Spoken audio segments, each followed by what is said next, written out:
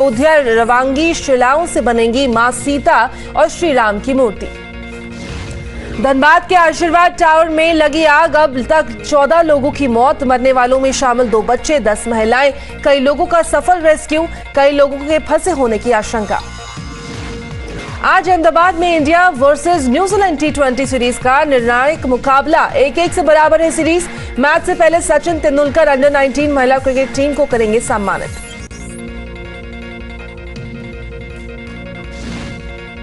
मोदी सरकार पार्ट 2 का आखिरी पूर्ण बजट आज सुबह 11 बजे पेपरलेस बजट पेश करेंगी वित्त मंत्री सीतारमण। 2024 के लोकसभा चुनाव से पहले का आखिरी आम बजट होने जा रहा है पेश। लगातार 5वीं बार बजट पेश करेंगी वित्त मंत्री निर्मला सीतारमण। चुनाव से पहले मोदी सरकार के लिए इस बार का बजट होगा बड़ा इम्तिहान। इस साल होने वाले विधानसभा चुनाव का भी रखना होगा ध्यान। इस बार के बजट में आयकर स्लैब में बदलाव की मांग। बजट से पहले उद्योग संगठनों और जानकारों ने बातचीत के दौरान उठाई मांग। राजकोष को बढ़ाने और टैक्स स्लैब को घटाने समेत वित्त मंत्री के सामने कई और बड़ी चुनौतियां। आर्थिक मंदी की आहट से निपटने और डॉलर के मुकाबले रुपए की मजबूती पर रहेगी नजर।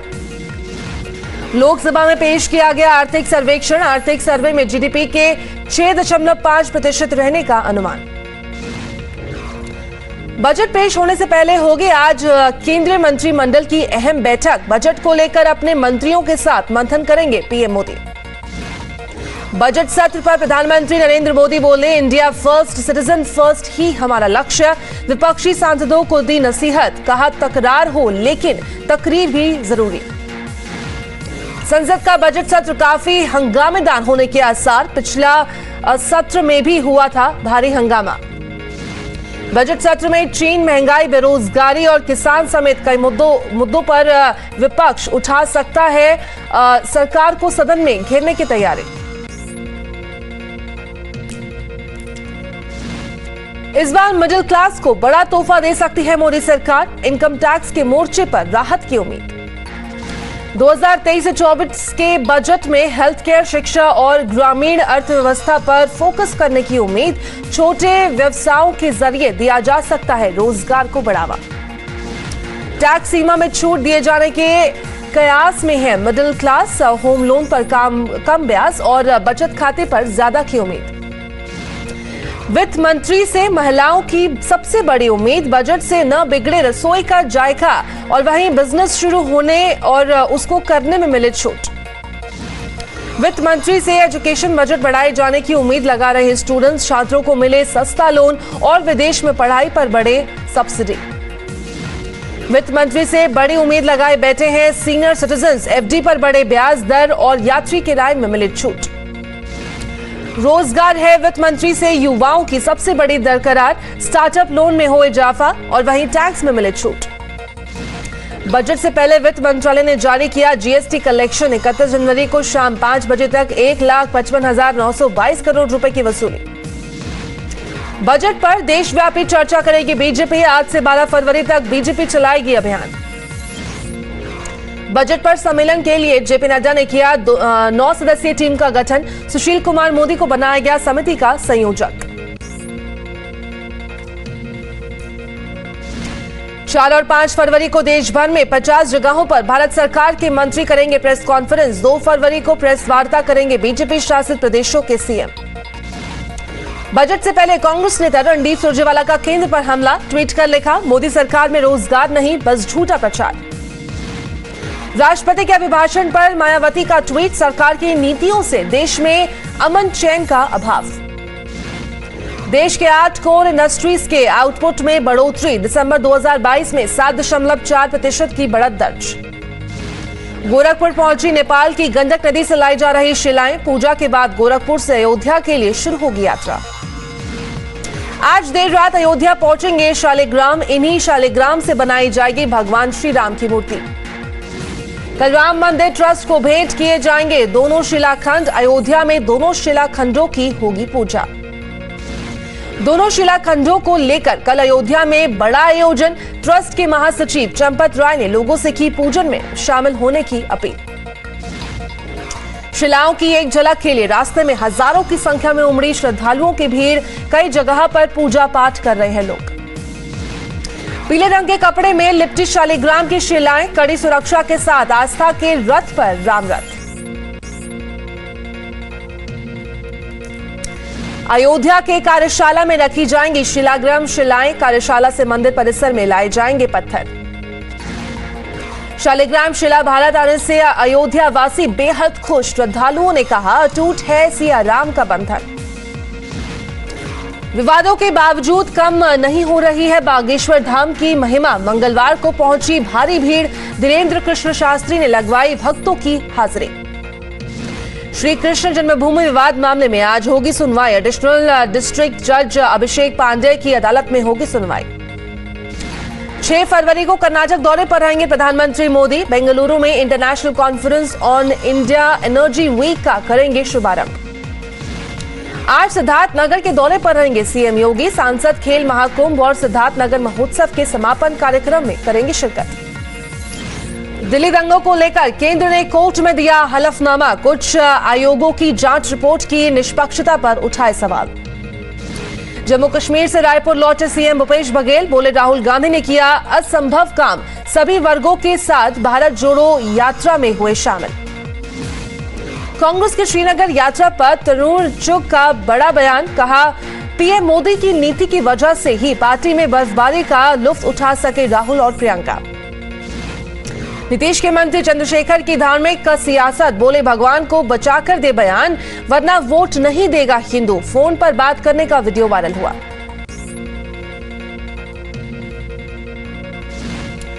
स्वामी प्रसाद मौर्य और राजेंद्र गौतम से भी चर्चा की बात कर रहे बिहार के शिक्षा मंत्री। एजेंडा रखने का बात की प्लान कर रहे। नीतीश कुमार पर रविशंकर प्रसाद का तंज। कहा नीतीश को अपने राज में बिहार की जनता सताना बंद करना चाहिए। अनंत अंबानी और राधिका ने किए श्री काशी विश्वनाथ बाबा के दर्शन और वहीं विधि विधान से पूजा अर्चना कर टेका मत्था। सुप्रीम कोर्ट कॉलेजियम ने केंद्र को भेजी सिफारिश। इलाहाबाद और गुजरात हाईकोर्ट के चीफ जस्टिस को सुप्रीम कोर्ट में जज नियुक्त करने की सिफारिश भेजी। वाराणसी हेट स्पीच मामले में सुनवाई के बाद कोर्ट ने सुरक्षित रखा ऑर्डर। 14 फरवरी को आएगा फैसला। धनबाद के आशीर्वाद टावर में लगी भीषण आग। अब तक दुर्घटना में 14 लोगों की मौत। धनबाद में जारी है राहत बचाव का काम। 10 मंजिला है आशीर्वाद टावर। धनबाद हादसे पर सीएम हेमंत सोरेन का ट्वीट। लिखा मैं खुद पूरे मामले को देख रहा हूं। लोगों की हर संभव मदद की जाएगी। धनबाद हादसे पर पीएम ने जताया दुख। मृतकों के परिजनों को 2 लाख और घायलों को 50,000 तक के मुआवजे का किया ऐलान। ठाणे में रिहायशी कॉम्प्लेक्स में लगी आग बुझाने का काम जारी।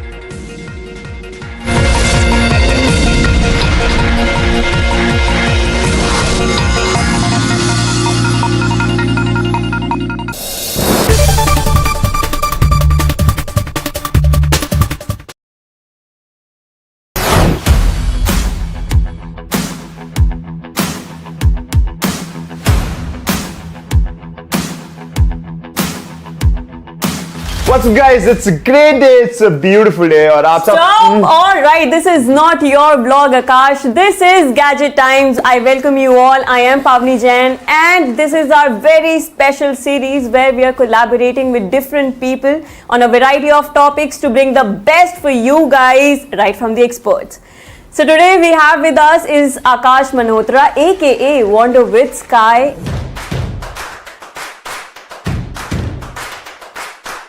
And he is somebody who creates insane and crazy travel content, goes to offbeat places and also does a lot of off-roading. Off-roading पे मैंने स्ट्रेस इसलिए दिया था क्योंकि ऐसी जगहों पर ट्रैवल कंटेंट कैप्चर करना becomes a little bit tricky, but this guy, he does it very right.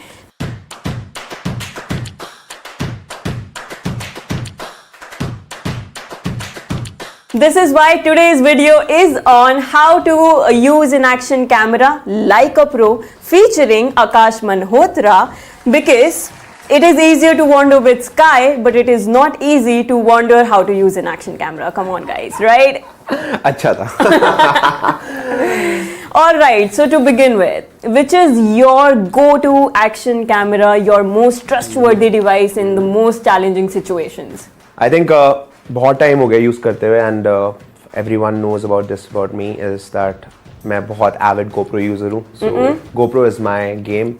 Oh, all right. As we can see, Yeah, so we have lot of GoPros here. Yeah. So इतने सारे GoPros use कर लिए हैं, तो सबसे important सवाल, GoPro को इस्तेमाल कैसे करते हैं भाई? ये प्लीज हमारी ऑडियंस को बताइए. ये I think ये जो this question which was asked, right, इस्तेमाल कैसे करते हैं, इसके हर परम्यूटेशन कॉम्बिनेशन में जवाब है. फॉर एवरी के यूज केस, अगर आप कैमरे के अंदर बात करने वाले हैं, you're a vlogger, there is a use case. अगर आप बाइकर हैं, there is a use case. अगर आप स्कूबा डाइवर हैं, there is a use case. मतलब camera is so versatile in itself कि आप हर पर्सपेक्टिव में डिफरेंट सिचुएशन में कैमरे को डिफरेंट यूज कर सकते हैं. तो आपको अगर मुझसे थोड़ा डिटेल में सवाल पूछेंगे काश अगर आप ब्लॉग कैसे करते हैं, तो मैं आपको उस यूज केस में एक अलग सिचुएशन बताऊंगा.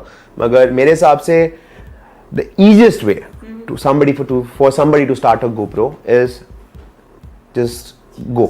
मतलब पर्सपेक्टिव्स पे खेलो. कैमरा इतना छोटा है, आप जमीन पे रख सकते हो, आप फेंक सकते हो, कैच खेल सकते हो. मतलब सोच को ब्रॉडन करना जरूरी है, and I think that's where you start using a GoPro camera. Technicalities are different which I believe हम बात करेंगे, but the place to start is to go crazy.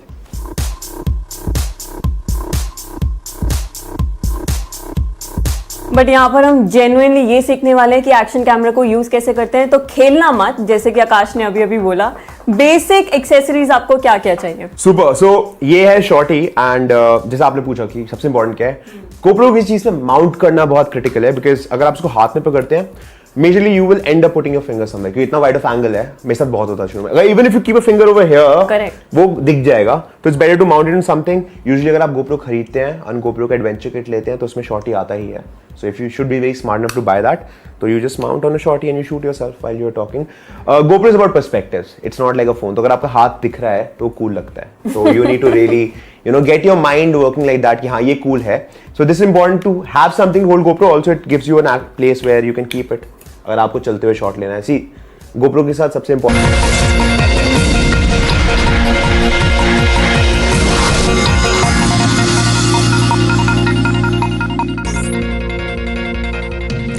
Lucknow के बादशाह नगर में ई रिक्शा बैटरी का दुकान में लगी भीषण आग. बैटरी फटने से एक आदमी गंभीर रूप से झुलसा.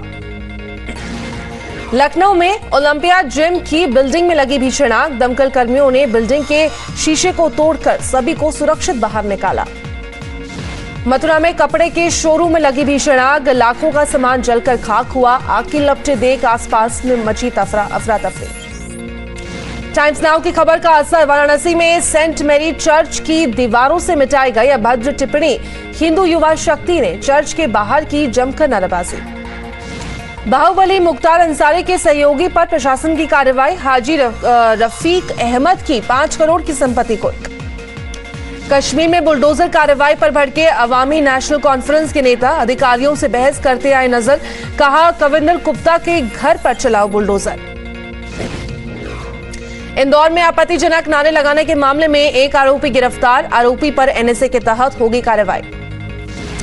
सीहोर में पुलिस थाने में अनोखा आयोजन. शाहगंज थाने में हुई एसआई की गोद भराई और वहीं गुब्बारों और फूलों से सजाया गया थाना.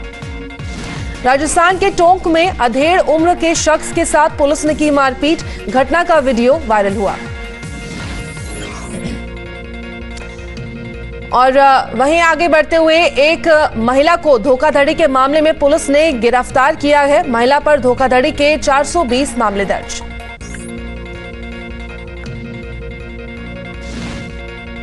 हैदराबाद में रियल एस्टेट कंपनियों पर आईटी की रेड. 50 जगहों पर छापेमारी. बीआरएस एमएलसी वेंकटराम रेड्डी के आवास पर भी छापा. जालंधर में चर्च के पादरी बजिंदर सिंह के घर पर इनकम टैक्स का छापा. मौके पर सीआरपीएफ तैनात. सूत्रों के मुताबिक अमृतसर, मोहाली, जीरकपुर में भी रेड. लुधियाना में नाबालिग के साथ रेप की वारदात. शमशान घाट में ले जाकर घटना को दिया अंजाम. पठानकोट में बेखौफ घूम रहा है चोरों का गैंग. और वहीं पठानकोट में बेखौफ घूम रहा है चोरों का गैंग. एक गांव में घर में चोरी का सीसीटीवी वीडियो आमने सामने आया और वहीं जेवर के साथ कैश लेकर फरार हुए बदमाश. अहमदाबाद एयरपोर्ट पर दिल्ली जाने वाली फ्लाइट में बम की अफवाह, जांच में नहीं मिला कोई बम। पुलिस हिरासत में मोरबी ब्रिज हादसे का आरोपी जयसुख पटेल आज कोर्ट में पेश कर रिमांड मांगेगी पुलिस। सुपौल में 4 बदमाशों ने शिक्षक को मारी गोली, 2 आरोपियों को गांव वालों ने पकड़कर पुलिस को सौंपा।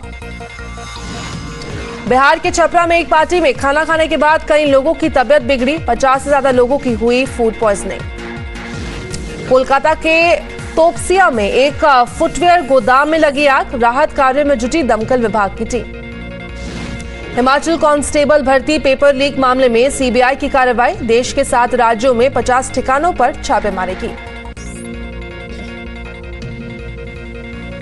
अरुणाचल पुलिस ने एनएससीएन के सीनियर कैडर को किया गिरफ्तार, गैर कानूनी गतिविधियों में शामिल होने का आरोप।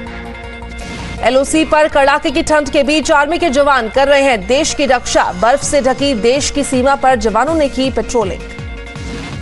मनाली में जबरदस्त बर्फबारी के बाद सड़कों को बहाल करने का काम जारी, अटल टनल से बर्फ हटाने में जुटा बीआरओ।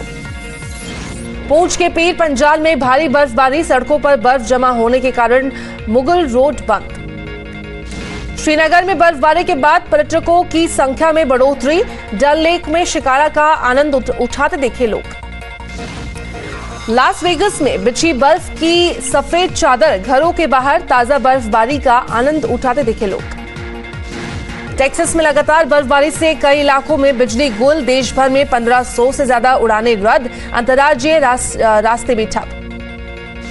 पेशावर आत्मघाती हमले में बढ़ी मरने वालों की संख्या, ब्लास्ट में 100 लोगों की मौत और लगभग 170 घायल। अमेरिका के फ्लोरिडा में ताबड़तोड़ गोलीबारी, घटना में 11 लोगों के घायल होने की खबर, संदिग्धों की तलाश में जुटी है पुलिस। अमेरिका के ओमाहा में गोलीबारी, फायरिंग में 2 पुलिस वालों को लगी गोली।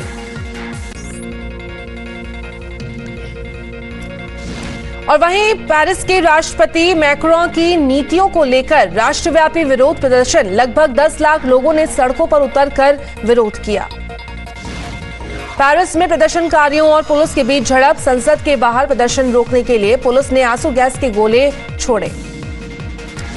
पेरिस में मैक्रों सरकार के खिलाफ लाखों लोगों का प्रदर्शन और वहीं रिटायरमेंट की उम्र को लेकर विरोध में उतरे लोग, प्रदर्शनकारियों को रोकने में जुटी है पुलिस। ब्रुसेल्स में वेतन बढ़ोतरी को लेकर 10,000 से ज्यादा लोगों ने किया प्रदर्शन, लोगों ने बेरोजगारी के खिलाफ भी बुलंद की आवाज। पेरू में विरोध प्रदर्शन के बीच हाईवे से हटाए गए बैरिकेड्स, प्रदर्शनकारियों को रोकने के लिए लगभग 1000 से ज्यादा सुरक्षा कर्मियों की तैनाती। हैती पर गैंग्स ने किया कब्जा, हजारों लोगों को किया विस्थापित। यूक्रेन के हमलों को असफल करने में जुटा रूस का air defence system, HIMARS missile के हमलों को हवा में रोका। रूस ने Su-35 एयरक्राफ्ट से यूक्रेन पर किया हमला, कॉम्बैट ऑपरेशन का वीडियो जारी। यूक्रेन की एविएशन ब्रिगेड का कॉम्बैट ऑपरेशन, मिसाइल से लैस एयरक्राफ्ट से किया दुश्मन पर हमला। डोनेट्स के गांव पर रूस ने कब्जे का किया दावा, कई इलाकों में अभी भी जारी है युद्ध।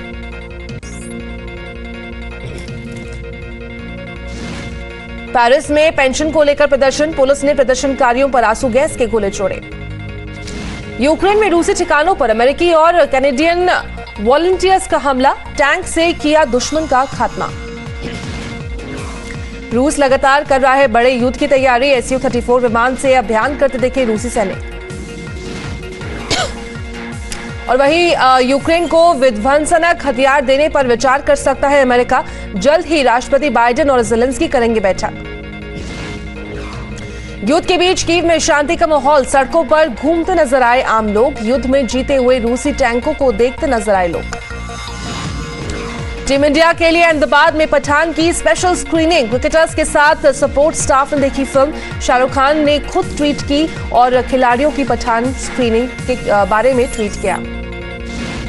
आज भारत और न्यूजीलैंड के बीच T20 सीरीज का तीसरा और निर्णायक मुकाबला अहमदाबाद के नरेंद्र मोदी स्टेडियम में होगा मैच। विश्व विजेता अंडर 19 महिला क्रिकेट टीम को सम्मानित करेंगे सचिन तेंदुलकर, नरेंद्र मोदी स्टेडियम में होगा भव्य समारोह। कुश्ती संगठन विवाद की जांच के लिए बनी निगरानी समिति में बदलाव, समिति में शामिल हुई बबीता फोगाट। पूर्व नेशनल हॉकी खिलाड़ी परमजीत सिंह कर रहे हैं मजदूरी, सरकार या किसी प्राइवेट कंपनी ने नहीं दी नौकरी।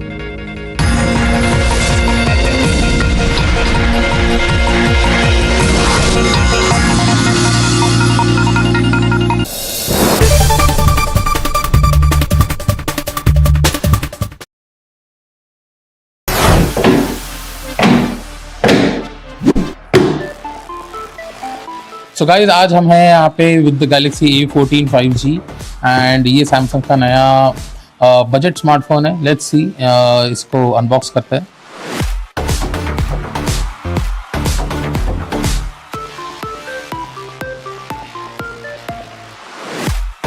जैसे कि देख सकते हैं, इस डब्बे में एक फ़ोन है और नथिंग नीचे ऊपर सिम इजेक्टर टूल एंड अंदर इसके आई थिंक चार्जिंग केबल होना चाहिए। यप,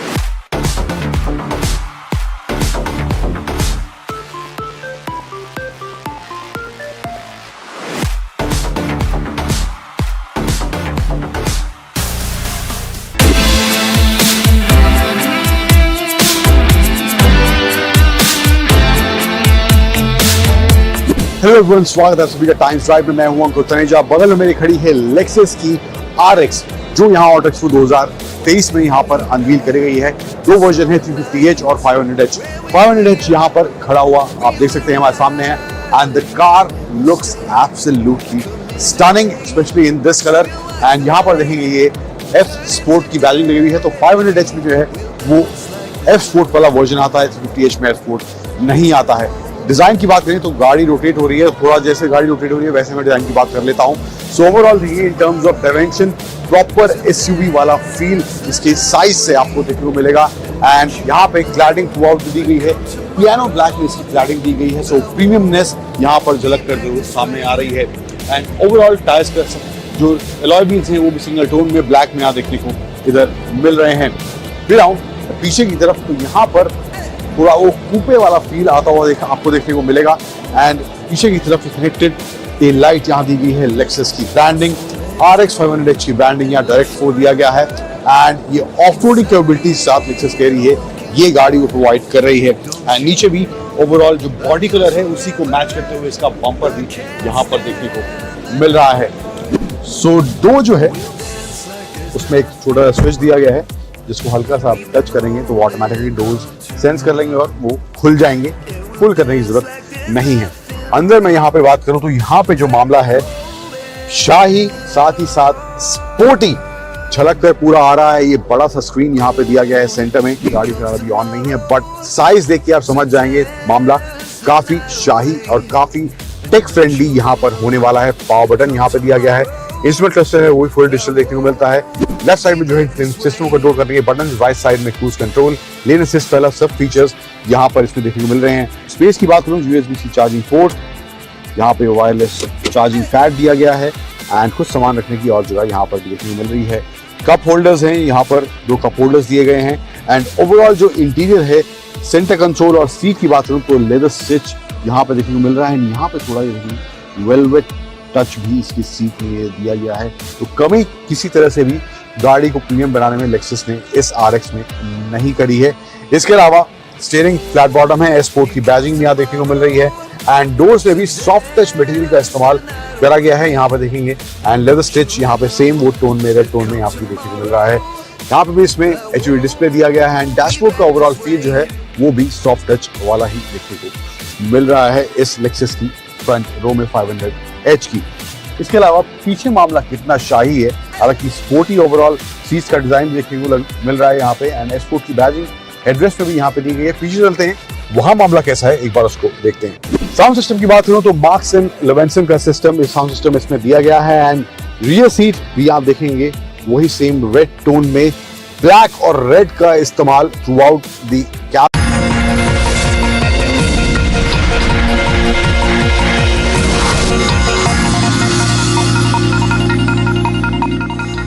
हेलो नमस्कार, आप देख रहे टाइम्स नाउ, मैं हूं आपके साथ शिव्या मल्होत्रा। बेहद खास दिन आज, वित्त मंत्री पेश करेंगी बजट जनता के बीच और टाइम्स नाउ पर रहेगी सबसे बड़ी कवरेज। तो सबसे पहले शुरुआत करते हैं 100 खबरों की। वित्त मंत्री निर्मला सीतारमण सुबह 11 बजे संसद में पेश करेंगे 2023 का बजट। सत्र से पहले कैबिनेट मीटिंग में बजट पर आखिरी मुहर। बजट की मेगा कवरेज टाइम्स नाउ पर दिन भर। बजट से पहले वित्त मंत्री ने पेश किया आर्थिक सर्वेक्षण। 2023 से 24 में विकास दर 6.5% का अनुमान। आईएमएफ ने भारत की वृद्धि दर 2023 में 6.1% रहने का अनुमान रखा बरकरार।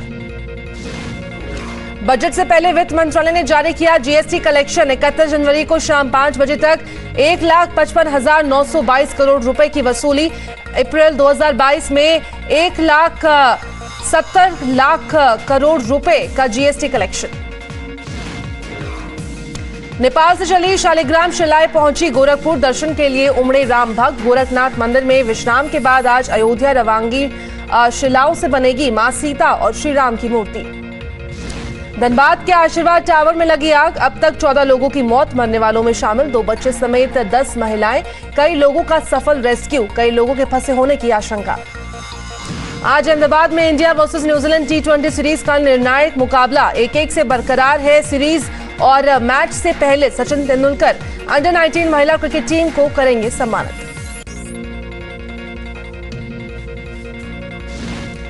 मोदी सरकार पार्ट 2 का आखिरी पूर्ण बजट आज सुबह 11 बजे पेपरलेस बजट पेश करेंगी वित्त मंत्री सीतारमण। 2024 के लोकसभा चुनाव से पहले का आखिरी आम बजट होने जा रहा है पेश। लगातार 5वीं बार बजट पेश करेंगी वित्त मंत्री सीतारमण। चुनाव से पहले मोदी सरकार के लिए इस बार का बजट होगा बड़ा इम्तिहान। इस साल होने वाले विधानसभा चुनाव का भी रखना होगा ध्यान। इस बार के बजट में आयकर स्लैब में बदलाव की मांग। बजट से पहले उद्योग संगठनों और जानकारों ने बातचीत के दौरान उठाई मांग। राजकोष को बढ़ाने और टैक्स स्लैब को घटाने समेत वित्त मंत्री के सामने कई और बड़ी चुनौतियां। आर्थिक मंदी की आहट से निपटने और डॉलर के मुकाबले रुपए की मजबूती पर रहेगी नजर। लोकसभा में पेश किया गया आर्थिक सर्वेक्षण। आर्थिक सर्वे में जीडीपी के 6.5% रहने का अनुमान। बजट पेश होने से पहले होगी आज केंद्रीय मंत्रिमंडल की अहम बैठक। बजट को लेकर अपने मंत्रियों के साथ मंथन करेंगे पीएम मोदी। बजट सत्र पर प्रधानमंत्री नरेंद्र मोदी बोले, इंडिया फर्स्ट, सिटीजन फर्स्ट ही हमारा लक्ष्य। विपक्षी सांसदों को दी नसीहत, कहा तकरार हो लेकिन तकरीर भी जरूरी। संसद का बजट सत्र काफी हंगामेदार होने के आसार। पिछले सत्र में भी हुआ था भारी हंगामा। बजट सत्र में चीन, महंगाई, बेरोजगारी और किसान समेत कई मुद्दों पर उठा सकता है विपक्ष सवाल। सरकार को सदन में घेरने की तैयारी। इस बार मिडिल क्लास को बड़ा तोहफा दे सकती है मोदी सरकार। इनकम टैक्स के मोर्चे पर राहत की उम्मीद। 2023 से 24 के बजट में हेल्थ केयर, शिक्षा और ग्रामीण अर्थव्यवस्था पर फोकस करने की उम्मीद। छोटे व्यवसायों के जरिए दिया जा सकता है रोजगार को बढ़ावा। टैक्स सीमा में छूट दिए जाने के कयास में है मिडिल क्लास। होम लोन पर कम ब्याज और बचत खाते पर ज्यादा की उम्मीद। वित्त मंत्री से महिलाओं की सबसे बड़ी उम्मीद। बजट से न बिगड़े रसोई का जायका और वहीं बिजनेस शुरू होने और उसको करने में मिले छूट। वित्त मंत्री से एजुकेशन बजट बढ़ाए जाने की उम्मीद लगा रहे स्टूडेंट्स। छात्रों को मिले सस्ता लोन और विदेश में पढ़ाई पर बढ़े सब्सिडी। वित्त मंत्री से बड़ी उम्मीद लगाए बैठे हैं सीनियर सिटीजन्स। एफडी पर बढ़े ब्याज दर और यात्री किराए में मिले छूट। रोजगार है वित्त मंत्री से युवाओं की सबसे बड़ी दरकरार। स्टार्टअप लोन में हो इजाफा और वहीं टैक्स में मिले छूट। बजट से पहले वित्त मंत्रालय ने जारी किया जीएसटी कलेक्शन। 31 जनवरी को शाम 5 बजे तक 1,55,922 करोड़ रुपए की वसूली। बजट पर देशव्यापी चर्चा करेगी बीजेपी। आज से 12 फरवरी तक बीजेपी चलाएगी अभियान। बजट पर सम्मेलन के लिए जेपी नड्डा ने किया 9 सदस्यीय टीम का गठन। सुशील कुमार मोदी को बनाया गया समिति का संयोजक। 4 और 5 फरवरी को देश भर में 50 जगहों पर भारत सरकार के मंत्री करेंगे प्रेस कॉन्फ्रेंस। 2 फरवरी को प्रेस वार्ता करेंगे बीजेपी शासित प्रदेशों के सीएम। बजट से पहले कांग्रेस नेता रणदीप सुरजेवाला का केंद्र पर हमला। ट्वीट कर लिखा, मोदी सरकार में रोजगार नहीं, बस झूठा प्रचार। राष्ट्रपति के अभिभाषण पर मायावती का ट्वीट, सरकार की नीतियों से देश में अमन चैन का अभाव। देश के 8 कोर इंडस्ट्रीज के आउटपुट में बढ़ोतरी। दिसंबर 2022 में 7.4% की बढ़त दर्ज। गोरखपुर पहुंची नेपाल की गंडक नदी से लाई जा रही शिलाएं। पूजा के बाद गोरखपुर से अयोध्या के लिए शुरू होगी यात्रा। आज देर रात अयोध्या पहुंचेंगे शालिग्राम। इन्हीं शालिग्राम से बनाई जाएगी भगवान श्री राम की मूर्ति। कल राम मंदिर ट्रस्ट को भेंट किए जाएंगे दोनों शिलाखंड। अयोध्या में दोनों शिलाखंडों की होगी पूजा। दोनों शिलाखंडों को लेकर कल अयोध्या में बड़ा आयोजन। ट्रस्ट के महासचिव चंपत राय ने लोगों से की पूजन में शामिल होने की अपील। शिलाओं की एक झलक के लिए रास्ते में हजारों की संख्या में उमड़ी श्रद्धालुओं की भीड़। कई जगह पर पूजा पाठ कर रहे हैं लोग। पीले रंग के कपड़े में लिपटी शालिग्राम की शिलाएं। कड़ी सुरक्षा के साथ आस्था के रथ पर राम रथ।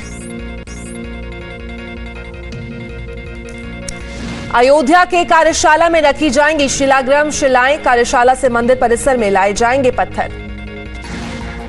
शालिग्राम शिला भारत आने से अयोध्या वासी बेहद खुश। श्रद्धालुओं ने कहा, अटूट है सिया राम का बंधन। विवादों के बावजूद कम नहीं हो रही है बागेश्वर धाम की महिमा। मंगलवार को पहुंची भारी भीड़। धीरेन्द्र कृष्ण शास्त्री ने लगवाई भक्तों की हाजिरी। श्री कृष्ण जन्मभूमि विवाद मामले में आज होगी सुनवाई। एडिशनल डिस्ट्रिक्ट जज अभिषेक पांडेय की अदालत में होगी सुनवाई। 6 फरवरी को कर्नाटक दौरे पर रहेंगे प्रधानमंत्री मोदी। बेंगलुरु में international conference on India energy week का करेंगे शुभारंभ। आज सिद्धार्थनगर के दौरे पर रहेंगे सीएम योगी। सांसद खेल महाकुंभ और सिद्धार्थनगर महोत्सव के समापन कार्यक्रम में करेंगे शिरकत। दिल्ली दंगों को लेकर केंद्र ने कोर्ट में दिया हलफनामा। कुछ आयोगों की जांच रिपोर्ट की निष्पक्षता पर उठाए सवाल। जम्मू कश्मीर से रायपुर लौटे सीएम भूपेश बघेल। बोले, राहुल गांधी ने किया असंभव काम। सभी वर्गों के साथ भारत जोड़ो यात्रा में हुए शामिल। कांग्रेस के श्रीनगर यात्रा पर तरुण चुग का बड़ा बयान। कहा, पीएम मोदी की नीति की वजह से ही पार्टी में बर्फबारी का लुत्फ उठा सके राहुल और प्रियंका। नीतीश के मंत्री चंद्रशेखर की धार्मिक सियासत। बोले, भगवान को बचाकर दे बयान, वरना वोट नहीं देगा हिंदू। फोन पर बात करने का वीडियो वायरल हुआ।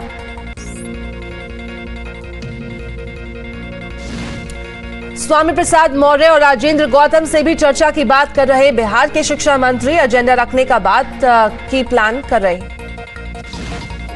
नीतीश कुमार पर रविशंकर प्रसाद का तंज। कहा, नीतीश को अपने राज में बिहार की जनता सताना बंद करना चाहिए।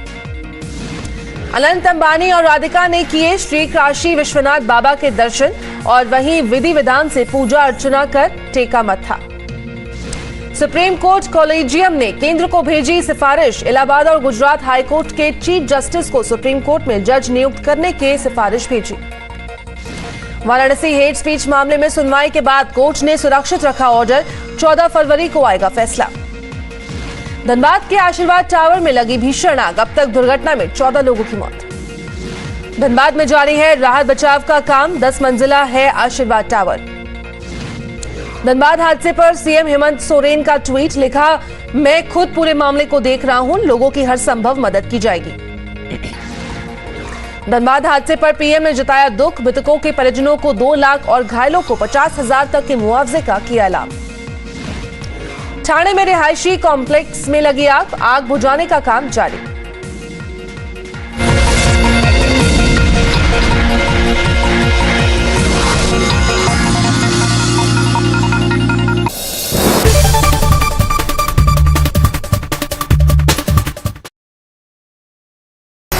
iQOO 11 हो गया इंडिया में launch and without wasting anybody's time it's time to unbox this device.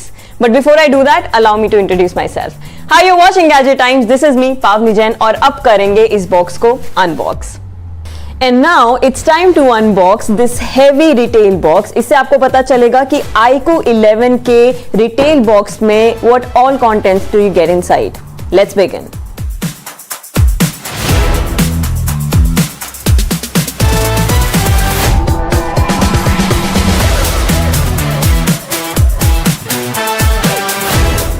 सबसे पहले आपको दिखाई देगा स्मार्टफोन, जिसके लिए हम सबसे ज़्यादा एक्साइटेड हैं and this is the first thing that of course you expect inside the retail box. इसको निकालते हैं रैपर से जल्दी से. काफ़ी ही बढ़िया कलर ऑप्शन, एकदम एग्जैक्ट प्योर वाइट. इस कलर ऑप्शन का नाम है लेजेंड, जो कंपनी ने दिया है. पंच होल कैमरा यहाँ पे दिखाई दे रहा है ऑन द डिस्प्ले. पर बात तो करेंगे रेयर पैनल की. यहाँ पर आपको दिखाई देगा ये racing stripe.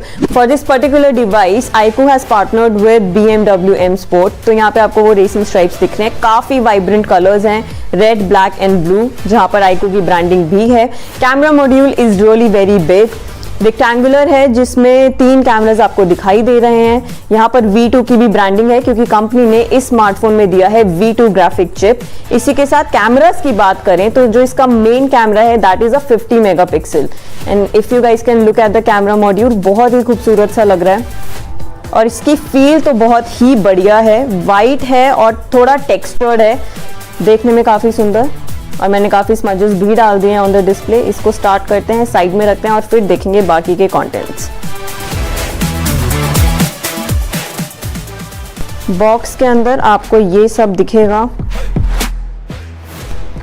SIM ejector tool, इसके अलावा ट्रांसपेरेंट प्रोटेक्टिव केस जो आपके फ़ोन को ऑफ कोर्स प्रोटेक्ट करेगा. You guys should use it, I always use it. Warranty card, quick start guide, ये सब भी मिलता है. और अच्छी बात ये है कि iQOO, at least iQOO is one brand जिसने अभी तक अडेप्टर्स और USB केबल्स पे गिव अप नहीं किया है. सो of course you get one really heavy power adapter. ये है 120 वॉट फास्ट चार्जर. इसको साइड में रखते हैं. इसी के साथ आपको दिखाई देगा USB-C cable. Oh my goodness, यहाँ पे एक और चीज भी आपको मिलती है which is a 3.5 mm to Type C cable. ये OnePlus ने देना शुरू किया था और अभी आपको iQOO के साथ भी मिलेगी. Basically, this means that users will be able to easily use their wired headphones with this smartphone. I really like this. तो ये सब चीजें आपको बॉक्स में मिलती हैं. टाडा! अब बात करेंगे इस स्मार्टफोन की. आइए शुरू करते हैं. So we have already unboxed the device. इतना खूबसूरत ये दिखाई दे रहा है. इसके टेक स्पेक्स की भी जल्दी से बात कर लेते हैं. पीछे आपको जो ये कैमरा मॉड्यूल दिख रहे हैं, इसमें आपको मिलेंगे 3 cameras. Main camera is a 50 megapixel along with OIS. So you do get optical image stabilization. Right side पे फ्रेम देखेंगे तो आपको समझ में आएगा कि यहाँ पर है पावर बटन, साथ में वॉल्यूम रॉकर. लेफ्ट साइड पे आपको काफी ही क्लीन फ्रेम दिखता है. On the bottom you get a SIM tray, Type C port and speaker. और साथ में अच्छी बात ये है कि जो मेटल फ्रेम है on the side is very good. यहाँ पे आपको एंटेना बैंड्स भी दिखाई देते हैं. प्रोसेसर की बात करें so what keeps this phone alive is Snapdragon 8 Gen 2. इस साल आपको ज्यादातर फोन्स में यही दिखाई देगा. ग्राफिक कार्ड के लिए ग्राफिक चिप इन्होंने अलग से डाला है which is V2. Battery is going to be one of its noteworthy features क्योंकि इसमें आपको मिलता है 120 watt fast charging tech support. वहीं पर जो इसका डिस्प्ले है that is an AMOLED display और साथ में जो इसमें बेजल्स आपको दिखाई देंगे दीज आर वेरी थिन. ये मुझे बहुत पसंद आया. This will ensure smoother viewing experience. तो ये चीज मुझे अच्छी लगी. इस फोन को अच्छे से इस्तेमाल करेंगे और रिव्यू वीडियो आपके सामने जल्द ही लेकर आएंगे. अभी के लिए मजा आ रहा है इस फोन के साथ. लाइट वेट है क्योंकि despite being a flagship device, तो ये चीजें कुछ अच्छी लगी बट हो सकता है इसमें कुछ खामियां भी हो. उसके लिए you really need to stay tuned to gadget times क्योंकि हम रिव्यू वीडियो जल्द ही अपलोड करने वाले हैं. So today we have with us is Oppo A78 box काफी ही कूल लग रहा है, ब्लू शेड और ब्लैक कॉम्बिनेशन में ये आता है। अब इसको फटाक से करेंगे unbox and we'll find out what all contents that you get inside this smartphone retail box.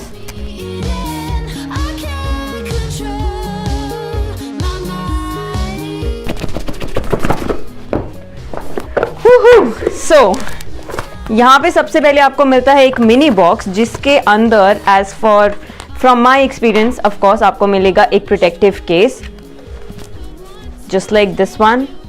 देखने में अच्छा लग रहा है, plastic feels very premium as well. साथ में आपको मिलते हैं manual guides, quick guide, safety guide और sim ejector tool. There you go. The next thing that you see is of course the smartphone. काफी ही बढ़िया, थोड़ा सा हैवी लग रहा है हाथ में। मैट फिनिशिंग है यहाँ पर रेयर पैनल पे, बट जो ये कैमरा मॉड्यूल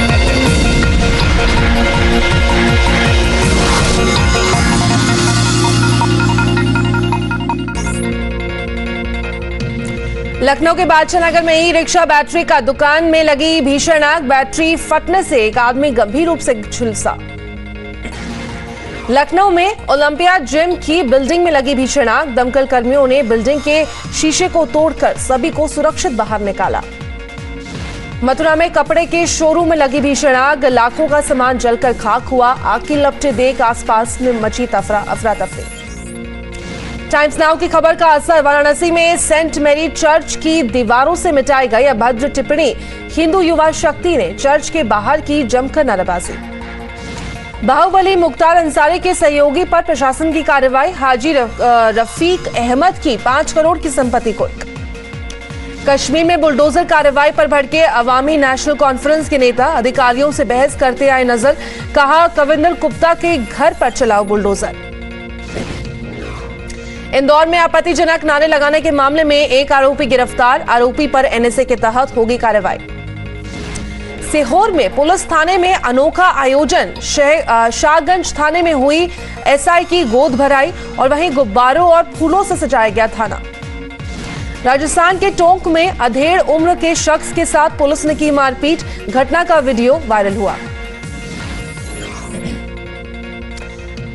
और वहीं आगे बढ़ते हुए एक महिला को धोखाधड़ी के मामले में पुलिस ने गिरफ्तार किया है। महिला पर धोखाधड़ी के 420 मामले दर्ज।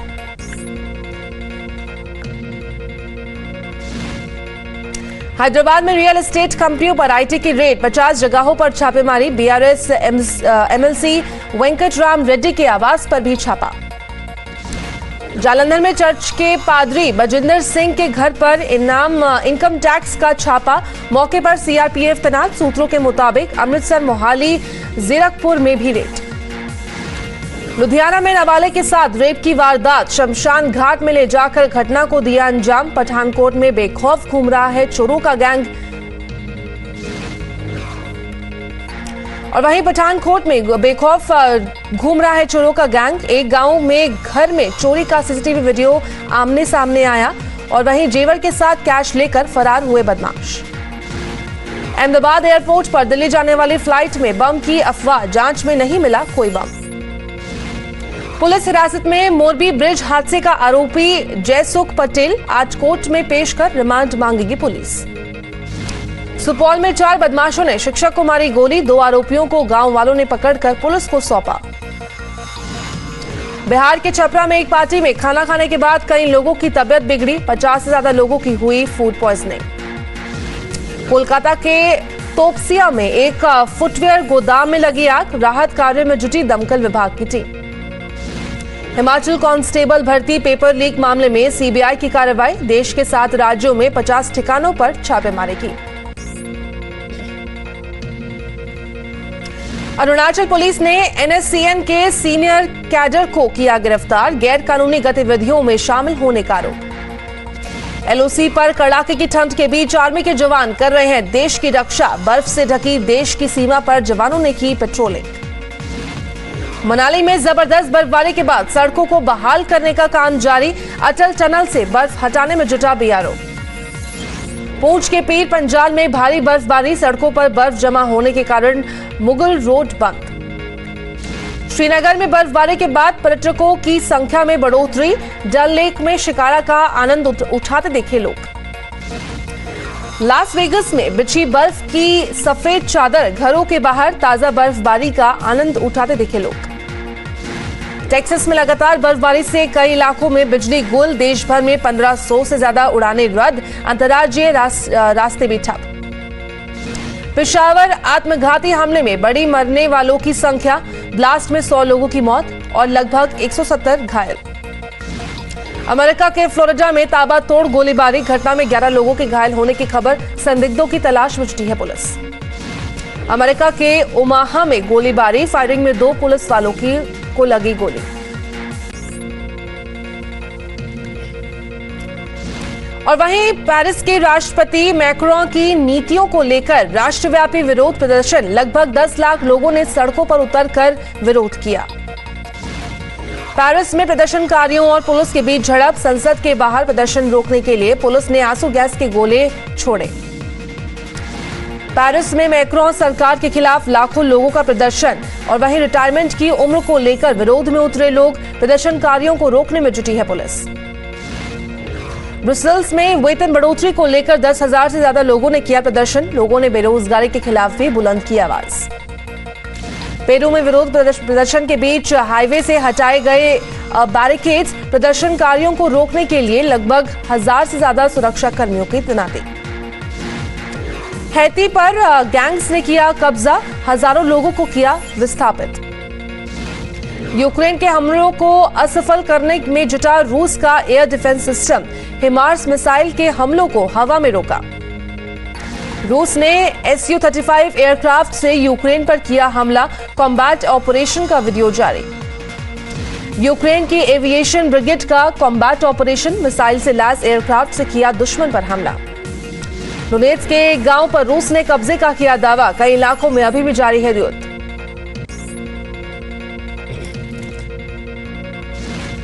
पेरिस में पेंशन को लेकर प्रदर्शन, पुलिस ने प्रदर्शनकारियों पर आंसू गैस के गोले छोड़े।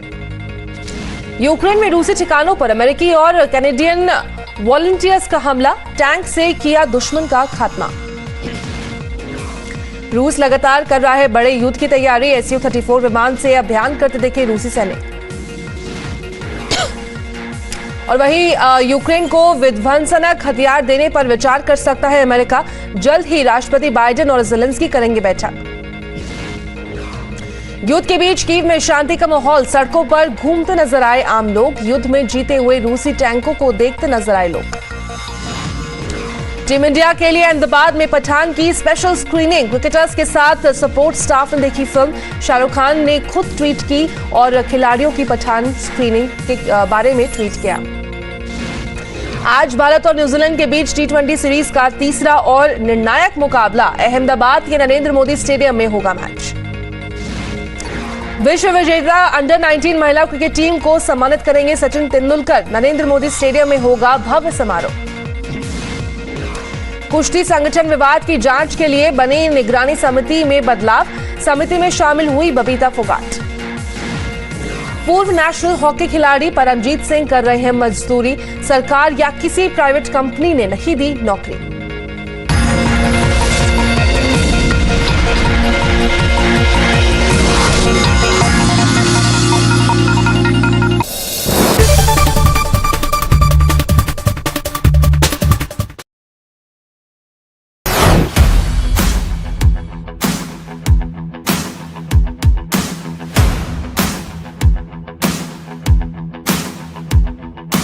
What's up guys, it's a great day, it's a beautiful day और आप सब all right, this is not your vlog Akash, this is Gadget Times. I welcome you all. I am Pavni Jain and this is our very special series where we are collaborating with different people on a variety of topics to bring the best for you guys right from the experts.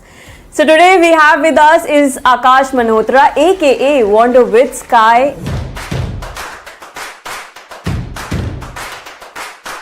And he is somebody who creates insane and crazy travel content, goes to offbeat places and also does a lot of off-roading. Off-roading पे मैंने stress इसलिए दिया था क्योंकि ऐसी जगहों पर travel content capture करना becomes a little bit tricky, but this guy He does it very right.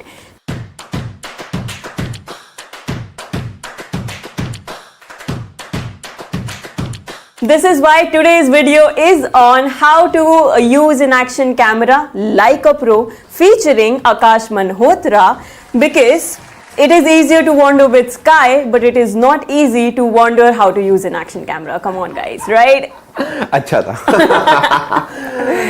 Alright, so to begin with, which is your go-to action camera, your most trustworthy device in the most challenging situations? I think बहुत time हो गया use करते हुए, and everyone knows about this about me is that मैं बहुत avid GoPro user हूँ. So GoPro is my game.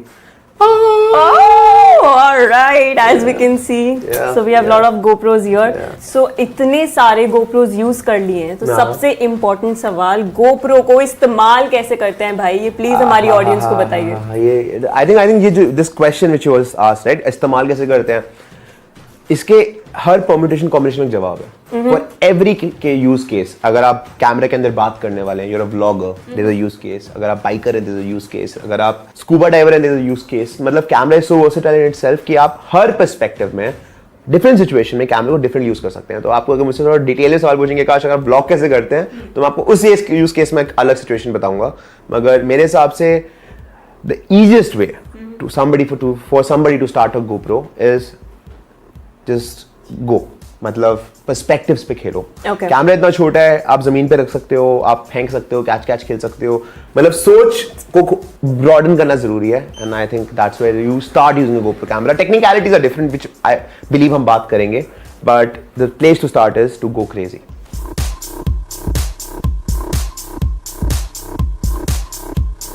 But यहाँ पर हम जेन्युइनली ये सीखने वाले हैं कि एक्शन कैमरा को यूज कैसे करते हैं. तो खेलना मत, जैसे कि आकाश ने अभी बोला. बेसिक एक्सेसरीज आपको क्या क्या चाहिए? सुपर. सो ये है शॉर्टी, एंड जैसे आपने पूछा कि सबसे इंपॉर्टेंट क्या है, GoPro की चीज में माउंट करना बहुत क्रिटिकल है. बिकॉज अगर आप उसको हाथ में पकड़ते हैं, majorly you will and up putting your finger somewhere, क्योंकि इतना वाइड ऑफ एंगल है. मेरे साथ बहुत होता है शुरू में. अगर even if you keep a finger over here, वो दिख जाएगा. तो it's better to mount it in something. Usually अगर आप GoPro खरीदते हैं और GoPro का एडवेंचर किट लेते हैं, तो उसमें शॉर्टी आता ही है. So if you should be very smart enough to buy that, so you just mount on a shorty and you shoot yourself while you're talking. GoPro is about perspectives. It's not like a phone. तो अगर आपका हाथ दिख रहा है तो cool लगता है. So you need to really, get your mind working like that कि हाँ ये cool है. So this is important to have something hold GoPro. Also it gives you a place where you can keep it. अगर आपको चलते हुए shot लेना है. See, GoPro के साथ सबसे important बात ये है कि you have to understand कि camera is an extension of yourself. अगर आप ऐसे सोचेंगे तो आप डिफरेंट पर्सपेक्टिव पे खेल पाएंगे. So that's where you start using a GoPro, and I don't think as a starter you need anything more than a camera and a शॉटी.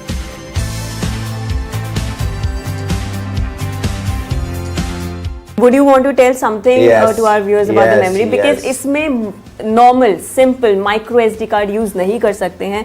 Which one is it? So the GoPro is capable of shooting. The Hero 10 is capable of shooting 120 FPS at 4K. Okay. ठीक है. अब situation क्या है कि अगर आप 120 frames कर रहे हो तो you need a memory card which can write at that speed. बहुत सारा डेटा है, एंड आप 5K भी शूट कर रहे हैं at 60 FPS. That's a lot of data. So like we said, basic setup में आपको चाहिए battery, memory card, camera itself and also shorty like Akash mentioned. ये सब आपको मोर और लेस किट में मिल जाएगा. आकाश की फेवरेट मेमोरी कार्ड नहीं मिलेगा किट में. Oh, okay. That is an important information, guys. That is very important. So you'll have to buy a memory card अलग से. थोड़ी सी हम कैमरा सेटिंग्स पे बात कर लेते हैं. आप इतने एक्सट्रीम वेदर सिचुएशंस में होते हैं, कंडीशंस में होते हैं, क्या है सबसे बेस्ट कैमरा सेटिंग्स? सी मैं आपको 3 टेस्ट केस यूज केस बताऊंगा. ठीक है. आपका पहला यूज केस है vlogging. Okay, when you are vlogging means you are talking into the camera. आप व्लॉग कर रहे हैं माउंट करके, and also I will show you my vlogging gear of my GoPro कि आपको आइडिया हो जाएगी मैं कैसे व्लॉग करता हूँ.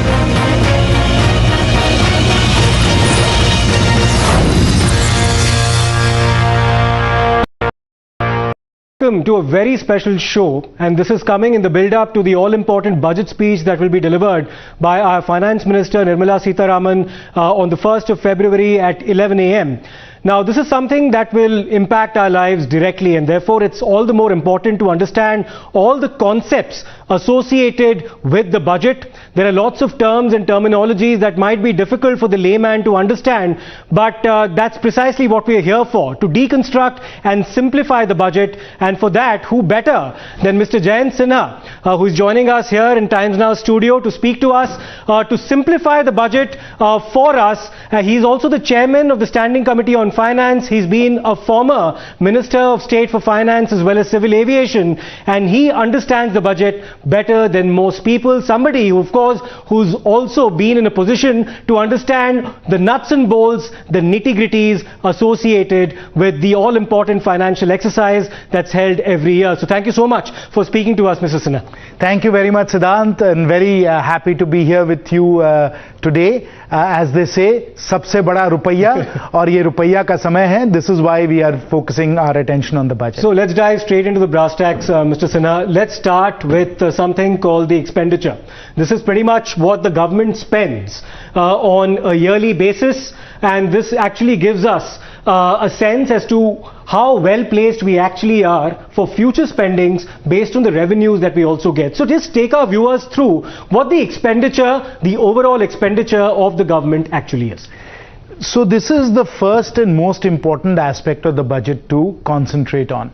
We need to understand where is it that the government is spending its money and what is the total expenditure that the government is incurring. Now these numbers, Siddharth, are based on the government's budget estimates that were presented when the Honorable Finance Minister presented her budget last year. So this is based on what is called the BE, the budget estimates. Now the total amount that the central government spends, and the central government is about 15.6% of total GDP.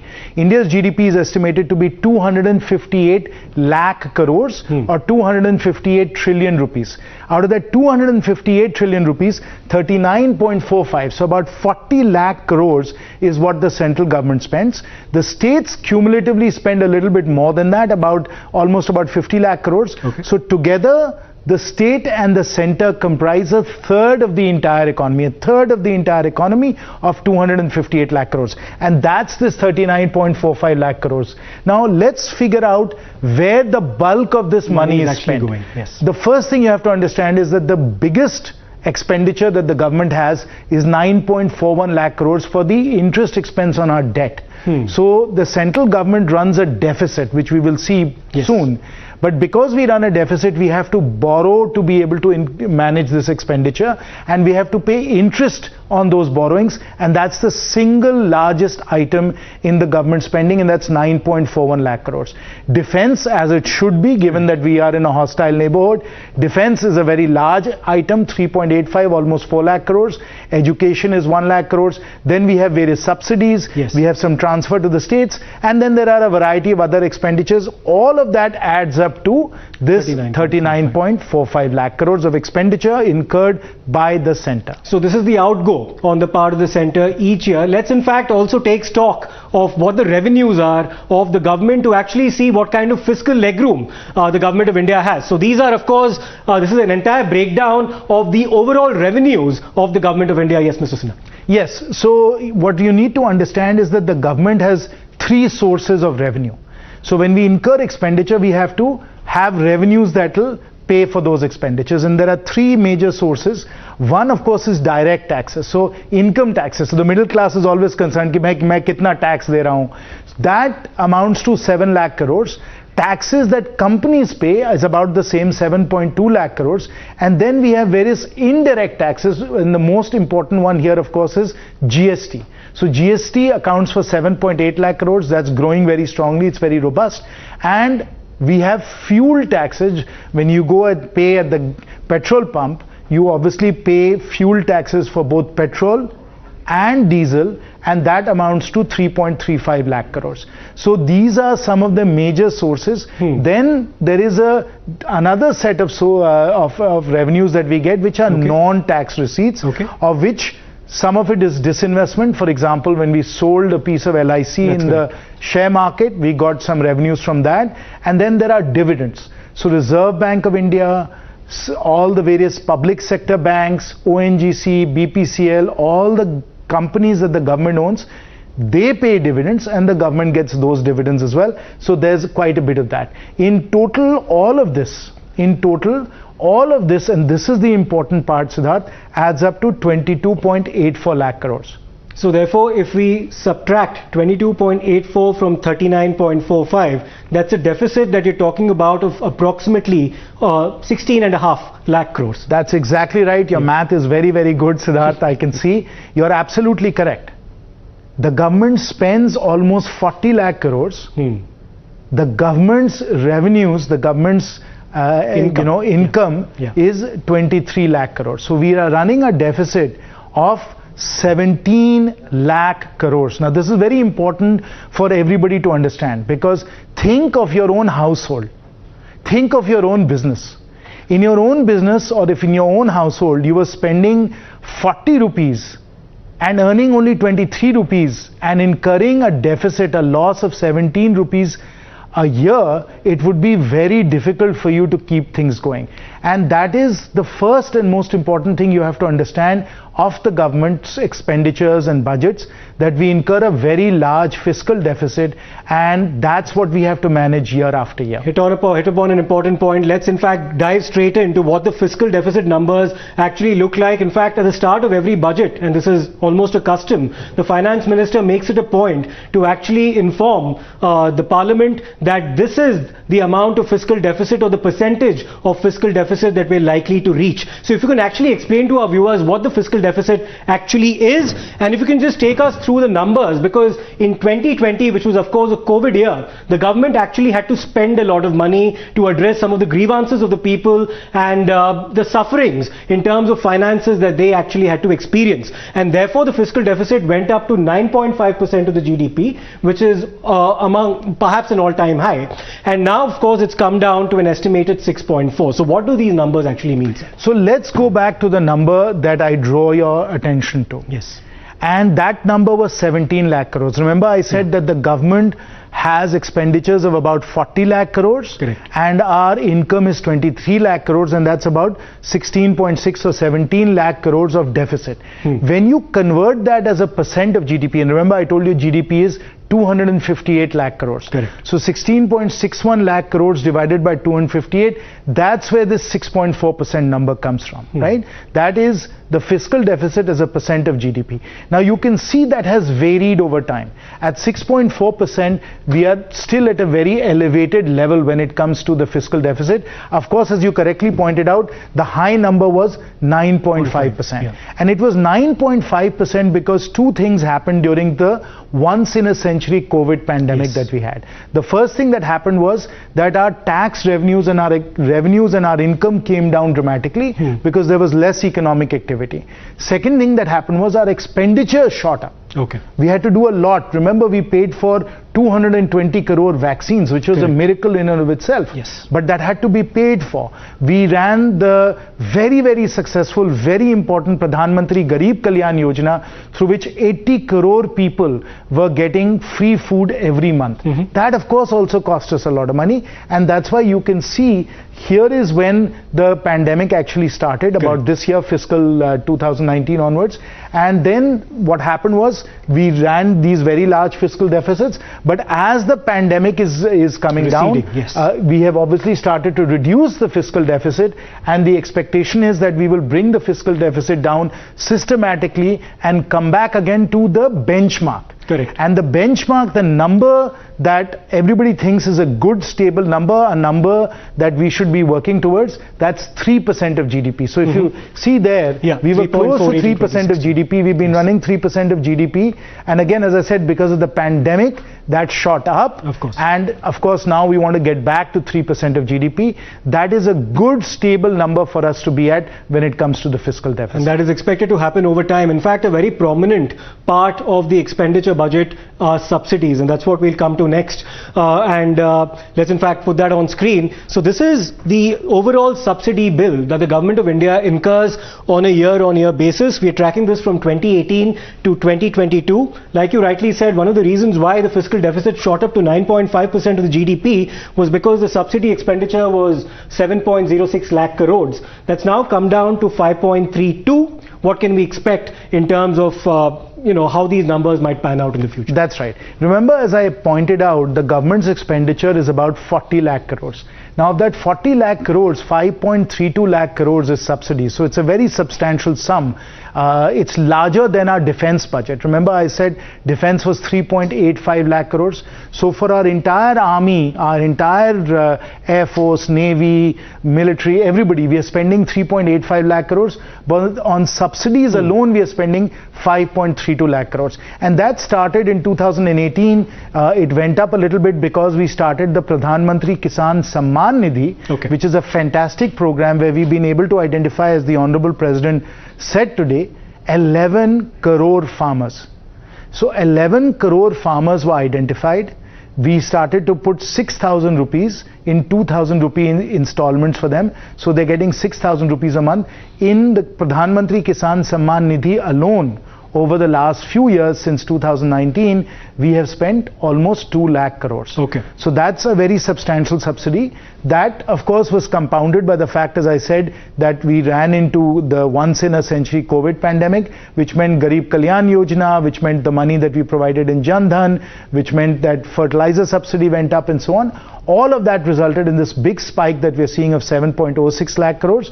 That started to come down in 21, and of course as oil prices also started to come down, and now of course has been elevated a little bit because of oil prices again, right? Because oil prices have gone up because of the Ukraine war, which is why 4.46 to 5.32 lakh crores. Remember that the major subsidies are food, Garib Kalyan Yojana, fertilizer, which is linked to the price of oil, which is why this has gone up, and of course fuel as well. So food, fertilizer and fuel, these are the three main subsidies. Then we have the Kisan Samman Nidhi as well. That's what accounts for all of our subsidies, and you can see that it's been up and down a little bit. So therefore you talked about oil prices, you talk about food inflation as well. That gives us an opportunity to segue into our next indicator, and that is inflation. Where do we stand right now, Mr. Jayansana, in terms of inflationary health, so to speak?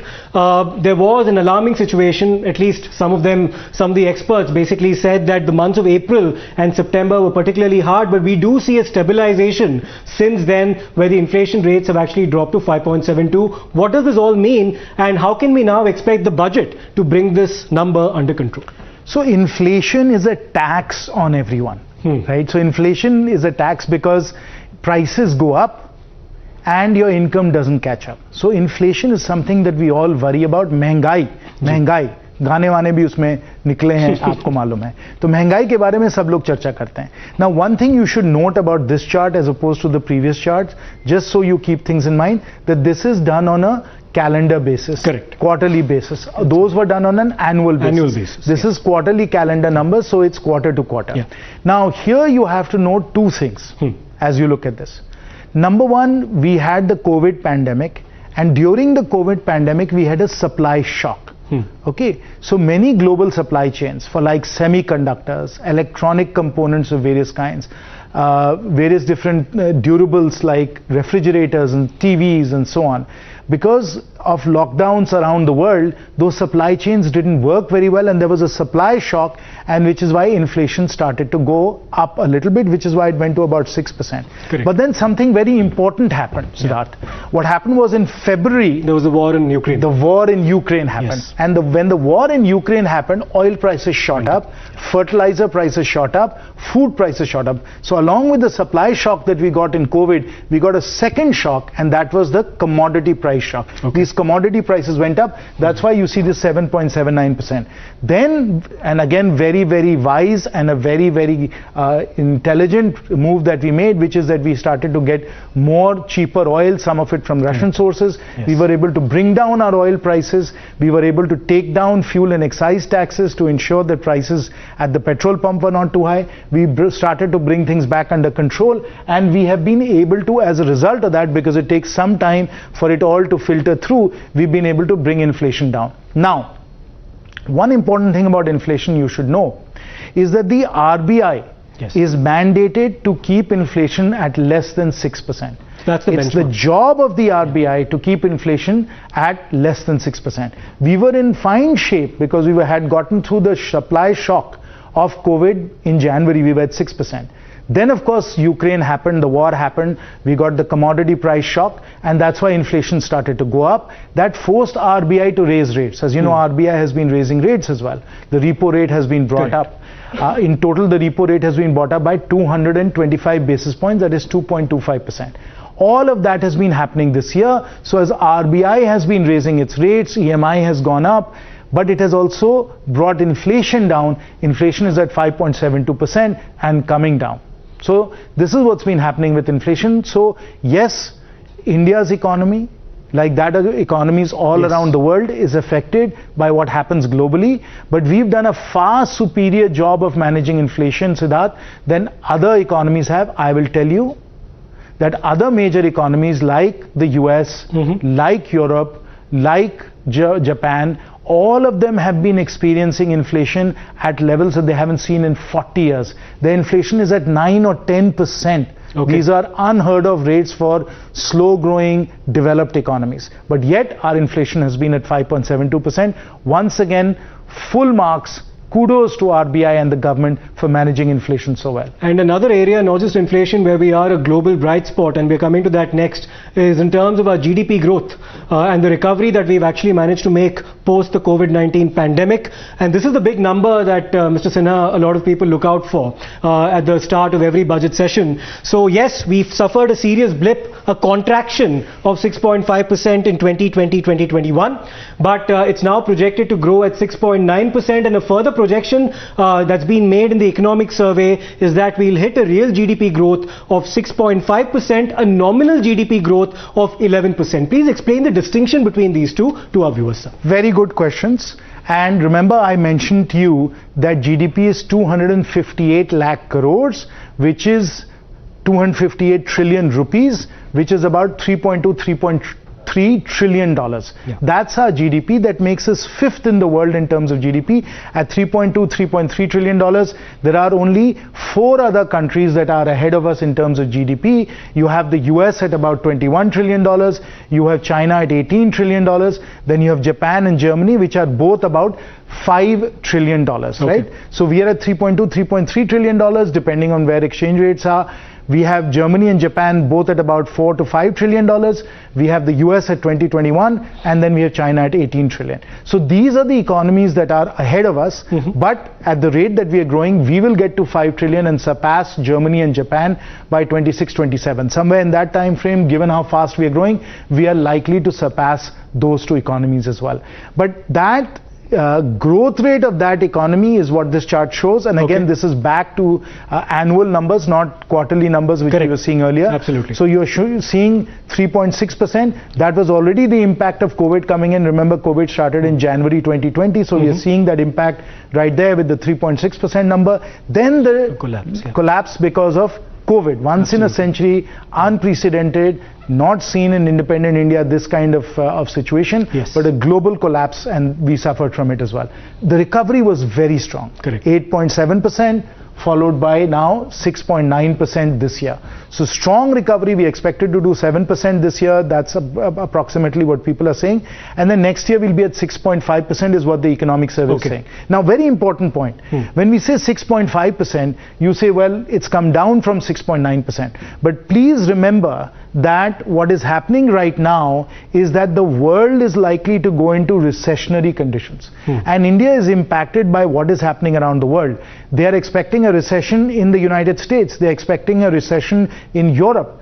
China is growing slower than it has in the last 30 or 40 years. So when the world economy is slowing down so dramatically, it is going to impact India, which is why it's likely that we will go from 6.9% to probably 6.5% as the economic survey is saying. But that's still a decline of only 0.4%, decline of only 0.4%, when the rest of the world is declining by 2 or 3%. So even here you can see, because of the excellent policies that we followed, we are buffered, we are cushioned from what's happening in the world. Mr. Sinha, the government launched something very important towards the end of 2020-2021, and that was the Gati Shakti initiative. That actually ties in with what we want to talk about in terms of capital expenditure, which is our next slide, where obviously there's a synergy now that's been planned between 16 different ministries in terms of infrastructure in India. What everybody looks out for when it comes to the budget is how much money is actually being pumped into infrastructure so that more jobs are generated. So therefore, take us through this all-important figure of capital expenditure, which is of course a very significant part of the expenditure budget of the government as well. No, you're exactly right. Remember, we said that the total expenditure is about 40 lakh crores. Remember, we started with that number of 40 lakh crores, 39.45 to be precise. Of that 39.45 lakh crores, what is very, very exciting and very important for our future is that 7.5 lakh crores is going into capital expenditure. Okay. And what economists tell us, and what is in fact been the history of economic growth, is that when you invest, you're really setting the stage for the future. Investment drives growth, and so we have to invest more and more in our economy, because it's very simple, Siddharth. It's like building factories. It's like investing in equipment like aircraft or locomotives or big trucks.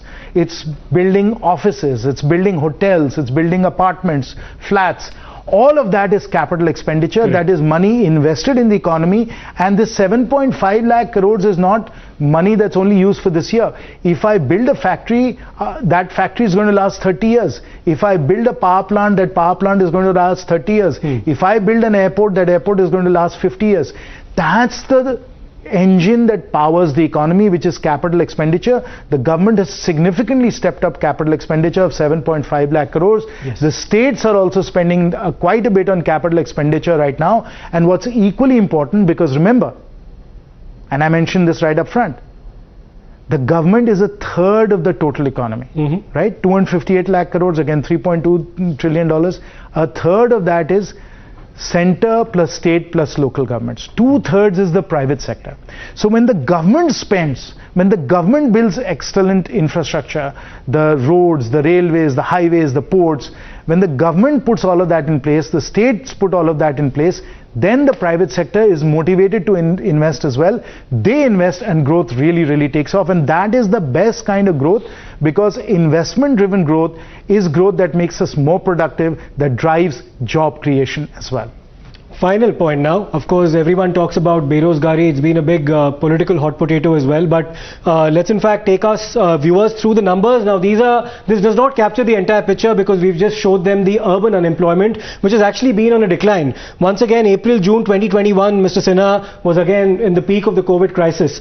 And it's actually come down now to 7.6%. This is in urban areas.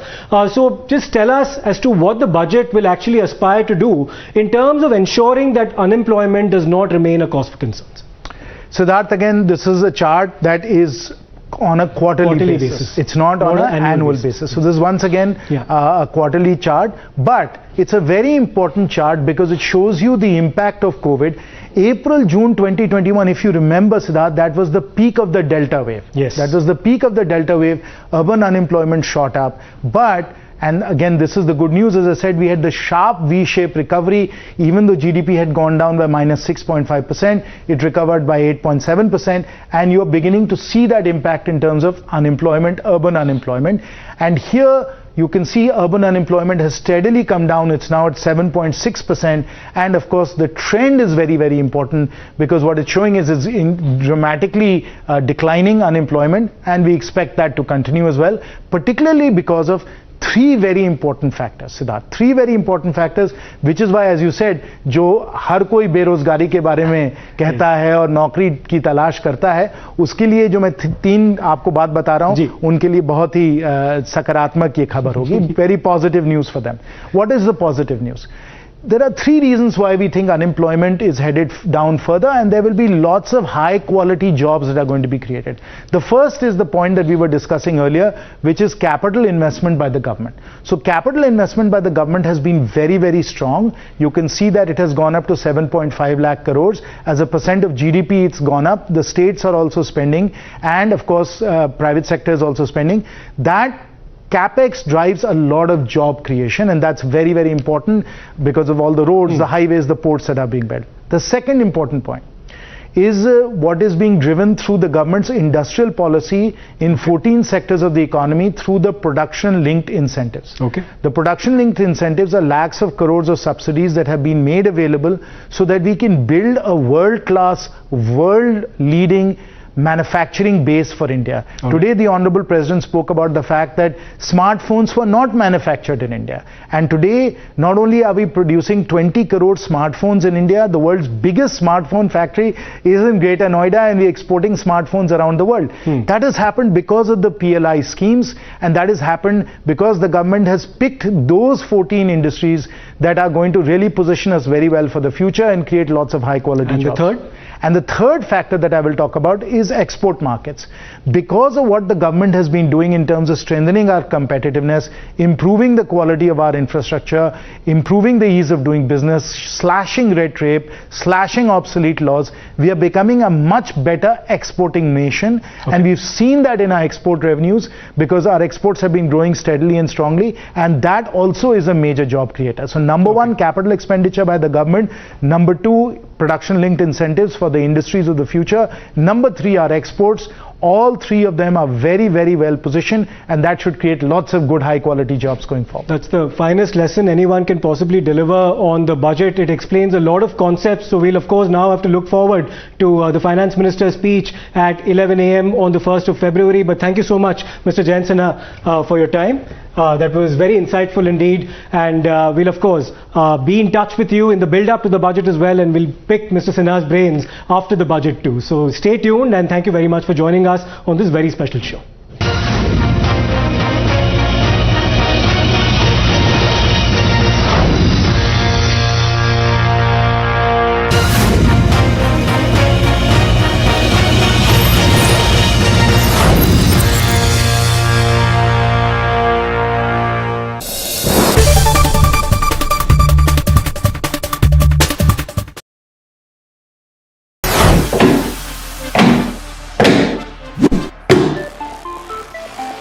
So guys आज हम हैं यहाँ पे with the Galaxy A14 5G and ये Samsung का नया budget smartphone है. Let's see इसको अनबॉक्स करते हैं.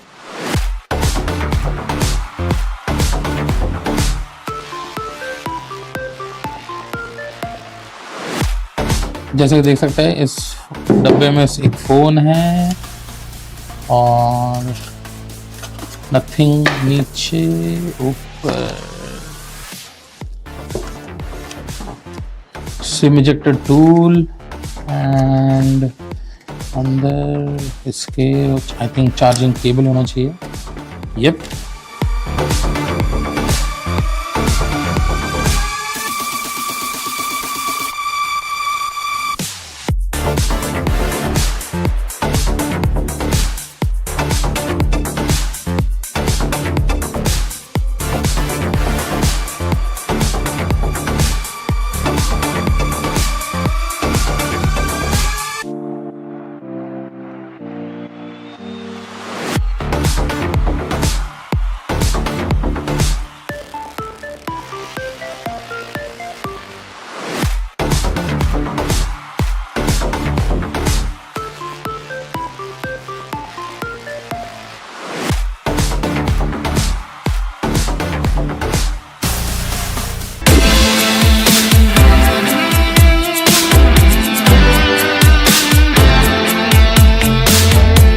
हेलो एवरीवन, स्वागत है सभी का टाइम्स ड्राइव में. मैं हूं अंकुर तनेजा. बगल में मेरी खड़ी है लेक्सस की RX, जो यहाँ ऑटो एक्सपो 2023 में यहाँ पर अनवील करी गई है.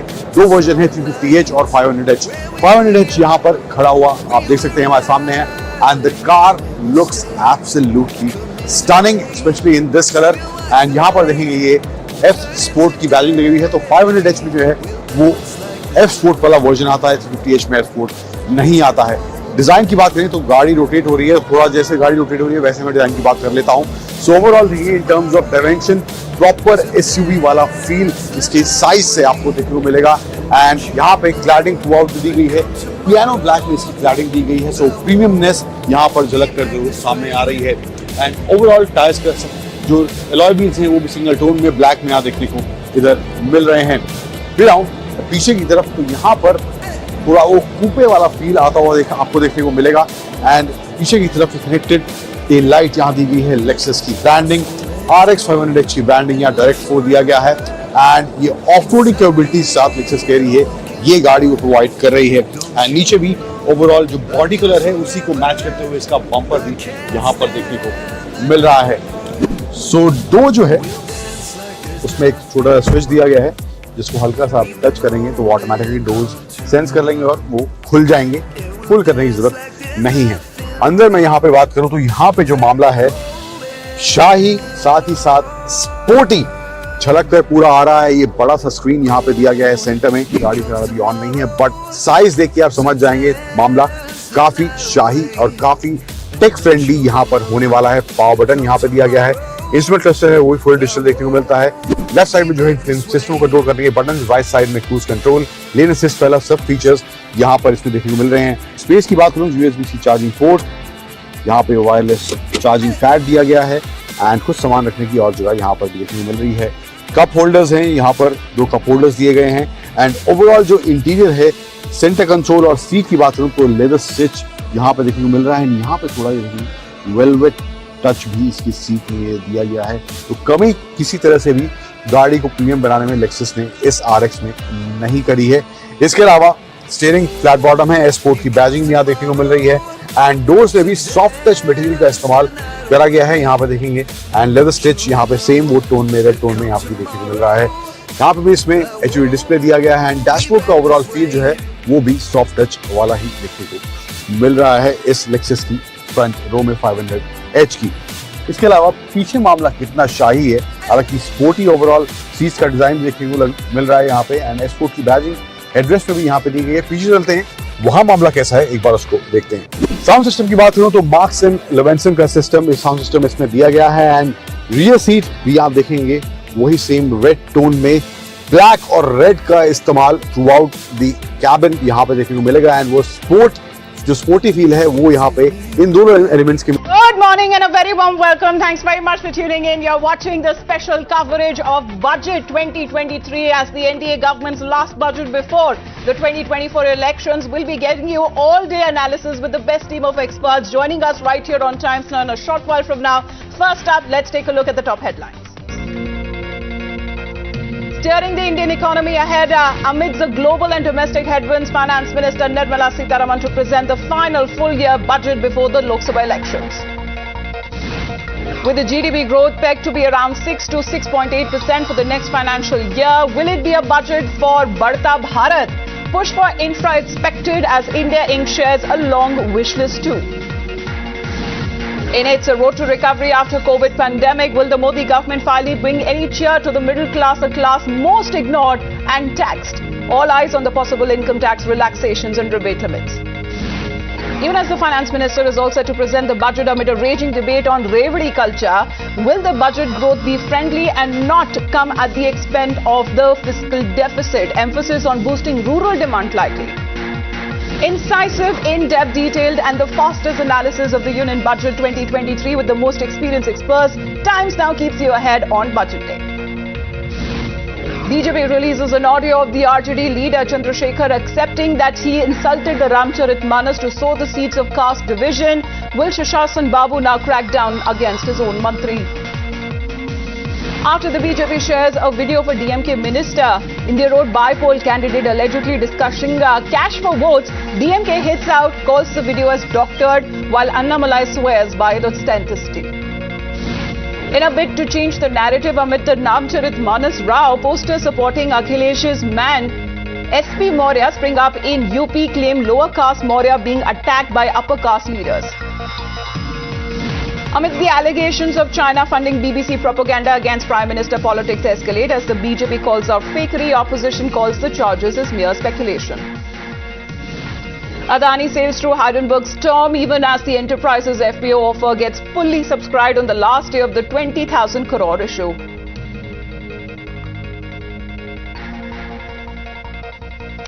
Well, first up, even as the Union Finance Minister Nirmala Sitharaman is going to present the Union Budget 2023-24 shortly, as far as the industry and the people from all walks of life hold great expectations from the Modi government.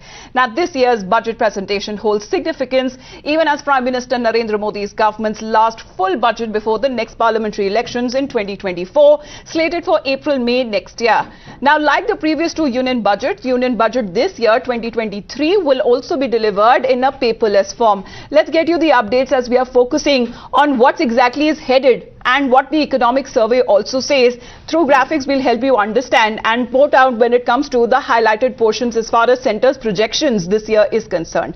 Around 6.5% of the GDP growth that is now been expected, with 11% nominal GDP growth. Around 6.8 is the inflation rate that has now been suggested. When it comes to the growth drivers and the economic survey, what does it have to talk about that issue? When it comes to private consumption, there is a higher capital expenditure, the strengthening of the corporate balance system sheet, and as well the credit growth to small businesses, the return of the migrants from the cities as well. One of the biggest challenges that is being said of overcoming the pandemic is something that India is still touted to be one of the fastest growing economies of the world.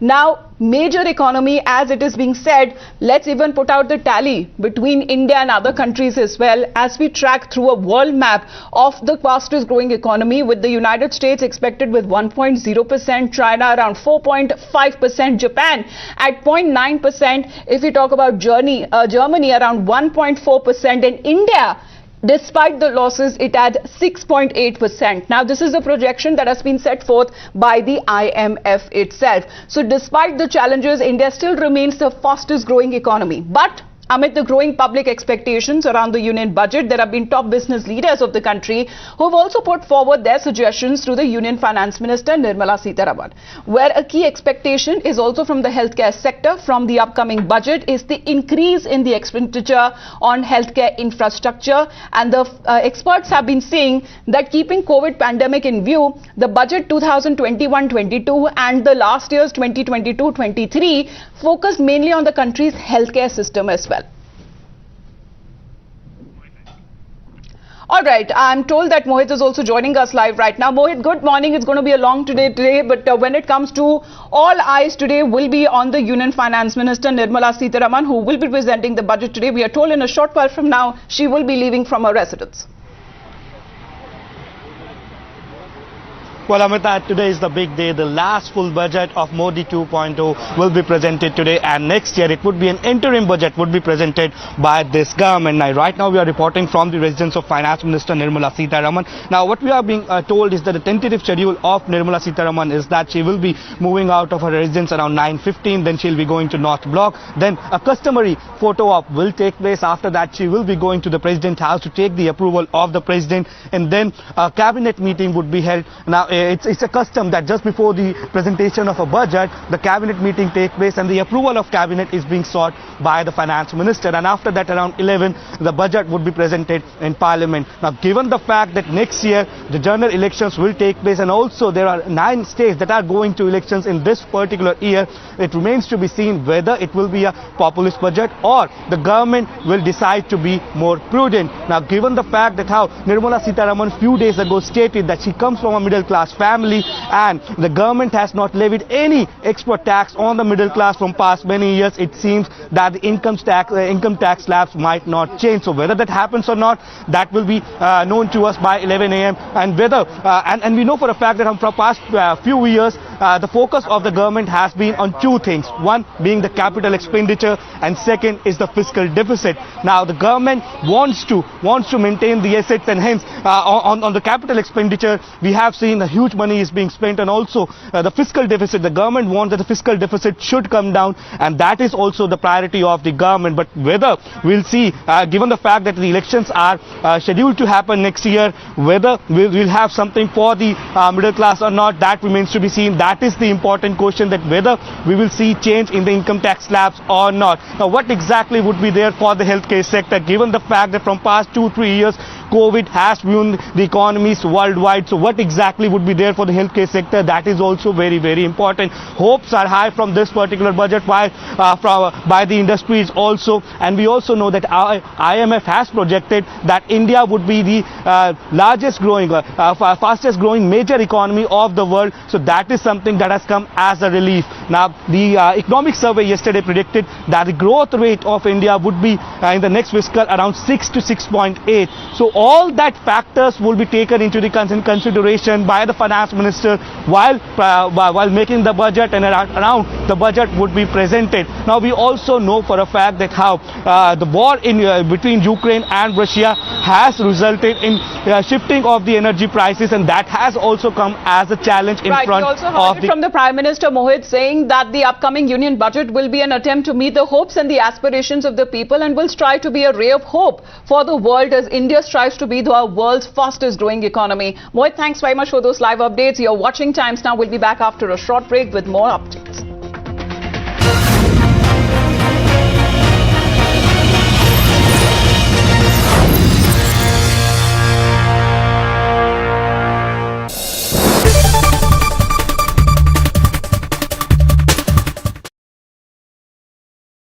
iQOO 11 हो गया India में launch and without wasting anybody's time it's time to unbox this device. But before I do that allow me to introduce my self.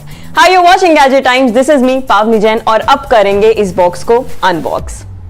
And now it's time to unbox this heavy retail box. इससे आपको पता चलेगा कि iQOO 11 के retail box में what all contents do you get inside. Let's begin.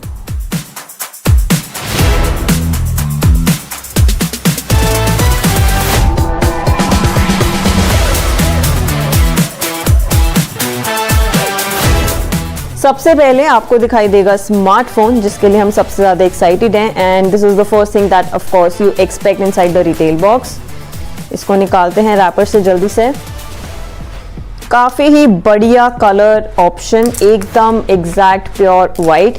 इस colour option का नाम है लेजेंड, जो कंपनी ने दिया है. पंच होल कैमरा यहाँ पे दिखाई दे रहा है ऑन द डिस्प्ले. पर बात तो करेंगे रेयर पैनल की. यहाँ पर आपको दिखाई देगा ये racing stripe. For this particular device iQOO has partnered with BMW M Sport. तो यहाँ पे आपको वो रेसिंग स्ट्राइप्स दिख रहे हैं. काफी वाइब्रेंट कलर्स हैं, रेड, ब्लैक एंड ब्लू, जहाँ पर iQOO की ब्रांडिंग भी है. Camera module is really very big, rectangular है, जिसमें 3 कैमरास आपको दिखाई दे रहे हैं. यहाँ पर V2 की भी ब्रांडिंग है क्योंकि कंपनी ने इस स्मार्टफोन में दिया है V2 ग्राफिक चिप. इसी के साथ कैमरास की बात करें तो जो इसका मेन कैमरा है that is a 50 megapixel. And if you guys can look at the camera module, बहुत ही खूबसूरत सा लग रहा है और इसकी फील तो बहुत ही बढ़िया है. वाइट है और थोड़ा टेक्सचर्ड है, देखने में काफी सुंदर. और मैंने काफ़ी स्मजेस भी डाल दिए हैं ऑन द डिस्प्ले. इसको स्टार्ट करते हैं, साइड में रखते हैं और फिर देखेंगे बाकी के कंटेंट्स. बॉक्स के अंदर आपको ये सब दिखेगा. सिम इजेक्टर टूल, इसके अलावा ट्रांसपेरेंट प्रोटेक्टिव केस जो आपके फ़ोन को ऑफ कोर्स प्रोटेक्ट करेगा. You guys should use it, I always use it. Warranty card, quick start guide, ये सब भी मिलता है.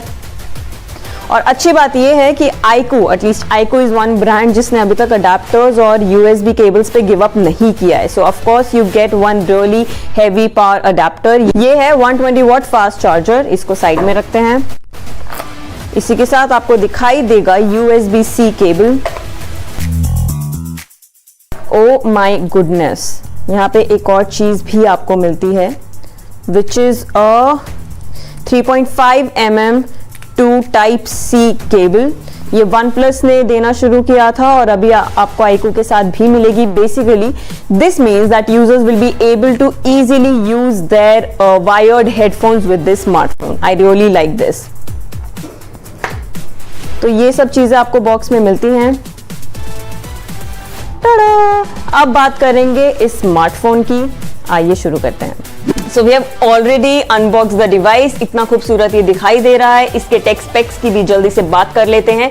पीछे आपको जो ये कैमरा मॉड्यूल दिख रहे हैं, इसमें आपको मिलेंगे 3 cameras. Main camera is a 50 megapixel along with OIS, so you do get optical image stabilisation. Right side पे फ्रेम देखेंगे तो आपको समझ में आएगा कि यहाँ पर है पावर बटन, साथ में वॉल्यूम रॉकर. लेफ्ट साइड पे आपको काफी ही क्लीन फ्रेम दिखता है. On the bottom you get a SIM tray, Type C port and speaker, और साथ में अच्छी बात ये है कि जो मेटल फ्रेम है on the side is very good. यहाँ पे आपको एंटेना बैंड्स भी दिखाई देते हैं। प्रोसेसर की बात करें, so what keeps this phone alive is Snapdragon 8 Gen 2। इस साल आपको ज्यादातर फोन्स में यही दिखाई देगा। ग्राफिक कार्ड के लिए ग्राफिक चिप इन्होंने अलग से डाला है which is V2। Battery is going to be one of its noteworthy features क्योंकि इसमें आपको मिलता है 120 watt fast charging tech support. वहीं पर जो इसका डिस्प्ले है that is an AMOLED display और साथ में जो इसमें बेजल्स आपको दिखाई देंगे दीज आर वेरी थिन। ये मुझे बहुत पसंद आया। This will ensure smoother viewing experience, तो ये चीज मुझे अच्छी लगी। इस फोन को अच्छे से इस्तेमाल करेंगे और रिव्यू वीडियो आपके सामने जल्द ही लेकर आएंगे। अभी के लिए मजा आ रहा है इस फोन के साथ। लाइट वेट है क्योंकि despite being a flagship device, तो ये चीजें कुछ अच्छी लगी, बट हो सकता है इसमें कुछ खामियां भी हो। उसके लिए you really need to stay tuned to gadget times क्योंकि हम रिव्यू वीडियो जल्द ही अपलोड करने वाले हैं। So today we have with us is Oppo A78 box काफी ही कूल लग रहा है। ब्लू शेड और ब्लैक कॉम्बिनेशन में ये आता है। अब इसको फटाक से करेंगे unbox and we'll find out what all contents that you get inside this smartphone retail box.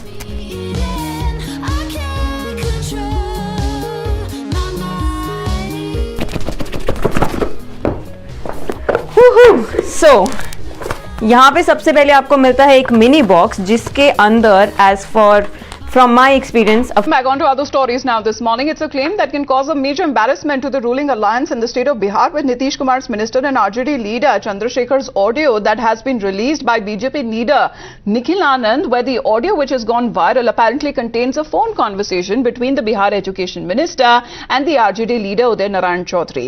Now in this purported audio clip, the minister from Nitish's government Chandrasekhar is apparently heard explaining why he criticized the Ramcharitmanas. He says that he believes that this will sow the seeds of caste divisions and help in consolidating votes along the caste lines for elections. We do not vouch for the authenticity of this audio clip.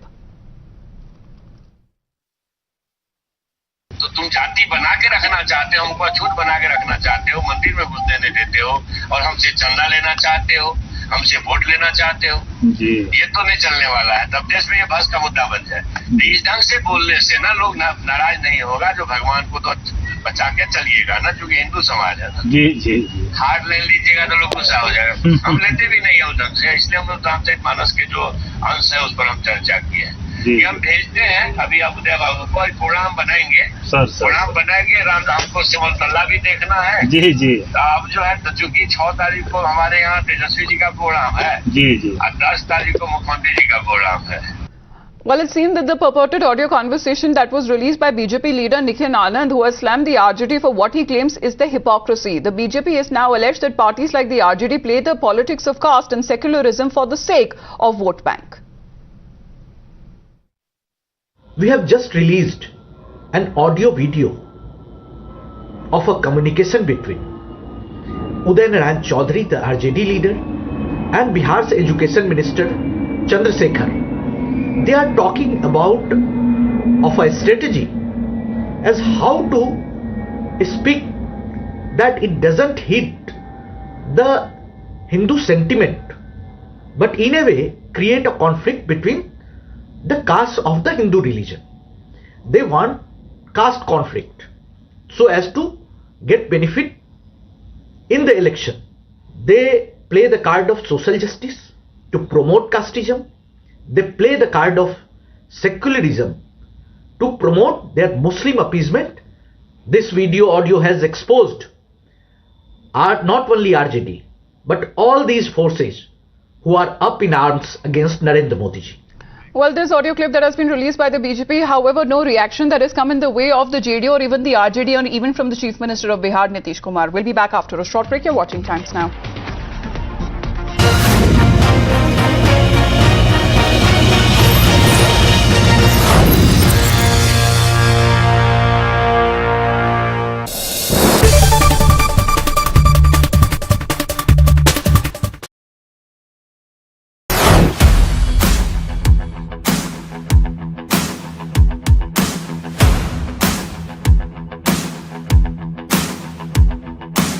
what's up guys? It's a great day. It's a beautiful day. और आप सब Stop! All right, this is not your vlog, Akash. This is Gadget Times. I welcome you all. I am Pavni Jain, and this is our very special series where we are collaborating with different people on a variety of topics to bring the best for you guys, right from the experts. So today we have with us is Akash Malhotra, aka Wander with Sky.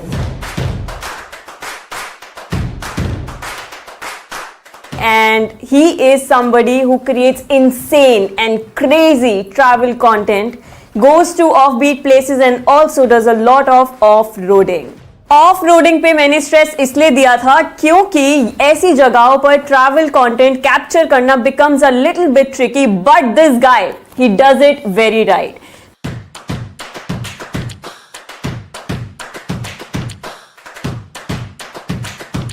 This is why today's video is on how to use an action camera like a pro, featuring Akash Malhotra, because it is easier to wander with Sky, but it is not easy to wonder how to use an action camera. Come on guys, right?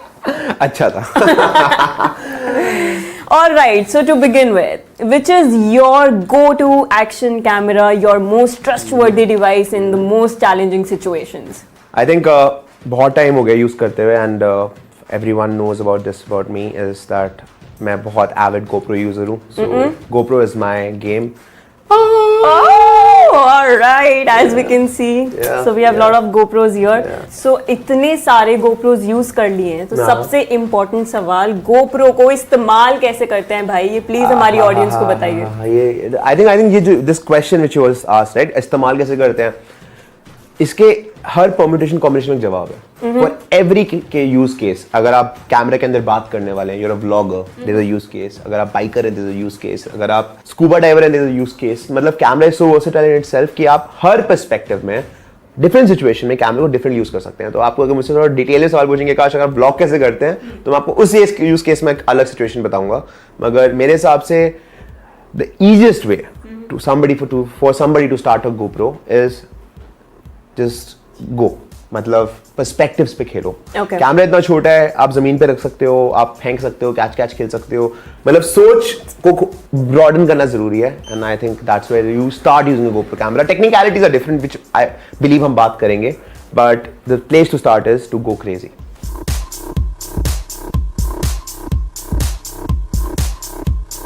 But यहाँ पर हम genuinely ये सीखने वाले हैं कि action camera को use कैसे करते हैं. तो खेलना मत, जैसे कि आकाश ने अभी बोला. बेसिक एक्सेसरीज आपको क्या क्या चाहिए? सुपर. सो ये है शॉर्टी एंड जैसे आपने पूछा कि सबसे इंपॉर्टेंट क्या है, GoPro की चीज में माउंट करना बहुत क्रिटिकल है. बिकॉज अगर आप उसको हाथ में पकड़ते हैं, majorly you will and up putting your finger somewhere, क्योंकि इतना वाइड ऑफ एंगल है. मेरे साथ बहुत होता है शुरू में. अगर even if you keep a finger over here, वो दिख जाएगा. तो it's better to mount it in something. Usually अगर आप GoPro खरीदते हैं और GoPro का एडवेंचर किट लेते हैं, तो उसमें शॉर्टी आता ही है. So if you should be very smart enough to buy that, so you just mount on a shorty and you shoot yourself while you're talking. GoPro is about perspectives. It's not like a phone. तो अगर आपका हाथ दिख रहा है तो cool लगता है. So you need to really, get your mind working like that कि हाँ ये cool है. So this is important to have something to hold GoPro. Also it gives you a place where you can keep it. अगर आपको चलते हुए shot लेना है. See, GoPro के साथ सबसे important बात ये है कि you have to understand कि camera is an extension of yourself. अगर आप ऐसे सोचेंगे तो आप डिफरेंट पर्सपेक्टिव पे खेल पाएंगे. So that's where you start using a GoPro, and I don't think as a starter you need anything more than a camera and a shorty.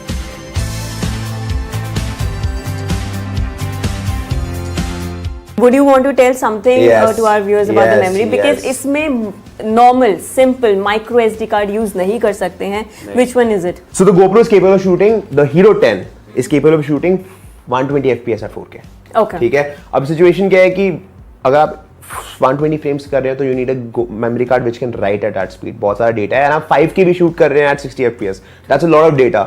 So like we said, basic setup में आपको चाहिए battery, memory card, camera itself and also shorty like Akash mentioned. ये सब आपको more or less kit में मिल जाएगा. आकाश की favorite memory card नहीं मिलेगा किट में. With the Supreme Court of India turning down a petition against the ongoing anti-encroachment drive in Jammu and Kashmir, authorities, especially the Revenue Department, has gone on an overdrive to knock down illegal structures built on state and forest lands in the Union Territory of Jammu and Kashmir. In Srinagar, Farooq Abdullah's relatives who own a hotel are also at the receiving end after the Revenue Department arrived with bulldozers to remove encroachments from 40 canals, where the eviction happened despite protests also coming in from the same family. क्योंकि आज मेरे ऊपर ला रहा है, कल आपके ऊपर भी आएगा सबके जैसे। मुजफ्फर साहब, आपको क्या लगता है कि जो इनका मानना है 40 कनाल स्टेट लैंड नहीं है? अगर है करो, यहाँ डिमोलिश करनी है। ये तो बता रहे हैं कि ये 40 कनाल जो है मैं अपने तहसीलदार साहब से और गवर्नर से, होम मिनिस्टर से, प्राइम मिनिस्टर से कह रहा हूँ कि this entire property belongs to नीडोज, leased to them in 1835 when your forefathers and my forefathers were not even born. It is continuing from that day. आज आप इसको बताएंगे जी आज आपके पास 113 ही है, घर के 10 है, सब ये है, that's all rubbish, absolute rubbish. Now you can move your JCBs and do what you want. So on behalf of my husband, I'm saying कि please don't confuse नीडोस में कोई ये यहाँ हो चाहे गुलमर्ग में हो, हमें कोई political favor नहीं है. It was leased, that time it was leased by महाराजा. 100 साल पहले महाराजा ने इनको दिया है. उसके बाद इस प्रॉपर्टी की जो श्रीनगर नीडोस है, it has been leased, lease is alive for 70 years. और 70 years it is with ITC, nothing to do with us.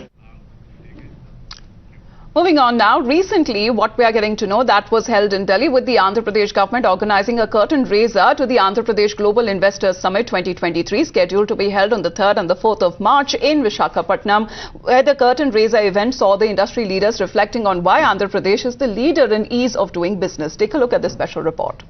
The Andhra Pradesh government organized a curtain raiser ceremony for the Andhra Pradesh Global Investors Summit 2023.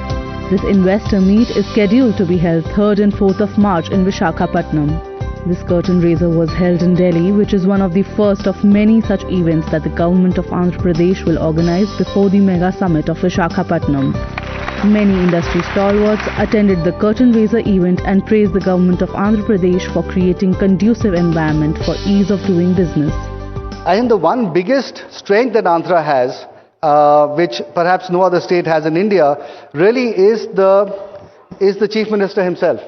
And I think the fact that he has been so supportive and so forward-looking in terms of encouraging all of us to come in and set up in the state of Andhra Pradesh, I think that to me is the biggest reason for all of us to try to see what all we can do in the state. Chief Minister, I think you have a tremendous advantage in building not just the skills but also the right mindset. And if you are interested to become the #1 state and the #1 hub for deep tech skills, we will be absolutely thrilled to work with you to make that happen.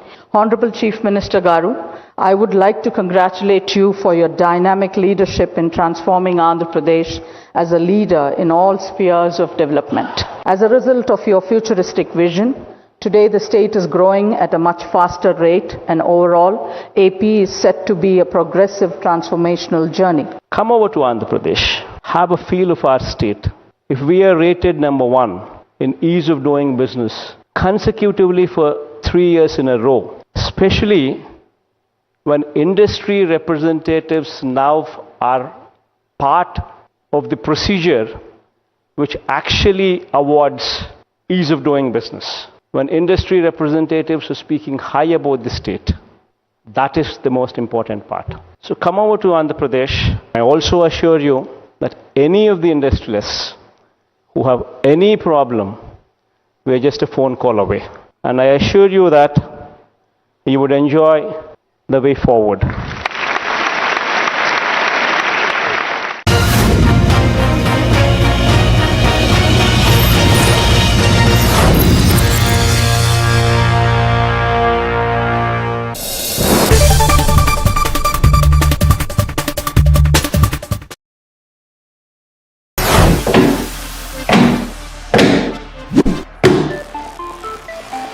So guys आज हम हैं यहाँ पे with the Galaxy A14 5G and ये Samsung का नया budget smartphone है. Let's see इसको अनबॉक्स करते हैं.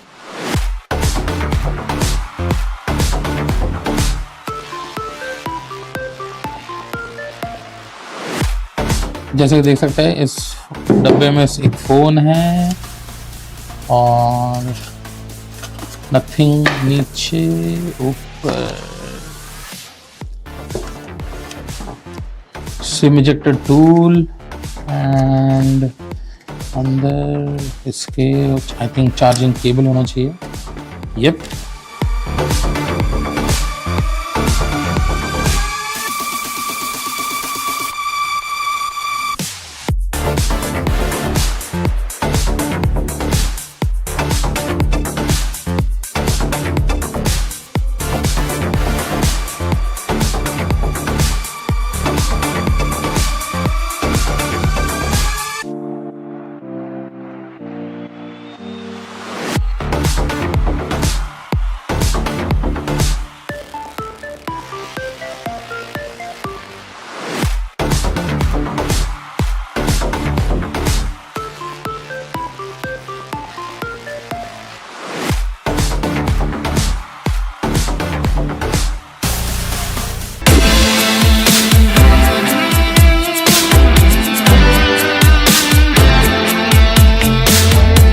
हेलो एवरीवन, स्वागत है सभी का टाइम्स ड्राइव में। मैं हूं अंकुर तनेजा। बगल में मेरी खड़ी है लेक्सस की RX, जो यहाँ ऑटो एक्सपो 2023 में यहाँ पर अनवील करी गई है। दो वर्जन है, 350H और 500H। 500H यहाँ पर खड़ा हुआ आप देख सकते हैं हमारे सामने है, and the car looks absolutely stunning, specially in this colour. And यहाँ पर देखेंगे ये F स्पोर्ट की बैजिंग लगी हुई है। तो 500H में जो है वो F स्पोर्ट वाला वर्जन आता है, 350H में F स्पोर्ट नहीं आता है। डिजाइन की बात करें तो गाड़ी रोटेट हो रही है, थोड़ा जैसे गाड़ी रोटेट हो रही है वैसे मैं डिजाइन की बात कर लेता हूँ। सो ओवरऑल देखिए in terms of dimension proper SUV वाला फील इसके साइज से आपको देखने को मिलेगा। एंड यहाँ पे क्लैडिंग थ्रू आउट दी गई है, पियानो ब्लैक में इसकी क्लैडिंग दी गई है। सो प्रीमियमनेस यहाँ पर झलक कर जरूर सामने आ रही है। एंड ओवरऑल टायर्स का जो अलॉय व्हील्स हैं वो भी सिंगल टोन में ब्लैक में यहाँ देखने को इधर मिल रहे हैं। फिर आऊँ पीछे की तरफ तो यहाँ पर पूरा वो कूपे वाला फील आता हुआ आपको देखने को मिलेगा। एंड पीछे की तरफ कनेक्टेड टेल लाइट यहाँ दी गई है, लेक्सस की ब्रांडिंग, RX 500H की ब्रांडिंग यहाँ डायरेक्ट को दिया गया है। एंड ये ऑफ रोडिंग कैपेबिलिटी साथ लेक्सस कह रही है ये गाड़ी को प्रोवाइड कर रही है। एंड नीचे भी ओवरऑल जो बॉडी कलर है उसी को मैच करते हुए इसका बम्पर भी यहाँ पर देखने को मिल रहा है। सो डोर जो है उसमें एक छोटा स्विच दिया गया है, जिसको हल्का सा आप टच करेंगे तो वो ऑटोमेटिकली डोर्स सेंस कर लेंगे और वो खुल जाएंगे।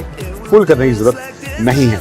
अंदर मैं यहाँ पे बात करूँ तो यहाँ पे जो मामला है शाही साथ ही साथ स्पोर्टी झलक कर पूरा आ रहा है। ये बड़ा सा स्क्रीन यहाँ पे दिया गया है सेंटर में। गाड़ी फिलहाल अभी ऑन नहीं है, बट साइज देख के आप समझ जाएंगे मामला काफी शाही और काफी टेक फ्रेंडली यहाँ पर होने वाला है। पावर बटन यहाँ पे दिया गया है, इंस्ट्रूमेंट क्लस्टर है वो भी फुल डिजिटल देखने को मिलता है। लेफ्ट साइड में जो है सिस्टम को कंट्रोल करने के बटन, राइट साइड में क्रूज कंट्रोल, लेन असिस्ट वाला सब फीचर्स यहाँ पर इसमें देखने को मिल रहे हैं। स्पेस की बात करूँ, USB-C चार्जिंग पोर्ट, यहाँ पे वायरलेस चार्जिंग पैड दिया गया है। एंड कुछ सामान रखने की और जगह यहाँ पर देखने को मिल रही है।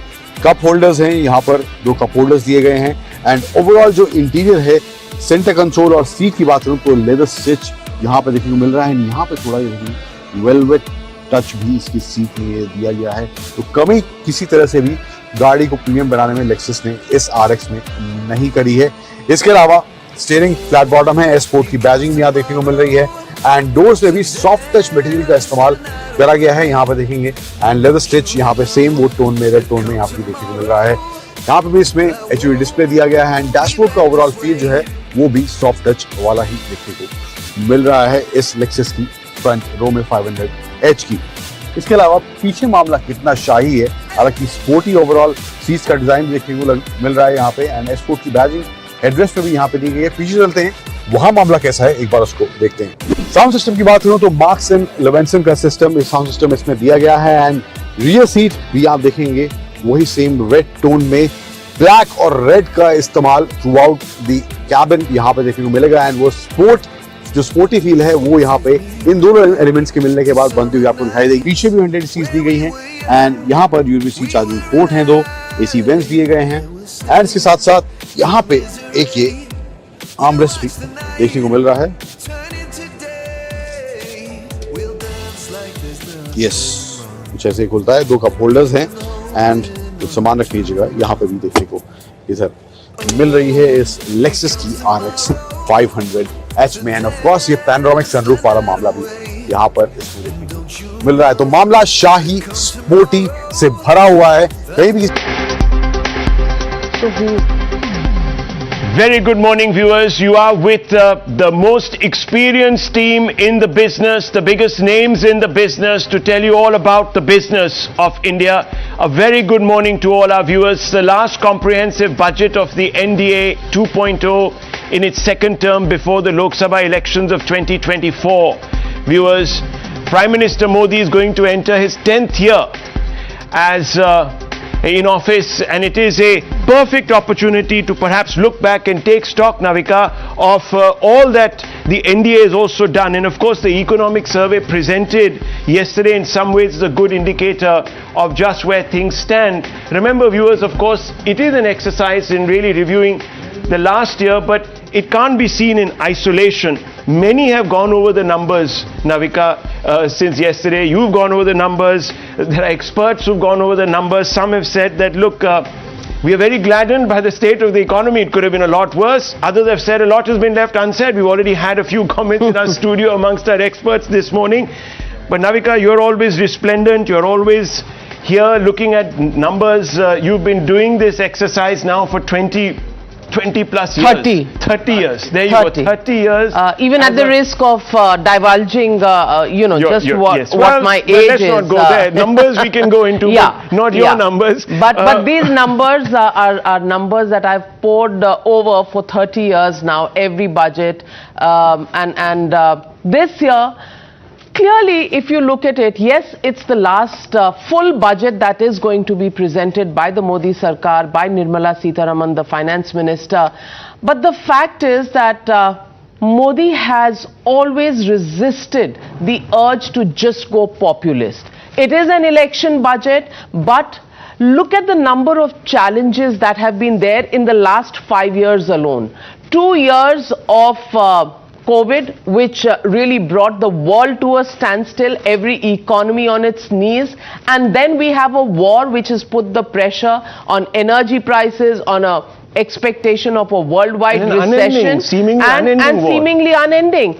I don't think any other prime minister in India has had such a tough 5 years, It's very interesting you should say this. I was reading, at the risk of divulging, The Wire yesterday.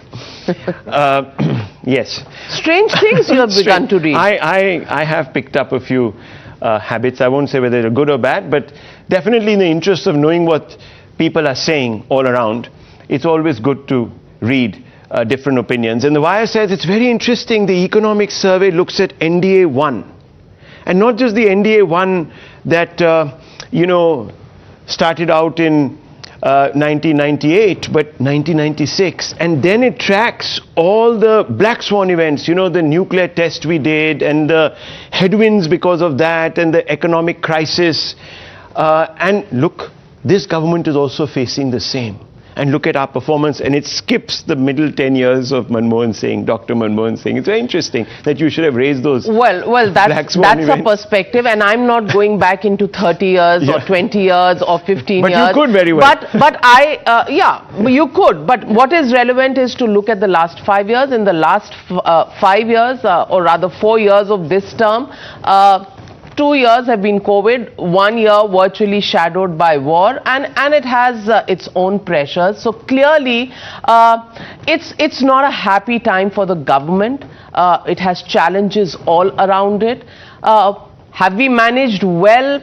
Have we managed to sail through? Well, there will be diverse opinions, but it's out there that today, many people think that, middle classes need this, industry needs that, you need manufacturing sector to rev up, you want FDI to come in. But many people are also saying stability, not profligacy, and not tinkering too much, and looking at a medium term, if not a long term, and that should keep the economy going without falling prey to populism. We have to look at 2047. He said it now several times. And look, I think Navika has summed it up. How much will the FM bend to the pole winds, and whether she can even afford to do so? We are going to ask those questions of Surjit Bhalla.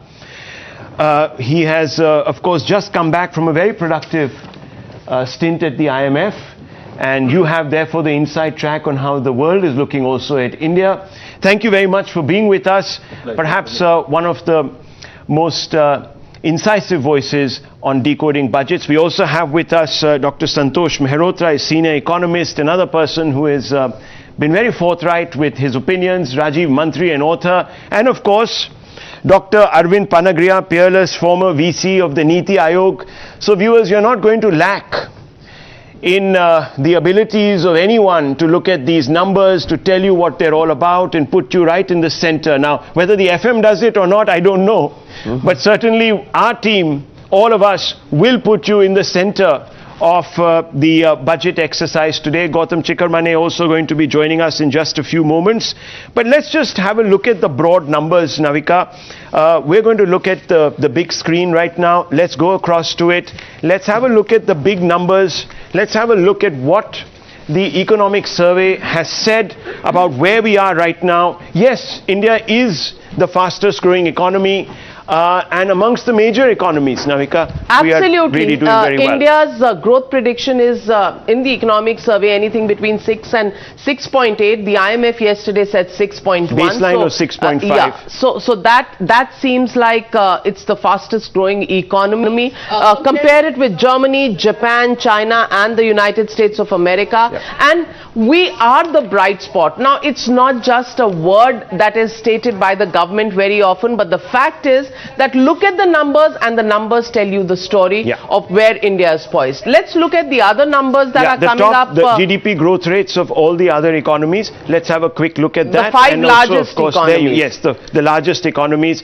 US 5.7, China 8.1, and Japan 1.6. So you have these numbers coming up, 2.8 and India 8.7. Now these are obviously, viewers, the numbers that we're looking at, which is data from 21, 22 onwards, and the projection. Yes, they had said where we would be. We quite clearly haven't been there. And look at this. China is nowhere near this number. This was the My Government figures, viewers, for where we should have been. Obviously, things have not turned out that way. And we know right after the budget, the war broke out in Europe. So there was that big problem. This is the first budget that's going to look at a very close look at the war and the impact and how India's had to brace up. So let's look at the next figures. This is interesting.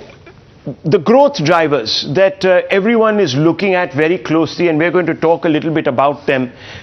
Let's have a look. Private consumption, mixed record, viewers, as of now. Higher capital capex, very important. This is where the Modi government has done well. I think a large number of people will agree it has done well, and I was just reading a column today by Swami Ankaleshwar Iyer, and he's saying that because of this, private capex will also go up. Absolutely, and it's also revved up the economic activity. It's put, the construction activity, the road building has put money in the hands of people, both in rural India and urban India, and that's kept the economy going and the growth rate where it is. The next is important, strengthening the corporate balance sheet. Credit growth to small businesses. That's one area which we will have to look at in the budget very closely, the allocations for that, and of course the return of migrants to cities. But with the Manrega numbers so high right now, Navika, that is a slight problem right now about the return. Well, unemployment, and you'll hear a lot of that when the political reactions come in, and it is a challenge. It's at a high of 8%, and you'll have to look at states as well. But the fact is that while unemployment is high, look at the disbursements for MSMEs, entrepreneurs in the MSME sector, and you'll see a little bit of a ray of hope over there, because those disbursements of loans have gone up, which means that MSMEs are now coming back into business, and that will let's also... ask some of our panelists what they think. Mr. Bhalla, what do you make of the economic survey? We'll open this up. Arvind Panagria also here with us this morning. Mr. Bhalla. No, I think you've summarized it very well. And I think the economic survey is of a nature that I would prefer. We had gone off track in terms of the economic surveys. This is an accounting of what has happened in the economy. There's a very useful comparison time trend all the way back to NDA 1 and even before. But the message that is coming out, and let's not talk about age and how many years one has been doing this, but I don't think I would have thought in the mid-80s when I did my first budget that we would ever be at the situation we are today. The economy would ever be at the situation we are today, globally and individually. So I think... Did you mean it in a positive sense or the negative? Very, very positive. This is a very, very positive sense. Don't let these things be unsaid. And we'll discuss all the various forecasts, short term. I'm talking about a long-term forecast, 30-year forecast. In the long term, we are all dead. Remember? No, John Maynard Keynes. We're all dead. We're all dead, Dr. Surjit. But it is a... and the world has taken notice. Okay. The IMF has taken notice. That India is a star in terms of the usual parameters of growth, etc. And there is increasing talk that just like China was the engine of world growth from 1995 onwards for 20 years, India might very well be the next China. The next China. Dr. Arvind Pangaria, do you share the same optimism as Dr. Surjit Bhalla points out, or do you think, of course, it's this government has had in the last 4 years its share of challenges, but do you think there is an opportunity here? And remember, there is no economics without politics, and we are entering the election year. So Dr. Pangaria, what do you think? Where are we poised compared to the world? But where are we poised really in the eyes of the opposition parties in India? Thank you, Navika, and thank you, Rahul. Good morning. I sort of share very much the optimism that Surjit has said. I could really go back to the 1970s, but I won't do that. But let me just say that, currently where we stand is very much where we were in 2003. Everything, every major indicator is in good place. We've been talking about capex, for example, and when we say capex, we are thinking only about the government expenditure on infrastructure. But in fact, the overall investment to GDP ratio is already at 34%. So we are really inching towards where it was at the peak in 2007-8. So private investment, not fully recognized actually, but private investment has been getting there. Ultimately, the government investment is only a small proportion of the total investment. So the total investment cannot go to 34% without private investment actually doing quite well as well. And the direction is good also. The balance sheets are excellent, both of the banks as well as the corporates. So the investment cycle is, I think, on. Already we are at 7%. I must say that the economic survey gives a very nice kind of very positive, very strong narrative. But the growth projection it makes of about 6.5% for the year 23-24. To me, is a little bit out of line. It should be higher. I mean, if you look at the narrative, all the vitals of the economy that it points out to, even exports have been actually doing quite well. 2022, our exports, just merchandise exports, have been $450 billion.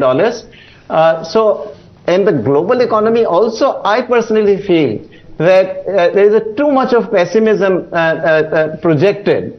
Because if you look at again, what is the big thing about global economy? It's international trade. Now, global exports, at peak prior to COVID in 2018, merchandise exports were 19 trillion. Right. 2021, they went up to 22 trillion. Last year, 2022, 25 trillion. It's a very large global economy, I think, and with all the good things we have done in terms of reforms, and by the way, COVID also, we took the great opportunity. Most people only do the talk that, every crisis is also an opportunity, but don't do very much about it. But I think the Modi government did implement a number of major reforms, on the back of two very big ones that had been there before, which is the GST and the bankruptcy code. So I think things looking very good. I feel fantastic. Okay, you feel buoyant, optimistic, hopefully as optimistic and as buoyant as Mr. Adani was yesterday when he found that his FPO was oversubscribed. But let me bring in Mr. Mehrotra. Mr. Mehrotra, how do you see the numbers? In fact, Mr. Panagria says we are not doing ourselves any favors by underplaying the numbers. We should be higher.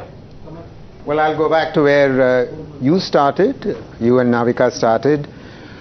India is, of course, the fastest growing large economy in the world, but why are we surprised?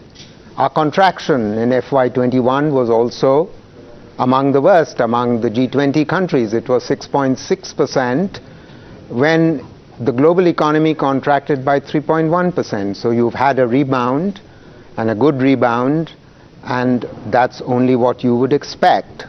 Secondly, we are also the poorest economy among the G20 countries, and we can grow at 7% or even more per annum.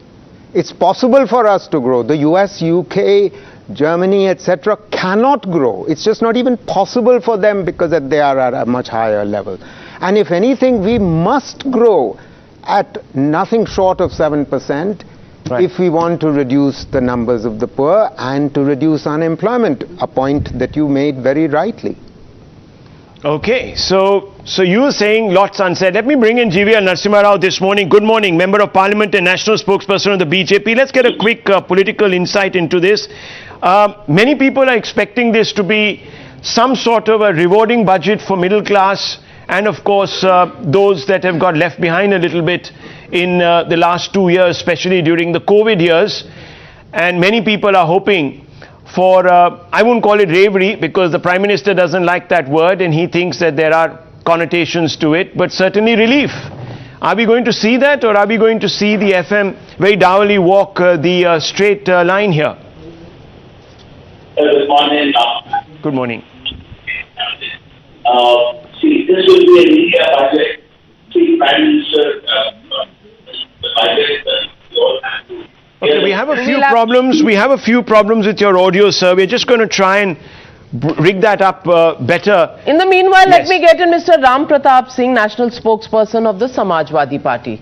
Mr. Ram Pratap Singh, you're somebody who looks at more of the form than just the position that political parties in the opposition take. I want to ask you, given the challenges that this country has seen and the world has seen with COVID, do you think we are better than many other countries? Look at the neighborhood that we live in, look at Bangladesh, look at Sri Lanka, look at Pakistan, and look at other economies and their projections.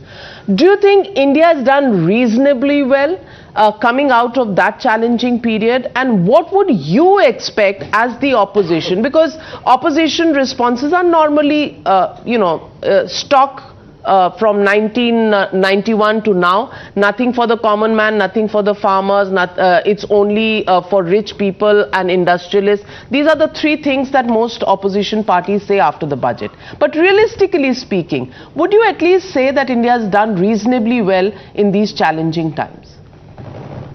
Thank you, Navika. Thank you, Rahul. Yes, Navika, for once I agree with you. India certainly has done much better than so many other countries post-COVID.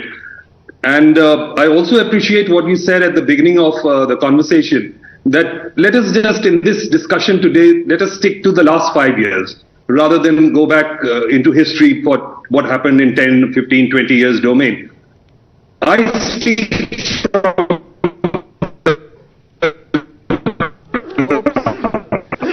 Someone doesn't want our politicians to speak. Of the government. Okay. But your connection was bad, but now we can hear you, so go ahead. Right, thank you. So I would just take up one aspect of our economy today, and this is all government data available in public domain, that under two of the most popular social schemes, Government of India is spending on PM Garib Kisan Kalyan Yojana and PM Kisan Samman Yojana. They're spending something like 2.87 trillion rupees per annum.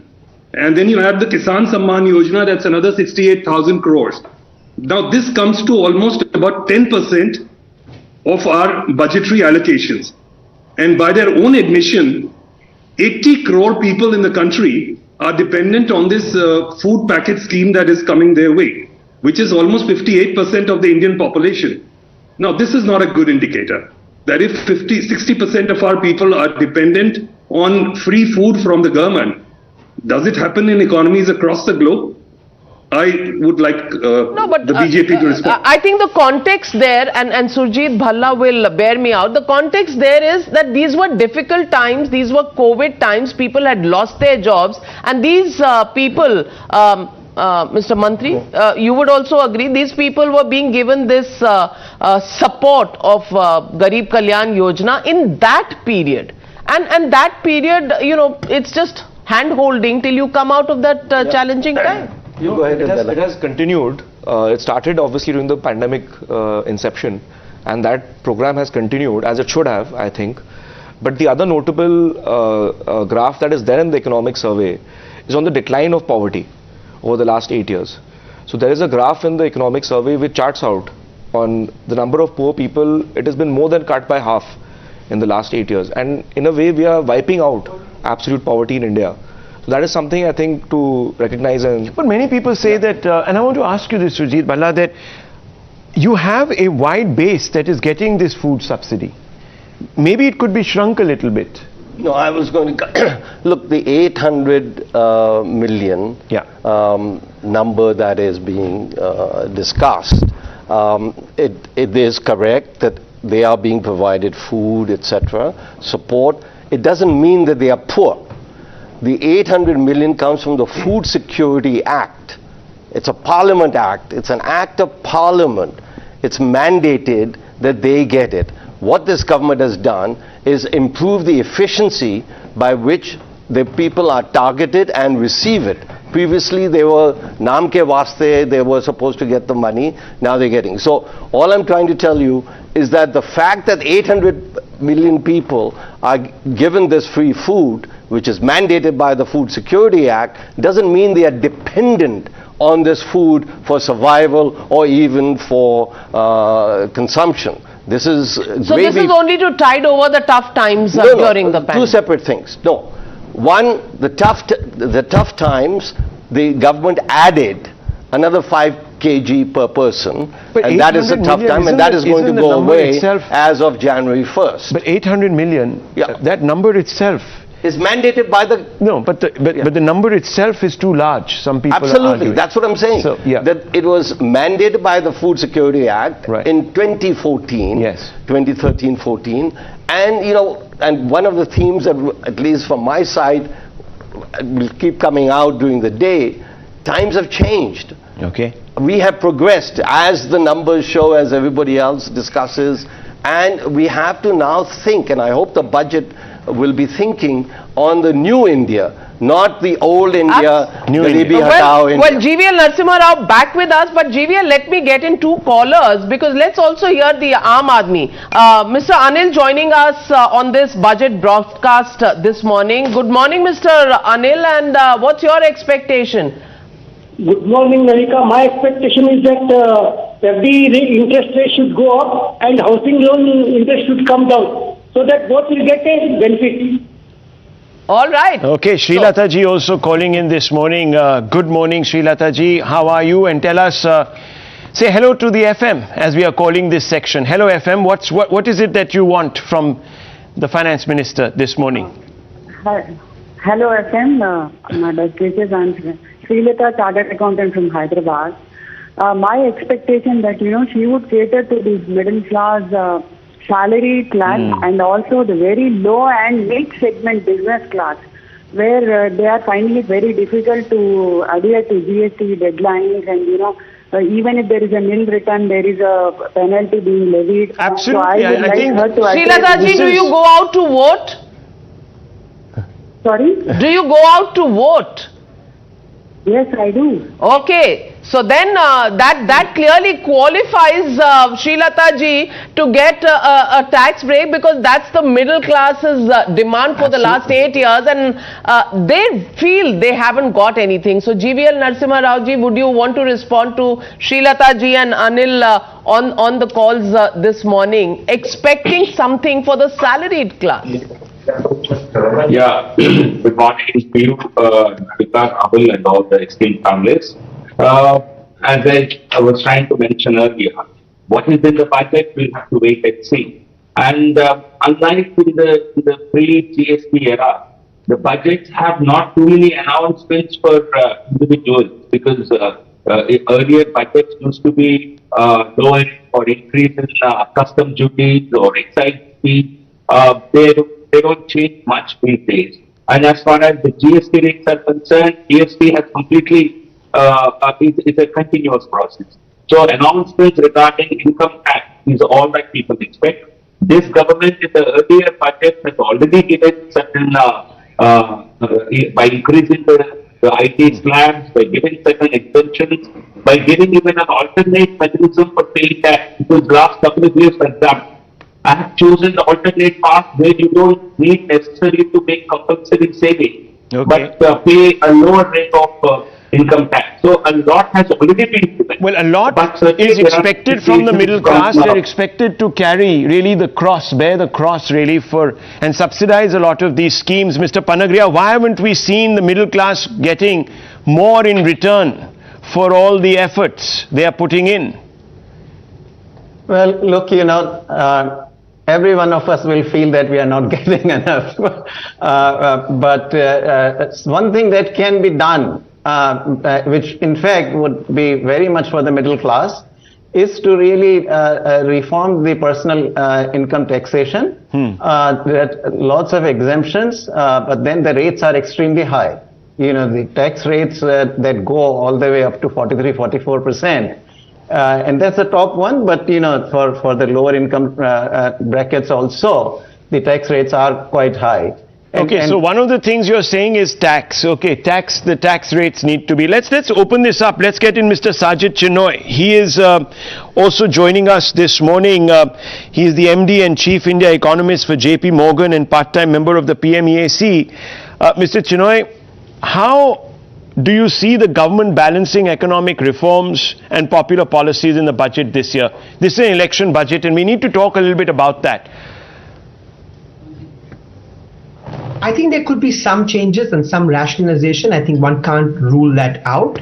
I think also at some point perhaps we have to revisit whether the whole personal income tax code needs to be reformed and rationalized. We had this in the case of corporate taxes, where rates came down and exemptions were rationalized, and perhaps at some point in time we need to do the same thing in the coming years on the direct tax front.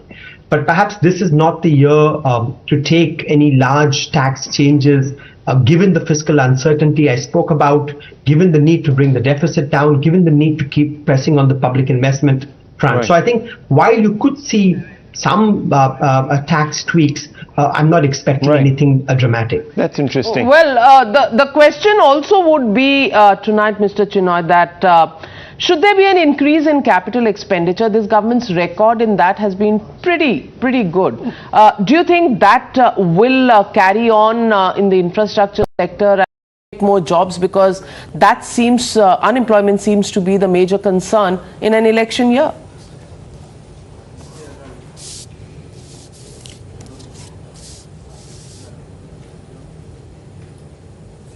Before I answer that, just one silver lining from the pandemic and the work from home is you've seen India's service exports do very well, right? So if you look in general, notwithstanding some of the pressures in the tech sector over the last couple of months, if you look back at the last 18 months, what you're seeing is very buoyant services growth. This is not just software, it's BPO, it's IT-enabled services. And these services used to generate about $18 billion in net exports 3 years ago. That rose to about 21 billion last year. It's now tracking 26 billion. So I think the one silver lining has been that the increased digitalization around the world, the fact that work from home has made offshoring more attractive or more acceptable is clearly benefiting India's services sector, services export sector, IT sector, and that bodes well for white-collar jobs, notwithstanding some of the recent pressures. I think the focus will need to be also on blue-collar jobs, manufacturing, lower-end services. So what can the budget do? I think the two things. One is, as I mentioned, a sustained focus on infrastructure, not just physical infrastructure, but health and education, to enable job creation at the bottom of the pyramid, construction jobs in particular. Right. And I think the center will need to take the states and the PSUs along, because we've seen in recent years that central capex has picked up very smartly, but states and PSUs have lagged. So we'd want all guns firing when it comes to physical infrastructure, health, education, and public investment.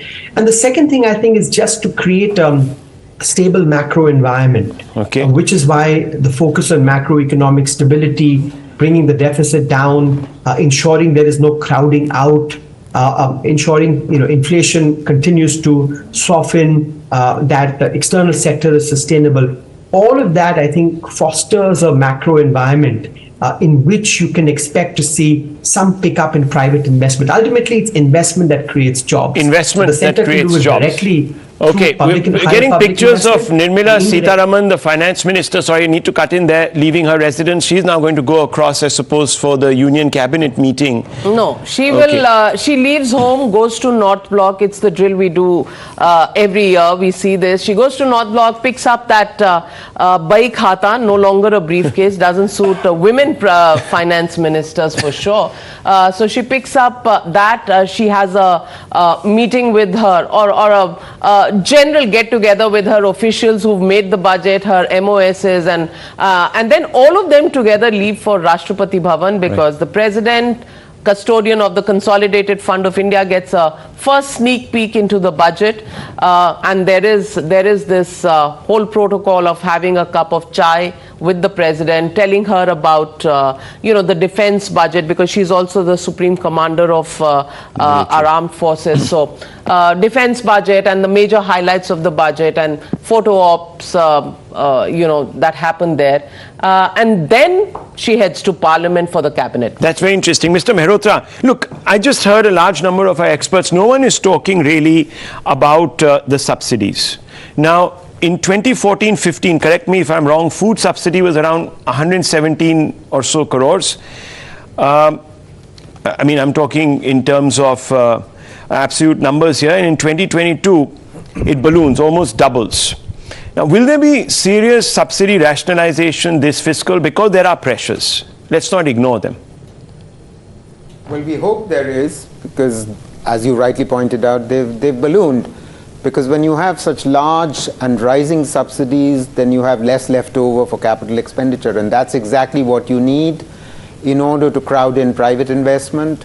And secondly, that's exactly what you need if you want to generate jobs. And I'm hoping that the government this year will do much what the FM did last year, which is transfer about 1 lakh crores over the course of the year to state governments. Now, state governments, when they do capex, they generate many more jobs because their activities are much less capital intensive. When the center does capex, what happens is that it's very capital intensive, doesn't generate jobs.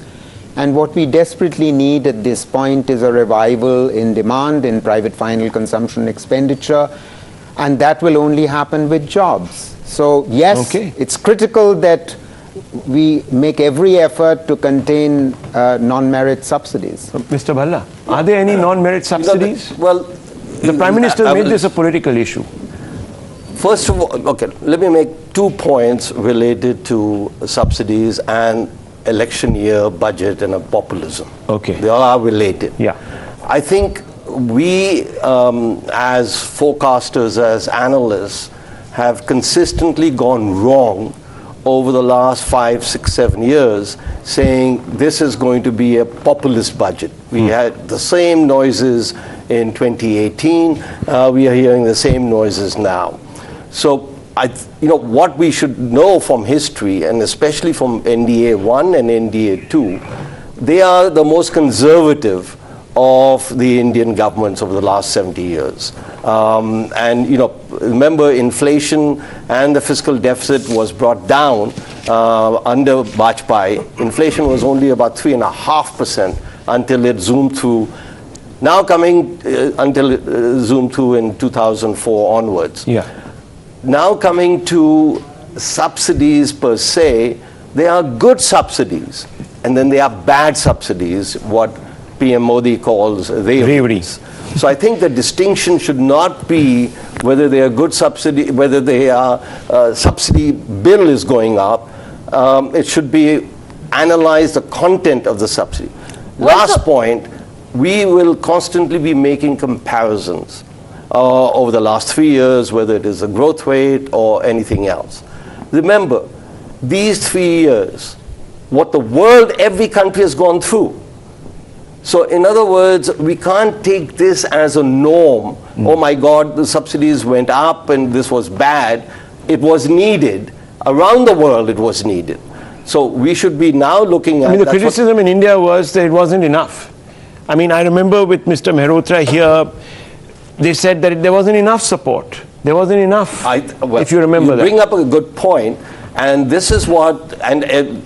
I don't know about Mr. Mehrotra, but very leading economists from India, etc., said, look, the US is spending 10% of its GDP, Japan is spending 20% and we were circumspect of its GDP, at that time, etc. So I would like those same people to come he's raising his hand. At least he's facilitate. He's not going to let you go. Congratulate the government that what they did was very, and around... Sensible, you said. So, not only they sensible, said be sensitive. But appropriate. Let me just make one last point.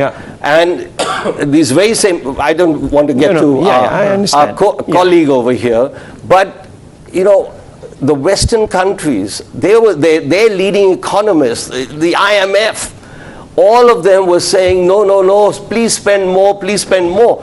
Now look at the inflation rates. Okay, Finance Minister has, I'm interrupting you, Finance Minister has reached North Block.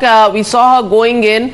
Well, yes, red is the color of the day. And the Bahi Khata is going to be red. And the Finance Minister dressed in red. And well, I hope we don't see red. Dr. Arvind Pangaria, I think Mr. Mehrotra wanted to respond, Navika. Because I want to get in on the same point, Dr. Mehrotra can then respond to Pangaria ji also. The question is 117 lakh crores to about 206 lakh crores is the ballooning of the food subsidy. Is this sustainable long term? Number one. And number two, the worry that was stated, that does this mean that this is reverie culture in another form?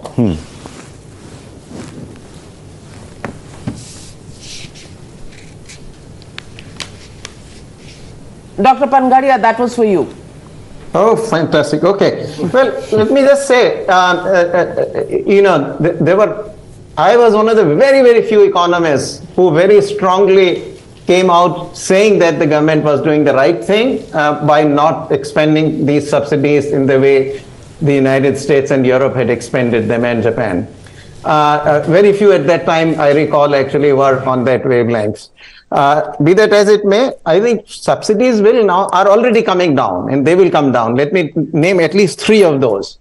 On food, the government has already announced, and it became effective, that the 5 kilograms of free food that was being given has now been withdrawn, and starting January 1, that has already happened. So that's one big cut. It's not a small cut, it's a big cut in the subsidies. Second, fertilizer subsidy went up because all the energy prices went up, and of course, fertilizer is very much an energy intensive product. Yes.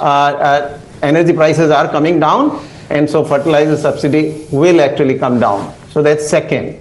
Third, NREGA was expended incredibly and with good results. It kept actually the rural poverty from rising completely. And I have the numbers now. I've done my numbers based on the actual survey. unlike many others who don't use the surveys, because the periodic labor force survey does track down the expenditures in the rural areas. And fantastically, actually, what the government did, except for one quarter, which is the April-June quarter of 2020, rural poverty kept going down. So anyway, those are numbers that will come out shortly in a couple of weeks. So that was needed, but now a lot of these subsidies will be rolled back. And I've given you 3 of these: food, fertilizer, Narega. So we should see a substantial decline. Okay, substantial decline. Mr. Mehrotra. Well, let me go back to the point as to whether we did enough after COVID. Since my good friend Mr. Bhalla knows perfectly well from IMF data that the emerging market economies put in place a credit stimulus in 2020 of about 4.7% of GDP, and India put in a fiscal stimulus of 2.1% of GDP. We are paying the price of that in the sense that our poverty increased, as the World Bank has proven beyond a shadow of doubt in its official report, and unemployment increased. On the other hand, look what we did in respect of the credit and monetary policy stimulus compared to what the emerging market economies did. The emerging market economies put in place a credit and monetary policy stimulus of 1.9% of GDP on the average. In India, we put in a monetary policy stimulus of 6% of GDP. Excess liquidity sloshing around, which is what is showing up in our sustained inflation, which the RBI, despite all its efforts, it's not being able to control.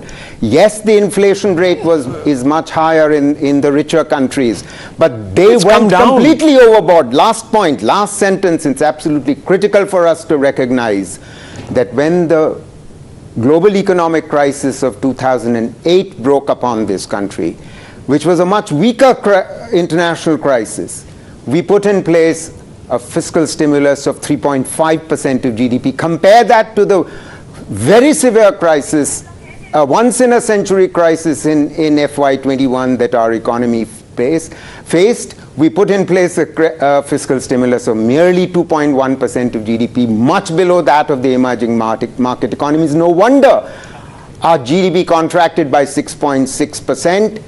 in the same year that the global economy contracted by only 3.1%, as I said earlier. Well, that's a very, very deep look at the numbers and the prescription there. But let me also welcome Kiran Mazumdar-Shaw this morning. Good morning, Ms. Mazumdar-Shaw. I want to ask you, India Inc. Normally does not expect too much from budgets because most things happen outside the budget.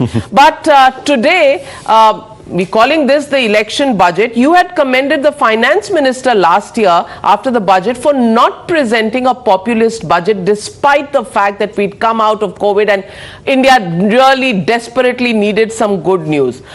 Do you think this time there would be some amount of populism, if you can call it that, with income taxpayers getting some reliefs? And how do you think welfare schemes can be balanced with a little bit of fiscal prudence without coming out as totally populist in an election year? I think, there is a balancing act as far as the finance minister is concerned. I do, sympathize with the finance minister because, we have had to face many headwinds because of geopolitical reasons, because of global macroeconomics. And I think it is posing a big challenge to see how much we can do for those who have not benefited from all these aspects.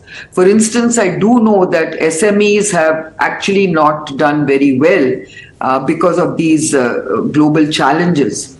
At the same time, I think we also need to be globally competitive. So, the at scale or global scale industries need to sort of make sure that they take a full advantage of what is happening today in terms of the geopolitical decoupling that's happening, where China is being alienated and India is looked at as a preferred option. Now, in order to make sure that we take full advantage of that, I think we need to be globally competitive. So our corporate tax rates also have to be globally competitive for two reasons. One is to make sure that we invest in expansion and other aspects of automation and digital transformation, but we also attract more investment into India into these sectors. So I think we need to look at it very objectively when it comes to corporate tax rates. And I also would request the government to look into this notion of, ensuring that we don't just focus on greenfields projects, but we actually allow that lower tax rate on any kind of capital capacity or capital expansion, irrespective of whether it's brownfield or greenfield. Well, that's very interesting because our Budget Insider viewers has put his and her ear very close to the ground and picked up some signals. Now, what are we hearing? Budget Insider is telling us on infrastructure side, capex in the budget may go up by 25 to 30%, Mr. Bhalla, to over rupees 9 lakh crore. Capex has gone up by 123% over the past 3 years. We know those numbers. Capex for Gati Shakti Master Plan and National Infrastructure Pipeline may be increased. We are also hearing that budgetary allocation for Gati Shakti Master Plan may be increased by over 50%, Mr. Mantri. Those are big numbers. Projects of railways, roads and highways, airports and port authority will get priority. High speed and semi-high speed trains with additional passenger amenities will be announced. Of course, that could be also an electoral calculation. We'll come to that a little later in our coverage. Dedicated Gati Shakti cargo trains with timetables may be announced in the budget. 25,000 kilometers of new roads and highways may be announced in the budget. Privatization of 12 more airports to be announced. Outlay for Jal Jeevan Mission may be increased by up to 25%. Roadmaps may be announced for transmission sector to meet 500 GWRE by 2030. These are big numbers. These are big but numbers, I just want to bring a point for the Aam Aadmi, if I can interrupt you, the Budget Insider gives us a real insight on the health sector. Budget likely to announce the roadmap for universal healthcare coverage. Now that's going to be a big one.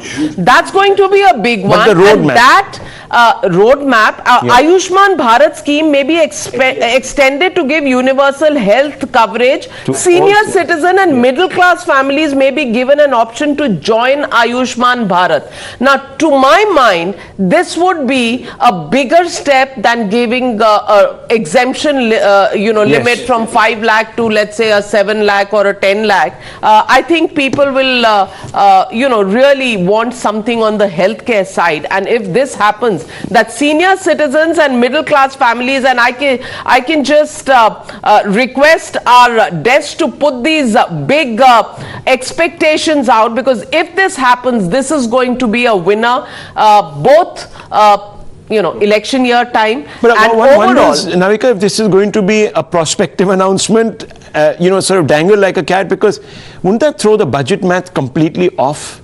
How do we do this? Obviously there will be. Obviously there will be a income level which you will allow to come into. I mean, universal health coverage, big political mover, no doubt. And it's not as if you'll get full coverage, right? You rightly noted a roadmap. Sure. Also remember, our tax situation, collection, has never been this good. So I would hope that they use the opportunity of, I am not a big believer on 6.4 versus 5.9%, which I'm sure we'll be talking about, whether it's reduced or not. I think the opportunity is there. Tax revenues are robust. Well, there is a number. Robust, government may allocate 15 to 20% hike in the health budget. It may touch 1 lakh crore. That will be a So then what happens? So government will also share the premium of Ayushman Bharat for senior citizens. So it's not like they are going to pay all the amount. 100%. There will be a sharing, but the fact is that senior citizens can now become part of the Ayushman Bharat by contributing. Should we get in Mr. Panagre and ask him how this will look? I mean, I don't want to sound like the prophet of doom here, but last year certain targets, you know, for road construction, Jal, that mission, etc. We haven't met those. We are about 30 to 40 to 50% short in some of these. So promises are made quite regularly, Mr. Arvind Panagriya, but never really kept because of some certain reasons. Do you see money? Is there enough to put into a scheme like this, or is this going to be typical election signaling? Look, you know, this government certainly doesn't do it for the sake of signaling alone. I mean, signaling is important to every government, and so to this one as well. But largely, if you look at you mentioned some of the infrastructure expenditures, they were met actually. You know, infrastructure expenditures have really risen quite a bit in the last year. And if really the subsidies that I mentioned are cut, I think it does begin to give you some room. And by the way, also the oil prices have been lower.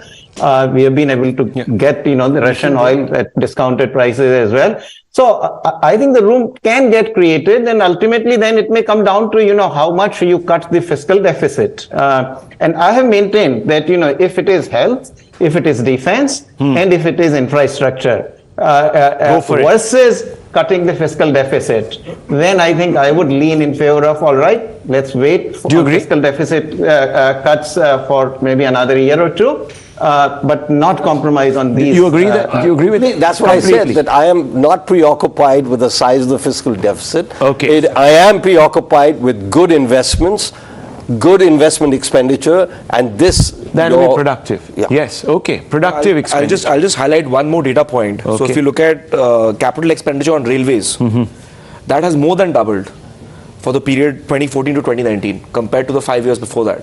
So I guess we talk a little bit less about railway budget nowadays because it's been we subsumed. don't talk less. The government has put the railway budget in the main budget So because get it that much wants to attention. talk less about the railway. But there are budget insiders. Capital expenditure has really increased dramatically. Okay. Roads, infrastructure. Can I just bring in Nikhil Dey?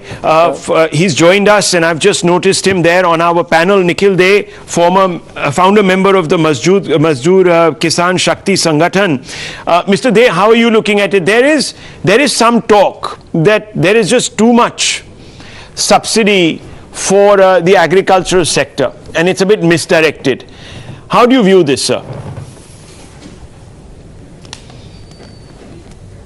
So, just now Mr. Panagriya talked about 3 subsidies that have been cut. The food subsidy of 5 kilos extra, which were given free, that's already been cut and it will come down in the budget. That was a lifeline. And it continues to be a lifeline, and cutting it is going to cause deep distress right across the country in rural and urban areas. It is something that allowed 10 kilos of food grain to various families, and at a time when food inflation has gone up so much, food grain has gone up so much, you're cutting it. The second subsidy, which is MGNREGA, which is not a subsidy, that is actually rural infrastructure, that is capex in a rural area as well as giving employment. And there what you have is a situation that the law says you are supposed to give as much work as is demanded. And even when they increased 40,000 crores during the COVID years, the year ended with unpaid balances of about 15,000 crores of wages. So we have a situation this year of West Bengal not having got any money at all for one whole year.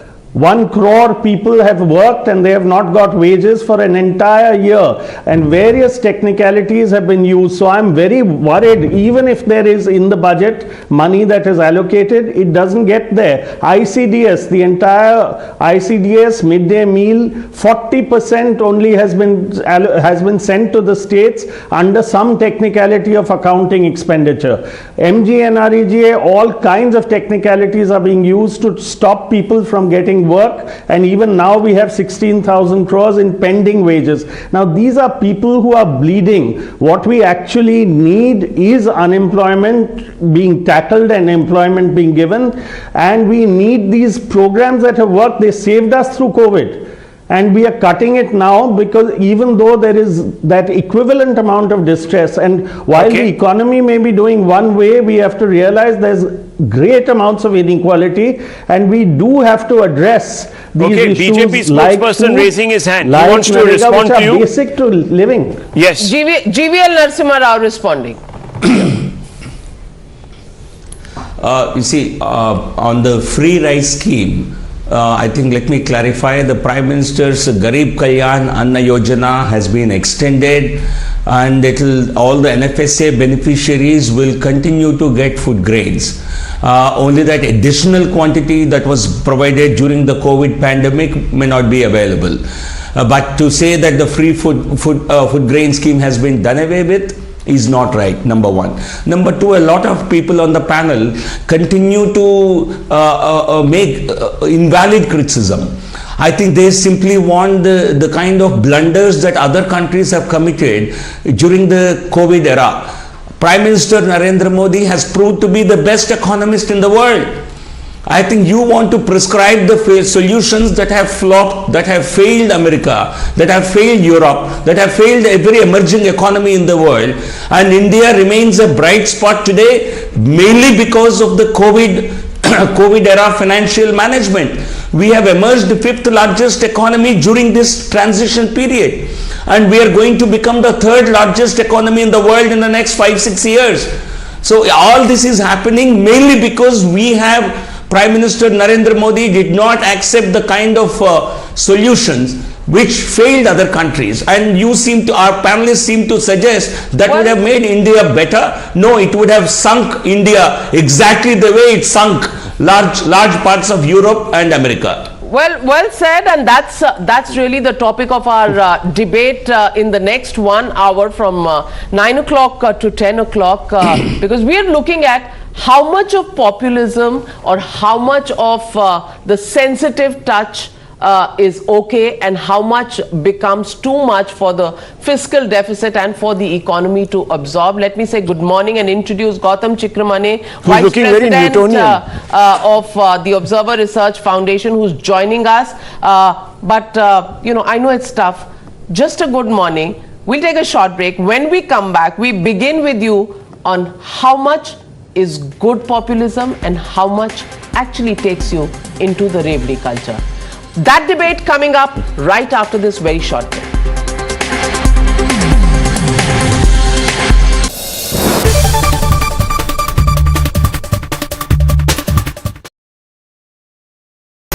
iQOO 11 हो गया India में launch and without wasting anybody's time, it's time to unbox this device. But before I do that, allow me to introduce myself. Hi, you're watching Gadget Times. This is me, Pavni Jain, और अब करेंगे इस box को unbox. And now it's time to unbox this heavy retail box. इससे आपको पता चलेगा कि iQOO 11 के retail box में what all contents do you get inside. Let's begin.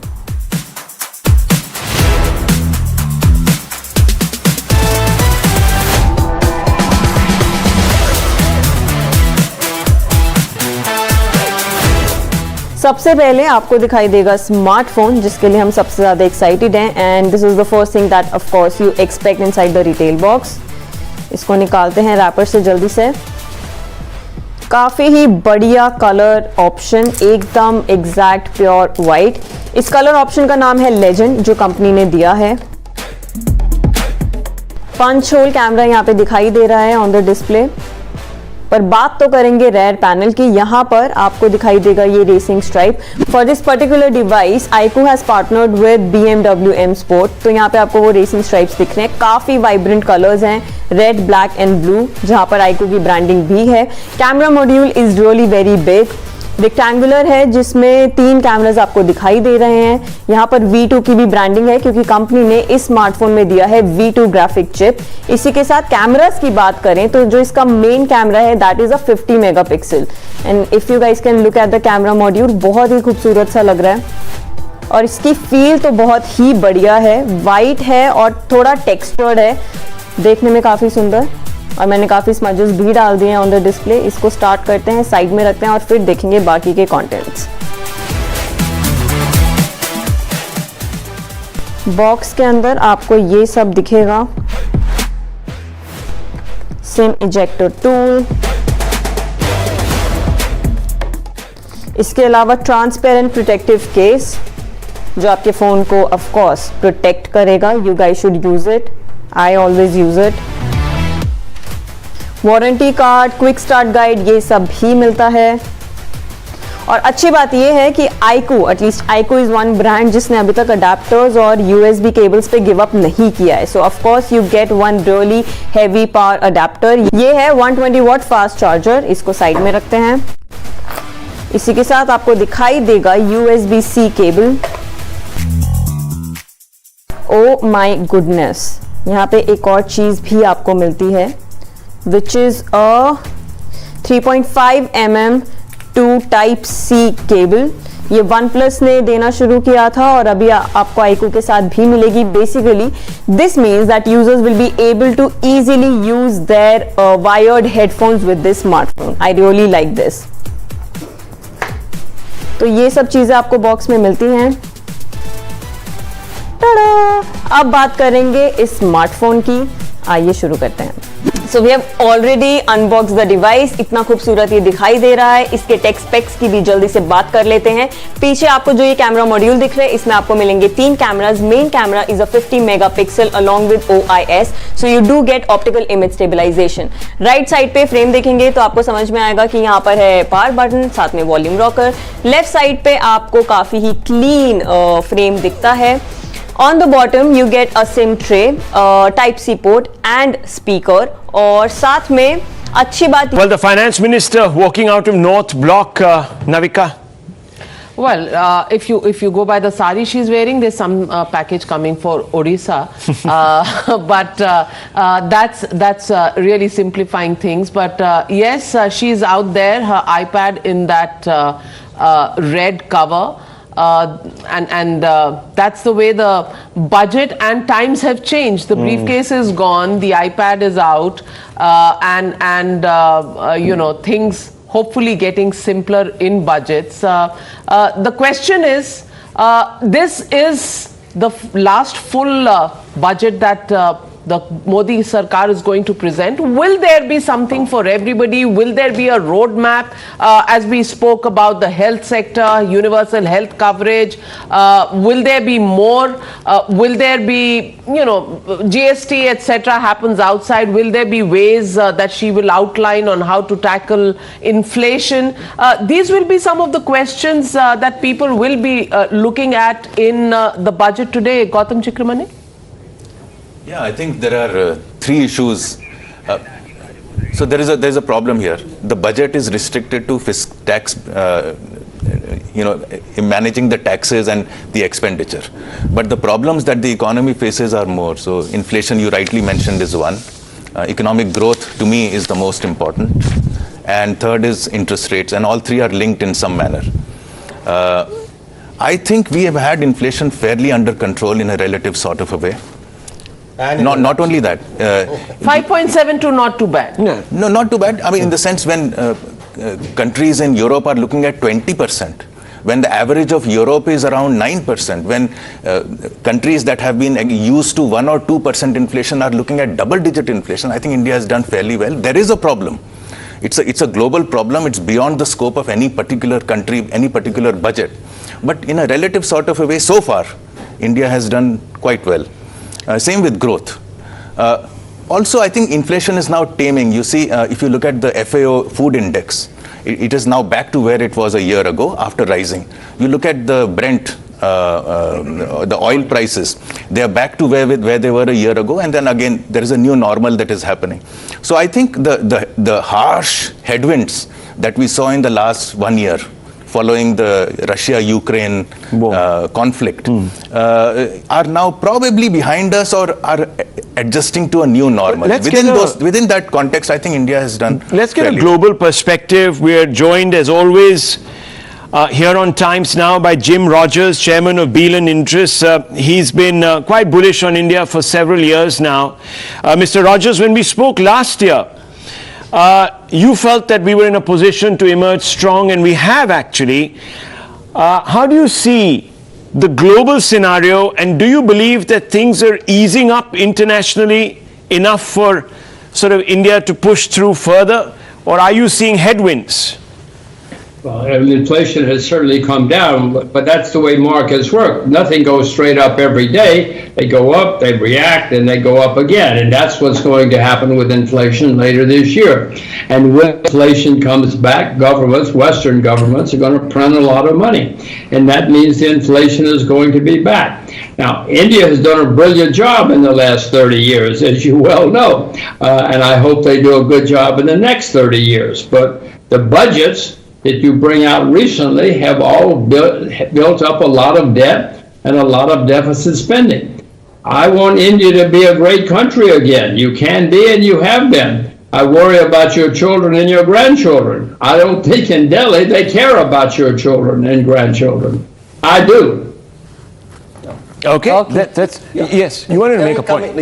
Can I come in on inflation, which is the buzzword around the world, and the conventional wisdom seems to be that, look, we had a big inflation in the 70s, led by the oil price increase, and now we will be back to high inflation, stagflation, all the rest of it. So I'm in a very different camp. For 25 years, the world went through declining inflation rates, such that in 2019, the year before COVID, the median inflation rate in developing countries was just 1 percentage point ahead of the median inflation rate in advanced economies. Right. Now, for 25 years, we had a continuous decline in inflation. So I think what is an interesting subject to explore, what has happened in the last 3 years that the structural trend of worldwide trend of 25 years will be reversed. So I am in the camp that says that, listen, we've had this exceptional inflation because of exceptional circumstances, the COVID lockdowns, the supply constraints, and then the war in Ukraine. That hopefully all three, the last one is still dragging on, are behind us. So I see a future of inflation in India and worldwide, which is back to normal, where normal is what happened between 2011 and 2019. Well, so let me get in Mr. K.V. Subramaniam. Dr. K.V. Subramaniam, good morning from India, but it would be night in DC where you are. IMF Executive Director joining us from CEA last year, last budget, to IMF Director this year. What do you think? Do you share the optimism expressed by Dr. Surjit Bhalla, or today would you feel a little freer to say what are the warning signals that we need to see in the economy, and how do we need to address it? Thank you very much, Navika. You would recall that I was as free when I was in office as the CA as well, so nothing changes. I will still express my views candidly. I think the first thing to note, and I'll build on what Gautam mentioned, I think India is an outlier now both on growth and on inflation. And I think at least during the 2.5 decades that I have tracked the Indian economy and the global economies, I have not seen a period when India has been such a positive outlier. I think that is the context in which this budget is being presented. I do think that the inflation, in global economies may continue to be higher. For one, there is a recent study in Top Economics Journal which shows that maybe between half to 2/3 of inflation, at least in the United States, is inflation expectations. And inflation expectations have clearly gone up now, which will then mean that, it ain't coming down very soon in the advanced economies. So they may be looking at, much higher inflation. It may also be the case, and this is maybe a conspiracy theory that I'm actually advocating, given the high debt to GDP that they have, they may want to, reduce their obligations in real terms. So for all the talk about inflation, the walk may be one where they keep the inflation high. Okay, this is interesting because, Doctor, that would suggest that there wouldn't be any pulling back on relief measures. Are we walking a tightrope here, which could land us in trouble, could become a noose? Rahul, I think, for India, we have to make the distinction. We are not in that situation. The United States in excess or close to 200% of debt to GDP. Ours, as you would recall, when we had done the projections during the COVID year, we had said that, yes, it is, going about 90%, but it'll come down, below 80%, which it has because of the, what economists call the R minus G differential. The fact that the nominal rate of borrowing is actually lower, significantly lower in India than the nominal rate of growth. So for this year, for instance, anywhere between 7 to 7.5% will be the cost of borrowing, while the the nominal rate of growth will be 11% plus. And that's why I actually disagree with one of the speakers earlier. I don't think we're actually Indian policy has been burdening the generations that come after, because given the growth potential, and given the focus on capital expenditure and the growth multipliers, therefore, I don't think any policy in the last several years has burdened the coming generation. In fact, if anything, we're actually setting the ground and cleaning it up really for very good growth and thereby much higher per capita GDP for our future generations. Well, Dr. K.V. Subramaniam, now let me ask you something that's not about numbers. You are somebody who's worked on previous budgets very close to the finance minister. So give us the inside story on how it works. And last year, if she promised, during discussions that this we can't do this year and we might look at it next year, tell us some of that inside story that you may have carried with you in your pocket to DC. Share some of those. Yeah, a quick clarification, Navika. I actually finished my tenure in December of 2021, and therefore, while I was part of the budget discussions, in the early stages, I was not in the later stages. So what does happen actually, you would have observed now, for instance, that the cavalcade was leaving. The cavalcade now goes to the, to meet the president, the finance minister, along with the 6, CA plus 5 secretaries, and, the CBDT chairman, all of them will go and meet the president. The finance minister will brief the president about the budget. That's the first, order of protocol. After which this team, you will see the cavalcade then proceeding, No, that part I know. That part I know, K.V. Subramaniam. Tell me the proposals and how, what was the 5-year roadmap that you had, discussed with her, and what might just happen this year in the budget. That's the insight I want from you. Yeah. You have to allow me, because at least for me, in the first year, I was like a kid in a candy store actually when I was part of this cavalcade. The key part here is that if you see over the last several budgets, the finance minister has not overpromised and under-delivered, as has been the case. There's been significant cleanup. If you would recall, in earlier budgets, either revenues were overstated, or it would be the case that a lot of the liabilities would be hidden in off-balance sheet items. And I worked very closely with the team in cleaning this up. Now all the liabilities, everything is very transparently laid out. Revenues are not over-projected. At the same time, the finance minister is very keen that she actually touches upon all the different sections that expect something from the budget, and that is why you tend to see budget speeches from her that are actually quite long. So overall, I think the emphasis on fiscal consolidation, and I also will think the emphasis on capital expenditures, especially focused on manufacturing, these will be things that actually you can expect. So that's my reading based on the inside information from work. Also tell us about middle classes, exemption limits. Is it a frozen discussion, or is there some possibility? Did you save it for this year, the last budget before elections? That I think is a very risky one to speculate on. My bet will be, not much change. Not much change. That's very interesting. That's. I just want to very quickly come back to you, Doctor. There is big talk, and we've broken this story, about almost a universal health coverage, health insurance cover. Now, was this part of the deliberations earlier? And if it is to happen, I don't know if it's going to be an announcement that we are moving towards that, or whether there will be actually certain very concrete steps that are put into the budget.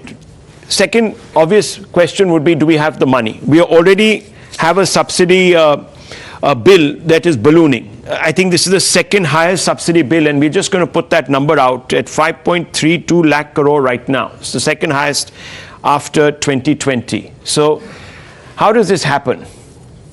No, first, Rahul, let me actually clarify that I think looking at any numbers in rupee terms is actually misleading, because when you have the GDP, the pie growing, you always have to look at each of these numbers as a percentage of GDP. So I think otherwise, we end up misleading the viewers. When you have a much higher GDP, I think you can spend on healthcare, and you should. If you would recall, in the economic survey 2020-21, there was a chapter on healthcare, and these came as part of the deliberations, where the recommendation was for cumulatively increasing the spending, on healthcare between 2.5% to 3% of GDP. And I think that is something which is very essential in creating human capital. This government has actually done the Ayushman Bharat program, which has been quite successful. If you would recall, again, there was an evidence-based chapter showing the benefits of the same. So, the deliberations about expanding healthcare have definitely been there. These got accelerated, especially during COVID, and I'd be very glad to see if actually the concrete steps are taken towards universal healthcare in this particular budget. As for the money, as I actually mentioned earlier as well, I think this is something conceptually we had laid this in the economic survey, and the evidence for that is now already being seen. If you see, the slope for the debt to GDP has clearly been declining because of the negative R minus G differential. I think these are essential public goods that the government must be providing for, the sovereign must provide for, and I think these will have positive effects on growth, thereby also not create a problem of debt sustainability. So I think the money is there. I hope they actually are able to do this and put concrete steps in that direction. So you're saying money is there for the entire coverage of the middle classes, or do you think it will begin with a certain income level and senior citizens to begin with? Can that happen this year itself? I think that it may be quite likely. This may be part of, again, if you see, the Honorable Prime Minister has generally emphasized, public goods, be it, drinking water, be it actually sanitation, be it healthcare. These have been aspects of emphasis, economic emphasis of the Honorable Prime Minister. And I think this may be a very opportune moment to actually bring that in. I do think that it's quite likely, it may not be for the entire population. It'll be for the more vulnerable sections. And I think that may be the right way to start.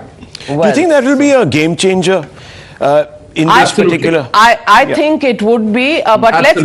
let's get a reaction from this particular thing about health cover and Ayushman Bharat and PMJ, the scheme that gives 5 lakh insurance for secondary and tertiary care for the 100 million poorest households.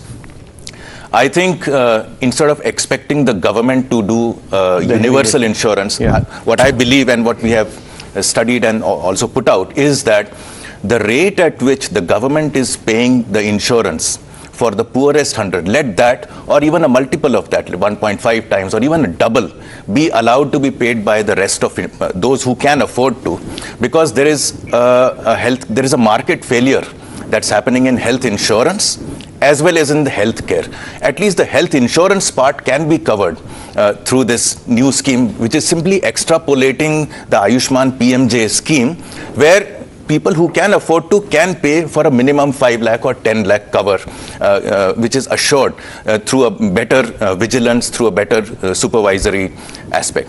As far as health care goes, I think there is a serious market failure, which is not the problem of the budget or even the union government. It's a problem of state government, health being a state subject, and it's a very complex mesh of union as well as state laws. I think we need to rethink our health care, our hospitals, our dispensary infrastructure from zero. We need to bring all together. They say we want private investment, private. Every other day you see there is a problem. There is a problem in the way hospitals are functioning. And then you say you should get public health where the poor go, but then you don't get facilities. I think we need a balance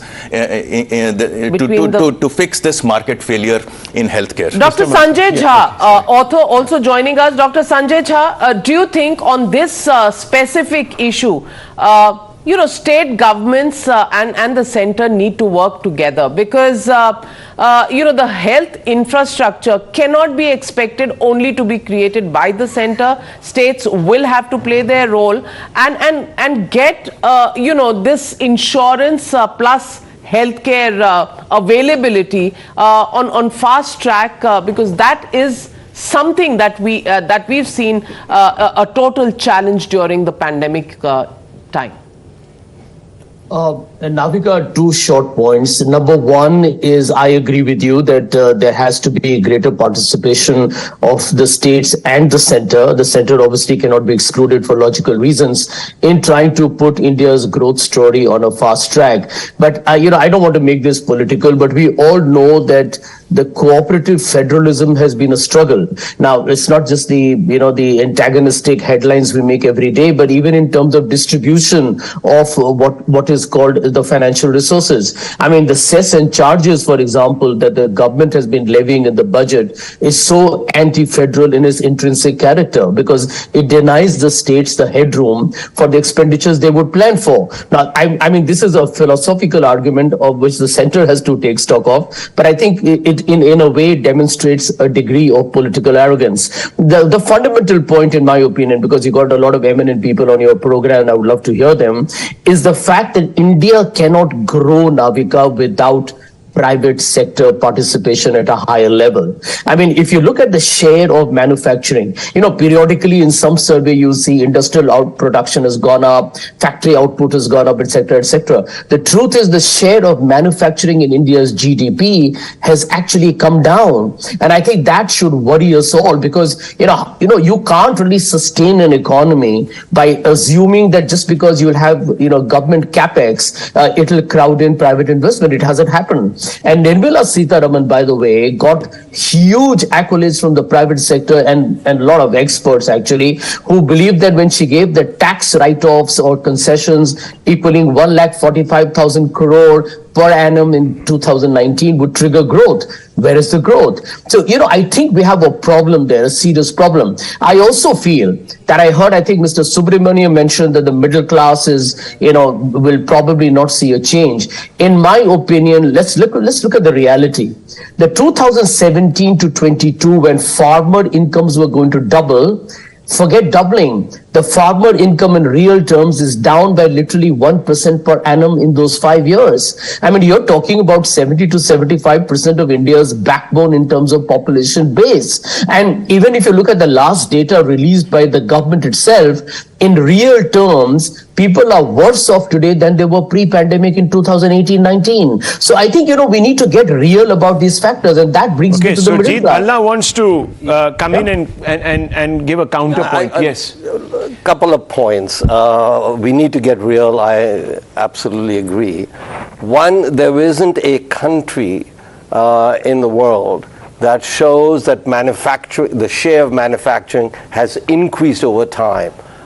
This has long been discussed, as you know, in the economics literature about manufacturing. It can't. So therefore, that one is factually incorrect. And to look at India and its share of manufacturing has gone down, we expect it to go down. Maybe what you can say is that we should increase manufacturing a little bit here, a little bit there, whatever it is. The PLI scheme, I think, is doing that. But to assert that the share of manufacturing has gone down and this is highly unusual, etc., it is the most predictable outcome for almost any country.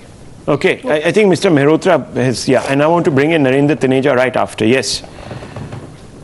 For 25 years, manufacturing contribution to GDP from after the economic reforms began was 17%, all the way till 2015-16.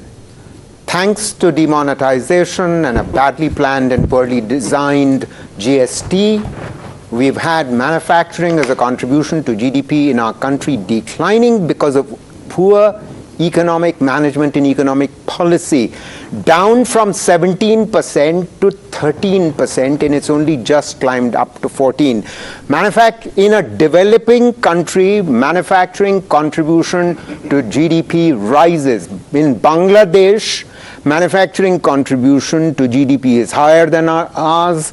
In Vietnam, it's higher than ours. In China, it is higher than ours. And in the last 25 years, in Malaysia, Thailand, Indonesia, China, it has risen.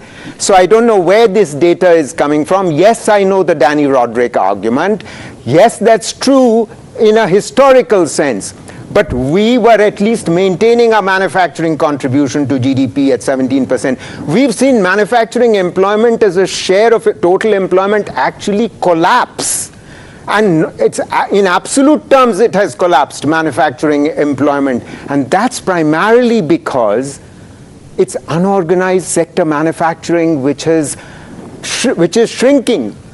It's not the organized manufacturing which is shrinking. Organized manufacturing is capturing the segments being vacated by the unorganized sector in manufacturing. And let's just remember that organized manufacturing contributes, an organized sector generally contributes something like 30% of GDP and 40% of exports, the unorganized sector. So let's make sure that we are not forgetting the unorganized sector in the budget.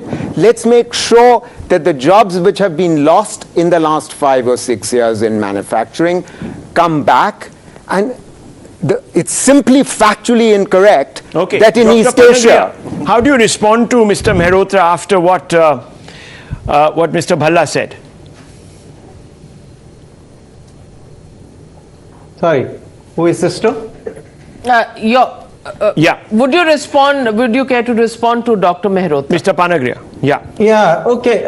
Look, on this one, I have to disagree with Surjit. Manufacturing is a serious issue in India. The share of manufacturing in the GDP has remained very low. Some of the decline that you're talking about has more to do with the series, when we changed the base year at 11, 12, then somehow these prices shifted in a way that the manufacturing share actually dropped. I don't think it has been so much the organized versus unorganized. I also don't buy your numbers, Mr. Mehrotra, on exports being 30 to 40%. I don't know where are you getting those numbers. Those numbers are not available at all. Nobody divides the exports by organized versus unorganized sector. But I take it that the manufacturing is an issue. My kind of fundamental problem of the Indian economy, which is very structural, going all the way back to the 1950s, the Nehru era, is that much of our capital is working with very little labor. Remember that it's an economy with 500 million workers. Labor is your really major resource. But if you look at where capital is, it is in petroleum refining, it is in engineering goods industry, it is in chemical industry, it's pharmaceuticals, everywhere, where it works with very little labor. And then you got a vast part of the economy where a lot of labor is sitting and it has no capital. Or it works with very little capital. I think from the beginning we have got this wrong, and the countries that have succeeded, that have been named just now, Vietnam, Bangladesh, China, but before that South Korea, Taiwan, Singapore, all these countries actually initially employed their capital in industries where you use a lot of labor. So apparel, footwear, furniture, a lot of light manufacturing. I think these industries have done poorly in India. This is an ongoing, last 20 years I've been writing about this.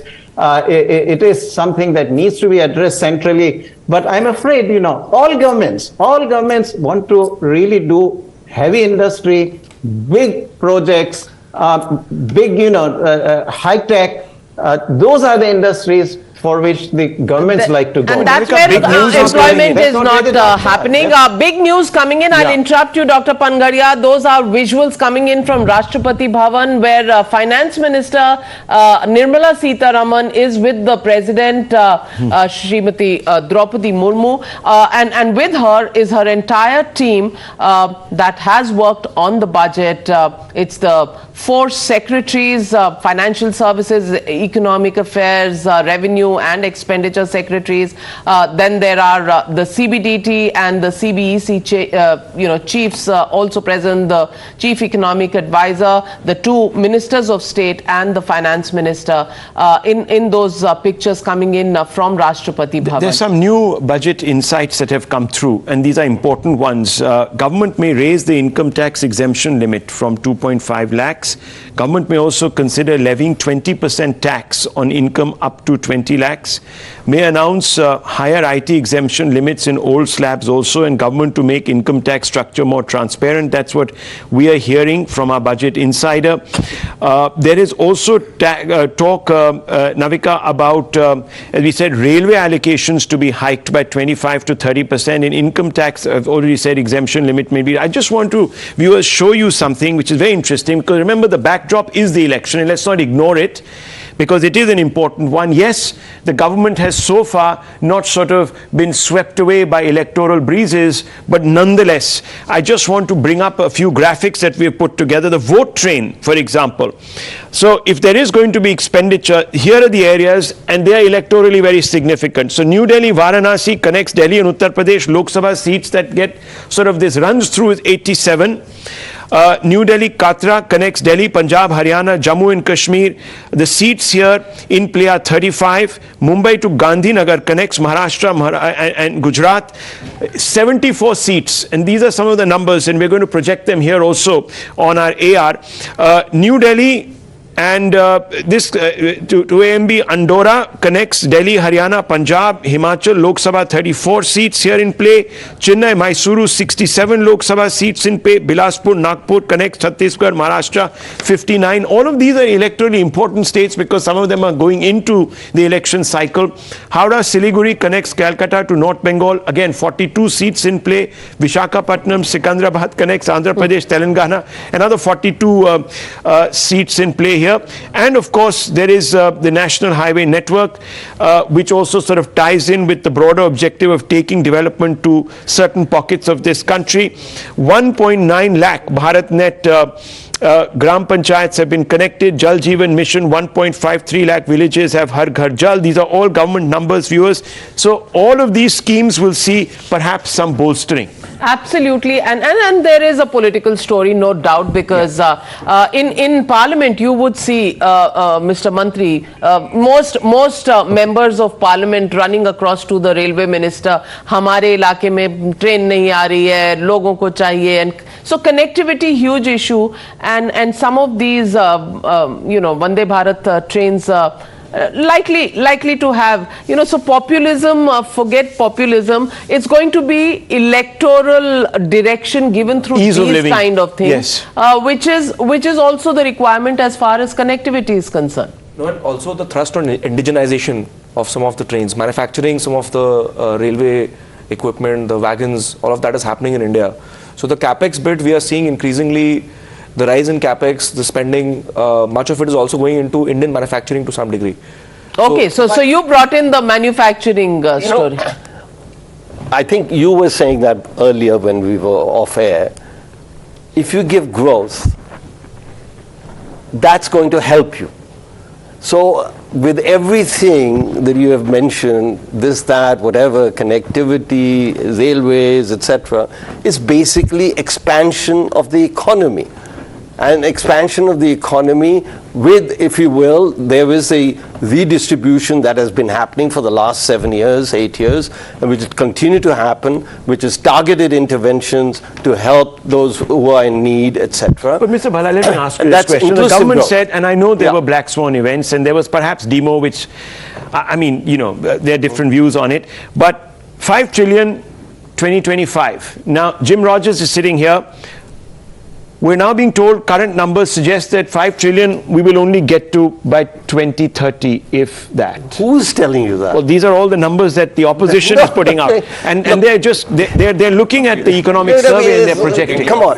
Okay. I mean, basically, the CEA just yesterday, and I trust him, and he's done his numbers, etc. Okay. The latest it'll be 26, 27. It might happen in 25, 26. Just this year alone. Yeah. Well, the GDP Dr. Subramaniam, in dollar the terms. 2030 figure, 5 trillion Indian economy, etc. Is that all bunkum? Is that the opposition trying to put its own spin in a political year? Yes, Rahul, but before that, let me actually correct some of the, incorrect data that's been spoken about, by some of the panelists on manufacturing. I'm just looking at the economic survey data that has been put out yesterday. The share of manufacturing in gross value added FY23 is 17.3%, and I'm reading from the abstract of the economic survey. So I don't know where these, numbers are coming. It basically says it's in the very first paragraph, which says very clearly that the share of gross value added, the overall gross value added by the industrial sector based on data available for the first half of FY23 rose 3.7%. So let me put these incorrect assessments and data that's been put out by Sanjay and other panelists. No, Mr. Mehrotra is disagreeing with you vehemently. He's throwing his hands around. Absolutely. Jim Rogers is also raising his hand, but I'll just come out to him in about 30 seconds. He's been very patient. Yes, Mr. Mehrotra. Look, I'm also looking at the economic survey. The statistical appendix is showing in unmistakable terms that it has systematically declined after 2016, and it has just climbed back up. So Mr. Subramaniam may be right earlier. Yeah. Earlier you said it was down to 13 and then it's down to 14. Now it's 17.3 after the correction. Excuse me, for 5 years it's been declining. I mean, do you have an explanation? Never in the history of India has manufacturing contribution to GDP declined. Never in the history of India has manufacturing contribution to employment been declining systematically. Okay, let me get in Dr. Subramanian on that. Unemployment just Can you explain what's happened in 3 years? Dr. Subramaniam. Yes. Firstly, I don't know where the data on employment that Mr. Mehrotra is citing, because as a share of manufacturing, I don't like to actually get into a slanging match. I like finishing my points, and I think it may be useful for all of us to actually maintain that decorum. So I think it is important to first understand that if we look at the share, and 17.3 is the number, this is the first table of chapter 9 of the economic survey, which shows that share of gross value added is 17.3, of manufacturing. And as for employment, and this is something that's already been covered as well in previous economic surveys, if you look at the formalization of the workforce, if you look at the employees that are actually saying regular wages and salaried workers, that has increased. And not just that, the economic survey also showed that the share of employment in manufacturing firms with more than 100 employees has increased, and this is data coming from the annual survey of industries. So I don't know what part of the statistical appendix Mr. Mehrotra is looking at, but if you look at the and I would actually be happy to go and take a look at what maybe he's misinterpreting the numbers, but I think from the economic survey so let me just read out the extract from the economic survey, and the economic survey says labor markets have recovered beyond the pre-COVID levels in both urban and rural areas as observed in supply side and demand side employment data. Quarterly urban employment data shows progress beyond pre-pandemic levels as the unemployment rate has declined from 8.3% in July-September 2019 to about 7.2% in July-September 2022, reflecting rising formalization of employment. Net addition to EPFO payroll is steadily moving upwards. So that is from the economic survey. But before I come back to you, Dr. Mehrotra, let me also get in Mr. Jim Rogers, and let me ask him. There is a political slugfest back home in India on whether or not India is the bright spot at this point. given the challenges the world is facing, the fears of recession, the war and inflation and growth targets being pretty lower than what India is projecting them to be. Jim Rogers, do you really believe India is doing better than other economies, and do you think foreign direct investment, which the government hopes will increase in this year, will actually show some positive signs? Back to the numbers before. I don't know the numbers, but I do know that India is one of the more closed economies in the world to outsiders, to foreigners. And if India wants to continue to grow, and you've done a brilliant job in the last 30 years, you need to open up more and more and more. If I want to invest in Australia, I just pick up the computer or the phone and I do it. Oh, you cannot do anything easily in India. You have one of the worst bureaucracies in the world, and you don't like foreign investors. Please, please, open the economy, open your doors to foreign investors, foreign capital, and foreign expertise, and become the great country you used to be. Please, please do it for you and your children and your grandchildren. You used to be? When? When? Yeah, you said we were. We used to be better than this. Are we worse off than before? Well, 600 years ago, you were one of the. All right. Okay. Fantastic. I got 30% of the GDP. I got the. Let's go back to 30% of the global GDP. Mr. Narendra Taneja of the BJP joining us, and would you want to respond to that? Yeah. If we want foreign direct investment, if we want growth to solve our problems, as has been recommended by Gautam, by Dr. Bhalla, you know, we need to open up and get that investment and get those growth numbers up, Mr. Taneja. And that apparently Jim Rogers isn't convinced is happening. Well, we have opened up. I mean, I can go sector by sector, and but the point is, at the same time, in India, we have to make sure that, you know, we are a vast country. We have internal challenges. We have different kind of, you know, ideologies, and opposition parties are still stuck in this kind of Soviet mindset, you know, and they come out with their own, narratives and so on. And sometimes they manage to even, manage to sell their narrative to the people. So you have to be sensitive to everything. But at the same time, look at the petroleum sector. I mean, it's almost fully deregulated, fully decontrolled. You can come here, you can set up a refinery, even 100% owned. Let me give you an example of shipping. Shipping is 100% open for foreign investor. You can come, Mr. Roger, here, set up your own shipping company, 100% own it and operate it from Singapore. Absolutely no problem. And I can just go on. So there are many areas. There might still be some areas for instance, we are opening up, but we are opening up gradually. But I agree with you that, you know, we need to open up more. We need to become like Australia, for that matter, and all that. As far as the bureaucracy is concerned, I think, Mr. Roger, you have not dealt with the bureaucracy of European Union. European Union bureaucracy is among the worst in the world. If you have not, please deal with that and then comment on Indian bureaucracy. I mean, I'm not suggesting that we are the best bureaucracy or the best system. No, there are challenges. But at the same time, we are opening up. Certainly, we are better than many other let's countries get a view. like Vietnam. Let's get a view from so many two others. individuals who are sitting abroad right now. And one is, of course, Dr. Subramaniam, who is at the IMF, and Dr. Arvind Panagriya, whose columns I read in the Times of India very regularly. Now, Dr. Panagriya, there is still a little bit of hesitancy globally about coming in. Now, there could be factors, but a large number of people also echo what Jim Rogers says, that sometimes we don't seem hungry enough, inviting enough. Is that true? And what do we need to do? Well, you certainly get that sense. I mean, on trade, it's very clear that on trade, we used to be more open than we are today. And particularly in the year 18-19, we really hiked up many of the tariff rates on almost 40% of our tariff lines. So that kind of trade protection certainly has gone up. It is well recorded and all. Foreign investment, though, we have been steadily opening up, and the Prime Minister has been very open on that front. Now, the bureaucracy challenges, I think, only the investors can tell.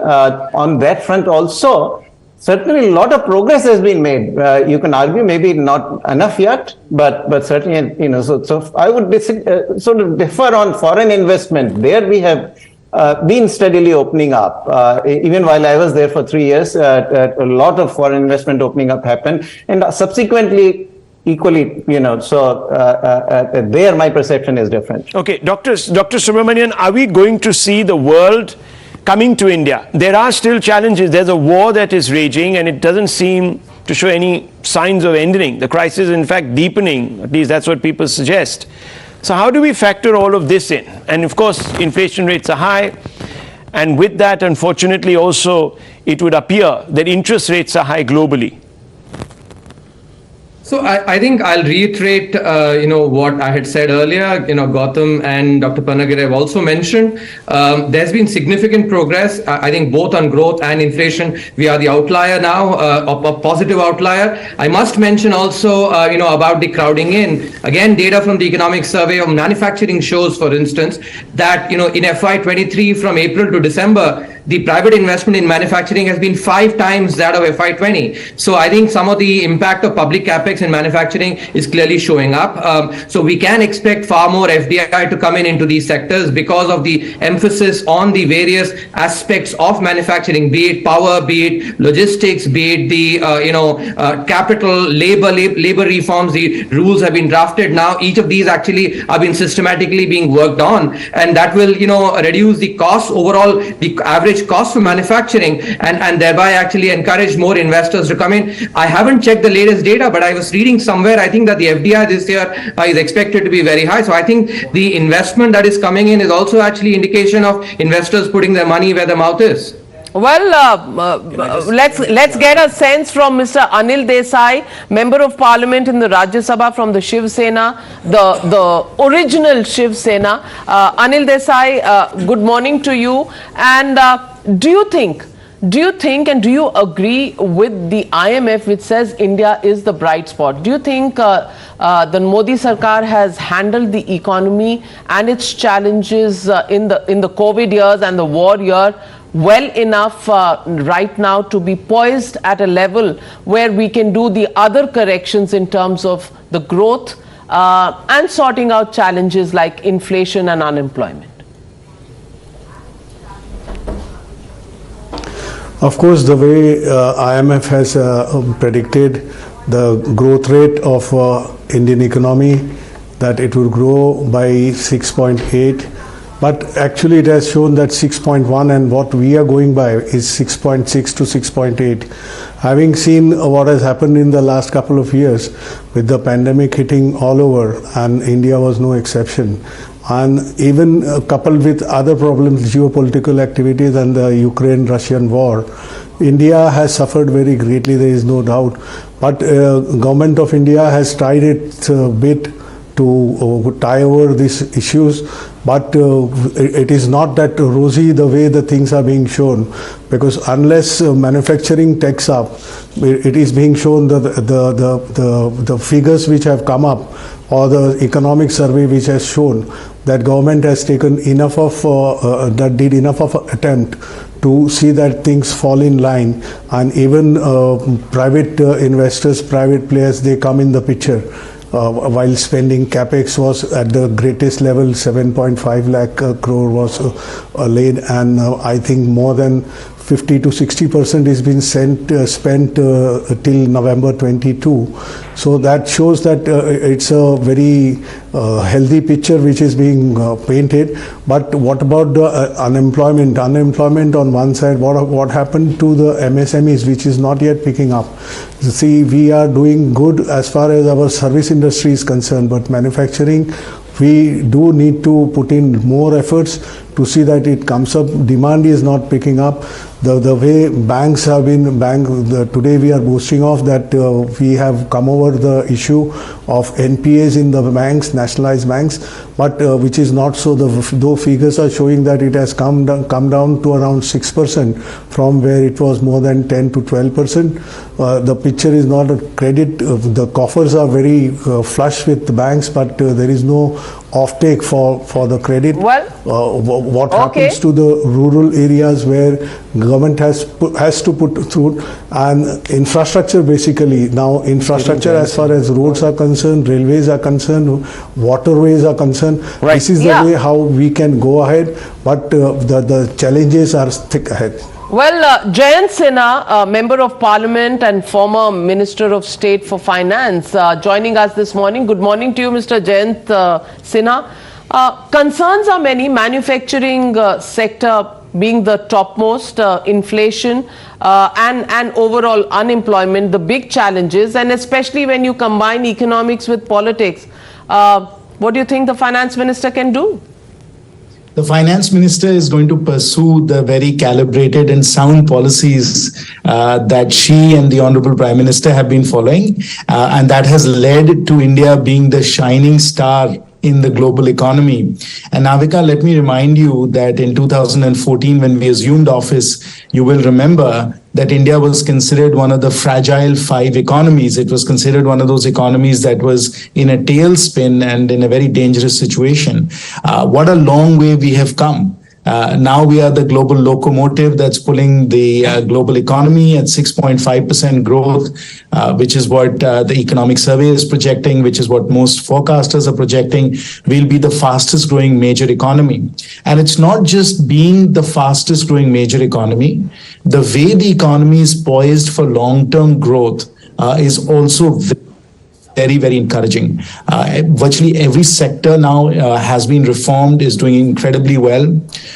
When you look at what we have done in terms of our digital economy, our digital public goods, we are doing things there that are absolutely world leading. The cost of financial transactions, the cost of telecom. I absolutely agree with you on the good news, Mr. Jayant Sinha. It's the bad news that needs to be tackled, and it's there that I want your response on how are we going to do it. Well, the bad news, Navika, is all external in the sense that, we have obviously a war still going on in the Ukraine, and we don't know how that's going to unfold. That's really unpredictable. Number 2, China, of course, is entering the global economy. Again, that may lead to higher commodity prices like oil prices. And finally, the central bank tightening cycle that is going on right now is feeding through, and that's going to result in a global slowdown. So all of these factors are external to us, and the best thing we can do to prepare is to have a resilient macroeconomy, which we do, and secondly, to make sure that we are as competitive as possible, which is exactly what we're doing. So I think we're pursuing the right policies in an uncertain world. Well, Dr. K.V. Subramaniam, 2 things. Consistently, people talk about the R word. It's being whispered globally that there is a recession looming, and this could be perhaps in the 3rd quarter or the 2nd quarter. In fact, at the Davos summit, one of our ministers also sort of referred to it, creating a few ripples back home. Number 1. Number 2, if that is indeed the case, are we insulated from more dislocation? I was reading some pieces that seem to suggest that we've taken enough steps to do that, but are we really? And thirdly, most importantly, employment, jobs. Why aren't we generating the jobs at the rate that we're supposed to? Remember, this entire government kicked off in 2014 promising certain targets. Of course, we've all forgotten about them now. Why has that not happened consistently? So, Rahul, I think the first thing to look at, let me respond to the employment numbers. A lot of the incorrect narratives on employment has actually come from the very unreliable, data that CMI puts out. The sampling methodology of theirs is actually very, very dodgy. I think there's been a lot of work on that. For instance, they don't even ask the question, how many hours have you worked? The survey just asks, were you employed? And it's just based on perception. I think, if you look at the PLFS, which is put out by it's official data put out by the National Statistical Organization, sample and survey organization, what we find is, I'm just focusing on the impact of COVID. If we look at the, pre-COVID period as well, a significant increase happened in the, in the regular wage or the salaried people. Casual labor had come down significantly, and these data are all out there, from the PLFS data, people can refer to it. When we focus on COVID itself, if we take the three metrics that are by far the most important, which is the, what is called the worker to population ratio, the labor force participation ratio, LFPR, and the unemployment rate. Each of these have actually now, recovered fully. And I think that quarterly PLFS data clearly shows that, after a V-shaped recovery, remember actually during the lockdown quarter, they had actually deteriorated significantly. Now, if you look at the July to September 2022 data and compare it to the pre-COVID, use the October to December 2019 as the benchmark, or even the Jan to March 2020 as the benchmark, clearly employment has improved. In particular, female employment has actually grown much more, even though the actual slope of recovery has been slower, which is really good news. And if you also look at I'm looking at some of the PLFS data here, the number of workers in the formal sector as of FY 2021 is 60 million, and this is 6.2 million or 11% higher than the pre-COVID year FY 2018-19. In the organized sector, the total number of workers is estimated to be 99 million, which is 4.2 million higher than the pre-COVID year. So I think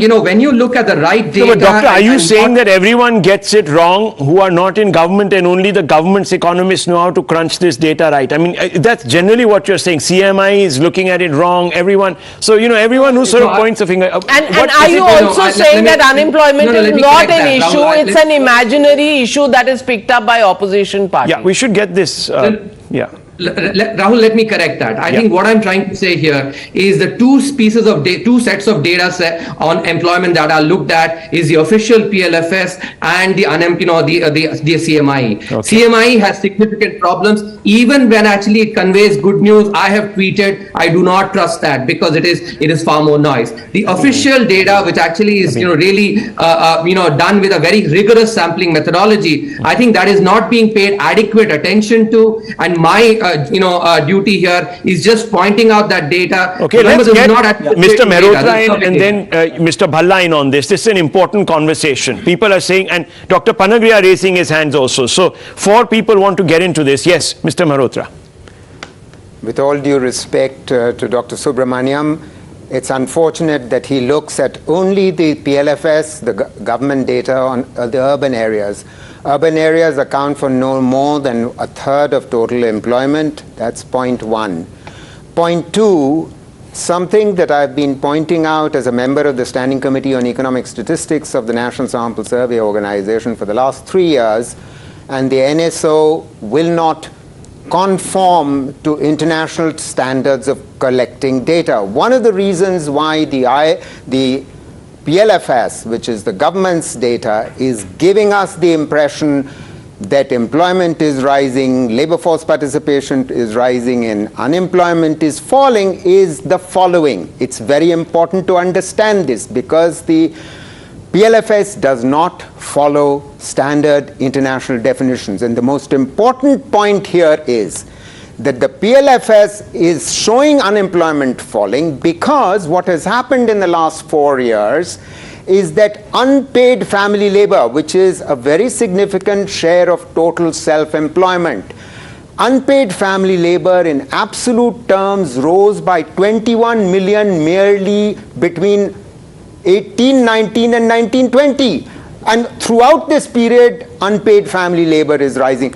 That's not employment, it's unpaid. It is work.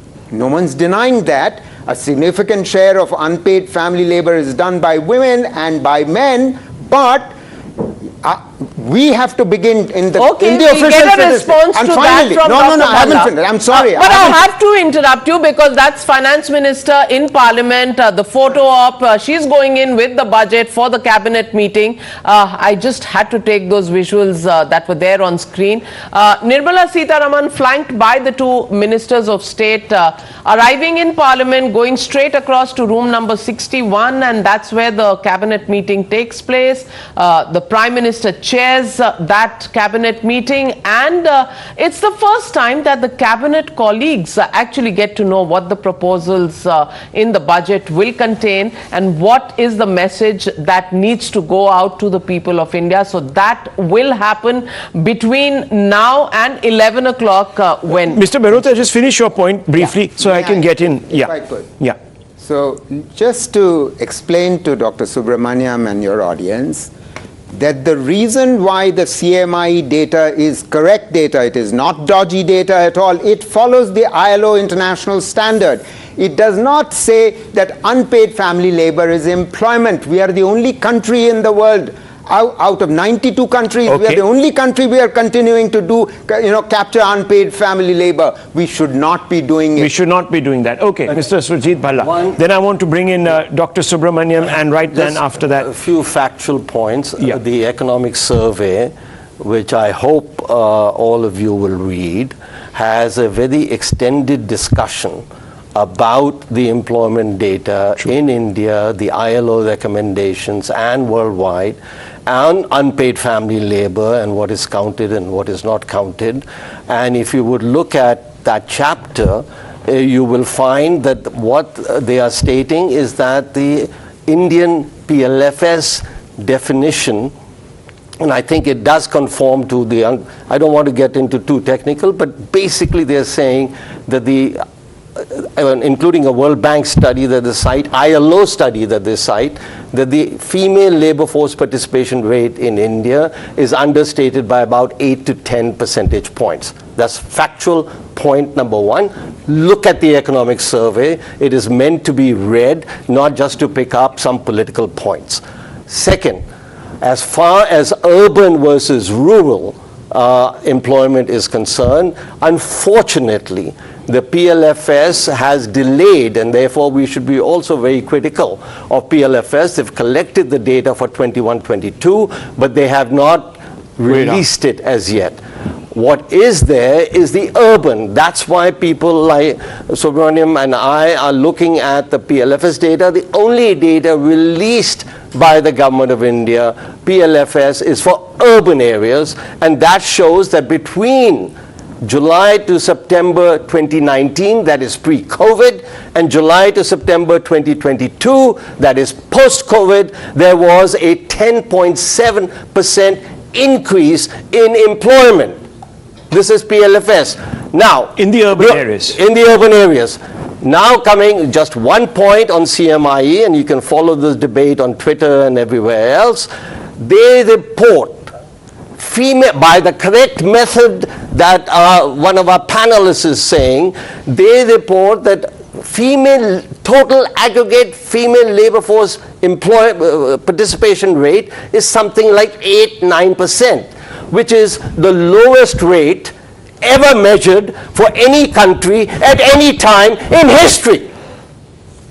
Okay. That's all. Doctor, one second. Dr. Panagrahi. Yes. Yeah. Okay. Yeah. Dr. Panagrahi, just one second. I'll bring you in.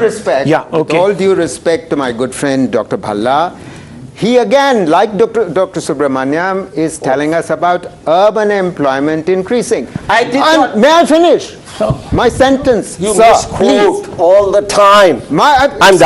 Excuse me, may I finish my sentence? Then you can, okay.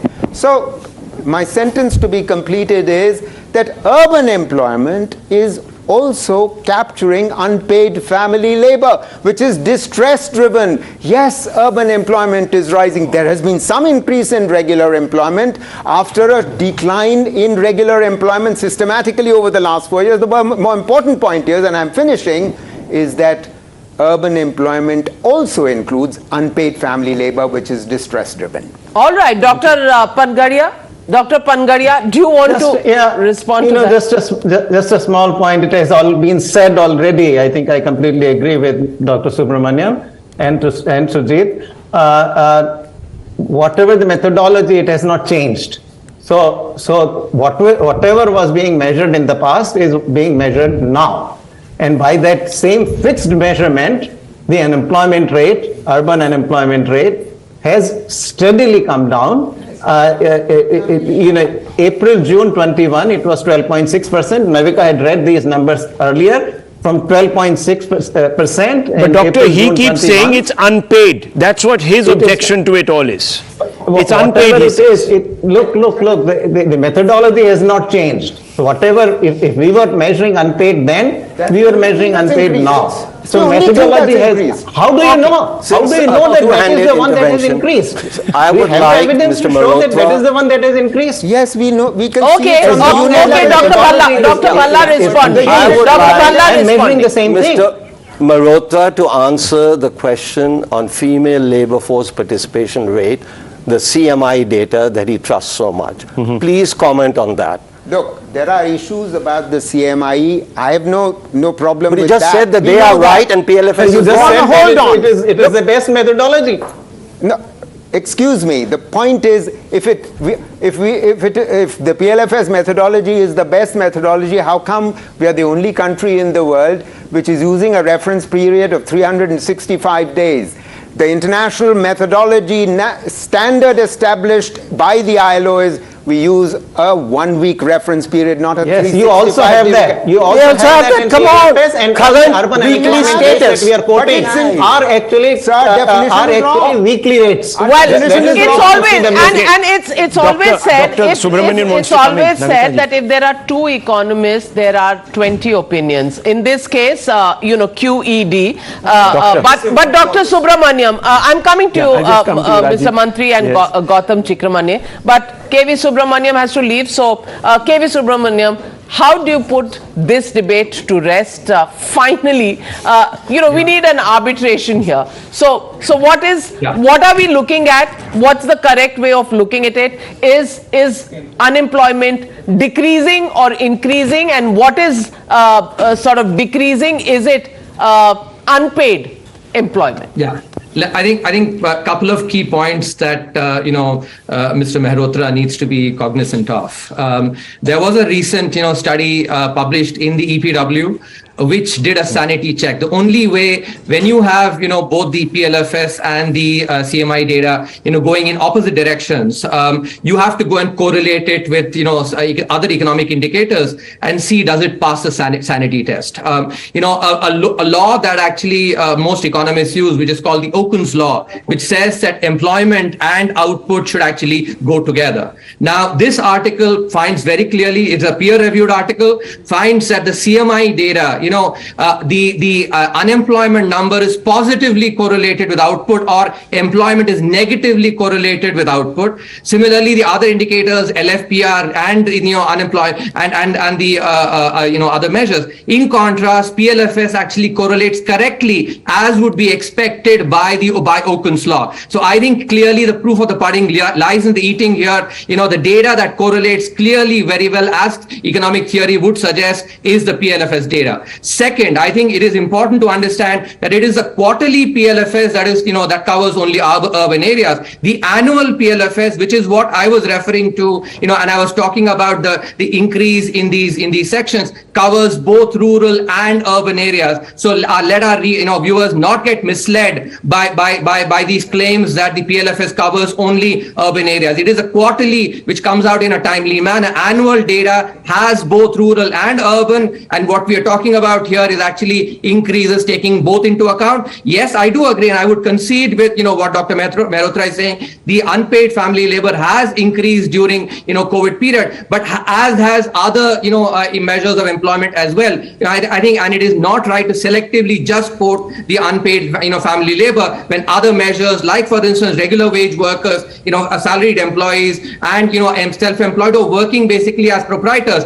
when they have increased as well. I think to selectively point out is clearly is not portraying the correct picture. Rajiv Mantri, you want to come in? No, I just wanted to say, so coming from the world that I'm from the world of financial markets and investments, all I will just leave for everyone's consideration is people do not take CMI data that seriously. That's all. Okay. All right. I have a very interesting nugget coming in from Parliament.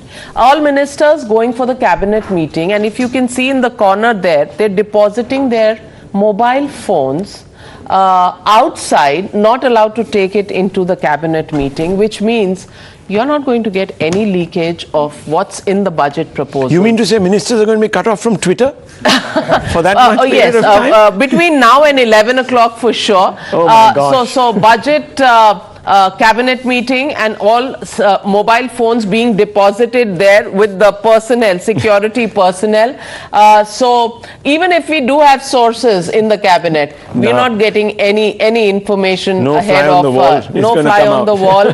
All the flies inside without their mobile phones. So exactly. That's just an aside. But joining us at this point, Monica Harlan, and good morning to you. Personal income, and that's what everybody's eye is going to be on, and you're the major domo on telling us what to expect, what will happen, and how to take care of personal finances, Monica. And you're wearing red, as is the finance minister. Does that mean that you're thinking alike?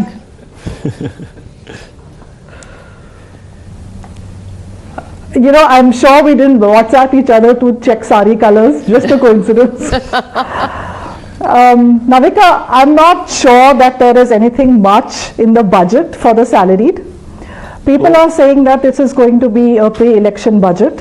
I don't think so at all. Nothing that I have seen of this government and of the previous budgets tells me that this government is going to take easy steps which will jeopardize the stability that we have managed to put in the budget. Off-budget items have been taken on budget. The fiscal deficit is now a real number. Even if there is some fiscal space, Navika, I don't think there's going to be a giveaway, a freebie budget for the salaried class. There is one place where there could be some amount of tinkering, because there was a new tax system from financial year FY 21 or 20, which allowed the individuals to onboard a lower taxation regime should they give up on all the deductions and exemptions, rebates. But that wasn't, it wasn't a very lucrative road for the individual.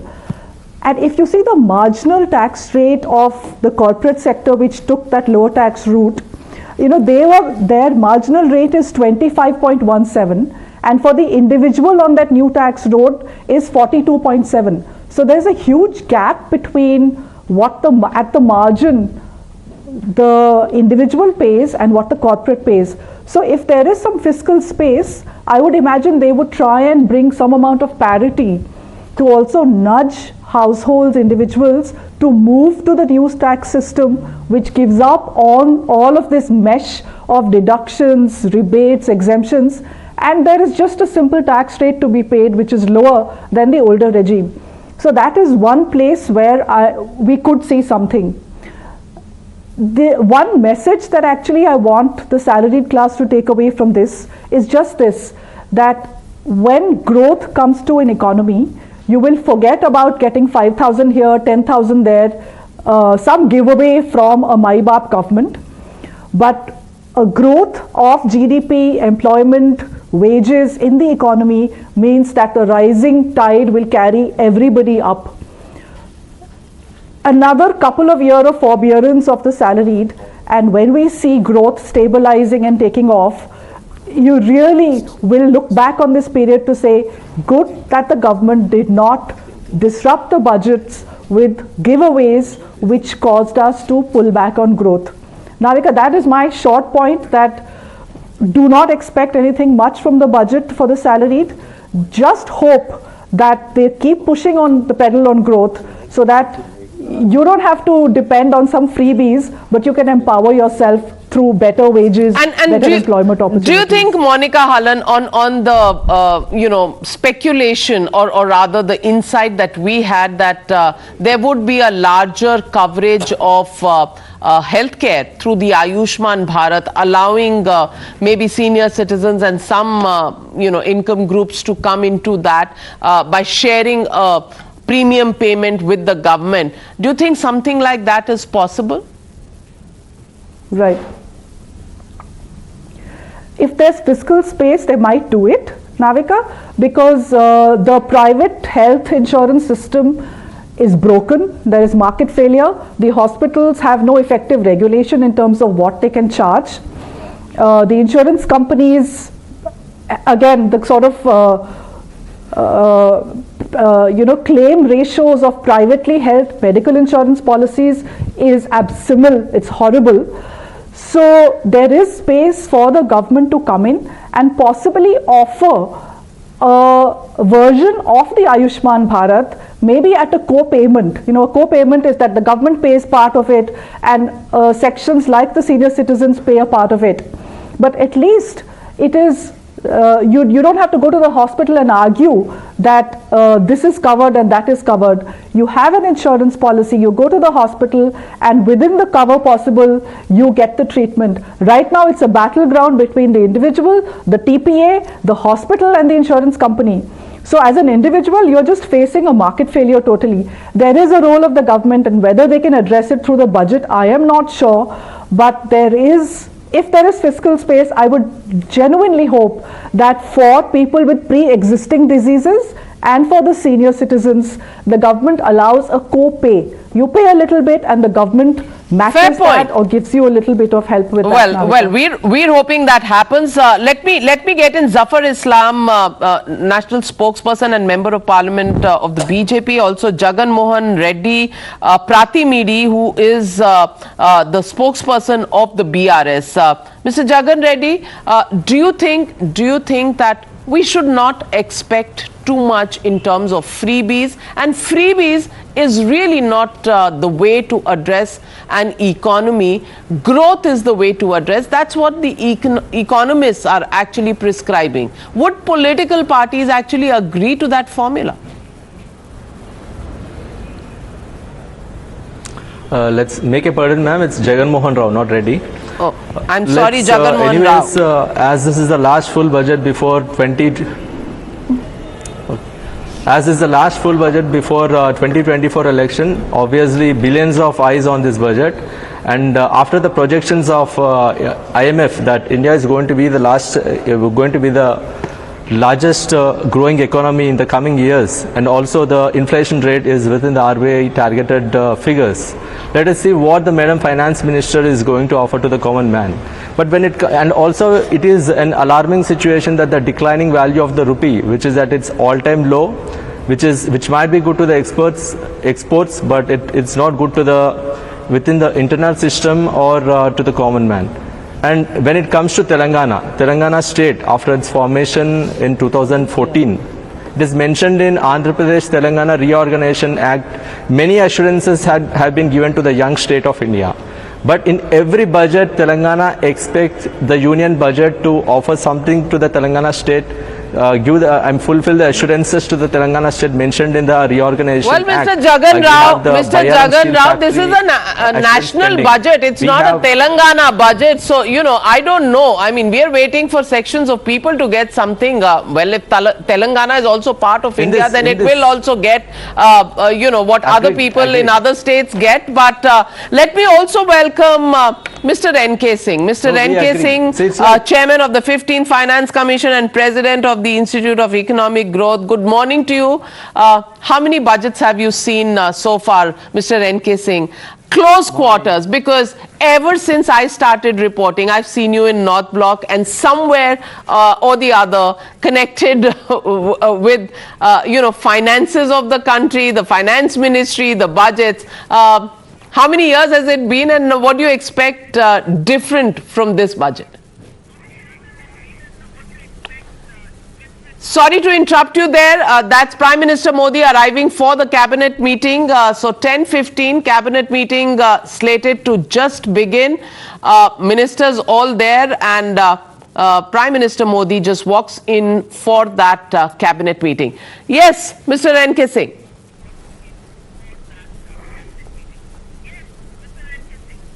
All right, thank you, Navika. By recalling how many budgets I'm associated with, it only reminds me of my age, that I've been, and my age and how young you are in this comparison. No, sir, I've seen 30 budgets as well. I think that the three broad features are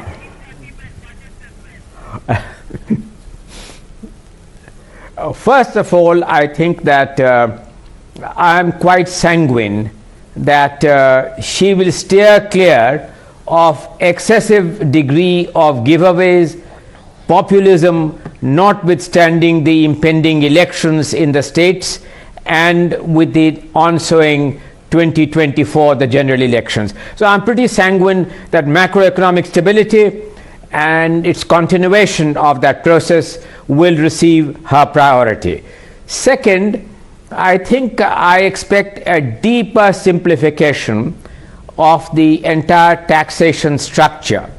I hope that in the area of direct taxes there is a movement in not only simplification, but there are other ways in which the entire simplification, doing away with exemptions in the direct tax code, will receive also priority. Equally, while the indirect taxes are now under the GST Council, there would be some hints on how the tax buoyancy ratio, which has been assumed at only 1% in the economic survey, can be further improved. Third, I think that I expect that the issue of fiscal consolidation, a more manageable range of fiscal deficits, will continue to receive her priority attention, because it is very important that the investment savings ratio is significantly improved if, really speaking, we want to improve on the baseline projection of the chief economic advisor of 6.5, but move closer to the upper range of around 6.8 or so, which even the IMF expects. And to able to get really private capital and private investment into it, and looking at the fact that the scope for borrowing in dollar terms is now more circumscribed, I very much hope that the fiscal space would be adequate to allow private investment to take place. So I think, broadly speaking, I expect a continued thrust towards the economic reform momentum which has been taken, and hopefully some new important initiatives also outlined in the budget. Well, so discipline, key word here, and Gautam Chikramani, that doesn't sound very good if you're looking for some masala in the budget. No, but you know, I wanted to come in earlier, but this debate is moving so fast that I got lost. One of our panelists... It's like the Vande Bharat. Yeah, one of our panelists was saying that why does India hate foreign investments, etc., etc. I just want to clarify to him that I think India hates investment. And I think that despite all the efforts of the governments, and I'm not just talking about the NDA, I'm talking about UPA as well, as you come down, things get murky, and probably the bureaucracy or at states. Now, along in this budget session, there is another bill which is pending. It's called the Jan Vishwas bill, which is looking at decriminalizing imprisonment clauses in business laws.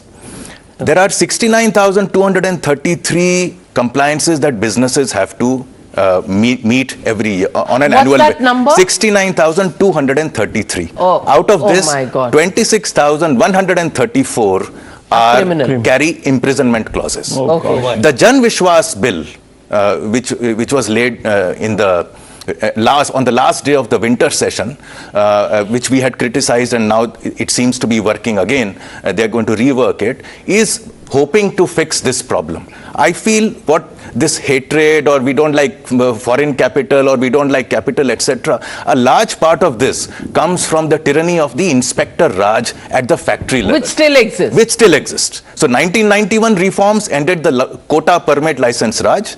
If this reform goes through, the Jan Vishwas bill, so why is we are it going hanging? to end Is the it- Inspector Raj. Is it hanging because, again, the government will be accused of then making things easier for the suit boot walas?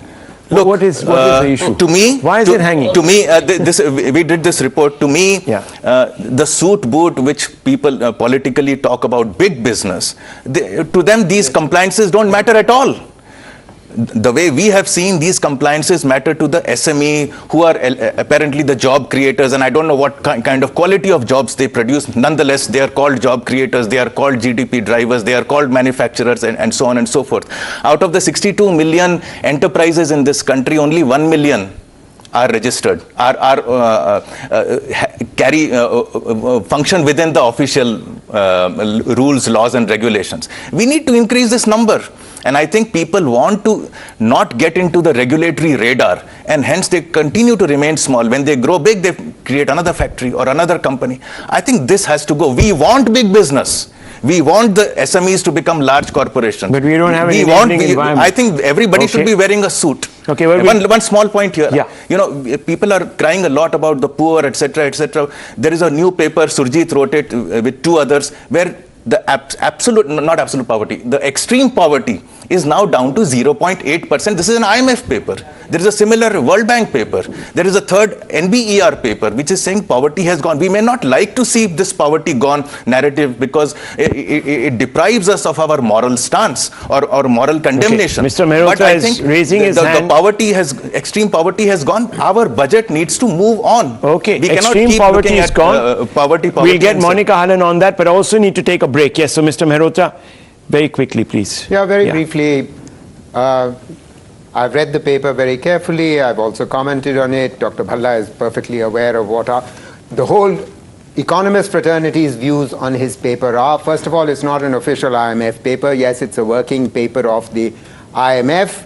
The fact of the matter is that the World Bank, in an official report, showed very clearly that during COVID alone in 2020, the total number of people added to the poor below $2.15 in the world was 70 million. We contributed 80% of that. But never mind that. The bottom line with Dr. Bhalla's estimate is that he alone among economists in the world somehow wants to estimate poverty in our country, or by using national account statistics.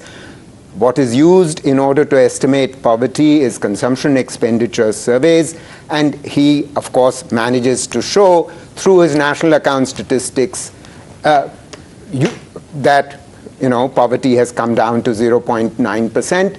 No one in the country believes that, and no one in the world believes that. Well, we will debate that. We need to take a short break. We'll take Dr. Bhalla's response to that. I'm not going to comment on it. You're not going to comment on it. We'll get Dr. I just want to now put this ahead in terms of the budget insights that we have so far, because that's what people who are watching this show really want to hear. Income tax exemptions likely, I'm sticking my neck out, because this is our reporters on the ground who are telling us that something कुछ छोटा मोटा वहां होगा. That's what the expectation is, and apart from that, we are expecting that the health coverage, there will be a roadmap for health coverage, universal health coverage, and a small beginning may be made with a certain vulnerable section of the society, maybe the senior citizens, with a shared premium for a Ayushman Bharat kind of coverage between the government and the senior citizens. Premium will be shared and paid. We are expecting something to be announced in that segment. So those two announcements we'll look out for. Will it happen? Will it not happen? I don't know. We don't know here. We can't say for sure. The cabinet is right now being informed, but if it's there in the budget, the cabinet will be told that that's the one to take to the people. Will it happen? We'll come back and debate that after this very short break.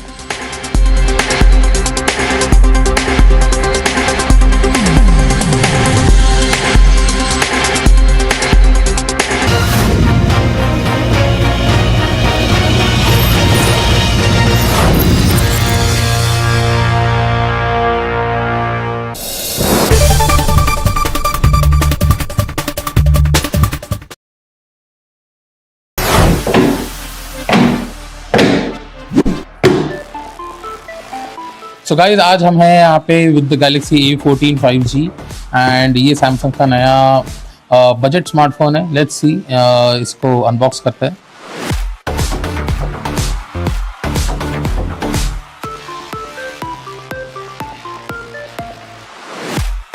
जैसे कि देख सकते हैं इस डब्बे में एक phone है और नथिंग नीचे ऊपर सिम इजेक्टर टूल एंड अंदर इसके आई थिंक चार्जिंग केबल होना चाहिए. यप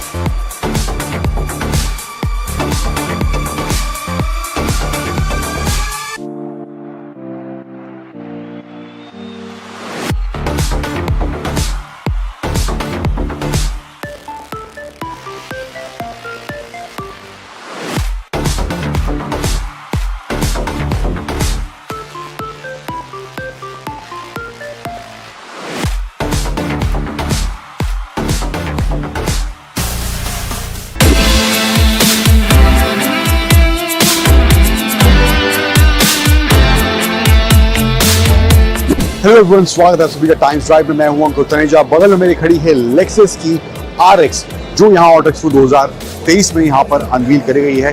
दो वर्जन है 350H और 500H. 500H यहाँ पर खड़ा हुआ आप देख सकते हैं हमारे सामने है and the car looks absolutely stunning specially in this colour. And यहाँ पर देखेंगे ये F स्पोर्ट की बैजिंग लगी हुई है. तो 500H में जो है वो F स्पोर्ट वाला वर्जन आता है, 350H में F स्पोर्ट नहीं आता है. डिजाइन की बात करें तो गाड़ी रोटेट हो रही है, थोड़ा जैसे गाड़ी रोटेट हो रही है वैसे मैं डिजाइन की बात कर लेता हूं. सो ओवरऑल देखिए in terms of dimension proper SUV वाला फील इसके साइज से आपको देखने को मिलेगा. एंड यहाँ पे क्लैडिंग थ्रू आउट दी गई है, पियानो ब्लैक में इसकी क्लैडिंग दी गई है. सो प्रीमियमनेस यहाँ पर झलक कर जो सामने आ रही है.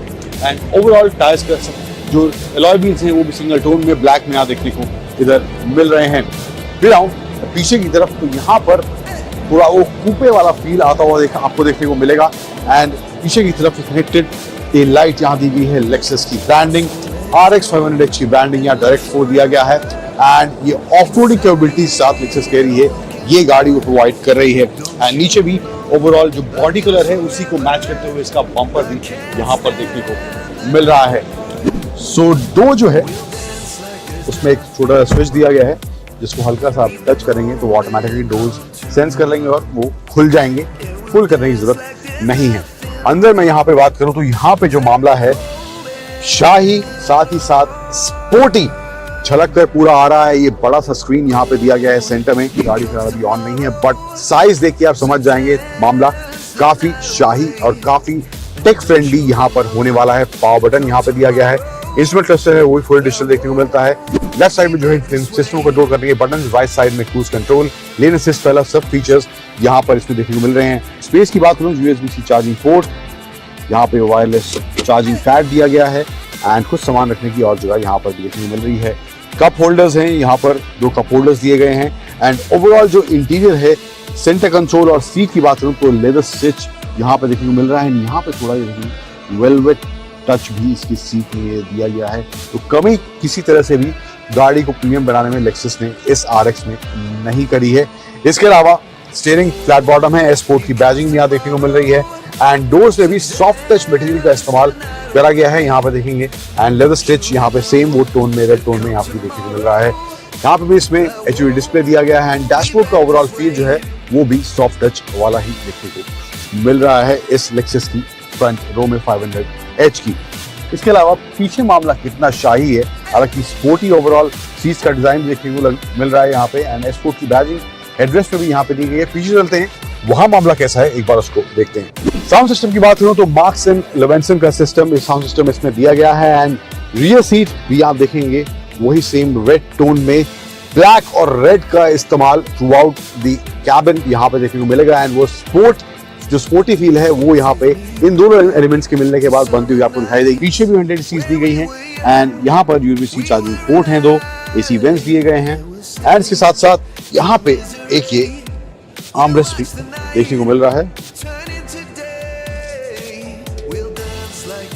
यस, कुछ ऐसे खुलता है, 2 कप होल्डर्स हैं, एंड कुछ सामान रखने की जगह यहाँ पे भी देखने को इधर मिल रही है इस लेक्सस की RX 500H में, एंड ऑफ कोर्स ये पैनोरामिक सनरूफ वाला मामला भी यहाँ पर इसमें देखने को मिल रहा है। तो मामला शाही स्पोर्टी से भरा हुआ है, कहीं भी किसी तरह से मुझे नहीं लग रहा कि गाड़ी में स्पोर्टी एलिमेंट्स की कमी है, एंड ऑल्सो वो प्रीमियम फील भी बरकरार दिखता हुआ यहाँ पर जरूर लग रहा है। कुछ अब नंबर्स की बात कर लेते हैं इस लेक्सस के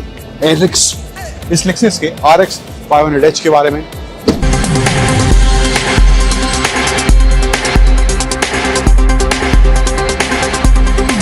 Viewers, in our break, we've been talking about you.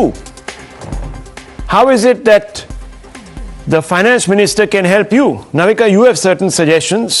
No, you have a quibble over the tax. I'm only talking about that at the end of the day, growth, great, fiscal discipline, great, manufacturing sector, great. Let's all of that, health of the economy is fine. But at the end of the day, we all go home. We don't live in our offices. We actually go home, and it's the kitchen, it's the expenditure at home that we need to worry about. And are we going to see something easing up for us?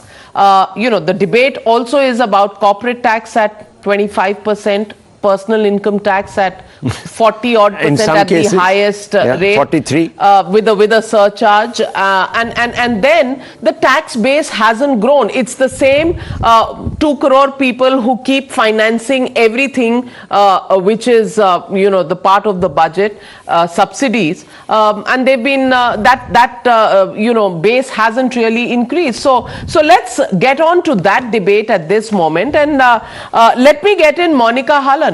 Monica, the tax base hasn't grown. We had heard promises about the tax structure being simplified, compliance being made easy, all of that. But have we actually increased and widened the tax base? Has that happened at all or not in the last 5 to 10 years?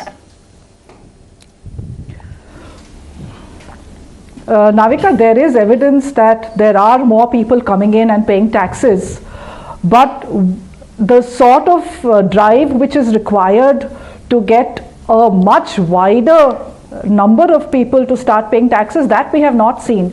And this is not something that only this government has struggled with. Governments over the years, over decades, have tried to get people to pay their taxes. Whether it was a 1/6 scheme, if you have if you're doing expenditure on certain things of a certain amount, then you have to at least file your tax returns. The government has now access to big data through the Aadhaar, PAN, bank account connection. They are much better able to detect undue flows of income, of money coming into bank accounts and per PAN. Right. I think they need to use that data to go after the people who are not still paying taxes. So I agree with you that it really hurts for veteran taxpayers, Navika, like you and me, that you go to the market, you go to a store, and you're paying with your card, and somebody comes and has a wad of cash, 50,000 rupees. Who carries that kind of cash? Only somebody who has not paid tax on that amount. They already are starting at a 30% advantage to me. This is just unfair. So they will have to do something to make it more equitable for all of us who have been paying taxes. Mr. And Bhala, this, I think, is work in progress. We need to push further. Make it on equitable. That. Yeah, and despite demo, those wads of cash still exist. Yeah. Look, I think we need to properly understand. Sorry, I'm always trying to say just look at the data.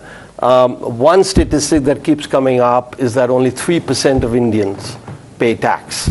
Okay, I'm not saying you used it, somebody, but this will come up. Now, it turns out that if you look at the income distribution of India and our tax base, there are only about 120 million who are eligible to pay tax. And out of that, I think we've now, from a 15% compliance rate back in 2004-05, we are now up to about 55-60% compliance rate. We still have to go further. In the US, after everything done, they reach a peak of 82. No more than 82% of those who should pay tax in the US. In India, that number, as I said, has tripled over the last 15 years. We still need to go further. So one way is to expand the tax base, as you were correctly asking, and that is that you start targeting or start having tax base at 2.5, 3, and allow agriculture. We need to change the constitution for that, but I think an approach should be made that agricultural income is just like any other income, should be taxed. It was in the olden days. But a government that does a somersault on 3 farms. हो सकता है इस देश में किसानों के नाम पर you brought in the reform bills, 1 year of Kisans on the road and you had to take it back. Do you think Kisans and agriculture can ever be taxed? Because actually it's not taxing Kisans, it's actually taxing the rich guys who have the big land holding. This is a very contagious issue. It needs to be discussed on a wider platform. Contentious. Contentious issue. So I need to contagious. I wish. No, contentious issue. It because then everyone will on a wider platform, and a lot of people need to be. No, but Mr. Islam, come on, let's be honest. Someone was saying here, and I think it was Gautam Chikarmane in the break, and you were saying that, look, why should somebody who is a professional, a doctor, etc., be paying a tax and the rich farmer being completely sort of out of the sort of scope and ambition? But Rahul, let me just complete. See, in terms of, as Mr. Bhalla was rightly saying, that tax base has improved in terms of number of people who are filing returns. Now it's around 7 crore people who are filing returns, and the actual taxpayers are 1.5 crore. Right. So that number should improve. That number should go up, and those who are eligible, surely it's those who are eligible, they must pay tax. So before even talking about the farmers, the high income farmers. No, but why? Why shouldn't we talk about the farmers? Yes. No, they must pay tax is one part of the story. But Sumit Singhania, partner at Deloitte, I want to ask you, they must pay tax. Okay, sounds good. But they don't. Right. So, Navika, a lot has been said about, Mr. Bhalla, I agree with you that there is a base that is eligible to pay tax in the first place, and only so many percentage of that base is currently paying tax. The ease of compliance over the last 6 or 7 years that we have seen, that has literally trebled that percentage of the taxpayer who is filing return. To put some statistics in the perspective, we have 120 million people, you said, who are eligible to pay. Today, 67 million tax returns were filed in the last cycle of the tax compliance. If you see a very stark reality of that, close to 58% of those tax filers are actually salaried class, right? Yeah. So that's the gap, right? So you still have only 30% or 35% non-salaried people paying taxes. Whether one class we're talking about the farmers, the other is about what about the rich non-farmers, the businessmen, right? We talked about people going to a shopping mall with cash. That's not just a symptom, right? The real problem is that is there a voluntary compliance that's being encouraged? And that's where I bring the point about, one is to really drive the number of tax filers by reducing the tax rates and so on and so forth. But what the government needs to also focus on is ease of compliance, right? How does the government... So Mr. N.K. Singh, let me bring you in here. The government's tried everything to get people to be more transparent, etc. They've tried everything. Demo was also sort of tried towards that end. Hasn't really succeeded. Perhaps the time has come to lower taxes all across. Maybe just have one standard tax above a certain limit of income. Mr. Singh, is it possible? And bring in the farmers too. Possible at all?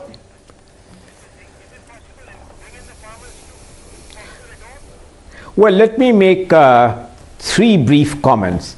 First, I think there is a contradiction. Namely, that every successive budget, people expect that the threshold of exemption will go up. Right.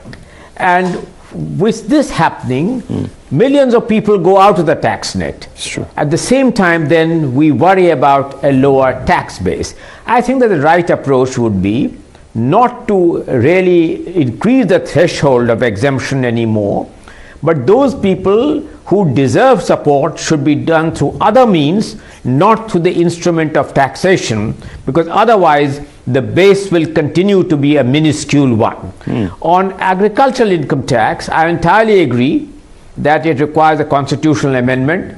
It is a very sensitive issue.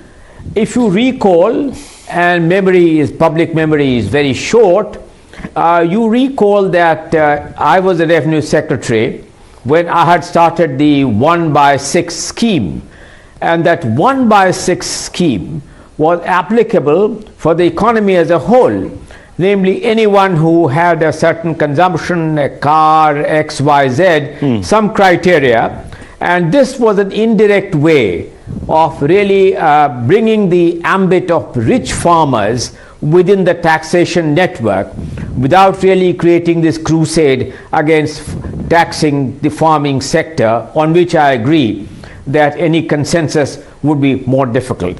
Third, I think I entirely agree with the comments made earlier that given the fact that we have much greater information now, not only through Aadhaar, but in terms of the coverage under the GST, we are in a much better position to improve the tax base and the quality of tax compliance on the direct taxes as well, which will be the perfect synergy between direct and indirect taxes, adding to the tax buoyancy as a whole and improving our tax GDP ratio. Okay, Ms. Hanan wants to come in. Yes, Ms. Hanan, go ahead, please.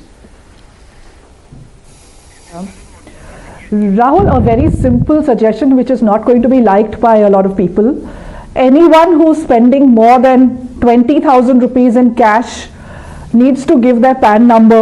It needs to be recorded. I'm not saying do anything about it, just start recording who is spending more than 20,000 rupees in cash.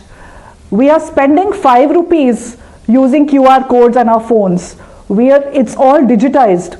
Why are people carrying cash to Apple stores, to H&M, to all these stores and weighing in bags of cash? Just start recording the PAN numbers of people who carry cash. That's it. Okay, interesting. We'll it's take a very short break. 50,000. She wants it to come down to 20,000. Well, good. Maybe that's the answer. Short break, and I want Dr. Panagriya to come in then on this important issue, as well as Rajiv Mantri and Gautam Chukarmani. Let's just take a very quick break.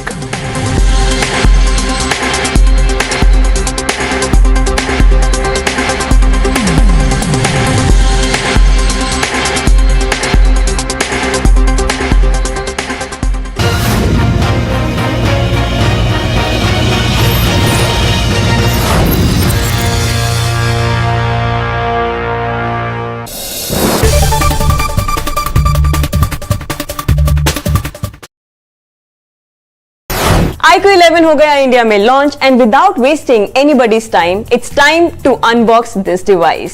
But before I do that allow me to introduce myself. Hi you watching gadget times, this is me पावनी जैन और अब करेंगे इस box को unbox.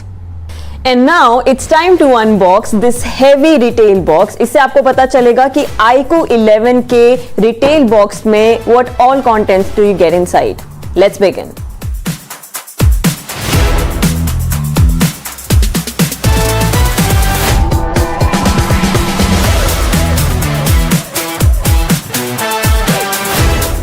सबसे पहले आपको दिखाई देगा स्मार्टफोन, जिसके लिए हम सबसे ज़्यादा एक्साइटेड हैं. And this is the first thing that of course you expect inside the retail box. इसको निकालते हैं रैपर से जल्दी से. काफ़ी ही बढ़िया कलर ऑप्शन, एकदम exact pure white.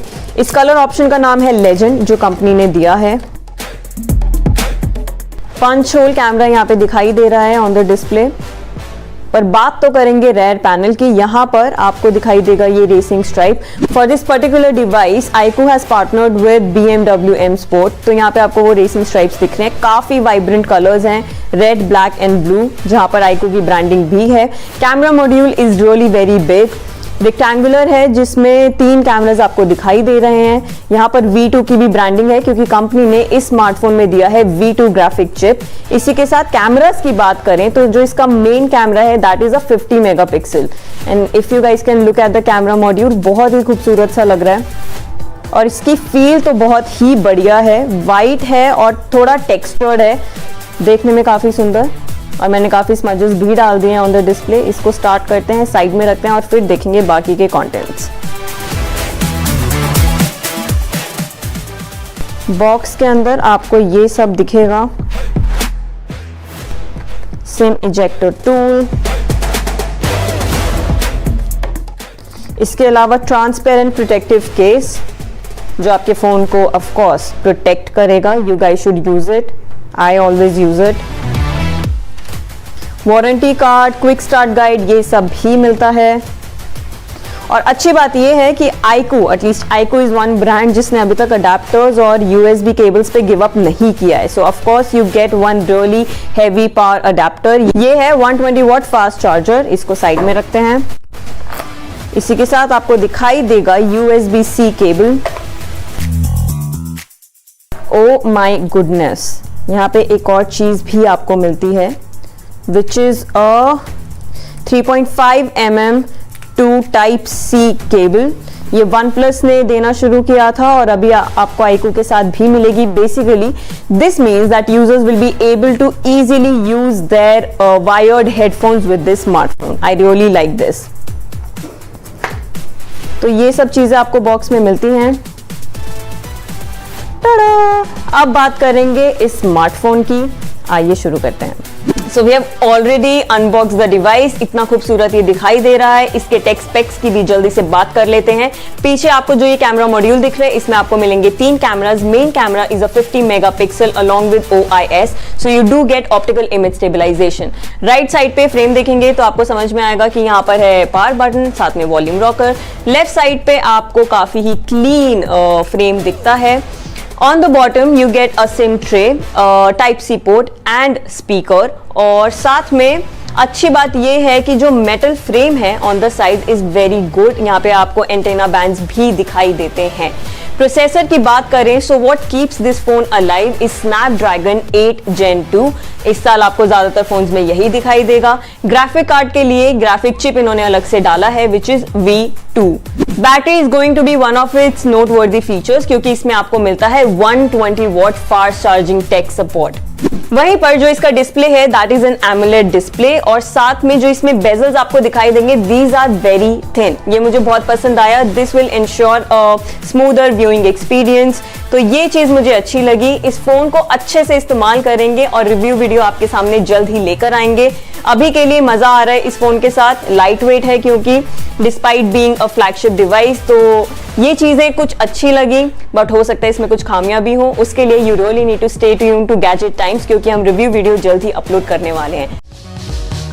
So today we have with us is Oppo A78 box काफी ही कूल लग रहा है। ब्लू शेड और ब्लैक कॉम्बिनेशन में ये आता है। अब इसको फटाक से करेंगे unbox and we'll find out what all contents that you get inside this smartphone retail box.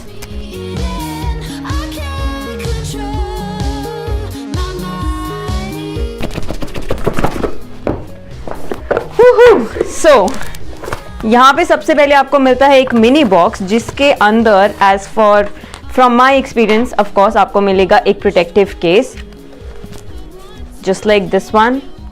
देखने में अच्छा लग रहा है, plastic feels very premium as well. साथ में आपको मिलते हैं manual guides, quick guide, safety guide और sim ejector tool. There you go. The next thing that you see is of course the smartphone. काफी ही बढ़िया, थोड़ा सा हैवी लग रहा है हाथ में। मैट फिनिशिंग है यहाँ पर रेयर पैनल पे, बट जो ये कैमरा मॉड्यूल है यहाँ पर आपको एक सिलेंड्रिकल स्ट्राइप दिखेगी विच इज प्रिटी ग्लॉसी, जिसपे यहाँ पर लिखा है इनोवेटिव AI कैमरा। मुझे यहाँ पर 2 कैमरास दिख रहे हैं। राइट साइड पे you get the power button, left side पे you get the volume rocker. Phone को ऑन करेंगे और इसको साइड में रखेंगे और देखेंगे कि बॉक्स के अंदर आपको और बाकी चीज़ें क्या मिलती हैं। इसी के साथ आपको मिलता है एक चार्जर और USB-C cable. Thank God Oppo ने अभी तक इसको डिच नहीं किया है। This is a 33 watt fast charger, super VOOC charger है ये। तो ये दोनों चीज़ें आपको मिलती हैं। डब्बे में क्या क्या मिलता है वो हमने दिखा दिया। अब देखेंगे एक closure look towards this smartphone.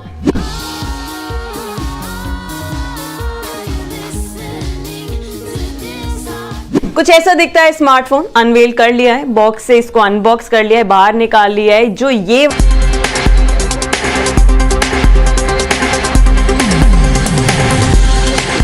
Welcome back, ladies and gentlemen. 9 minutes and 55 seconds to the finance minister presenting her budget in the Lok Sabha. The cabinet meeting is just about rounding up and the proposals would have been shared with the cabinet colleagues by the finance minister, the prime minister chairing that meeting. So we'll know just in about 9.5 minutes what's there in the budget for each one of us. But the real issue here that people of India are interested in, of course they're interested in the health of the economy, but they're also interested in why in this country are corporate tax rates at 25% and personal tax rates at 42% at the highest level, when only 1.5 crore people pay taxes out of a base of 135 crore population in this country. I want an answer to this, and Mr. Arvind Panagadia, I want to come across to you to understand this, because that's what middle classes want to know. Right. So, look, one point, 2 points here. One, I want to repeat what Mr. N.K. Singh said, that you can't let this standard deduction keep rising, because then you are basically taking out the taxpayers from the tax net progressively. So there has to be some discipline imposed on that. Now the other point really is that I think economists, there's a good principle of taxation, that there should be horizontal equity in taxation. What that means is that if two people have the same income, their tax liability ought to be the same. It should not depend on how the person spends the income or how the person earns the income. Exactly. Tax liability should be based on income, regardless of how it is spent or how it is earned. What we have done is, through these exemptions all around, very much made the tax liability the function of how you spend it or how you earn it. That is where I think exemptions should be eliminated, and then you can bring down the tax rates. We have already seen with the corporate profit tax, when you ended the exemption, reduced the tax rates, tax revenue has gone up. They have not fallen. A significant increase. And I am convinced that if we were to actually eliminate exemptions, bring down the tax rates, more people will pay taxes, because when the taxpayer sees that it is fair taxation, then they are willing to pay. But when they see that, look, what is my incentive to work if 43-44% of my income, any extra rupee that I earn gets taxed away? It disincentivizes work, or it incentivizes cheating. So I think this kind of reform is entirely possible. We have done it in corporate profit tax. It should be done in the personal income taxation. It should be done. Well. Will it be done, Sumit? Can I just add one line to this? Yes. Just one line. Now, I know many people want to say. No. What you are effectively doing through this tax policy, where a company pays 25 and an individual pays 42 at the marginal rate, is that you set up your business in India, but you file your returns in Singapore. Or that's Dubai. What's happening. Or Dubai or anywhere else where the tax regime is. So at an individual level, all the income I earn, you want me to leave this country, go somewhere, establish base somewhere else, pay my taxes in that jurisdiction rather than in India, even though I'm making money in India from company in India through consumers of India. I think this anomaly is deeper than just a number. Or become a consultant instead and pay a consultant fee as a consultant, and become a company, you're not an individual. So, even as a consultant, the income tax that you would pay as an individual will be 42. So I think the only way is to emigrate, leave, go outside, run your business here, maybe as an NRI. Maybe as an NRI. So Zafar Islam, answer that point. You want us all to go out? No, I think time has come for some rationalization in direct tax. And I'm sure that government is definitely contemplating when is the right time to do it. No, but sir, you are talking about sensitivity, because vote bank, let's be honest, what is the sensitivity? The farmers have advocacy right groups, they have people who will champion their cause, they will forcibly occupy a road, and then you will go back on reforms. So, I'm sorry, sir, but this comes down to not having... Middle classes don't have a lobby. They don't have a lobby. They're not organized. And they won't sit on the street. They can't lay siege. And they are law-abiding citizens. So... If I may just come in for 1 minute. I think there are 2 or 3 distinct points, right? One is, look at the salaried class taxpayer, right? They are probably the highest compliant in terms of percentage, right? Of course. There has to be special tax regime for that salaried class. That point is, to my mind, indisputed. Right? There is a strong case to argue that the limits of ATC, which is for the long-term savings around PPF and LIC contribution, all of that has to go up. I mean, it has been there for like 20 years till the time I've been earning income that was 1.5 lakh rupees. It continues to be that. If somebody wants to contribute more for the long-term saving, that should be incentivized. If somebody wants to borrow money for the foreign education, that should be incentivized. You can't have a limited deduction for paying that kind of a money, right? Last year there was this benefit of the, if you have to buy electric car, that is being, there was incentive, that incentive has been withdrawn. There is a case for continuity of that. Especially when there is no social security net that this country has in the middle classes. We are offering solutions to our income tax. 2 come to mind which I've been involved in. One is a flat tax rate, 15%. Across the board. Across the board. And take away all the... And the other, if you really want some progressivity, is 10% and 20%. End of story. End of story. The more slabs you create, the more exemptions you create, the more distortions you create, the more corruption you create. Sara kuch. It keeps accountants in business. We are not, the macro policy should not be to keep accountants in business.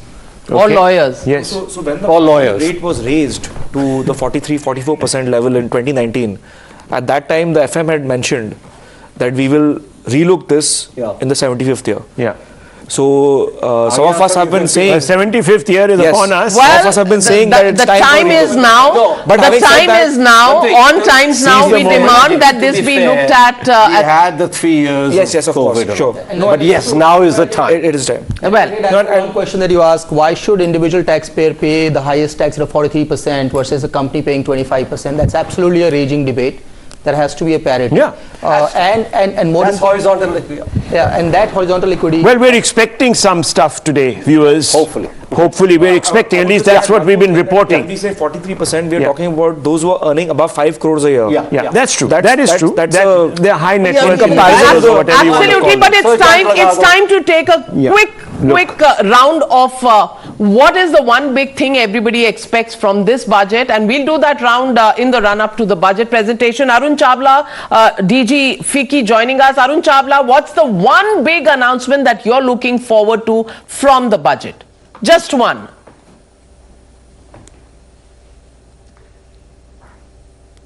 Well, while there are several things which one can say, but your answer can be put in a perspective that India as a nation has remained resilient despite the global headwinds due to government's continued thrust on reforms and supportive measures even during the pandemic period. So by giving a push to digitization, the government has brought about a transformational change in the ease of doing business as well as in the tax systems. So this is of course reflected in the buoyancy that we are seeing today in the tax collections, and we are confident its efforts through the policy support and reforms in creating an enabling ecosystem for India's high and sustainable growth. Now, one major thing that of course we want to see is that the continued thrust towards investment and growth by incurring expenditure on capital, physical, social, digital, improving India's competitiveness to be global manufacturing hub. The PLI schemes are excellent initiative, and government could consider extending the concessional tax regime for manufacturing operations, new manufacturing operations, for at least 5 years, which is currently only up to March 31st, 2024. So this will ensure stability, certainty, and bolster the confidence of the investors to set up manufacturing units in India. Well, Monica Hallan, for personal, for household and personal incomes, what's your one big prediction of what will be in the budget? Navika, I'll take a longer term view. For households, the best thing the government can do is not to change course right now. There is a momentum gathering in the economy. Do nothing to prevent a move from the third gear to the fourth and then the fifth, because that is the wave which is going to lift all the boats. Do not go for short-term measures. Keep the focus. All right. Over to the Lok Sabha, the Finance Minister rising up to present Budget 23.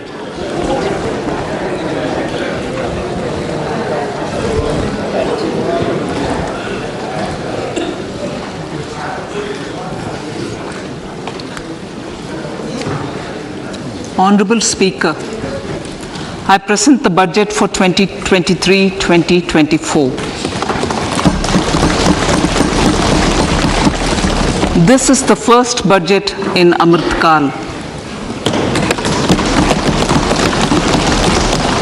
This budget hopes to build on the foundation laid in the previous budget and the blueprint drawn for India at 100.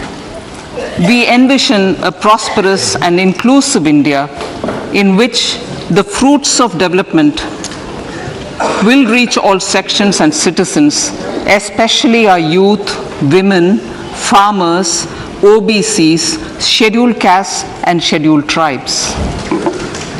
In the 75th year of our independence, the world has recognized the Indian economy as a bright star.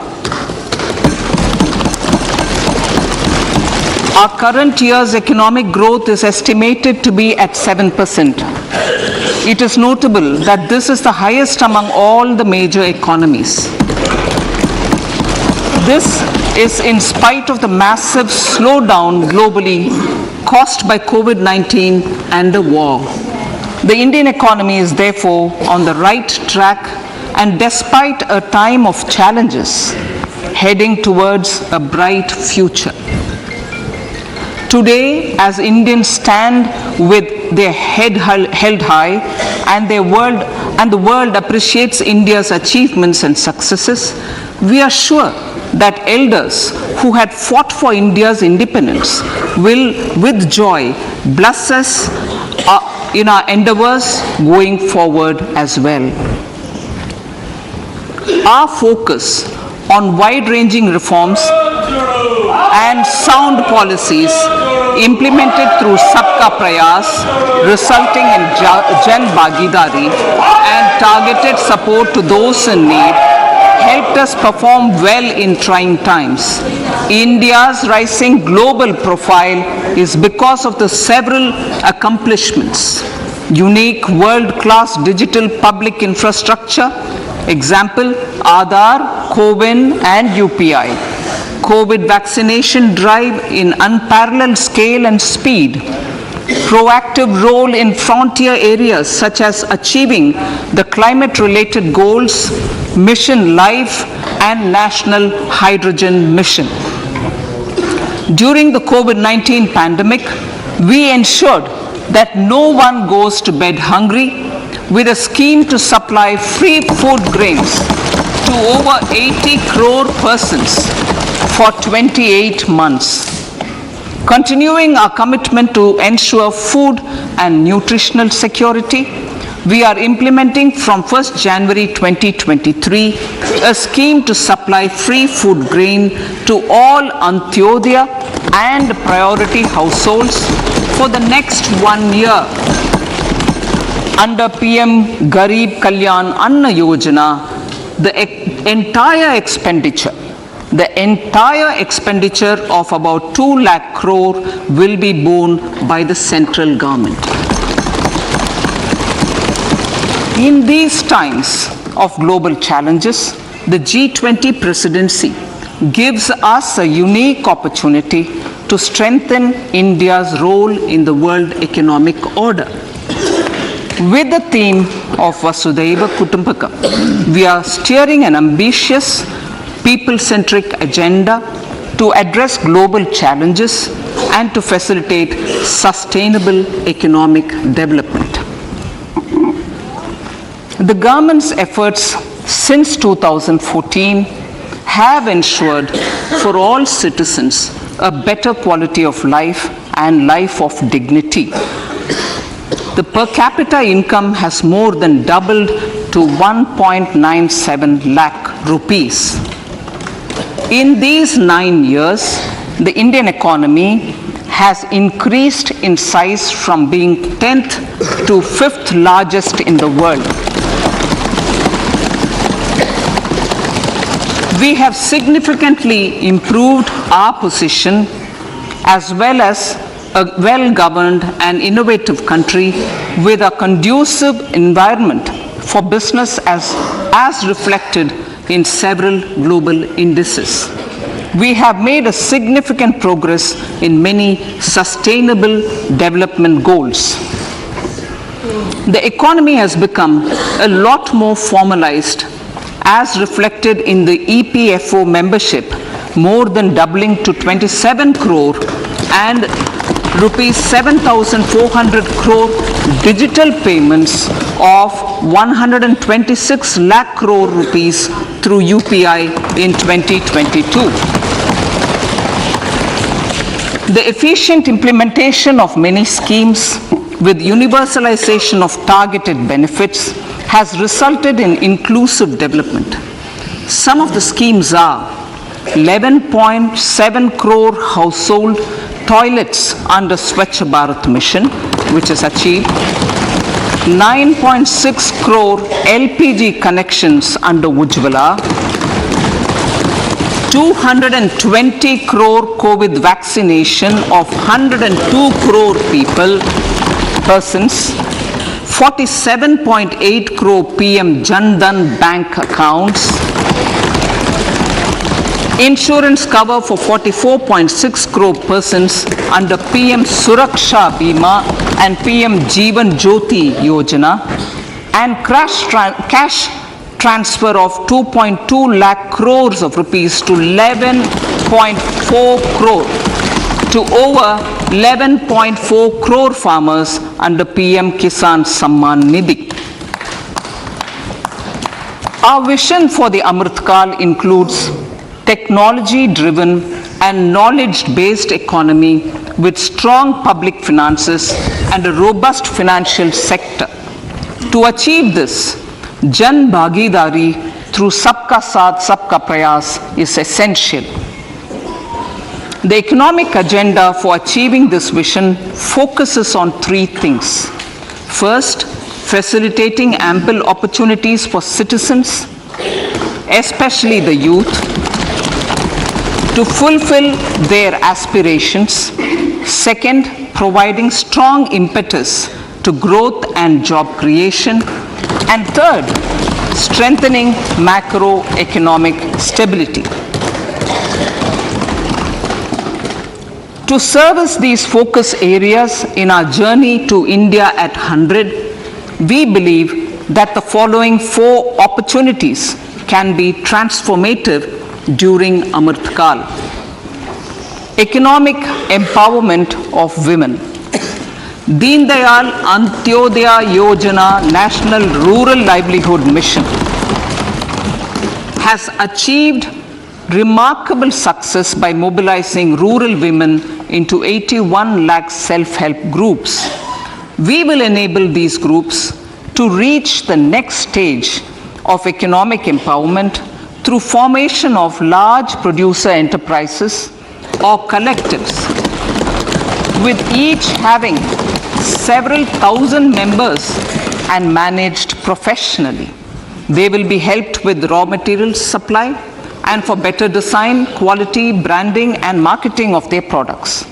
Through supporting these policies, they will be enabled to scale up their operations to serve the large consumer markets, as has been the case with the several startups growing into unicorns. PM Vishwakarma Kaushal Samman, PM Vikas. For centuries, traditional artisans and craftspeople who work with their hands using tools have brought renown for India. They are generally referred to as Vishwakarma. The art and the handicraft created by them represents the true spirit of Atmanirbhar Bharat. For the first time, a package of assistance for them has been conceptualized. The new scheme will enable them to improve the quality, scale, and reach of their products, integrating them with the MSME value chain. The components of the scheme will include not only financial support, but also access to advanced skill training, knowledge of modern digital techniques, and efficient green technologies, brand promotion, linkage with local and global markets, digital payments, and social security. This will greatly benefit the scheduled castes, scheduled tribes, OBCs, women, and people belonging to the weaker sections. Tourism. The country offers immense attraction for domestic as well as foreign tourists. There is a large potential to be tapped in tourism. The sector holds huge opportunities for jobs and entrepreneurship for youth in particular. Promotion of tourism will be taken up on mission mode with active participation of states, convergence of government programs, and public-private partnerships. Green growth. We are implementing many programs for green fuel, green energy, green farming, green mobility, green buildings, and green equipment, and policies for efficient use of energy across various economic sectors. These green growth efforts help in reducing carbon intensity of the economy and provides for large-scale green job opportunities.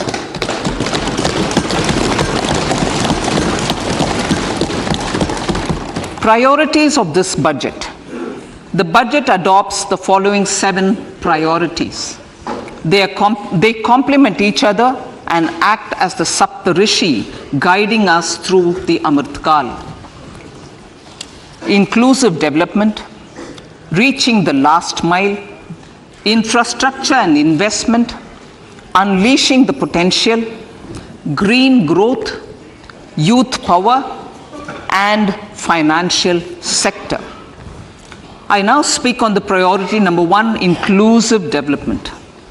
The government's philosophy of Sabka Saath, Sabka Vikas has facilitated inclusive development covering in specific farmers, women, youth, OBCs, scheduled castes, scheduled tribes, Divyangjan, and economically weaker sections, and overall priority for the underprivileged, Vanchiton ko Variyata. There has also been a sustained focus on Jammu Kashmir, Ladakh, and the Northeast. This budget builds on those efforts. Digital public infrastructure for agriculture. Digital public infrastructure for agriculture will be built as an open source, open standard, and interoperable public good. This will enable inclusive farmer-centric solutions through relevant information services for crop planning and health, improved access to farm inputs, credit and insurance, help for crop estimation, market intelligence, and support for growth of agri-tech industry and startups.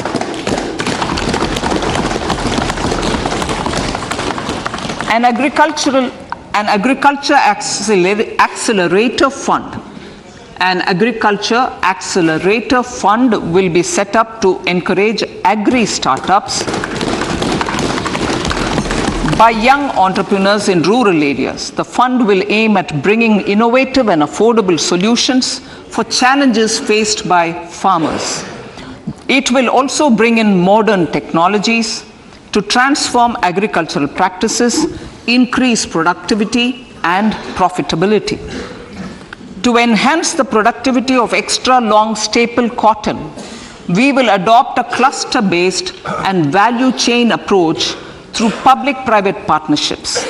This will mean collaboration between farmers, state and industry for input supplies, extension services and market linkages.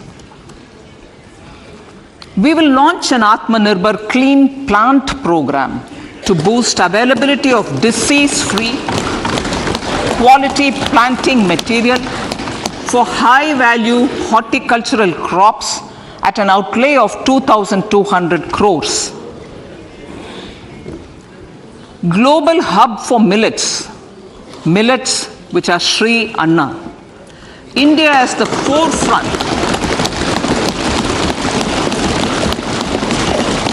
India's at the forefront of popularizing millets, whose consumption furthers nutrition, food security, and welfare of farmers, said the Honorable Prime Minister.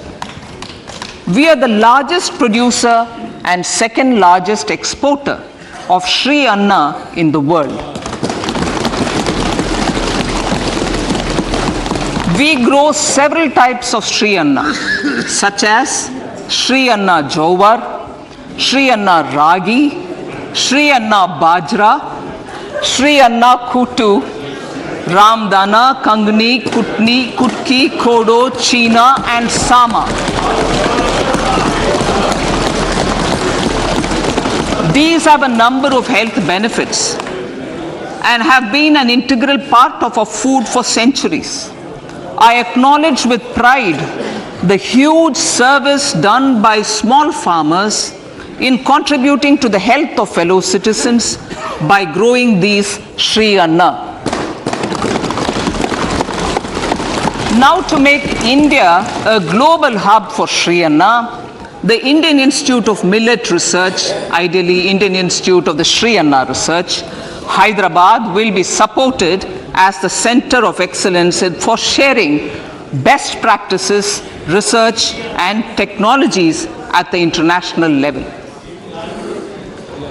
The agricultural credit target will be increased to 20 lakh crores with focus on animal husbandry, dairy and fisheries.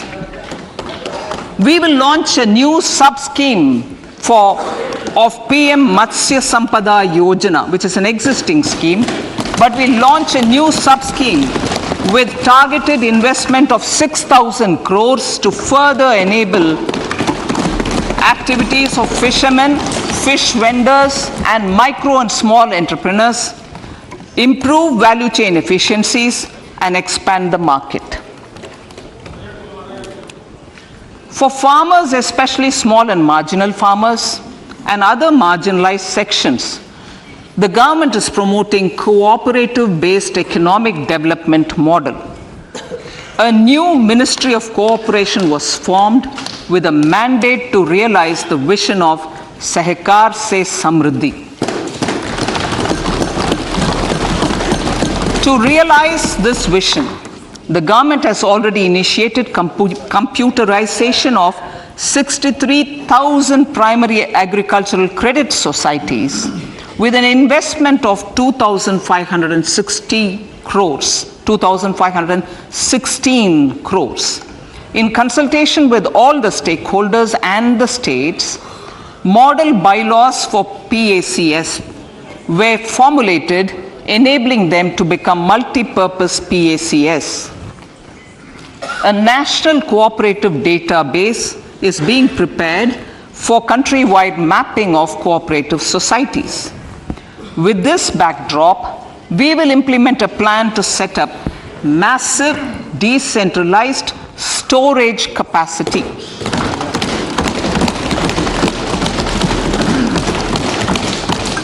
This will help farmers store their produce and realize remunerative prices through sale at appropriate times. The government will also facilitate setting up of a large number of multi-purpose cooperative societies, primary fisheries societies, and dairy cooperative societies in uncovered panchayat and villages in the next 5 years.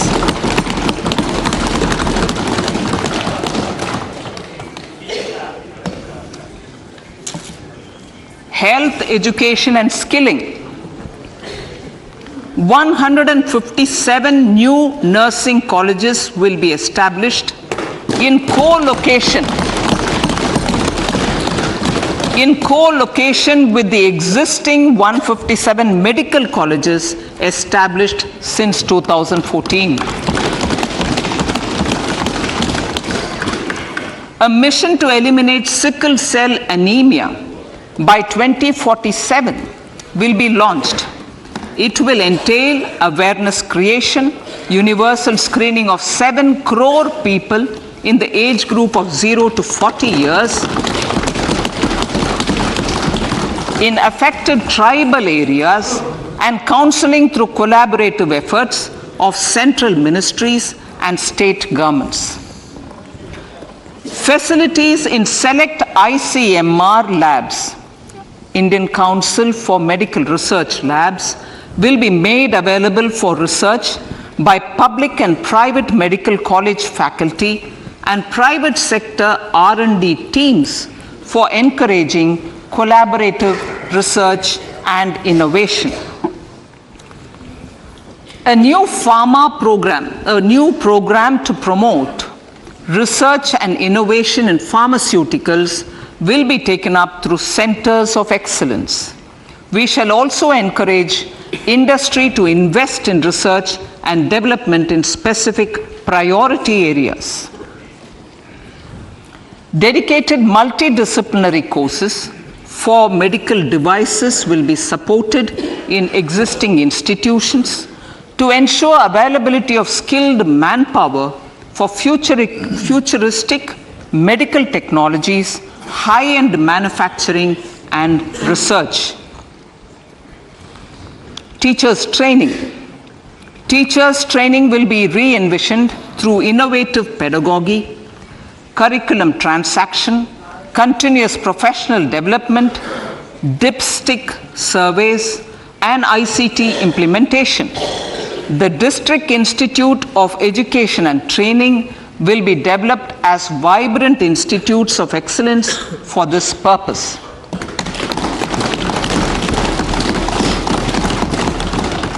National Digital Library for Children and Adolescents. A National Digital Library for Children and Adolescents will be set up for facilitating availability of quality books across geographies, languages, genres, and levels, and device-agnostic accessibility. States will be encouraged to set up physical libraries for them at panchayat and ward levels and provide infrastructure for accessing the national digital library resources. Additionally, to build a culture of reading and to make up for pandemic time learning loss, the National Book Trust, the Children's Book Trust, and other sources will be encouraged to provide and replenish non-curricular titles in regional languages and in English to these physical libraries. Collaboration with NGOs that work in literacy will also be a part of this initiative to inculcate financial literacy. Financial sector regulators and organizations will be encouraged to provide age-appropriate reading material to these libraries. I move to priority 2, reaching the last mile. Prime Minister Vajpayee's government had formed the Ministry of Tribal Affairs and the Department of Development of Northeast Region to provide a sharper focus to the objective of reaching the last mile. our government has formed the ministries of Ayush, Fisheries, Animal Husbandry and Dairying, Skill Development, Jal Shakti and Cooperation. Building on the success of the Aspirational Districts program, the government has recently launched the Aspirational Blocks program, covering 500 blocks for saturation of essential government services across multiple domains such as health, nutrition, education, agriculture, water resources, financial inclusion, skill development and basic infrastructure. Manya Speaker, sir, Pradhan Mantri PBTG, which is Primitive Vulnerable Tribal Groups Development Mission, is being launched.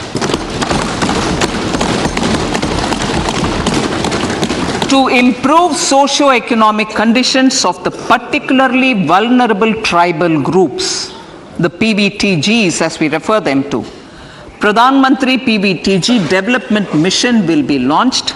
This will saturate PBTG families and habitations with basic facilities such as safe housing, clean drinking water and sanitation, improved access to education, health, nutrition, road and telecom connectivity, and sustainable livelihood opportunities. An amount of 15,000 crores will be made available to implement the mission in the next 3 years under the Development Action Plan for the Scheduled Tribes. Ekalavya Model Residential Schools. In the next 3 years, Center will recruit 38,800 teachers and support staff for the 740 Ekalavya Model Residential Schools, which is serving 3.5 lakh tribal students.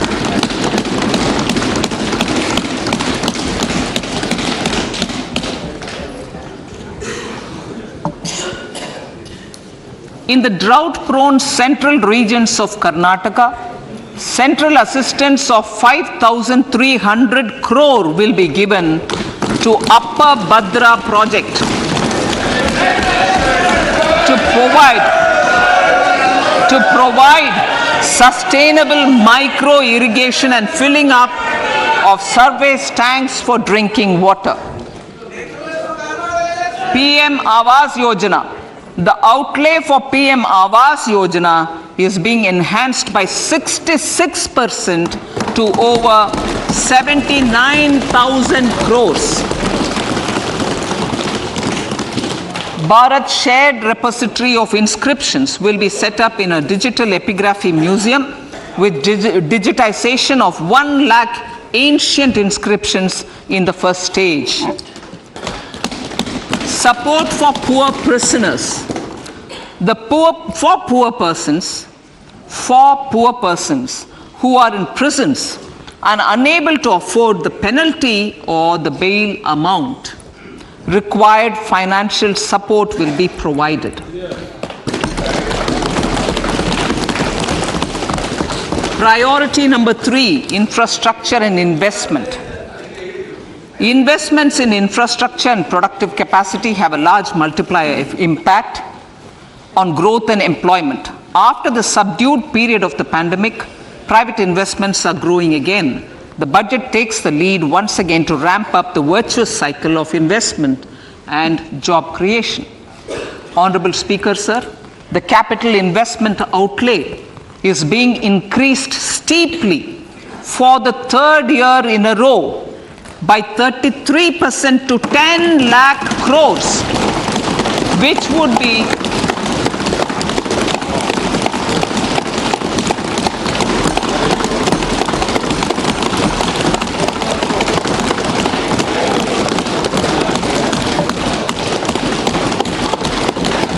which would be 3.3% of GDP.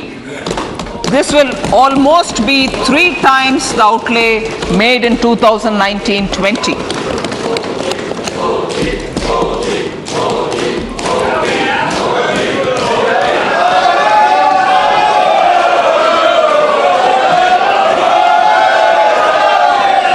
substantial increase in recent years is central to the government's efforts to enhance growth potential and job creation, crowd in private investments, and provide a cushion against global headwinds. The direct capital investment by the center is complemented by the provision made for creation of capital assets through grants and aids to state. The effective capital expenditure of the center is budgeted at 13.7 lakh crore rupees, which will be 4.5% of GDP. Support to state governments for capital investment. I have decided to continue the 50-year interest-free loan to state governments for one more year to spur investment in infrastructure and to incentivize them for complementary policies actions with a significantly enhanced outlay of 1.3 lakh crores. The newly established Infrastructure Finance Secretariat will assist all stakeholders for more private investment in infrastructure, including railways, roads, urban infrastructure, and power, which are predominantly depend on public resources. The harmonized master list of infrastructure will be reviewed by an expert committee for recommending the classification and financing framework suitable for Amartkal. A capital outlay, I'm talking about railways now, sir, Honorable Speaker, railways. A capital outlay of 2.40 lakh crores has been provided for the railways.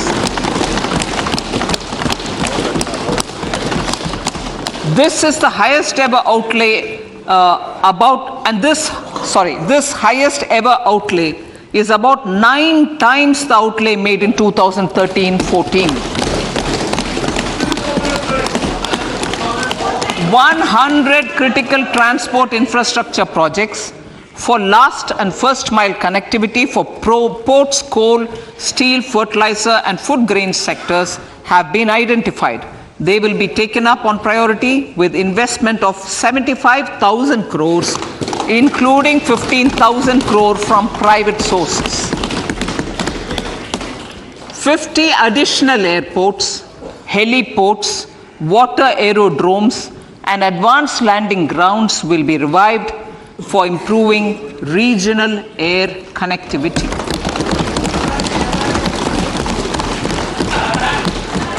Sustainable cities for tomorrow.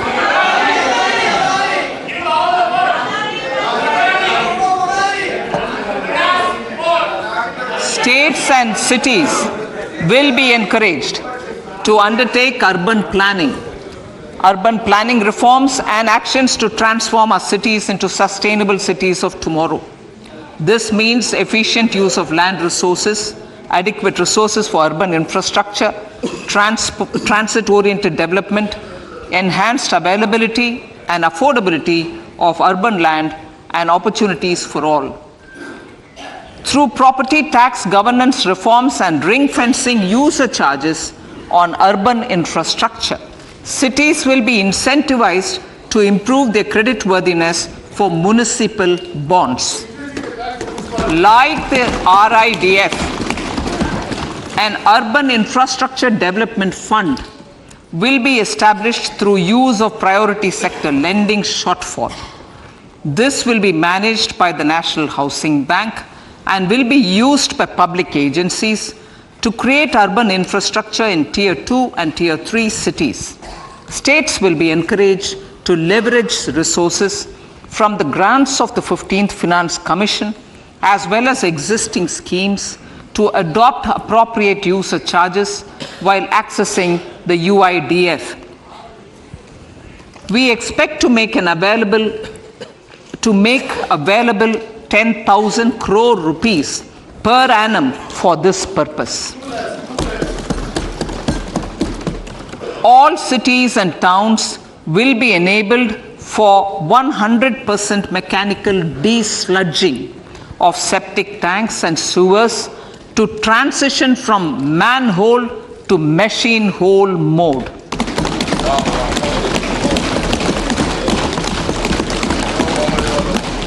Enhanced focus will be provided for scientific management of dry and wet waste. Honorable Speaker, sir, our Prime Minister had said, good governance is the key to a nation's progress. Our government is committed to providing a transparent and accountable administration which works for the betterment and welfare of common citizens. Mission Karma Yogi.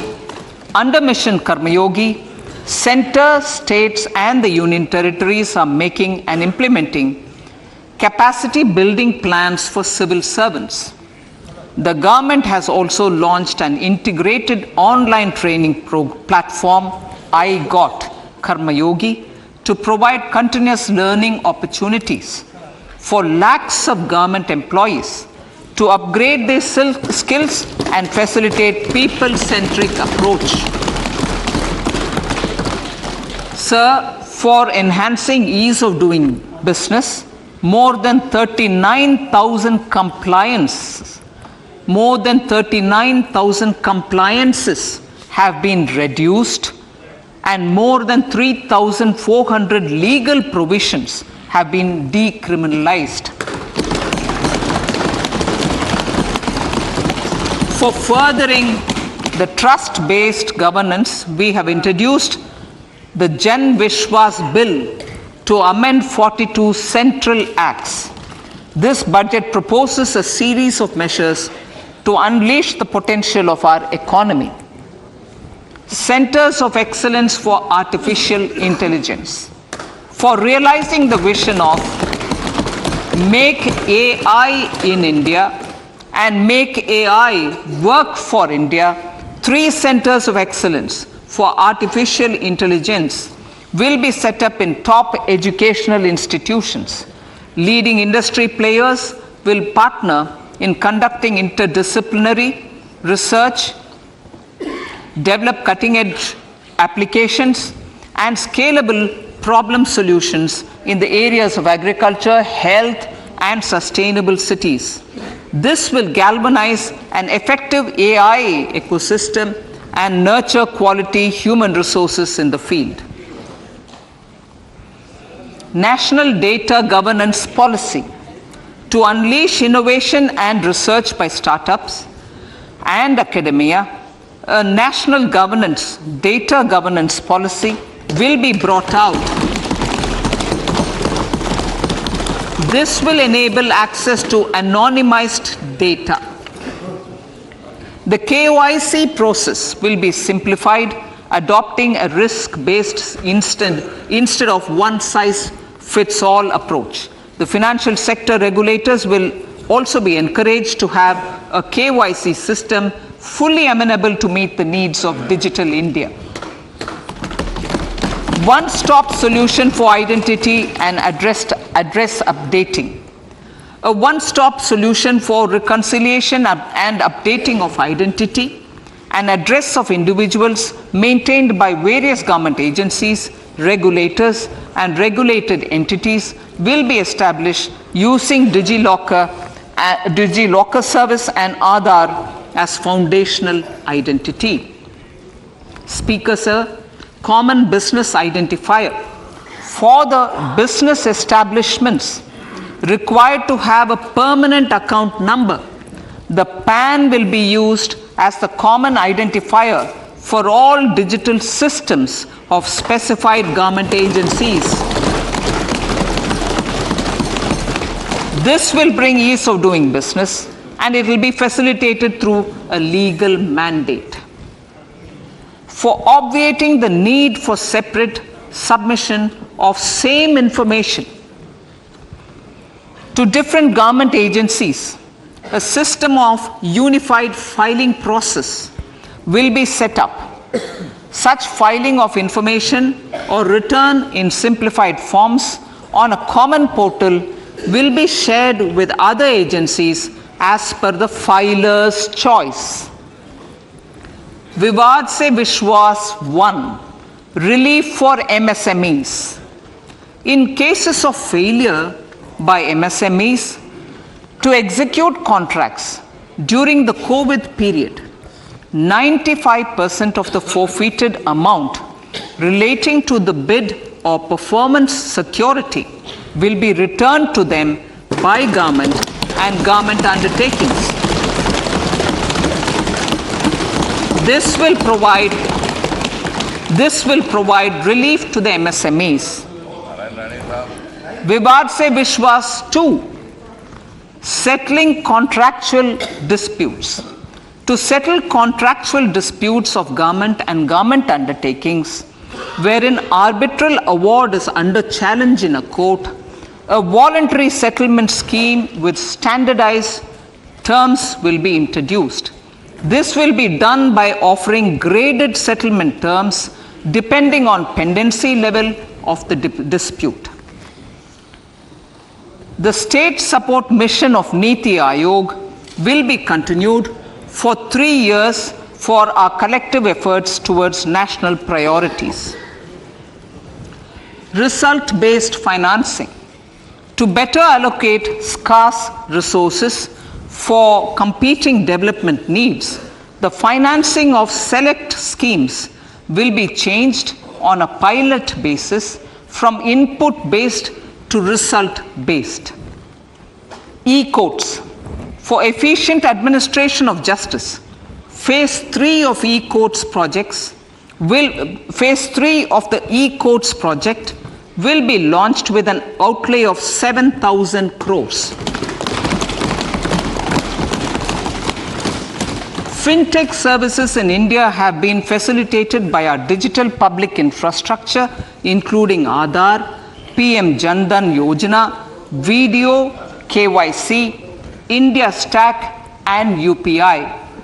To enable more fintech innovative services, the scope of documents available in DigiLocker for individuals will be expanded. An entity, DigiLocker, will be set up for the use by MSMEs, large businesses, and also charitable trusts.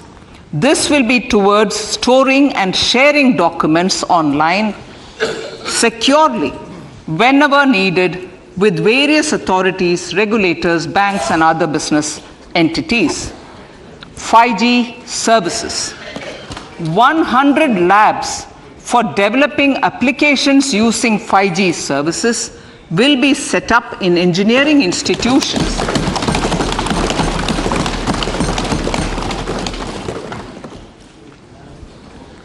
To realize a new range of opportunities, business models, and employment potential. The labs will cover, among others, applications such as smart classrooms, precision farming, intelligent transport systems, and healthcare applications. Lab-grown diamonds. Lab-grown diamonds is a technology and innovation-driven emerging sector with high employment potential. These environment-friendly diamonds, which have optically and chemically the same properties as natural diamonds. To encourage indigenous production of LGD, lab-grown diamond seeds and machines, and to reduce import dependency, a research and development grant will be provided to one of the IITs for 5 years. To reduce the cost of production, a proposal to review the custom duty on LGD seeds will be indicated in Part B of the speech.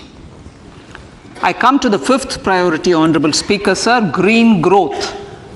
Honorable Prime Minister has given a vision for life or lifestyle for environment to spur a movement of environmentally conscious lifestyle. India is moving forward firmly for the Panchamrit, the net zero carbon emission by 2070 to usher in green industrial and economic transition. This budget builds on our focus on green growth. The recently launched National Green Hydrogen Mission, with an outlay of 19,700 crores, will facilitate transition of the economy to low carbon intensity, reduce dependence on fossil fuel imports, and make the country assume technology and market leadership in this sunrise sector. Our target is to reach an annual production of 5 MMT by 2030. Energy transition. This budget provides for 35,000 crores for priority capital investment towards energy transition and net zero objectives and energy security by Ministry of Petroleum and Natural Gas. To steer the economy on sustainable development path, battery energy storage systems with capacity of 4,000 MWH will be supported with viability gap funding. A detailed framework for pumped storage projects will also be formulated. Renewable energy evacuation. The interstate transmission system for evacuation and grid integration of 13 gigawatt renewable energy from Ladakh will be constructed with investment of 20,700 crore, including central support of 8,300 crores. Green credit program. For encouraging behavioral change, a green credit program will be notified under the Environment Protection Act. This will incentivize environmentally sustainable and responsive actions by companies, individuals, and local bodies, and help mobilize additional resources for such activities. PM Program for Restoration, Awareness, Nourishment, and Amelioration of Mother Earth, PM Pranam, will be launched to incentivize states and union territories to promote alternative fertilizers and balanced use of chemical fertilizers. Go Bardhan Scheme.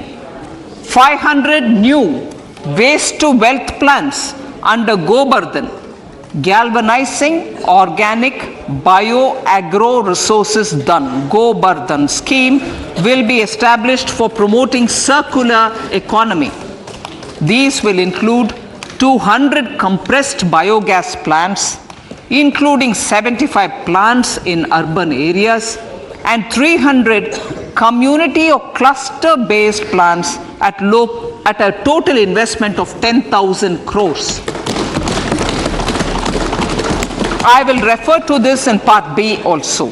In due course, a 5% CBG mandate will be introduced for all organizations marketing natural and biogas.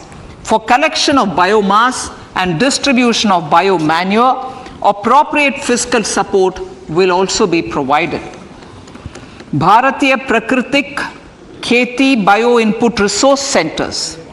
Over the next 3 years, we will facilitate 1 crore farmers to adopt natural farming. For this, Honorable Speaker, 10,000 bio input resource centers will be set up, creating a national level distributed micro fertilizer and pesticide manufacturing network. Mishti.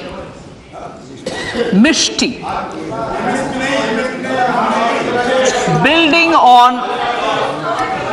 on India's success in afforestation, mangrove initiative for shoreline habitats and tangible incomes, Mishti, will be taken up for mangrove plantation along the coastline and on salt pan lands wherever feasible through convergence between Manrega, Campa, Fund and other sources. Amrit Dharohar. Wetlands are vital ecosystems which sustain biological diversity. In his latest Mann Ki Baat, the Prime Minister said Now, I quote, now the total number of Ramsar sites in our country has increased to 75, whereas before 2014, there were only 26, unquote. Local communities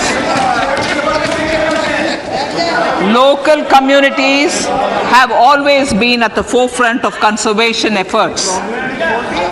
The government will promote their unique conservation values through Amrit Dharohar, a scheme that will be implemented over the next 3 years to encourage optimal use of wetlands and enhance biodiversity, carbon stock, ecotourism opportunities, and income generation for local communities. Coastal shipping. Coastal shipping will be promoted as the energy efficient and lower cost mode of transport, both for passengers and freight, through PPP mode with viability gap funding. Vehicle replacement. Vehicle replacement is an important continuing policy, replacing the old political,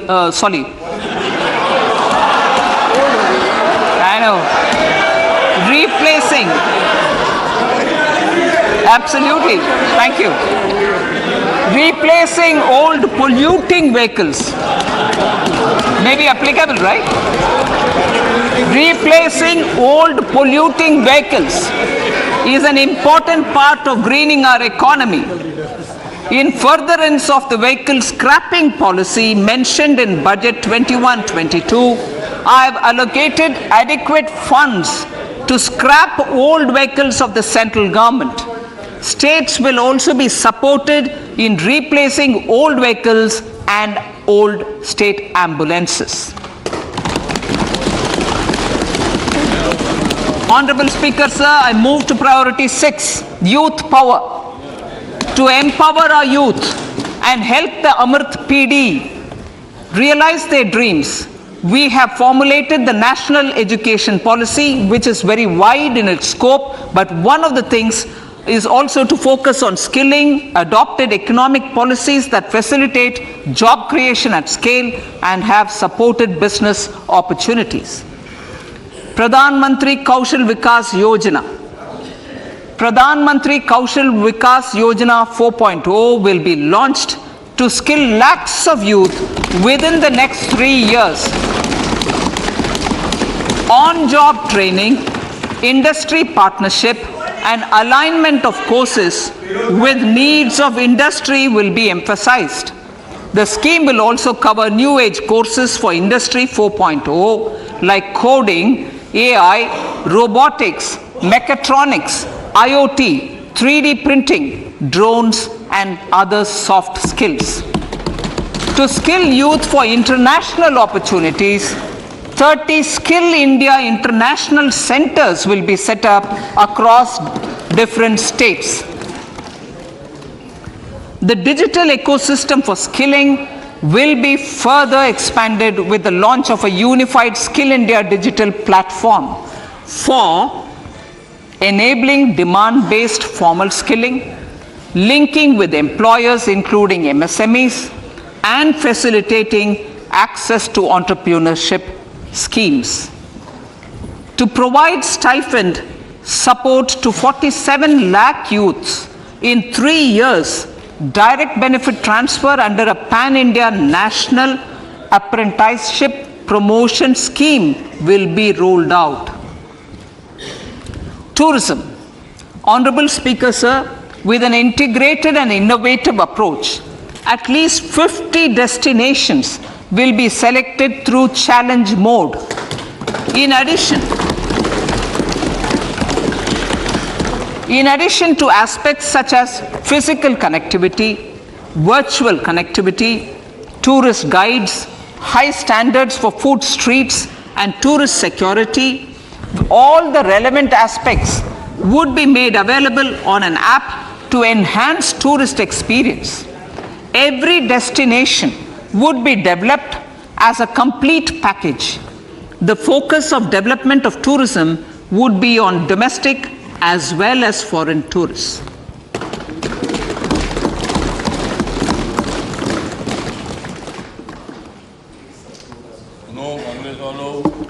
Sector-specific skilling and entrepreneurship development will be dovetailed to achieve the objectives of Dekho Apna Desh initiative.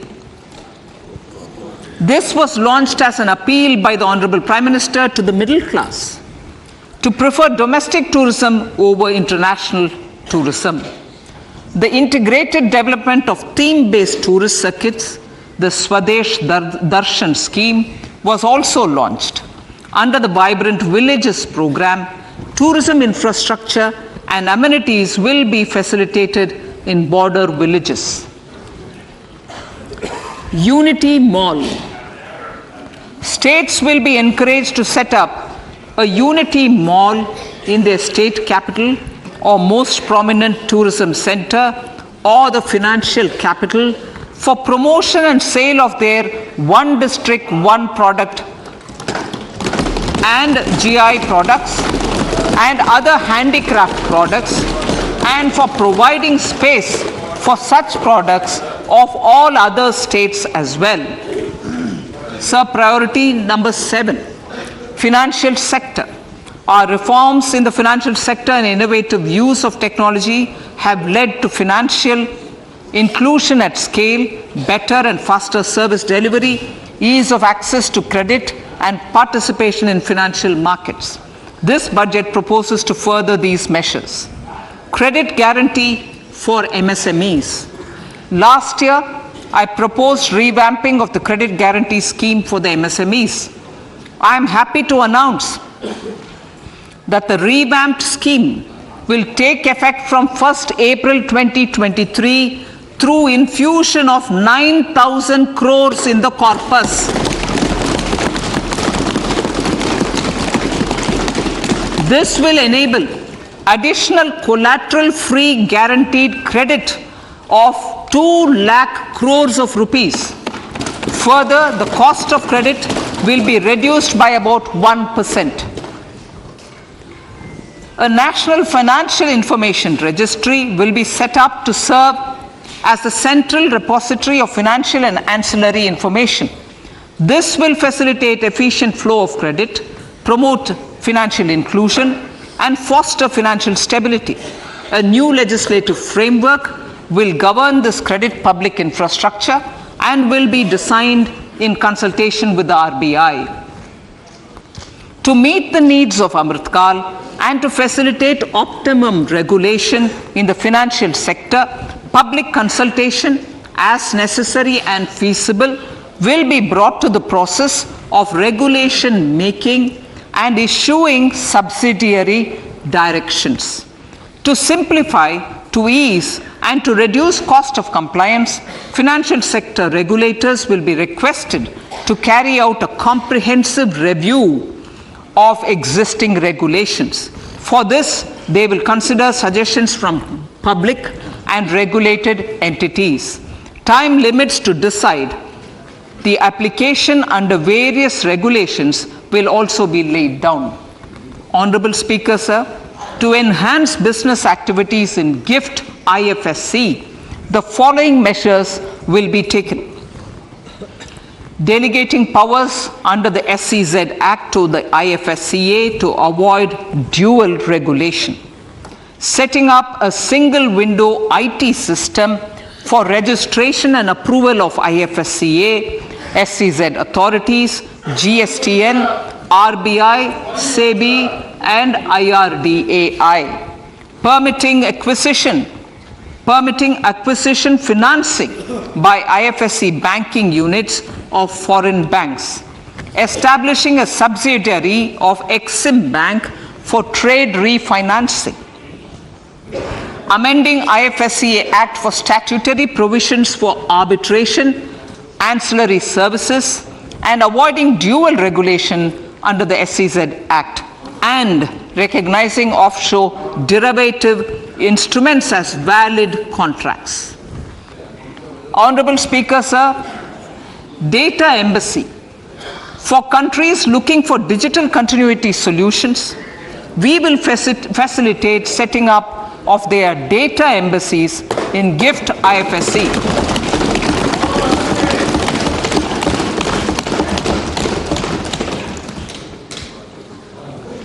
improving governance and investor protection in banking sector. To improve bank governance and enhance investors' protection, certain amendments to the Banking Regulation Act, the Banking Companies Act, and the Reserve Bank of India Act are being proposed. Capacity building in securities market. Honorable Speaker, sir, to build capacity of functionaries and professionals in the securities market, SEBI will be empowered to develop, regulate, maintain, and enforce norms and standards for education in the National Institute of Securities Markets and to recognize award of degrees, diplomas, and certificates. A central processing center will be set up for faster response to companies through centralized handling of various forms filed with field officers under the Companies Act. Reclaiming of shares and dividends. For investors to reclaim unclaimed shares and unpaid dividends from the Investor Education and Protection Fund Authority with ease, from the Investor Education and Protection Fund Authority with ease, an integrated IT portal will be established. Digital payments continue to find wide acceptance. In 2022, they show an increase of 76% in transaction and 91% in value. Fiscal support for this digital public infrastructure will continue in 2023-2024. आजादी का अमृत महोत्सव, महिला सम्मान बचत पत्र. For commemorating Azadi Ka Amrit Mahotsav, a one-time new small savings scheme, Mahila Samman Savings Patra or Savings Certificate, Mahila Samman Savings Certificate will be made available for a 2-year period up to March 2025. This will offer deposit facility up to 2 lakh in the name of a woman or girls for a tenure of 2 years at fixed interest rate of 7.5% with partial withdrawal option. Senior citizens. The maximum deposit limit for senior citizens savings scheme will be enhanced from 15 lakh to 30 lakhs of rupees. The maximum deposit limit for monthly income account scheme will be enhanced from 4.5 lakh to 9 lakh for single account and from 9 lakh to 15 lakh for joint account. Honorable Speaker, sir, fiscal management. 50 years interest-free loan to states. The entire 50-year loan to states has to be spent on capital expenditure within 2023-24. Most of this will be at the discretion of the states, but a part will be conditional on states increasing their actual capital expenditure. Parts of the outlay will also be linked to or allocated for the following purposes: scrapping old government vehicles, urban planning reforms and actions, financing reforms in urban local bodies to make them credit-worthy for municipal bonds, housing for police personnel above or as part of the police station, constructing unity malls, children and adolescent libraries and digital infrastructure, and state share of capital expenditure of central schemes. Honorable Speaker, sir, fiscal deficit of states. States will be allowed a fiscal deficit of 3.5% of GSDP, of which 0.5% will be tied to power sector reforms. Revised estimates 2022 to 2023. The revised estimate, Honorable Speaker, sir, of the total receipts other than borrowing is 24.3 lakh crores, of which the net tax receipts are 20.9 lakh crores. The revised estimate of the total expenditure is 41.9 lakh crores of rupees, of which the capital expenditure is about 7.3 lakh crores. The revised estimate of the fiscal deficit is 6.4% of GDP, adhering to the budget estimate. So budget estimates of 2023-24. Coming to 2023-24, the total receipts other than borrowings and the total expenditure are estimated at 27.2 lakh crores and 45 lakh crores respectively. The net tax receipts are estimated at 23.3 lakh crores. The fiscal deficit is estimated to be 5.9% of the GDP. In my budget speech for 21-22, I had announced that we plan to continue the path of fiscal consolidation, reaching a fiscal deficit of below 4.5% by 2025-26, with a fairly steady decline over the period. We have adhered to this path, and I reiterate my intention to bring the fiscal deficit below 4.5% of GDP by 2025-26. To finance the fiscal deficit in 2023-24, the net market borrowings from dated securities are estimated at 11.8 lakh crores. The balance financing is expected to come from small savings and other sources. The gross market borrowings are estimated at 15.43 lakh crores of rupees. Honorable Speaker, sir, I now move to Part B.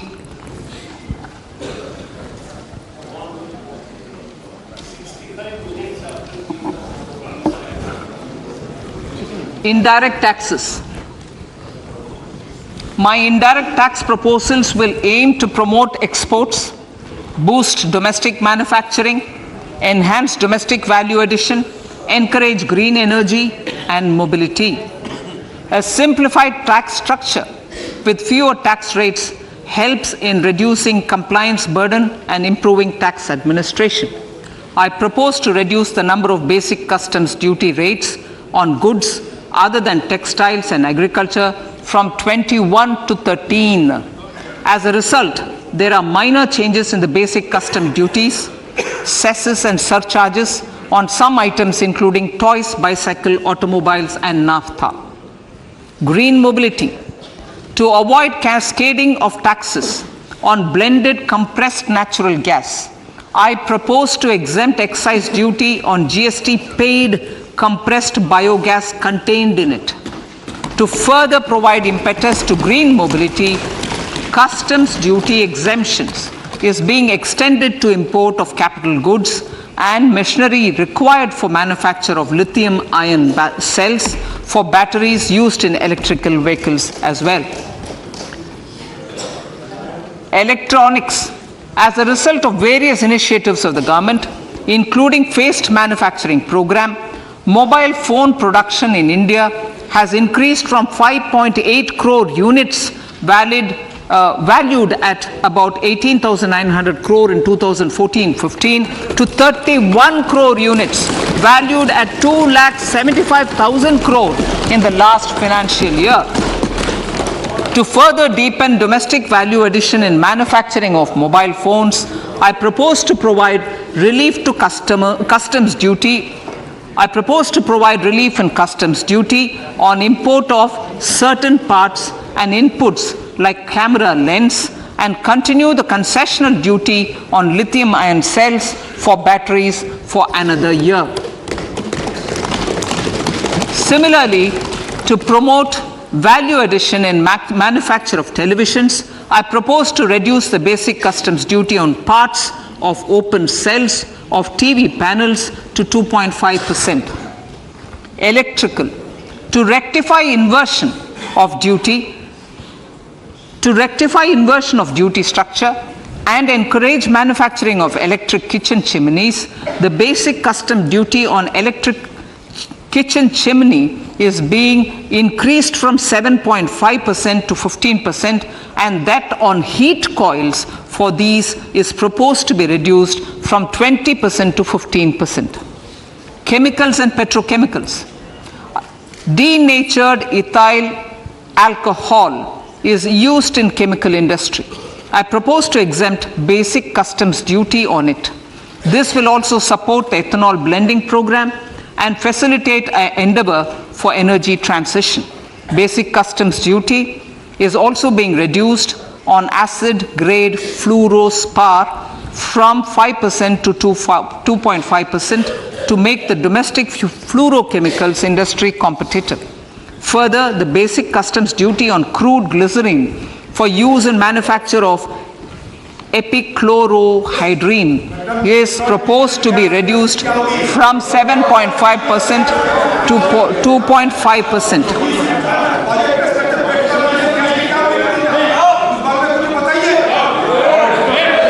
Marine products.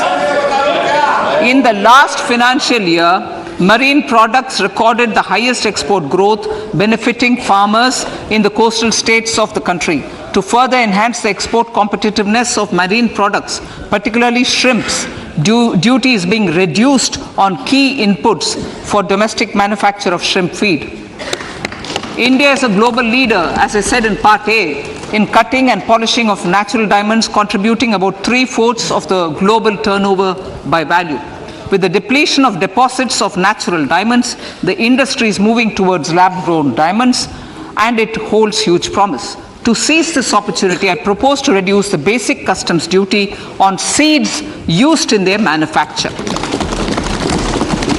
Customs duties on dore and bars of gold and platinum were increased earlier this fiscal. I propose to increase the duties on articles made therefrom to enhance the duty differential. I also propose to increase the import duty on silver doors, bars and articles to align them with that on gold and platinum. To facilitate availability of raw materials for the steel sector, exemptions from basic custom duty on raw materials for manufacture of CRGO steel, ferrous scrap and nickel cathode is being continued. Similarly, the concessional BCD of 2.5% on copper scrap is also being continued to ensure the availability of raw materials for secondary copper producers who are mainly in the MSME sectors. Compounded rubber. The basic custom duty rate on compounded rubber is being increased from 10% to 25% or 30 kg, whichever is lower, at par with that of natural rubber other than latex, to curb circumvention of duty. Cigarettes. National calamity contingent duty on specified cigarettes was last revised 3 years ago. This is proposed to be revised upwards by about 16%. Direct taxes. I now come to my direct tax proposals. Honorable Speaker, these proposals aim to maintain continuity and stability of taxation, further simplify and rationalize various provisions to reduce the compliance burden, promote the entrepreneurial spirit, and provide tax relief to citizens. It has been constant endeavor of the Income Tax Department to improve taxpayer services by making compliance easy and smooth. Our taxpayers portal received a maximum of 72 lakh returns in a day, processed more than 6.5 crore returns this year. Average processing period reduced from 93 days in financial year 13-14 to 16 days only now. And 45% of the returns were processed within 24 hours. We intend to further improve this, roll out the next generation common IT return form for taxpayer convenience, and also plan to strengthen the grievance redressal mechanism. MSMEs and professionals. MSMEs are growth engines of our economy. Micro enterprises with turnover up to 2 crore of rupees and certain professionals with turnover of up to 50 lakh rupees can avail the benefit of presumptive taxation. I propose to provide enhanced limits of 3 crore and 75 lakh respectively to the taxpayers whose cash receipts are no more than 5%. Whose cash receipts are no more than 5%. Moreover, to support MSMEs in timely receipt of payments, I propose to allow deduction for expenditure incurred on payments made to them only when payment is actually made. Cooperation. Cooperation is a value to be cherished.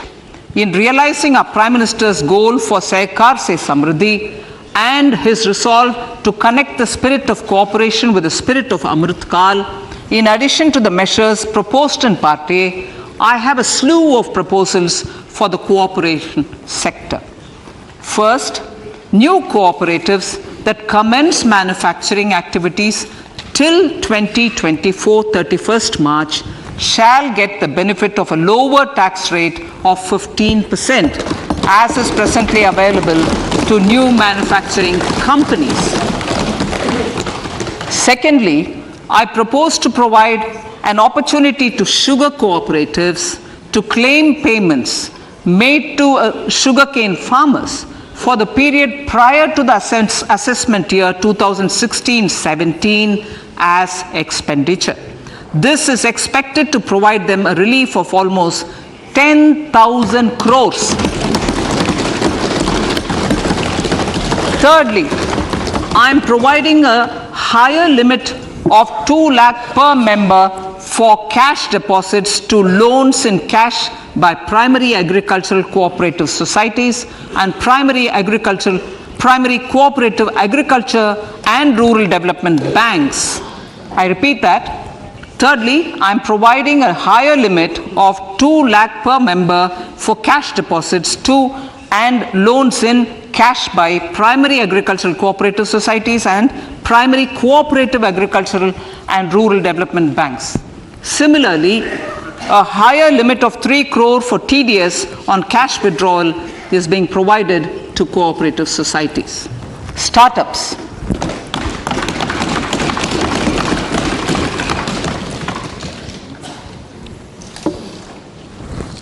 Entrepreneurship is vital for a country's economic development. We have taken a number of measures for startups and they have borne results.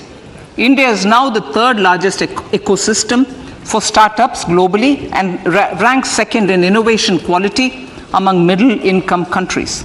I propose to extend the date of incorporation for income tax benefits to startups from 31/3/2023 to 31/3/2024. I further propose to provide the benefit of carry forward of losses on change of shareholding of startups from 7 years of incorporation to 10 years.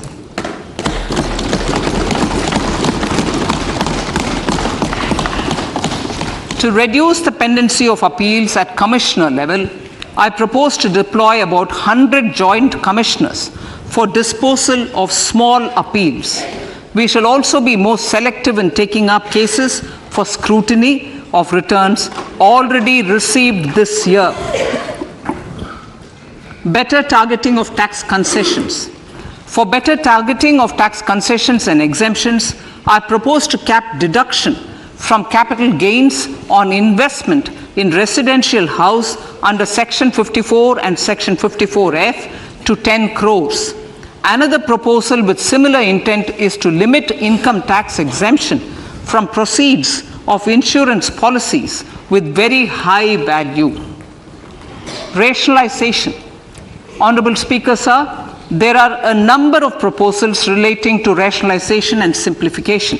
Income of authorities, boards, and commissions set up by statutes of union or state for the purpose of housing, development of cities, towns, and villages, and regulating and developing an activity or matter is proposed to be exempted from income tax. Other major measures in this direction are removing the minimum threshold of 10,000 for TDS and clarifying taxability relating to online gaming, not treating conversion of gold into electronic gold receipts and vice versa as capital gains, reducing the TDS rate from 30% to 20% on taxable portion of EPF withdrawals in non-PAN cases, and taxation on income for market-linked debentures. Other major proposals in the finance bill relate to the following: extension of period of tax benefits to funds relocating to IFSC, GIFT City till 31/3/2025, decriminalization under Section 276A of the Income Tax Act, allowing carry forward of losses on strategic disinvestment, including that of IDBI Bank, and providing EEE status to Agnivir Fund. Personal income tax.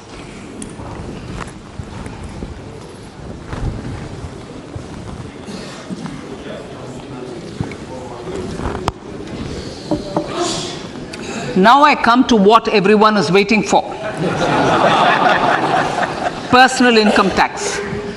I have 5 major announcements to make in this regard. These primarily benefit our hard-working middle class. The first one concerns rebate. Currently, those with income up to 5 lakh do not pay any income tax in both old and new regimes.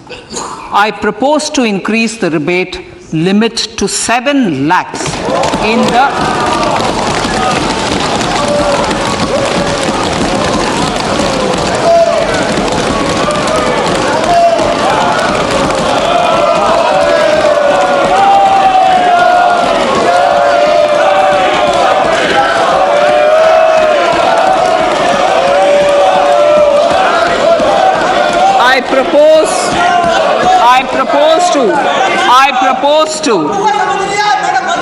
I propose to increase the rebate limit to 7 lakh in the new tax regime.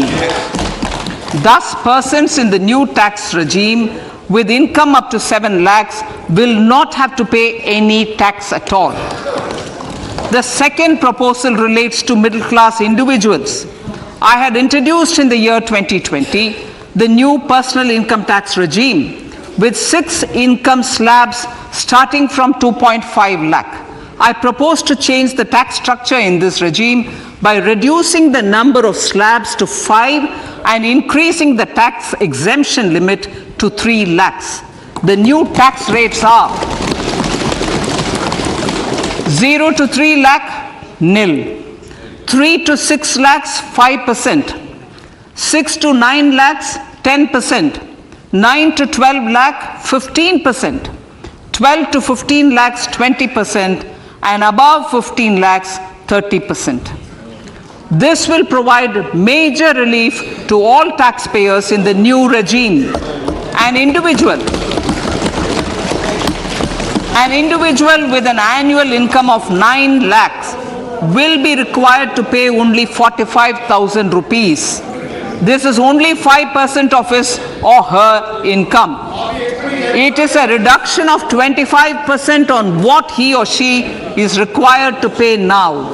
That is 60,000. So in the place of 60,000, it is now only 45,000.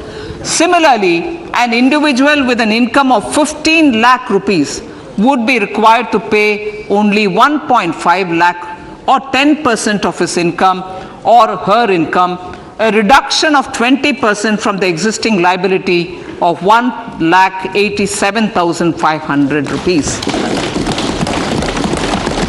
My third proposal is for the salaried class and the pensioners, including family pensioners, for whom I propose to extend the benefit of standard deduction to the new tax regime. Each salaried person with an income of 15.5 lakh rupees or more will thus stand to benefit by 52,500 rupees. My fourth announcement in personal income tax is regarding the highest tax rate, which in our country is 42.74%. This is among the highest in the world. I propose to reduce the highest surcharge rate from 37% to 25% in the new tax regime.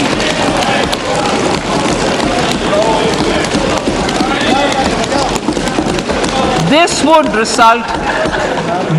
result in reduction of the maximum rate. This would result in the reduction of the maximum tax rate to 39%. Lastly, the limit of 3 lakh rupees for tax exemption on leave encashment on retirement of non-government salaried employees was last fixed in the year 2002, when the highest basic pay in the government was only 30,000 rupees per month. In line with the increase in the government salaries, I am proposing to increase this limit to 25 lakh rupees.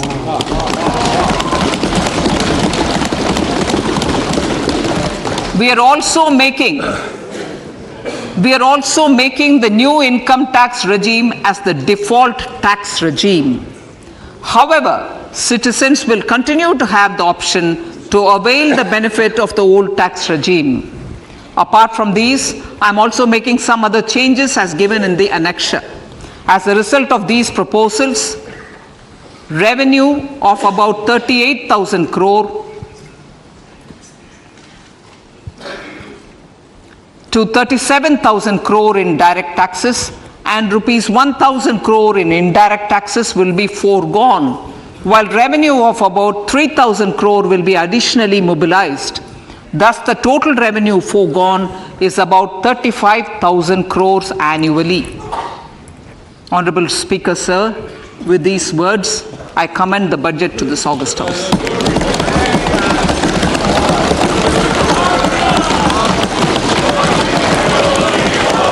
One hour, 25 minutes.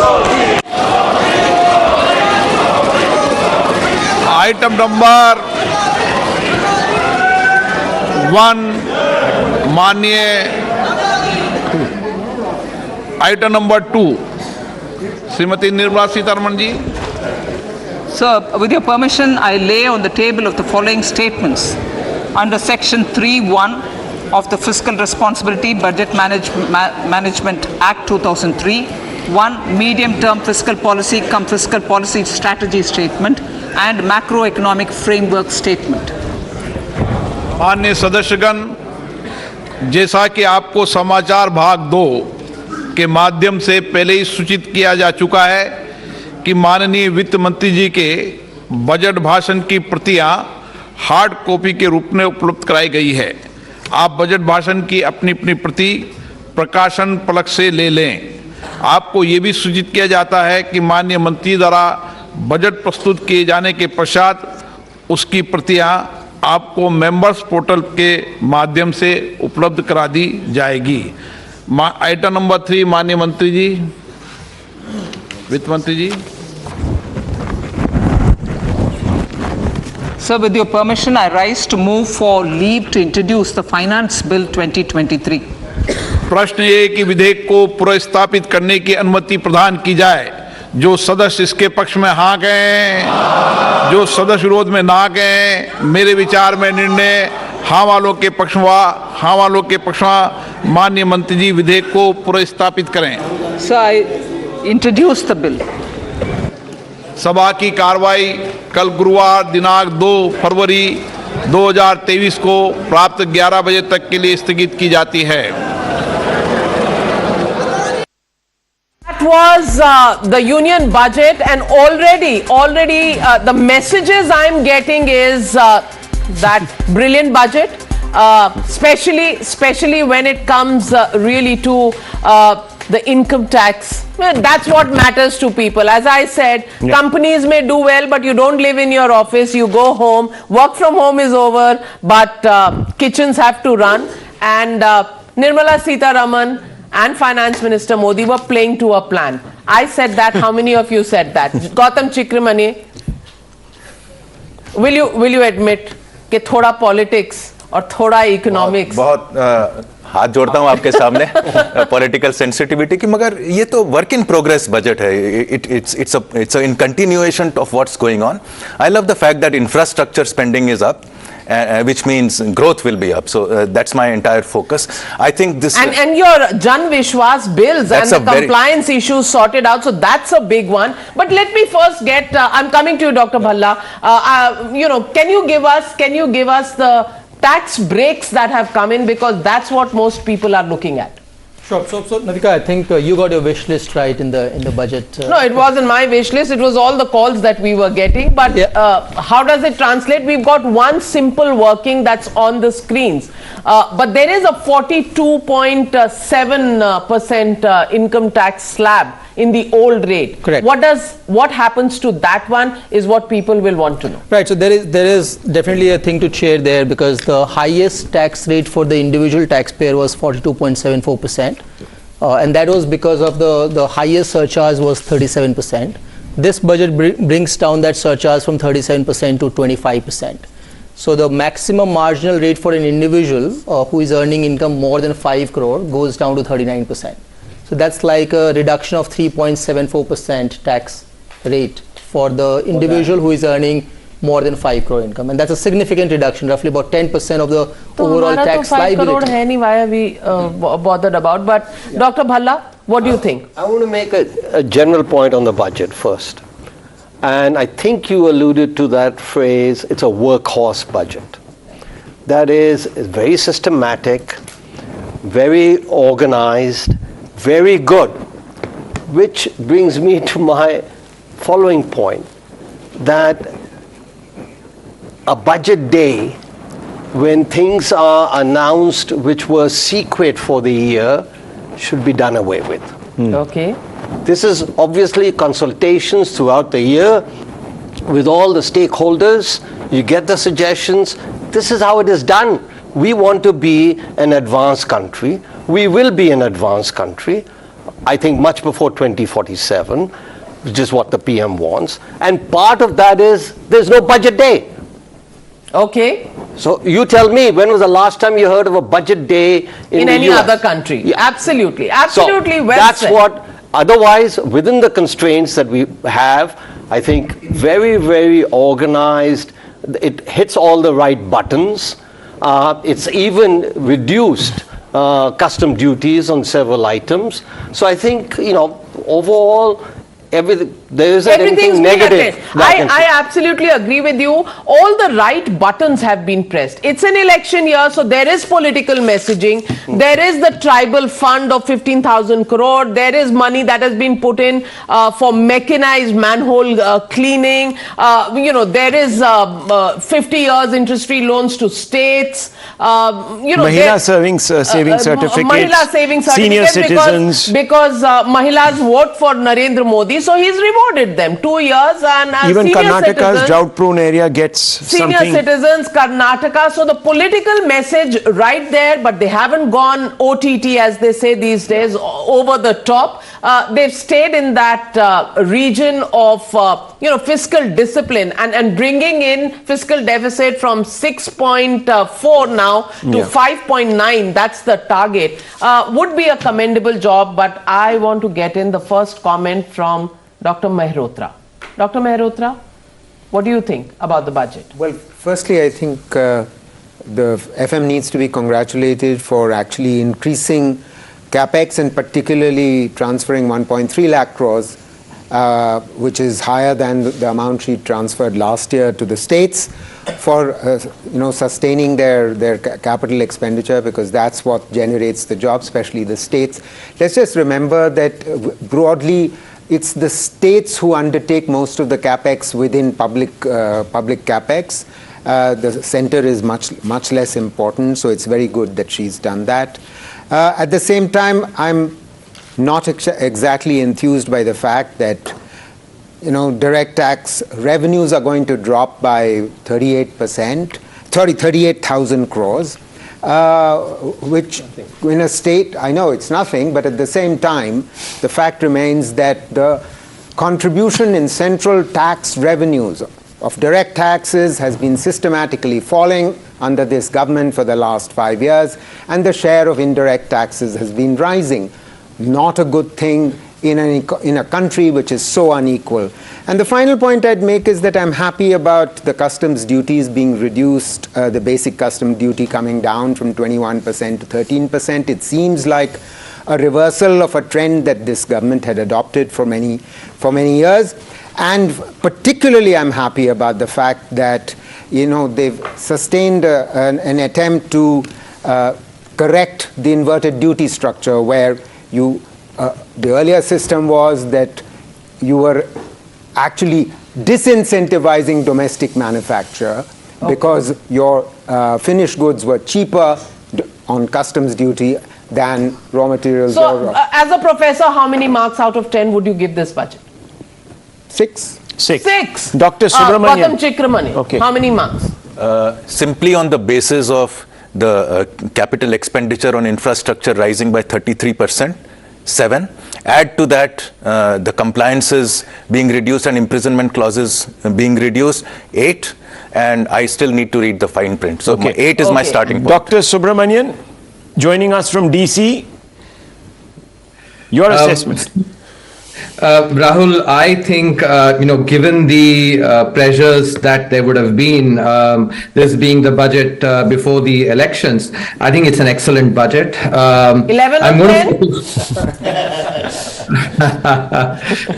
10? I would say 8.5 to 9 on 10. To me, 2 key areas stand out. I think the first is the infrastructure, and I want to throw some color on that. Second is the financial sector. Let me start with the financial sector because others haven't commented on it as yet. The credit guarantee scheme, I think, extending that is an excellent, step, because I was looking at the economic survey data. And if you look at the credit to the MSMEs on average this year, every month, if you look at the average, the credit has grown by 30% plus, actually 30.5%. And not just that, even in November and December, even credit to large industry has grown in excess of 10%. So I think credit picking up, and especially MSMEs, I think that's a very good step. Second is, I think, may not get as much attention, but I think is a fundamental move, which is the National Financial Information Registry. Many of you would recall that in the 2019-20 economic survey, we had actually covered,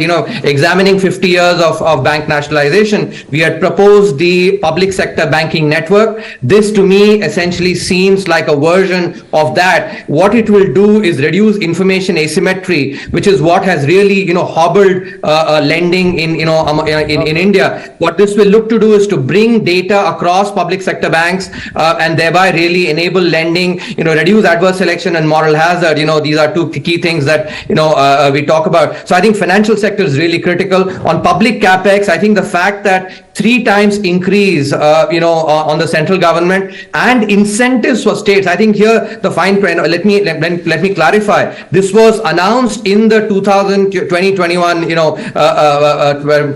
budget, the post-COVID budget. But what has now been done is that in order for states to avail this money, they have to spend it by FY 23-24. I think that is excellent, because the 50-year loans actually are very, provide significant benefits. But by making it, conditional on states investing in the next 2 years, I think that is excellent. Together with the 0.5%, of fiscal deficit condition on power sector reforms, I think that is very important as well, because eventually manufacturing sector growth depends on these. So apart from that, I will actually, and here again I will disagree with Dr. Mehrotra.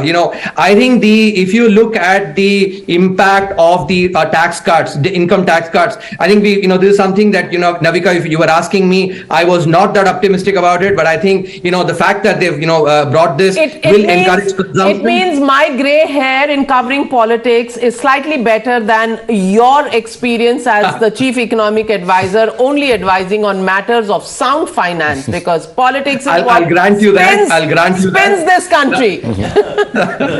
No, I'll grant you that, Navika. But I think it will actually, because it is focused on a lot of the, those salaried individuals that earn less. While the top bracket has also been reduced, this might actually have a significant impact on spurring consumption, which is something that has been picking up. Also, I was looking at the data. If you look at the public, investment itself, the gross fixed capital formation has exceeded 35%. The public capex will accelerate that further. So overall, from the emphasis on growth and thereby employment, I think this is an excellent budget, 8.5 out of 10. All right, great. Rajiv Mantri. I would just like to highlight one point. So when the tax rate was increased at the highest level, it reached 43-44%. There was obviously a lot of outcry at that time because taxes had gone up. And then the FM had said at that time that we will relook this in the 75th year. So the government has now actually kept its word.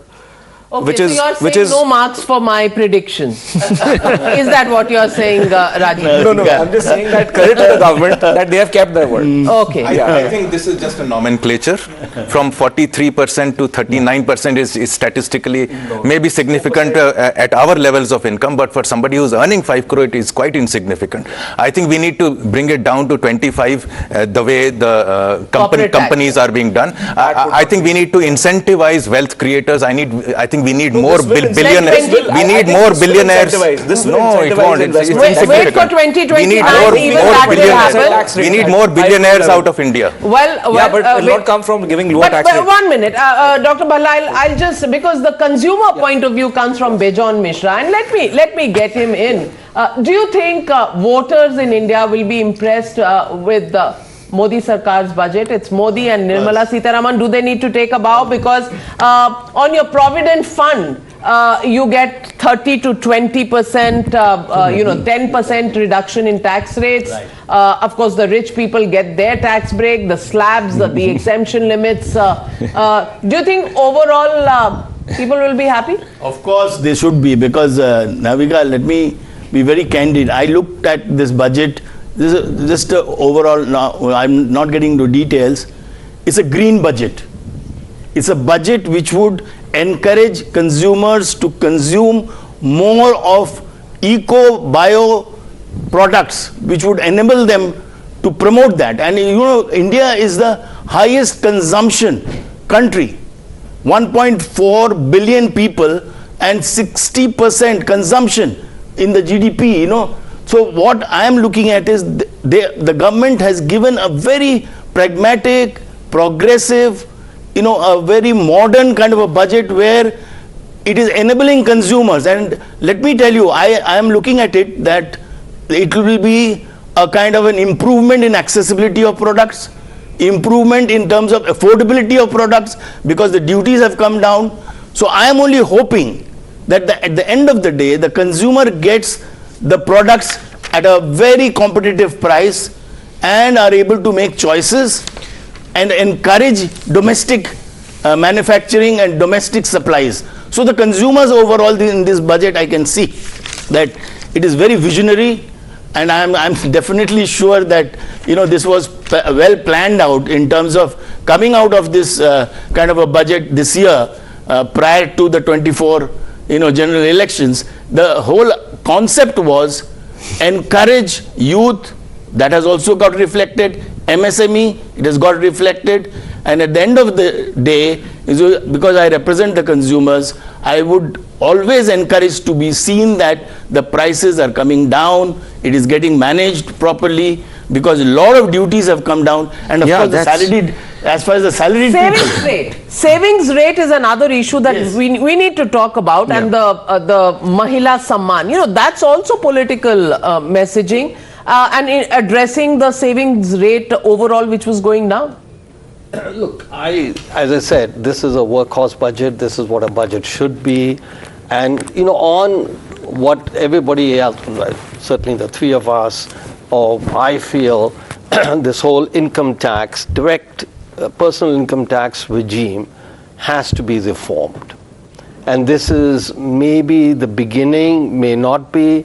We'll have to wait till 24, 25. Let me. 29 Well, let me tell you, Mr. Bhalla, Yeah, there are political reactions coming in. Okay.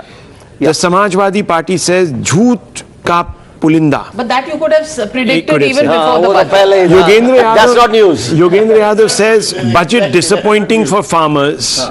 The budget disappointing for farmers. Yogendra Yadav says. Well, I'm just saying these are what people are saying. Modi ji 50 नए airport बनाएंगे, देंगे किसको? Says the Aam Aadmi Party's Sanjay Singh, who's also an MP. So that's the kind of commentary that is coming through right now. Expected. Completely expected. So this is just the opposition Completely being correctly forecast. Okay, the opposition being. So, but you know, I said all of these three lines also. Again, now the problem is with the Congress. They are saying that this budget is just like a manifesto. So if it had not, problem hai, if it had nahi not, karo to problem hai. How do you address this? And I don't know if. Yeah. Here's something that was going around WhatsApp a day ago. Okay, but this is really comes to the point. 11 a.m. the budget will be announced.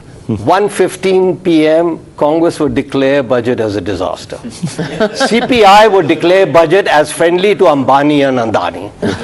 SP would declare budget as anti-farmers. You just had something. Right? And this person didn't have Yogendra Yadav in there. But, you know, but let me come to the larger point, serious point. The reason we have surcharges, as some of us might know, is because center-state adjustments, relationships, constitutionally, so a surcharge, the states do not get any money from any tax collected from the surcharge. This is what is distorting our entire tax system. And we need, I think that's the final step, that basically you want unification between individuals, between firms, between corporates. What is preventing is the whole idea of how center-state finances have to be handled. And I think that is the next project for this government to take up. And maybe it'll show fruition. Is the maths adding up? Because, you know, you have these allocations, some of them are historic. Doctor, I want to come across to you in DC. Is the maths adding up? There will be people who will question that you have outlays already which are stretching the fiscal deficit. They're imposing a huge burden on it, and now you've increased more allocations. Where is this money coming from? Can you explain? So, Rahul, I'll have to look at the fine print, but, you know, I can tell you one thing. Having worked very closely with, you know, the current Finance Secretary, Dr. Somanathan, and, you know, I absolutely trust him to not pull any tricks on this. You know, till he's at the helm, I think the numbers will be very transparent. You know, in fact, you would recall that after he came in as the Expenditure Secretary, we actually managed to clean up a lot of the off-balance sheet items. But I'm asking specifically, if you look at the numbers, and I'm sure you have a rough idea, where are these numbers coming from? Because if it's all pegged on hope, the hope of growth, then I don't know. I mean, then it becomes problematic, doesn't it? No, I don't think that should be the case, because the growth projection from the economic survey, which is what very likely the budget is, you know, budget uses, you know, of 11% in nominal terms, I think is eminently achievable. On top of that, I think they would have taken a tax buoyancy ratio of 1.2, which translates into, you know, tax growth of about 13%. I think, and that should be definitely doable, explicitly because of the way in which tax revenues have improved, you know, over the last couple of years. So I'll have to look at the fine print, but I think there is nothing, you know, hoodwinking in the numbers. These should definitely be possible, primarily because of the revenue growth that has been happening. I mean, you note the latest GST numbers came at 1,55,000 crores. I mean, and that's something which cannot be ignored either. So I think the budget math actually seems to be fine. Well, Dr. Subramaniam, the other question I want to ask you about is unemployment has been a major issue that we've talked about, and that's been the political criticism. Now, skilling was a very important cornerstone of Prime Minister Modi's policies in 2014. Somewhere in the middle, it dropped off the map a bit. This time again there is a emphasis on it, but do you think the allocations are enough? Will it address the issue of unemployment, because it's a burning concern? So first of all, Navika, I think, as I was mentioning earlier as well, before the budget, a lot of, what we take as extant wisdom on employment seems to be drawn from the noisy, unreliable CMI data. If we look at the PLFS, data, and I'm going to quote some numbers actually using the annual PLFS, which I must mention covers both the, urban and rural areas. Even pre-pandemic, the regular wage salary employees, and by the way, this does not include the unpaid labor that Dr. Mehrotra was talking about, because regular wage salaried employees cannot be unpaid labor. That increased by 4.1 crore in 2019-20 vis-a-vis 2011-12. Just note that 4.1 crore in 2019-20 versus 2011-12, and it is 87 lakhs higher now during the pandemic period, so 2020-21 versus 2018-19. So I think a lot of the narratives that have been pushed on employment actually do not stand the scrutiny of good data. So that is something which we have to acknowledge very clearly. Of this, I will also mention female regular wage and salaried employees. For instance, the CMI data keeps talking about female labor force participation rates having decreased. Dr. Sujit Bhalla actually challenged Dr. Mehrotra about this. I will mention here 1.43 crore increase in female regular regular wage and salaried employees in 2019-20 versus 2011-12, and a 44 lakh increase in 2020-21 versus 2018-19. So I think these numbers actually are something which we have to take care of. Also, lastly, I think if you look at even organized employment as well, organized sector employment, that has also increased significantly if you look at the data. So I think the first point we must acknowledge is that this narrative that employment has not been created is not correct. Now, when we come to the actual measures that we look at, I think what we've seen is unbelievable. Dr. Mehrotra is saying unbelievable. No, that's fine. But let me once again draw everybody's attention back to the numbers as far as income tax are concerned. An individual whose annual income is 9 lakh rupees now pays only 45,000 rupees as taxes. Up to 3 lakhs, of course, no tax that they will be paying. 15 lakhs if you earn in a year, then you have to pay income tax of 1.5 lakh. It was 1.87 lakh earlier. It's now down to 1.5 lakhs, and also higher limit of 2 lakh per member for cash deposit and loans by primary agriculture credit societies. So this is also helping the agriculturists, and highest surcharge rate down from 37 to 25%. These income tax concessions will have to be looked at. Let me get an industry perspective also. Sanjay Kapoor joining us live, Sona Steering Chief joining us live from CII.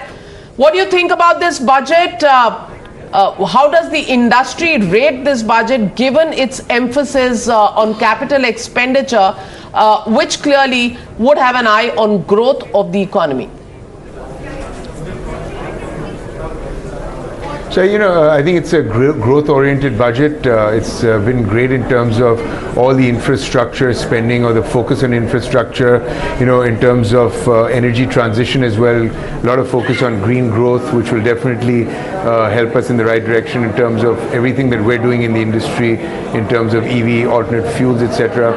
There's a lot of talk about battery energy storage, so a lot of focus on AI as well, which is, good to hear, moving in the right direction from that perspective. The finance minister talked about the scrappage policy. So while there were a few details about that, I'm hoping that that sort of scrappage policy kicks in, and we can see a lot more of that through different states. The finance minister sort of talked about income taxes at the lower level, which will definitely fuel spending and more consumption. So we're overall pretty happy about the budget. We need to. How would you rate it on a scale of 10? How much would you give this budget? I'd say it's it's up there in the 8 out of 10. I think it was a good budget, and it'll definitely help in terms of everything that we're doing to fuel growth. And if we're looking at a 7% growth, I think this is a great budget for that. Okay, let's quickly look at a graphic that we prepared, viewers, to give you an idea of what's been covered in this particular budget exercise.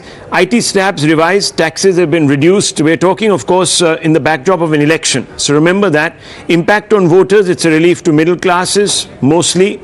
2.4 lakh crore for railways, impact on voter, new trains and modernization, which will obviously help certain regions in connectivity, and that obviously leads to a trickle-down effect.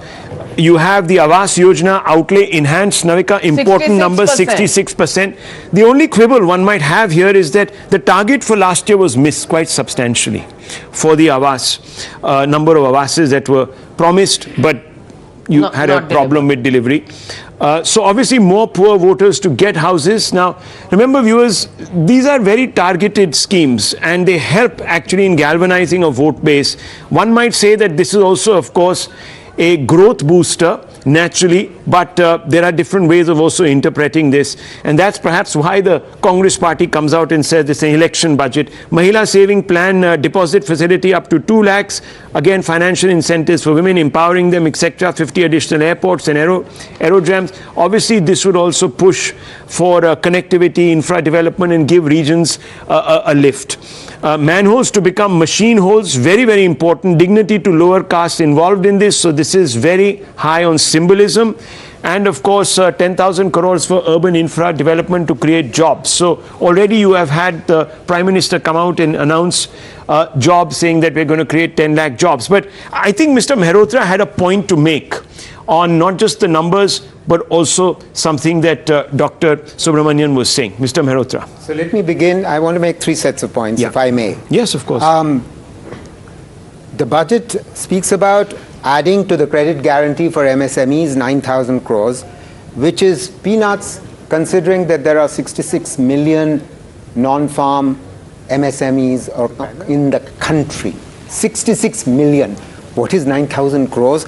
And so we have to keep this in mind. And the second thing we need to keep in mind in this context about the 9,000 crores is that it is intended only for registered MSMEs. And the registered MSMEs constitute precisely 1% of this 66 million. And just to point out that MSMEs, which are 99% unregistered and therefore they are unorganized, do contribute, according to the economic survey, table 9.9, contribute 48% of share in exports of the country, but that is down, and that was 2018, and that's down in fiscal year 23 to 42% from 48. Which is why you have seen unemployment rising and the employment rate, which is the share of the working age population, falling. But Mr. Mehrotra, 10 years of Modi, 10 years of Modi, he's gone into his 10th year. I just want to point out one, you talk about this, and I'm not in any way disparaging that fact. Per capita income has more than doubled to 1.97 lakhs in around 9 years. Now, this is a big number. Yes. But obviously this is happening for those who are above the median of the income and the median of the population. That's the point. The poor are getting poorer. We know this. Let me, if I may finish. I haven't only come to the second point.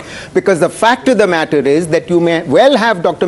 Subramaniam's point being correct, that urban female labor force participation is increasing, regular work is increasing, but at the same time, this is a subset of total employment, and the employment rate, which is defined as the share of the working age population which has work, has systematically fallen from 2016 from 43% to 37%. That's a vast decline. And at the same time, when the employment rate is falling, the unemployment rate, youth unemployment, has anyone any idea what youth unemployment 15 to 29-year-olds for PLFS has gone from? From 2012, when it was something like 6%, on average for the entire youth, it's 16%. If you are a graduate, it went from 18% to 36%. I'm talking about youth unemployment. And this is, obviously, most of these people are not unpaid family labor. They're looking for work, but they are not finding work. So they are your demographic. So in other words, what we are saying is MSMEs have collapsed. Yeah. They are closing. They are the ones who provide non-farm jobs, and for them in the budget we are providing. Okay, let's get in Dr. Subramanian to respond to you on this point. Which is the reason also manufacturing share of GDP is falling. Okay. Also the reason why manufacturing share of employment is falling. Okay, Doctor. I think there are lots of factual errors that are being made here. Let me quote from the, firstly, I think the first factual error is that the outlay of 7,000 crores is only for the guarantee. I'm sure, Dr. Mehrotra understands that is essentially contingent on there being a default, first loss default. That's how the scheme has been organized. That guarantee of 7,000 crores will actually translate into credit of 2 lakh crores. 2 lakh crores is certainly not peanuts, and I'm sure my learned friend understands this very well. Second, let me, I don't interrupt when you speak, so allow me to speak as well. I think when we look at the manufacturing sector, and Dr. Panagaria sent this to me as well, Dr. Arvind Panagaria, and I've looked at the data. The manufacturing sector, as a percentage of GDP now is 18.2%. This is from the statistical tables. Okay. So I don't know what Dr. Mehrotra is talking about. If you look at the actual data, the numbers are very clear. So let's not peddle these fake narratives. And the third point here being unemployment. I think on the employment as well, on the employment, it is very important to keep in mind that the unemployment rate has declined to 7.2%. Whether it's the LFPR, labor force participation rate, the worker to population ratio, or the unemployment rate, all of those have actually declined. So I don't know what data. Okay, we have two very accomplished people differing on the numbers in a substantial manner. Let's for a moment change tact and bring in the industry point of view. Sanjeev Goenka, founder and chairman of RP Sanjeev Goenka Group, joins us. Thank you very much for speaking to Times Now, Mr. Goenka. How do you rate this budget? What are your first impressions of the budget? Well, thanks for having me here, Rahul, but let me just say that, generally, typically after a budget, you say, we want kuch aur chahiye. Dil mange more. This is a budget which really leaves you not asking for anything more. And what do you expect from a budget? Focus on capex, focus on inclusive growth, focus on entrepreneurship, focus on startups, focus on agriculture, focus on infrastructure. Focus on simplification. Focus on decriminalization, and almost every taxpayer will be paying less taxes.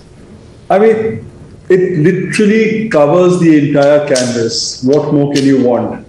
So for me, it's great, it's outstanding, it's comprehensive, it lays the foundation for huge investments going forward, not only in 23-24, but for the next several years. But Mr. Goenka, many would ask that question. Good afternoon, this is Navika here. Many would ask that question that every year India Inc. gives these huge numbers on a scale of 10, 8 and 9 to the budget. But at the end of the day, private investment hasn't really come up to the expectations. My question today to you would be, now with this budget, when you say that dil ko sab kuch mil gaya hai, dil cannot mange more, then will we actually see the private investment rate going up, and are we looking at a turnaround in that sense? For sure. I think let's not forget that the last 2 years, you had the backdrop and the shadow of COVID looming large. So private sector was, I think, naturally being cautious in terms of committing. The focus was on deleveraging. The focus was on consolidation. And the focus was on capacity utilization. All that has happened in the last 2 years. Now, I think people are reasonably confident of investing, and you will see investment coming forward. I think there is no doubt in that. Okay, so if that's the thumbs up coming in from India Inc., that's the thumbs up coming in from most economists, of course with some reservations from Dr. Mehrotra. Yes, Sanjay Jha, where do you stand on this budget? It talks about fiscal discipline. It talks about tying up, and there is a subtle message there when states have been given a target of 3.5% fiscal deficit and 0.5% tied to power sector reforms, which means free revdi, free bijli, pani, all that will have a little bit of a check. I'd like to ask the economist, the business strategist in you rather than the politician in you. How do you rate this budget, Sanjay Jha? In short, Navika, it's a ho-hum budget. You're more of a politician than I ever believed.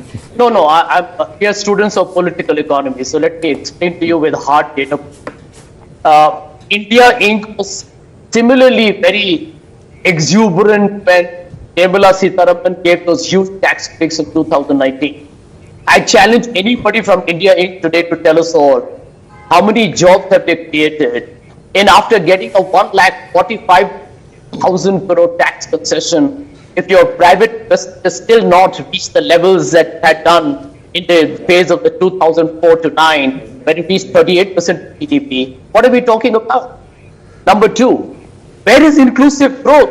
I would have liked the FM to start her speech by first apologizing to the farmers of India, because Navika, this is the year 2022. Farmer incomes were meant to have doubled. And if you look at it in real terms, the farmers are worse off than they were before. Third, I'm quoting government data. If you look at the last survey that the government released, it accepted that 82% of workers in India, and I'm including agricultural labor, urban poor, urban workers, etc., their real incomes today are lower than what they were pre-pandemic. So exactly, if you look at the numbers today, there's worry.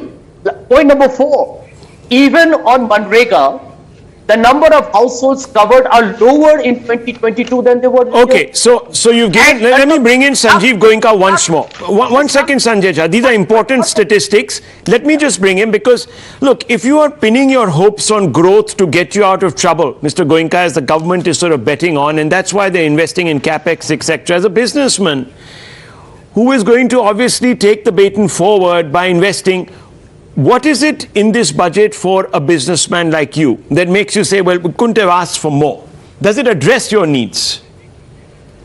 You know, frankly, this budget, and it's not specific just this budget, but it's the actions of the government over the last 12 months, 18 months, 24 months. There has been a strong focus on infrastructure creation. There has been a strong focus on simplification. There has been a strong focus on decriminalization. There has been a focus on encouraging startups. Look at the number of unicorns that have been created with startups. So the enabling atmosphere or environment for investment is good. It's strong. India is a great market. India has a vision going forward. Most of the other economies in the world are facing headwinds. India is probably one of the very few economies in the world which, thanks to the actions of the government, is having a very strong tailwind. So as a businessman, you're going to look at where you're going to get maximum returns. And frankly, India is the place where you get maximum returns at this point in time. So there is no logic for you not to invest in India. Well, thank you. But then, Mr. Goenka, the criticism has been that the investment hasn't come forward and high net worth individuals are moving out of the country. That's been the criticism. So if you say there is an enabling atmosphere and you know, the rules of the game are to push growth, then how do we actually keep these conflicting actions that seem to be happening? Let's not forget that the last 2 years were COVID inflicted, and corporate India focused on consolidation, focused on actually being cautious, on deleveraging. So it was a different environment. It's the first time in 2 or 3 years that you're free of the specter of COVID.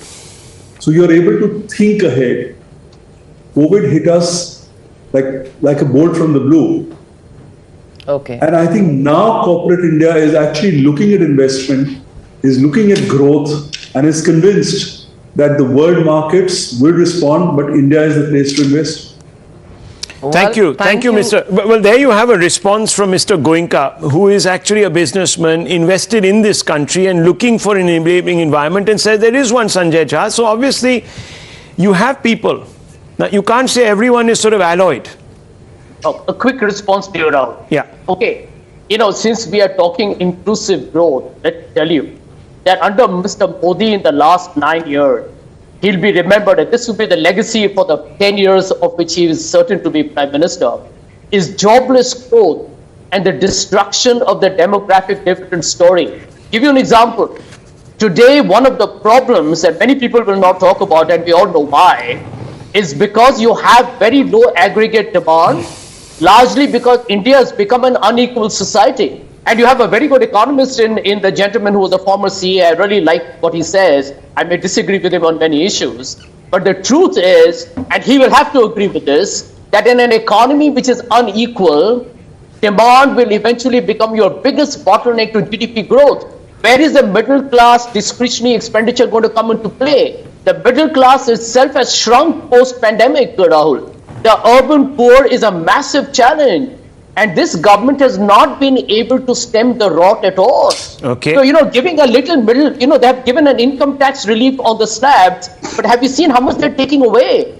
So this is a very cosmetic jugglery going on. Okay. And I think at the end of the day, the budget, I'm sorry to say, and I'm wearing an economist hat, is subpar. Dr. Subramanian, another response for you. Again, let me state the facts, right? If you look at the investment in the economy, what economists call the gross fixed capital formation to GDP, and I'm quoting from the economic survey, for 2021-22, it is 35.2%, has gone beyond the 35% threshold, and that it has increased from 32.8%. So, allied with that, also look at another fact. If you look at the April to December of 2022 period and compare it, to the 2020 same period, the manufacturing investment from private investors is actually tripled.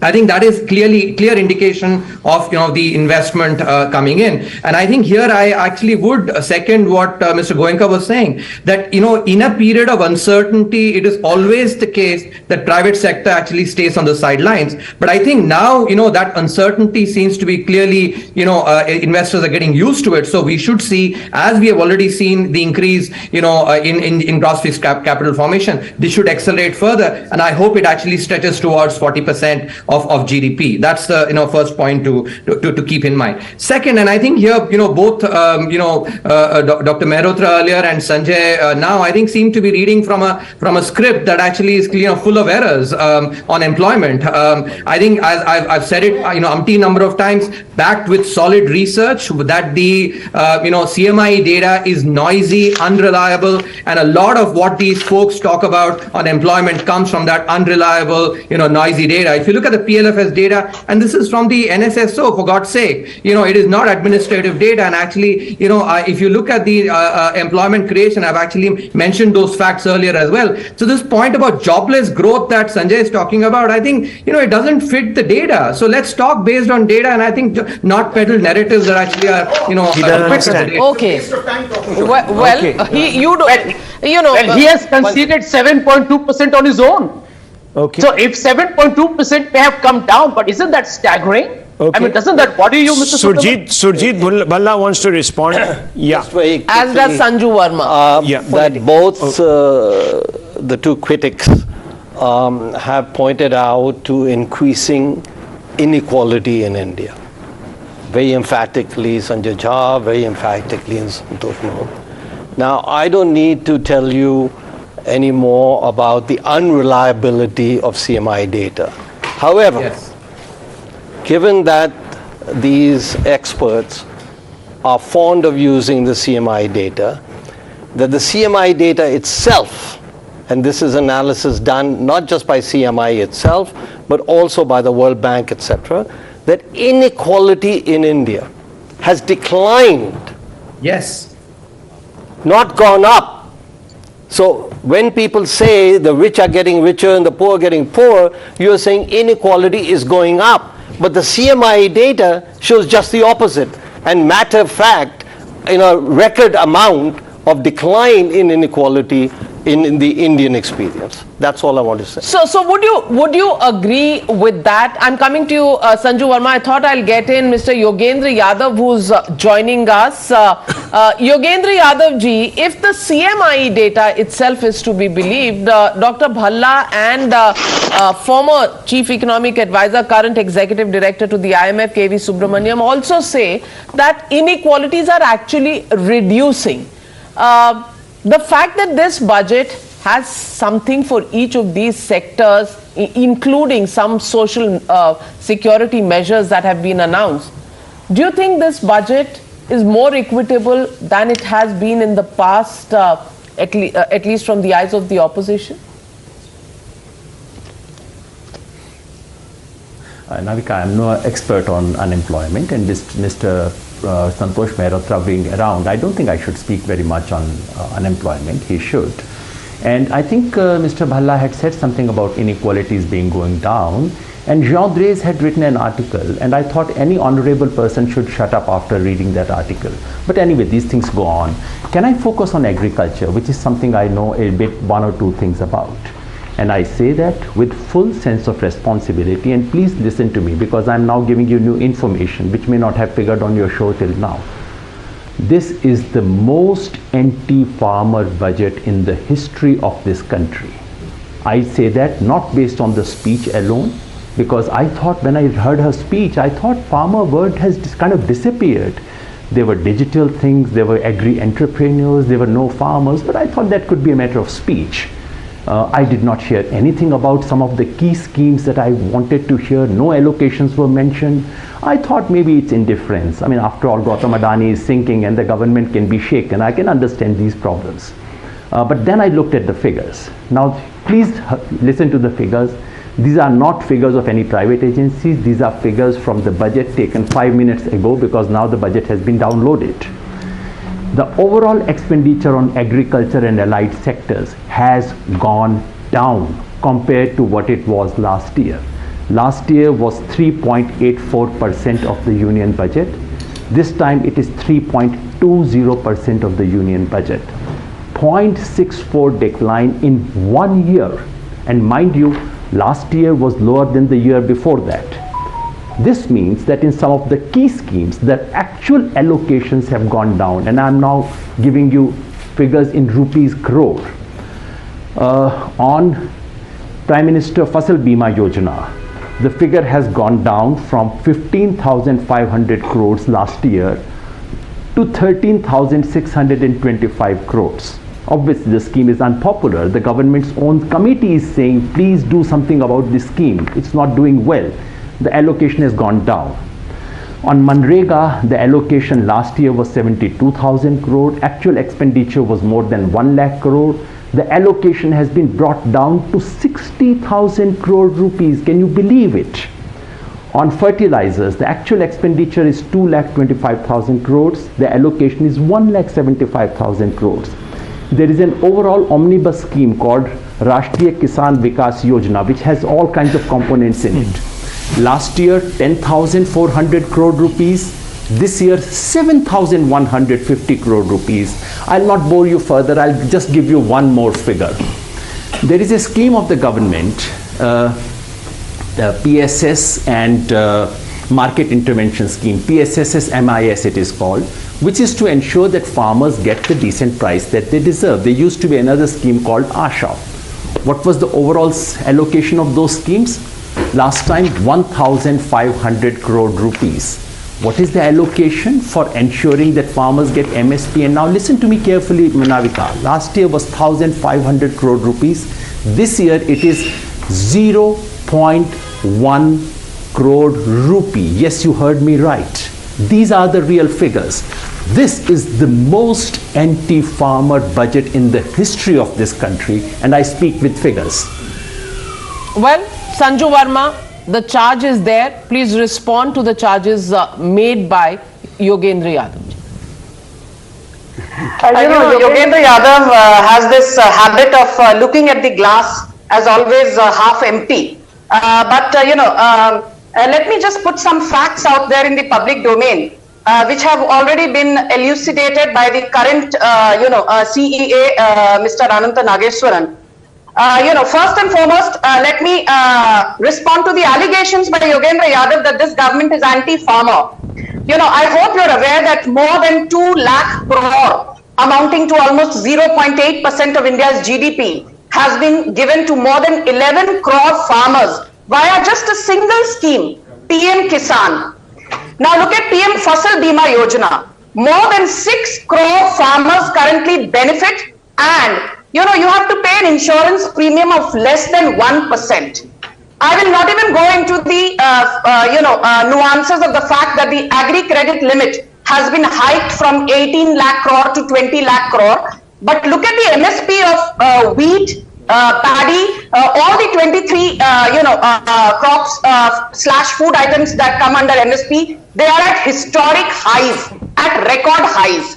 Let me also tell you that 20,000 crore under the Agri Investment Infra Scheme to give back-end facilities to farmers and improve logistics. The corpus of 20,000 crore, that has benefited farmers like never before. Because very often, the produce is large, the MSP is in place, but because of lack of back-end logistics, farmers really don't get to benefit. Which is not the case because the Modi government has put that infrastructure in place. Also look at FPOs. When the Modi government took charge in May 2014, there were hardly any FPOs, farmer producer organizations, which is a collective of people so that farmers can negotiate the best terms when they negotiate with a counterparty on the other side. By 2024-25, there will be more than 8,000 to 10,000 FPOs in India, which I think speaks volumes about the fact that farmers will now call the shots and their bargaining power will not be compromised. So, Mr. Yogendra Yadav, please go back and educate yourself. I want to add something to what, Mr. Mehrotra said about MSMEs. Though, the former CEA on your panel rebutted the charges brilliantly, I have something to add. This is how these people, they fake data. What did Mr. Mehrotra say? He said 99.7% of the MSMEs, are in the unorganized sector, which means they are unregistered and hence they will not benefit from the schemes announced by the Modi government, including the 9,000 crore odd credit guarantee scheme. Now, this is where, I want to say the devil lies in the detail. If you look at the 99.7% figure, out of 99.7% of MSCs in the unorganized sector, only 2/3 are unregistered, which means only 66% of the overall MSMEs are unregistered. 34% of the MSMEs in India today are registered and get benefits. They got benefits at the height of COVID second wave via the emergency credit loan guarantee scheme. Can I just finish in 2 seconds? Yes, ma'am. 20 seconds. Yeah. MSMEs were given top preference, collateral-free loans were given, a corpus of 3 lakh crore to that effect was announced. MSMEs, benefited at the height of COVID second wave. They were given, concessional credit facility at barely 7.5%, at best 9% in some cases. So to come here and, try and torture data to suit a certain narrative, I think that is unpardonable. And I will just very quickly give you some numbers.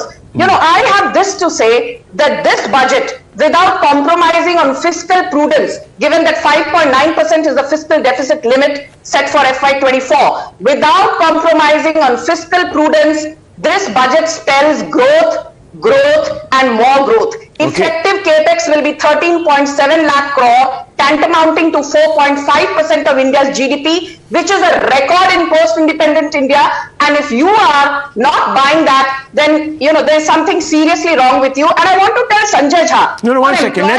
Let's first get Mr. Yogendra Yadav to respond to you, since you brought him into this. Yes, Yogendra Yadav. Now that Sanjuji has read out whatever her party had given to her, I'm very grateful. And please don't since take she personal wanted shots at me. to educate me, I actually managed to educate myself in the process. I'm actually deeply educated by what you said, yes. So I'm educated, and here are the figures. You mentioned Kisan Samman Nidhi. Thank you very much. Last year, do you know what was the amount allocated in the budget?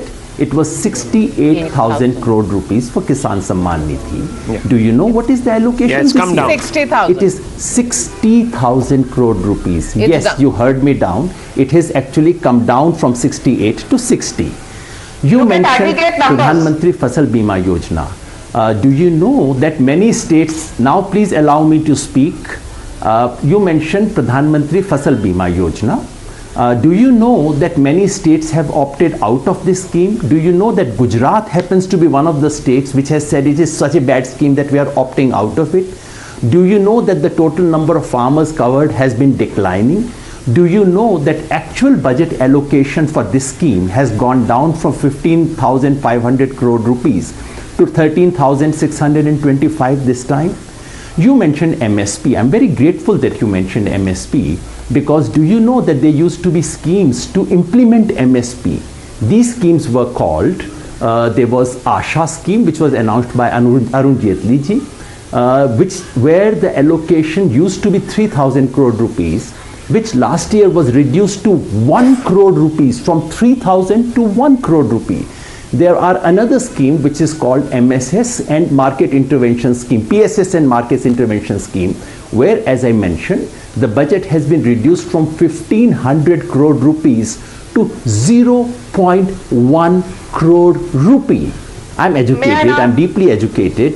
You mentioned FPO. Do you know how many FPOs the government had announced last time? They had said 10,000 FPOs will be created. May I ask you how many have been created? And may I ask for one little petty detail? The BJP, the government has been announcing for 6 years they went around, and in this television studio I heard lots of echoes of that. Doubling of farmers' income, doubling of farmers' income, doubling of farmers' income. For 6 years it was to happen. Do you know what was the deadline? Madam, this cannot be a monologue by him. I need to let him finish. 2022. Yeah, so I've been listening to his monologue. Do you know he hasn't finished. Income today? The actual figures were, please allow me, I'm educated. I'm willing to be more educated. Let's have figures. No, you cannot be spewing lies. You cannot be spewing lies on national television, and I am not here to listen to your monologue. 8,000. You made reckless allegations and reported them. Now you're indulging in a monologue. Committee said that in 2022 it should become 21,000 rupees. And do you know that after 3 years it had only reached 10,000 rupees? And what is the figure? I want to know. I did not get that figure from the government. I would be deeply grateful. I would be educated, Sanjuji. Please educate me. Yes, now let me speak. What is the farmer's income today? Sanju Verma, now respond to Yogendra Yadav. Yes. Yeah. Yogendra Yadav, now let me respond to your allegations. How convenient of you to say that Gujarat opted out of PM Fasal Bima Yojana. This is why I say that the devil is in the detail. Gujarat opted out of the PM Fasal Bima Yojana for certain reasons for just 3 months when Vijay Rupani was the chief minister way back in August of 2020. Gujarat today is very much a part of the PM Fasal Bima Yojana. So point number 1, you are certainly, not educated enough because you've been quoting wrong data from the past. Please quote latest data. The latest data says that despite out of 31 states and union territories, out of Them 7 states are not covered under the PM Fasal Bima Yojana. Despite 7 states not being covered under PM Fasal Bima Yojana. Now listen carefully. The number of beneficiaries has gone up from 2.8 crore, just 2.8 crore in 2014-15 to more than 6 crore as we speak now. So your second lie is rebuffed. Now let me speak on the third lie. You are talking of, overall PM Kisan allocation has come down. I think you need to also understand that we should look at aggregate numbers. On an aggregate basis, more than 2 lakh crore, tantamounting to almost 0.8 or 0.9% of India's GDP, has been given out to more than 11.4 crore farmers. Now your fourth lie. Let me tell you something very interesting. Under UPA 1 and UPA 2, do you know how much was given to wheat growers by way of MSP? It was less than 2 lakh crore. And do you know how much Modi government has given just in the case of wheat in the last 8.5 years? It is 5.6 lakh crore. Now let me tell you how much was the payout in terms of pulses. In terms of pulses, under UPA 1 and 2, less than 25,000 crore was paid out. Do you know how much has been paid out in pulses alone by the Modi government?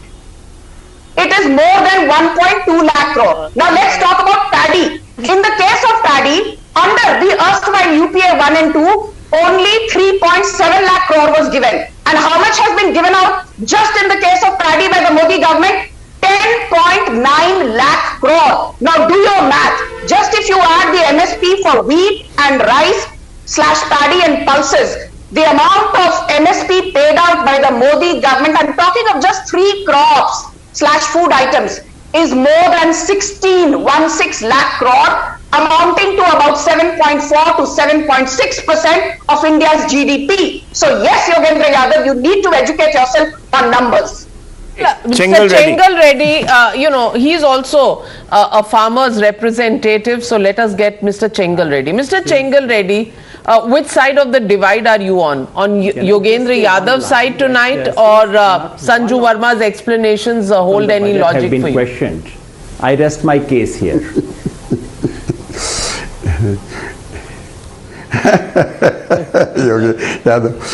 See, it's like, when two immortals are fighting, mortals like us coming, we will be crushed. Don't worry. See, the positive. How dare anybody crush a farmer in this country, Chengal Reddy Saab? Please don't get worried. No, it's okay. See, the positive aspects are definitely the credit allocations and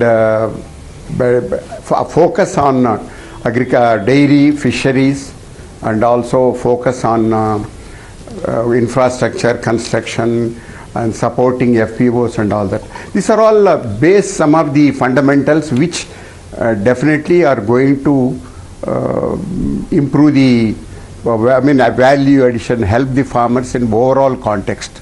But the challenges which in the last 4 or 5 years we have been facing are totally different.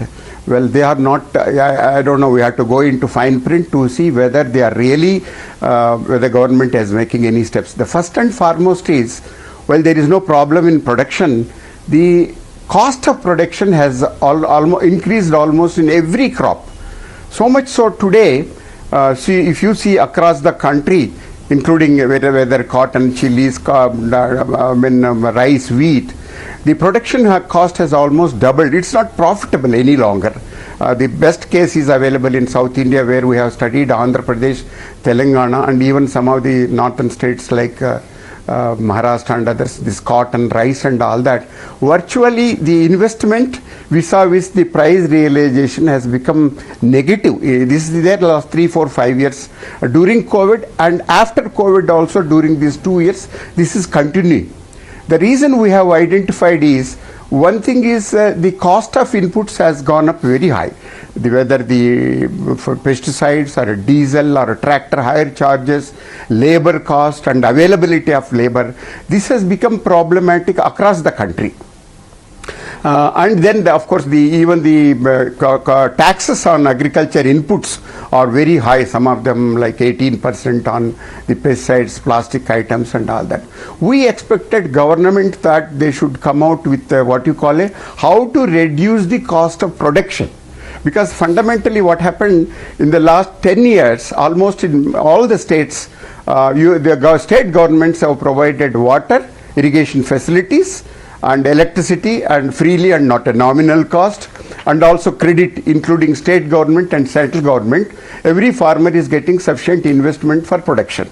Now, having completed the first phase, the second phase comes in terms of improving the productivity and improving the quality, and then making agriculture a globally standards. Now, this hasn't happened in the last many years. I don't know, not that it's during Modi, but it is there for last 10-15 years. This problem was there. So the question today is, before this government, for the next 1 year is, we only suggest that Mr. Modi government should go into the finer details. See, the political discussions, we are not interested. We know normally we have. Okay, we're getting word that the Prime Minister will be speaking at 2 p.m. The point that I think you're making, Mr. Reddy, is that you think this is a comprehensive budget. That's what you're saying, in short.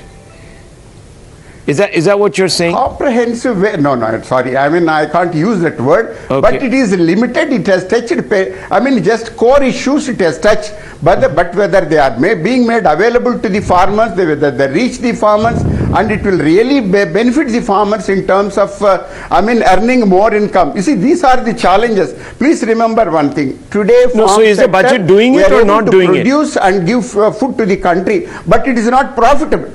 No, budget has only touched some periphery here and there. Okay. But in details, if you go into the details, I think the government has to review the whole of their budget, the details, and then they have to rework the whole thing. I don't think it has met farmers' aspirations. Okay, not met the farmers' aspirations in ballpark terms. Needs to be done. Is what Mr. Chengal Reddy said. Yogendra Yadav is raising his hand once again. I'll come back to you, Mr. Yadav. Just give me 30 seconds. I'm just playing out a few political reactions that are coming in. Just give me 30 seconds. Some political reactions. Yes.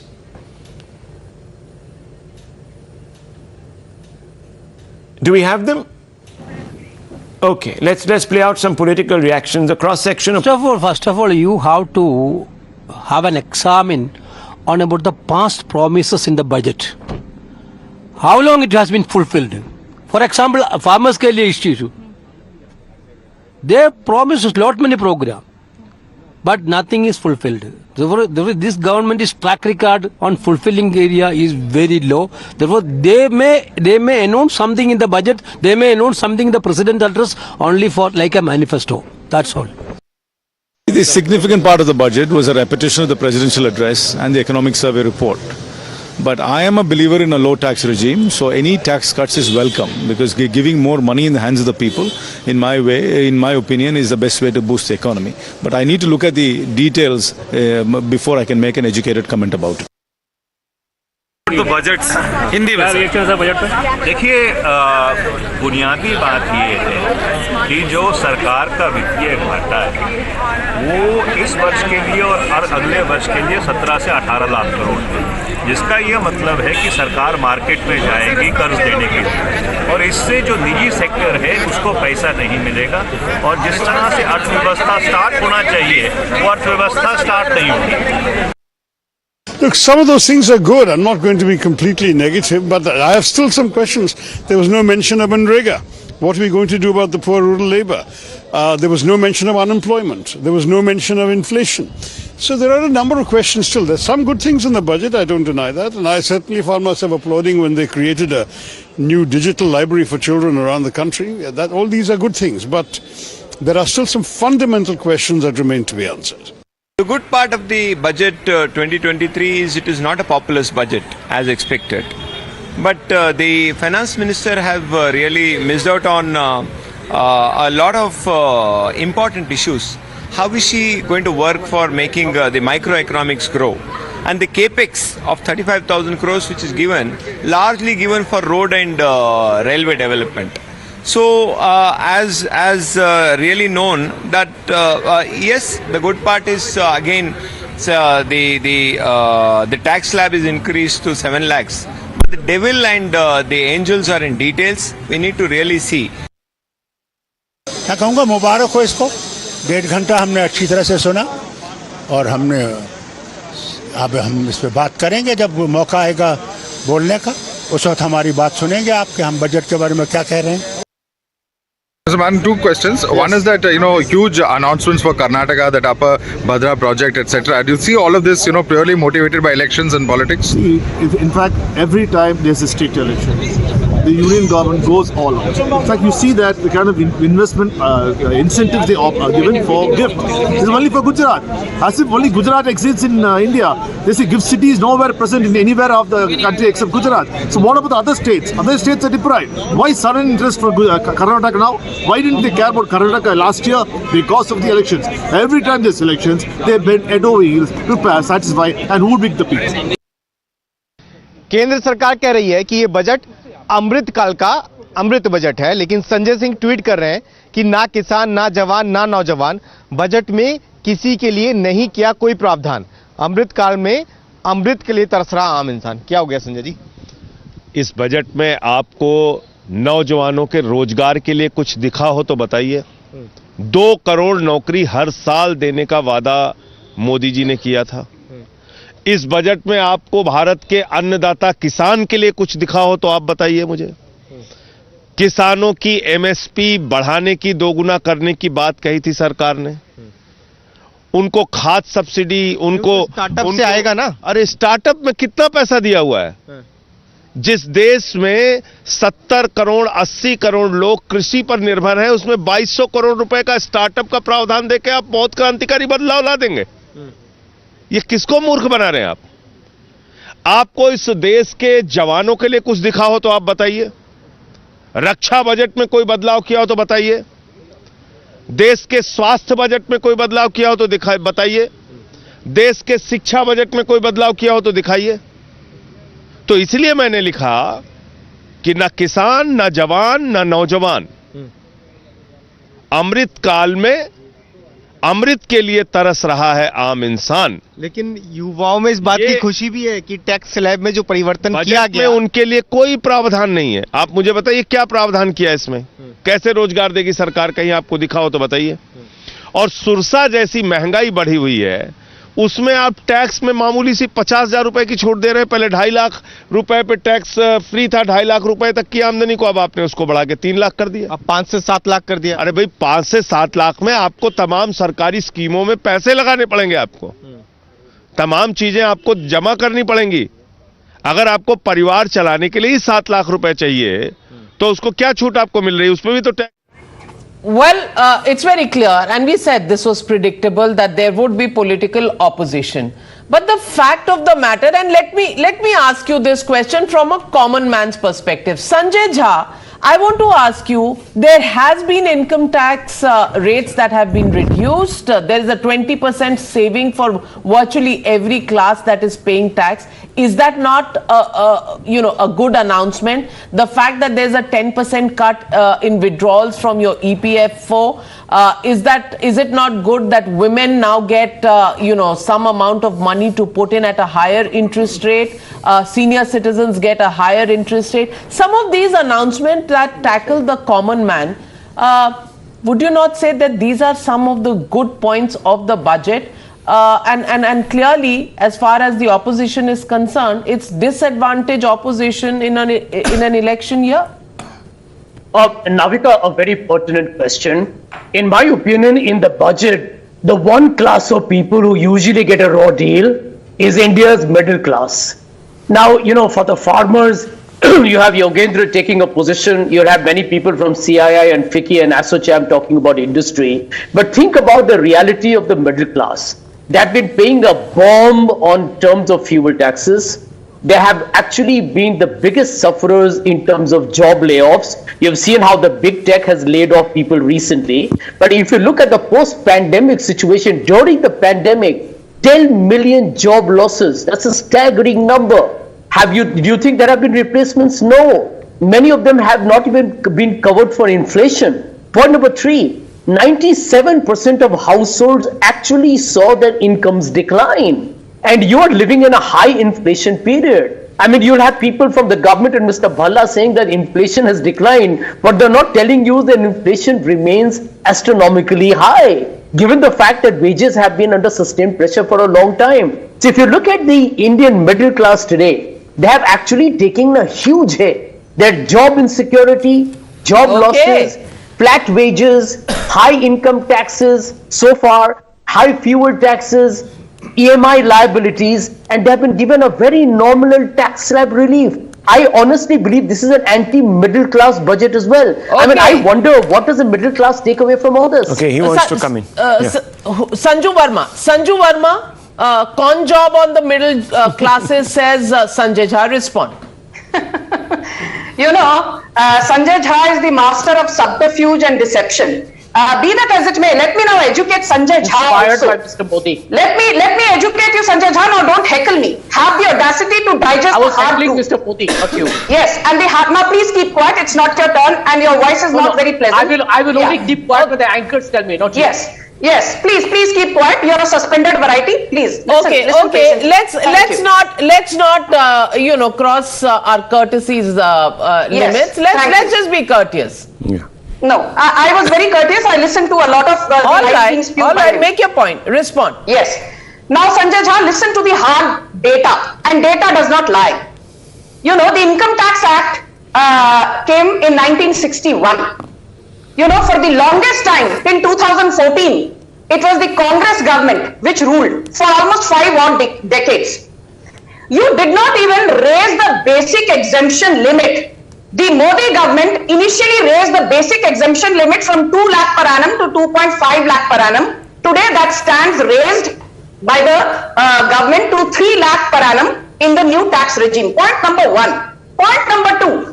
Even if you are a part of the old tax regime, and listen very carefully, the benefit under section 80EE, that is interest on home loan, you know how much that was raised? That was raised from 1 lakh to 1.5 lakh per annum, the tax deductible benefit. What is the tax deductible benefit under 80C? Your government had it at 1 lakh for decades together. We raised it to 1.5 lakh per annum in the first 2 years of coming to power. Now look at the benefit under section 24A and 24B.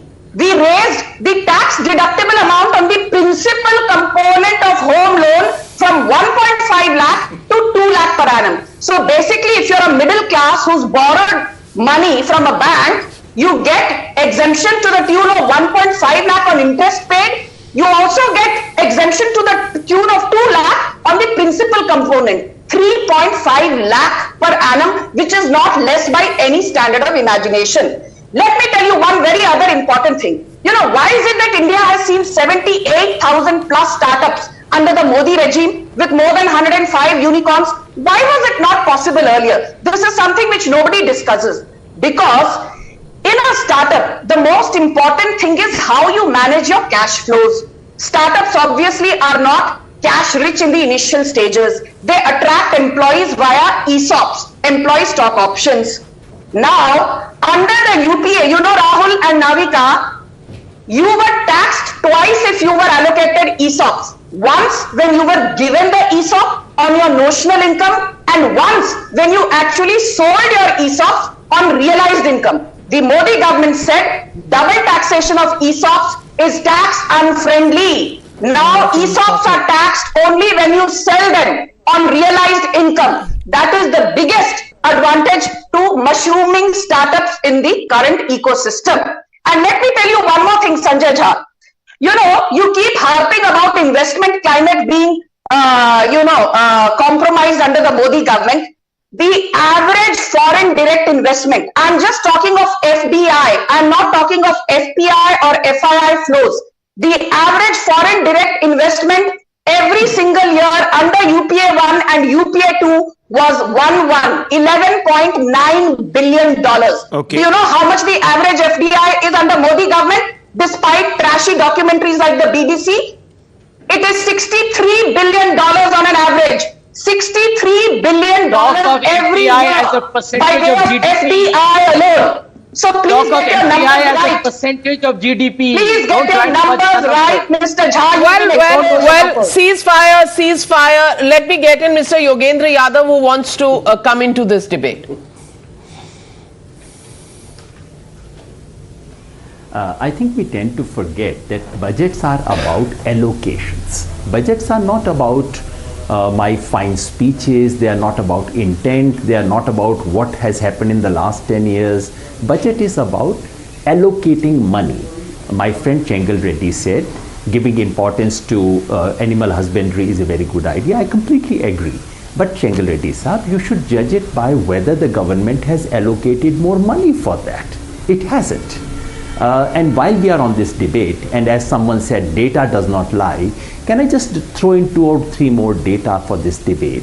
In this budget, the allocation, overall allocation for rural development has been slashed from 5.8% last year to 5.3%. These are not minor digital points, decimal point. This means thousands of crores of rupees down.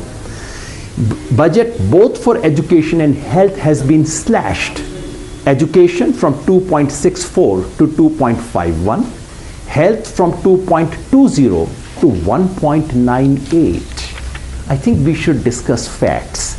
And since Mr. we have Bhalla a wants teacher in the studio, wants to come in on I'm this. still waiting to be educated about doubling of farmers' income. I'm actually waiting to be educated. Farmers' income was about to be doubled. Okay. How much has it happened? I'm just waiting for that figure. All Can right. someone please, there are so many teachers in the studio. Please enlighten me. All right, Dr. Bhalla. Very briefly, that when we are talking about rates of growth, the fact that the rate of growth has gone down is not very meaningful if you're talking about whether people have really benefited. In that case, whether the rate of growth is higher than the rate of inflation. So that's point number 1. Point number 2 is that really budgets, economics, study of how economies have performed have to do with delta. By delta I mean what's the change. Jo ho gaya. So therefore each year you want to look at the change. Here the change is that infrastructure investment has gone through the roof, continuing its previous expansion. That's very good. Taxes have been lowered. Take-home pay has gone up. So But agriculture is a concern. So on that, would you want to confused say? in Wonderland over here with all of the numbers being thrown about, etc. It's very easy to pick up a few line items and pretend this is the whole story.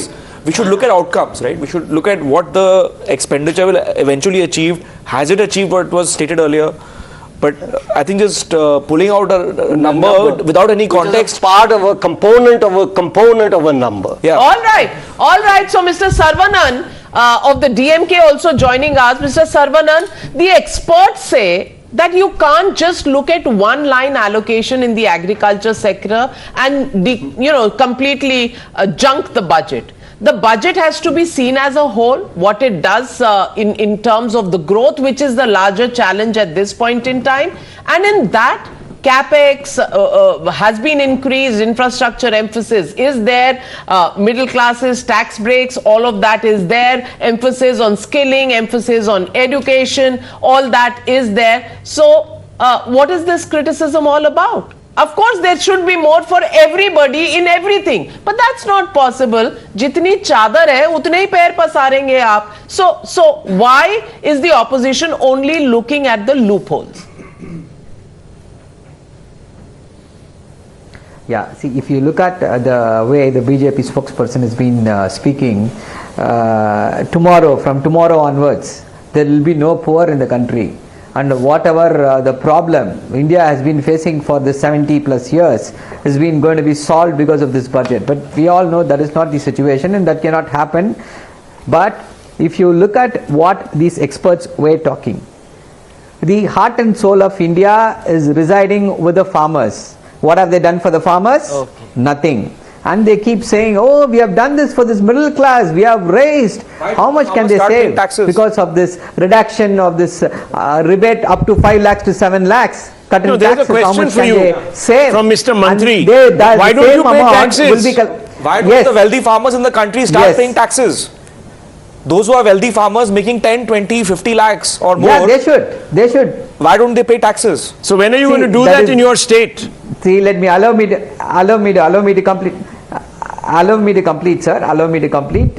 See, in our state, we follow the Dravidian model, which lays emphasis on social development and inclusive growth. Unlike what the union budget speaks about, you spend so much on capex, but not on education. You spend so much on infrastructural projects, but not for skill development and all other things. What is the point? And what is this budget allocated for the state of Tamil Nadu? We had this one AIMS announced in 2016. Not even a single brick has been built.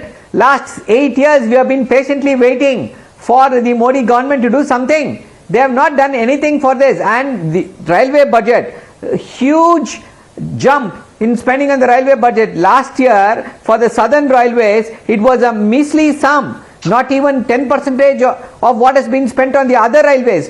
Will the same things going to continue now?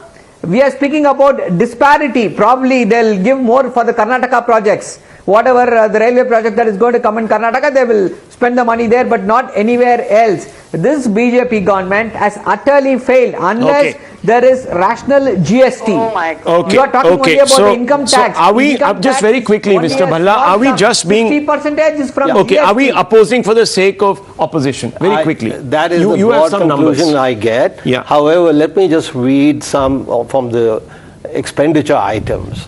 Education, which I think affects all, not just farmers, and maybe affects farmers even more because on the poor side. Education allocation has gone up from 99.9, I'll make it round numbers, from 100 to 113. Energy from 70 to 95. Where's one other one? Social welfare from 46 to 55. All of these are affecting people. They are benefiting people. Health. Health has gone up. Farmers. Including farmers. Health has gone up from 77 to 89. अब मेरे को बताओ problem क्या है? Problem क्या है? Gautam चिक्रवर्ती, problem क्या है? आप तो जर्नलिस्ट रह चुके हैं, आप बताइए प्रॉब्लम क्या है? हाँ, क्या बताऊं? एक तो पॉलिटिकल डिस्कोर्स है जिसके बीच में हम अभी फंसे हुए हैं, और एक इकोनॉमिक ग्रोथ है. मुझे सिर्फ इकोनॉमिक ग्रोथ नजर आती है, and I think this is a growth budget. I am confident that India will remain one of the fastest growing, if not the fastest growing large economy next year as well. I'm confident our nominal growth is going to grow and we will reach the $5 trillion mark faster than all of us expect. So yeah, I see growth. And then you can slice and dice it into Dravidian model or Aryan model or whichever models that you wish. That is politics. But the numbers don't seem to suggest anything to the contrary. I think it's evenly distributed. I'm just trying to open the state's distribution. I haven't got it yet. I think the numbers will be fairly clear. These are instinctive first reactions, and you will see a lot of fine print coming through. I think over the next 2 days, the clear numbers will finally come. Okay, he's talking numbers too. No, yes. I was just going to say, Rahul, the same thing, that if we were to spare ourselves a political discourse, right, it's very hard to find a fault in this budget, because this budget puts more money in the hands of the middle class, richer class, if you will. Mr. Mehrotra, do you agree, disagree? It does bring the first step, as you also said, towards the simplified tax regime in future. And we need to bear in mind this is one of the first budget for the next 25 years of journey, right? So we were not expecting this to change the world, to make us the #1 economy of the world. This is the right step in the right direction. Can I make a political point? Just one political point. Political point. And it's not a party politics point. I think the underlying politics of this budget, as has been for the past few years, is more, it's pushing towards empowerment rather than entitlement. And that stands on the premise that the poverty is, extreme poverty is coming down. You may argue with it. Maybe it's not 0.8%, maybe it is 1.8 or 5.2%, but extreme poverty is down. There is no doubt about that. In such a case, how much entitlement are we going to see? For instance, if you see the pensions bill in this budget, it was 4% in the last budget, 5% before that, 6% before that. In this budget, it is back to 4%. I think it is good. These are all good things. Subsidies are down from 9%. And that's where the bravery culture message is. Yes, 9% of the budget, it was 8%, now it is 7%. The only problem right now is financial, which is interest payments remain 20%. But if you just step back, the budget is assuming that India is doing well. It is capturing the growth story. It is powering and capturing. So on the one hand, you see growth. On the other hand, you see a little going back. So that, for instance, capital investment. Now, are you going to say we should all put money into entitlements and reduce capital expenditure? No. No. Every rupee spent in infrastructure gives you 2.5 to 3 rupees in GDP. And I think those are the kinds of investment levers that this budget is trying to push for. To say that this person or that state or this region has not got, it's a very tiny aspect of it. I think in the overall picture, it is an empowering budget rather than an entitlement. Well, let's see how the Prime Minister defines it. In just a few moments, he'll be speaking. But Mr. Mehrotra, yes, empowerment is the thrust, not entitlement. So, we can constantly want the state to give us, and as Mr. Goenka said, there's no end to want. Everyone wants something. Well, I would sort of steer away from this catch-all empowerment versus entitlement language. Let's just focus on the numbers. We are discussing the budget. Let's just look at the numbers, and I think I'm glad that Surjit has actually pointed out the numbers. It's true that the numbers have increased. I've been staring at them for the last half an hour in many respects. But I think we have to look at where the balance of emphasis needed to lie. Let's just go back to agriculture, which Yogendra was talking about. There has been no question a 10% increase in the allocation compared to 22-23 in 23-24. But we need to keep the following fact in mind. Between 2019-20 and 2021, meaning over a 2-year COVID period, we saw a phenomenal increase in the people, in the workers dependent upon agriculture. I mean, my estimate based on PLFS, and by the way, I use PLFS and only PLFS, I don't use CMIE, there's been an increase of 5 percentage points in 2 years and an increase of 53 million workers in agriculture, which means the needs of agriculture are so much greater.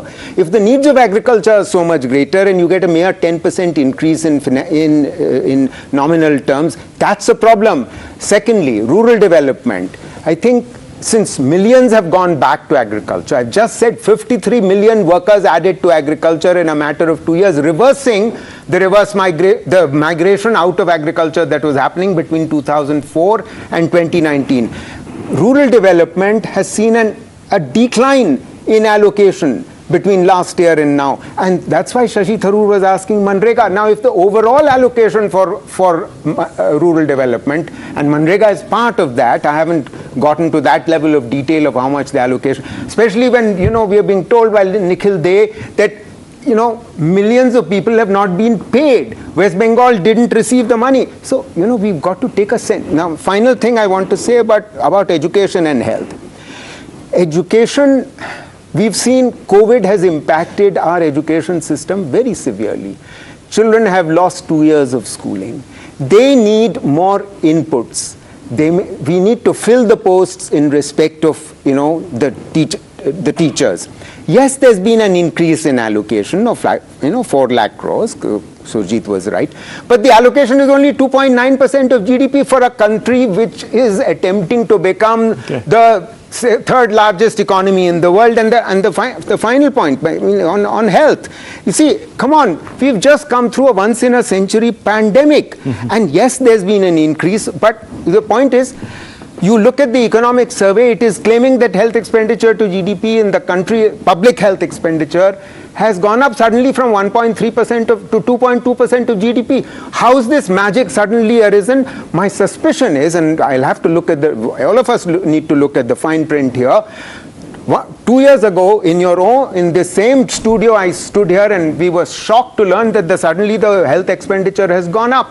But actually what the government had done had misled us by including water and sanitation into the health budget. Water and sanitation has for donkey's years had a separate line item. Okay. Maybe this 1.3% to 2.2% of GDP public health expenditure is coming from, including water and sanitation. Okay. Three brief points. First, I think the description or the broad summary statement of empowerment versus entitlement is exactly what has been going on for the last 15 years. The previous administration was all entitlement, and various scholars have written about it, and this administration is all empowerment. How much it succeeds we can debate, but the theme is empowerment. So that's the first point, and I think that's a very important distinction between the two regimes that we've had. On pandemic and education, the recent ASA report, which is the most definitive report that we have, was surprised as to how much less the decline was than was expected. And indeed, these kind of studies, please, we are in a globalized world. The pandemic was universal.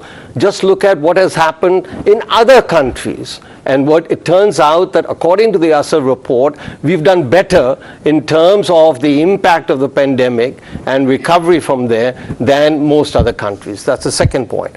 Third, and please invite us, all of these panelists, Sanjay Jha, Santosh, etc., at the end of this year. Why? Because we will have 3 surveys of living standards available at the end of this year.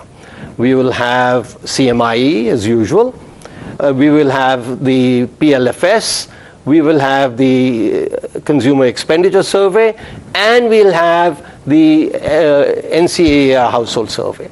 At that time, I predict, we will find out who's been swimming naked and who's been swimming properly. So that debate, let's postpone till December. वो तू मैमा हो गई भाई ये number था वो ये हो गया वो ये फलाना हो गया ये ठीक नहीं है. But we are a noisy democracy. How can that part and I admire the noisiness of the democracy. It's a real asset. That absolutely no question. Well, so let me get in our guests. I'm coming to you, Gautam. Introducing Hasib Drabu, former Finance Minister of Jammu and Kashmir. Also joining us, Ram Pratap Singh, National Spokesperson of the Samajwadi Party. Would you like to today say, Mr. Ram Pratap Singh, कि अच्छा budget है? I would start on a positive note and say that what is welcome in this budget is the allocation of loans available for small and marginal farmers, which has been doubled apparently to 20 lakh crores. So that would bring some relief to the farmers on the ground. But there you have I go back to the stand I took this morning, where I said that the freebies in form of the PM Garib Kis Kalyan Yojana, in terms of PM Awas Yojana, and at that stage, Mr. Bhalla was of the opinion that this would be discontinued in this budget, because but there is no surprise for me. It has continued. In fact, the amount has been increased, and so more than 10% free allocation again will go towards. Well, now here is the difference. If it had been removed, they would have said that the government hasn't cared for the poorest of the poor, and if it is not removed, they will call it the freebie. Now, where does this freebie discussion take us? Would you want to come in on that, Mr. Hasib Drabu? The freebie discussion is very much a part of the overall political discussions.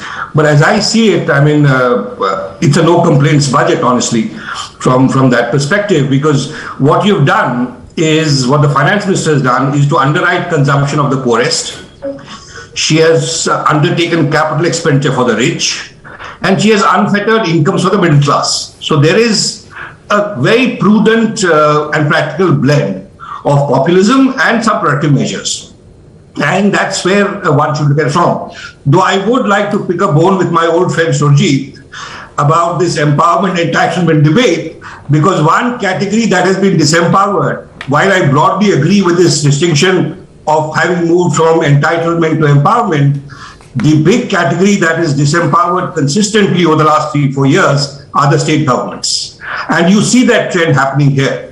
And I don't see the kind of growth that one can engender by disempowering state governments. So even in this budget, you have conditionals, while fiscal deficit has been increased to 3.5, the additional part where the state governments could leverage, bring in capex and grow has been restricted and made conditional. Other than that, on a macro strategy, as I said, it's a no complaints budget. Well, one very quick thing on empowerment, and that was very prominent in the budget, but none of the experts have really brought up. I think there's a revolution going on in India, a very positive revolution, and that's a women's empowerment. This is of enormous credit to this government, what they've been able to achieve, what they are trying to achieve, and what they're implementing.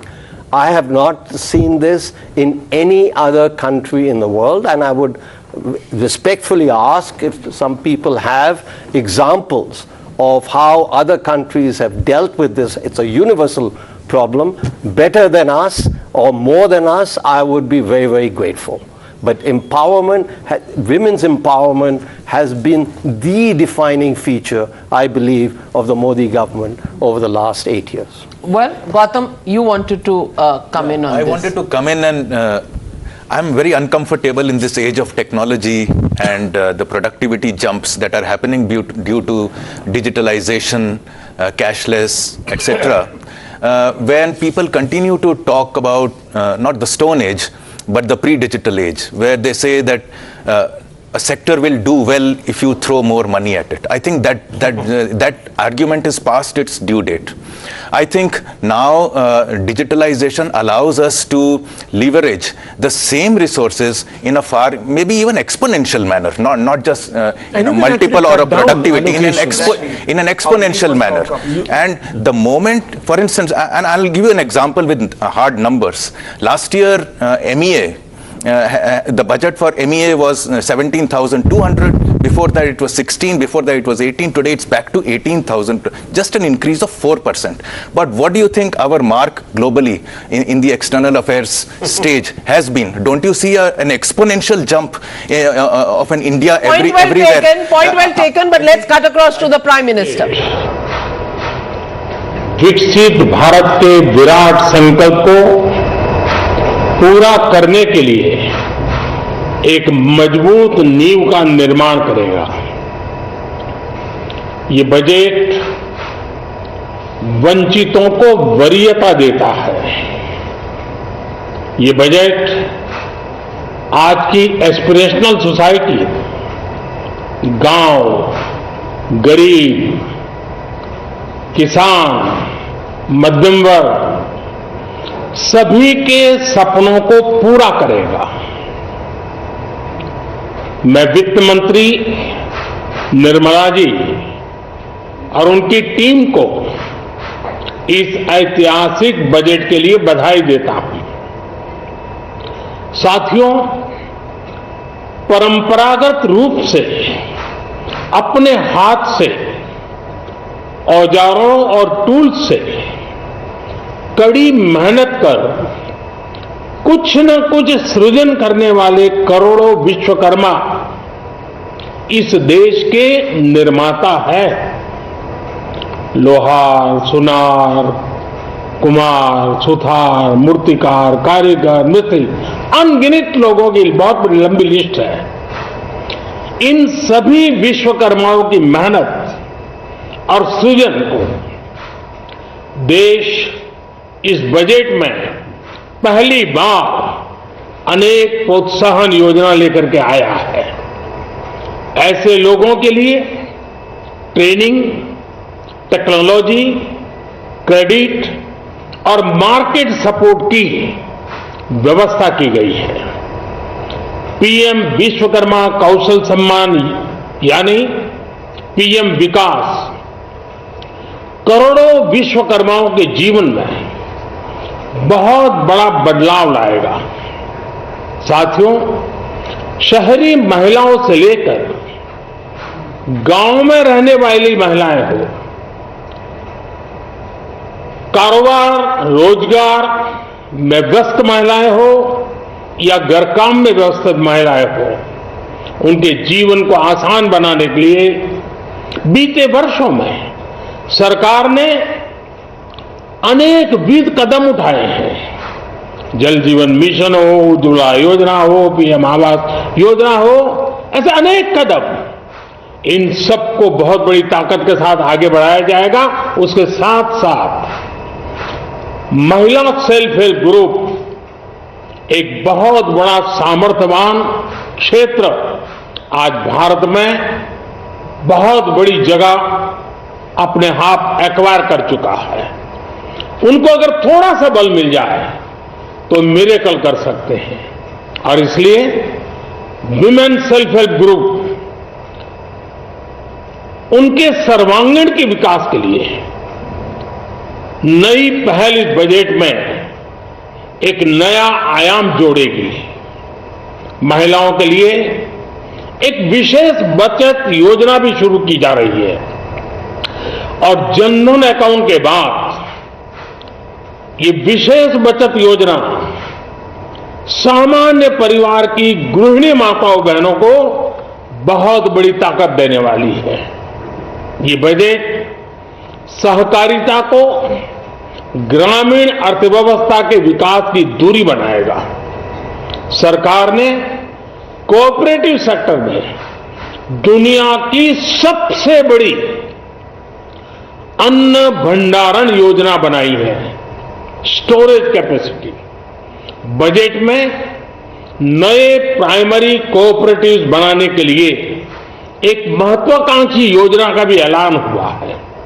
इससे खेती के साथ साथ दूध और मछली उत्पादन के क्षेत्र का विस्तार होगा। किसानों, पशुपालकों और मछुआरों को अपने उत्पाद की बेहतर कीमत मिलेगी। साथियों, अब हमें डिजिटल पेमेंट्स की सफलता को एग्रीकल्चर सेक्टर में दोहराना है। इसलिए इस बजट में हम डिजिटल एग्रीकल्चर इंफ्रास्ट्रक्चर की एक बहुत बड़ी योजना लेकर आए हैं। आज दुनिया इंटरनेशनल मिलेट ईयर मना रही है। भारत में मिलेट्स के अनेक प्रकार हैं, अनेक नाम है। आज जब मिलेट्स घर घर में पहुंच रहा है, पूरी दुनिया में पॉपुलर हो रहा है, तो उसका सर्वाधिक लाभ भारत के छोटे किसानों के नसीब में है, और इसलिए आवश्यक है कि नए तरीके से उसको आगे ले जाया जाए। इसकी एक नई पहचान, विशेष पहचान आवश्यक है। इसलिए अब इस सुपर फूड को श्री अन्न की नई पहचान दी गई है। उसके प्रोत्साहन के लिए भी अनेकविध योजनाएं बनाई गई हैं। श्री अन्न को दी गई प्राथमिकता से देश के छोटे किसानों, हमारे आदिवासी भाई बहन जो किसानी करते हैं, उनको आर्थिक संबल मिलेगा और देशवासियों को एक स्वस्थ जीवन मिलेगा। साथियों, ये बजट सस्टेनेबल फ्यूचर के लिए green growth, green economy, green energy, green infrastructure और ग्रीन जॉब्स को एक अभूतपूर्व विस्तार देगा। बजट में हमने टेक्नोलॉजी और न्यू इकोनॉमी पर बहुत अधिक बल दिया है। एस्पिरेशनल भारत आज road, rail, metro, port, waterways, हर क्षेत्र में आधुनिक इंफ्रास्ट्रक्चर चाहता है। नेक्स्ट जनरेशन इंफ्रास्ट्रक्चर चाहिए। 2014 की तुलना में इंफ्रास्ट्रक्चर में निवेश पर 400% से ज्यादा की वृद्धि की गई है। इस बार इंफ्रास्ट्रक्चर पर 10 लाख करोड़ रुपए का अभूतपूर्व इन्वेस्टमेंट भारत के विकास को नई ऊर्जा और तेज गति देगा। ये निवेश युवाओं के लिए रोजगार के नए अवसर पैदा करेगा, एक बहुत बड़ी आबादी को आय के नए अवसर उपलब्ध कराएगा। इस बजट में ईज ऑफ डूइंग बिजनेस के साथ साथ हमारे उद्योगों के लिए क्रेडिट सपोर्ट और रिफॉर्म्स के अभियान को आगे बढ़ाया गया है। एमएसएमईज के लिए 2 लाख करोड़ रुपए के अतिरिक्त ऋण की गारंटी की व्यवस्था की गई है। अब प्रिजम्पटिव टैक्स की लिमिट बढ़ने से एमएसएमईज को ग्रो करने में मदद मिलेगी। बड़ी कंपनियां द्वारा एमएसएमईज को समय पर पेमेंट मिले, इसके लिए नई व्यवस्था बनाई गई है।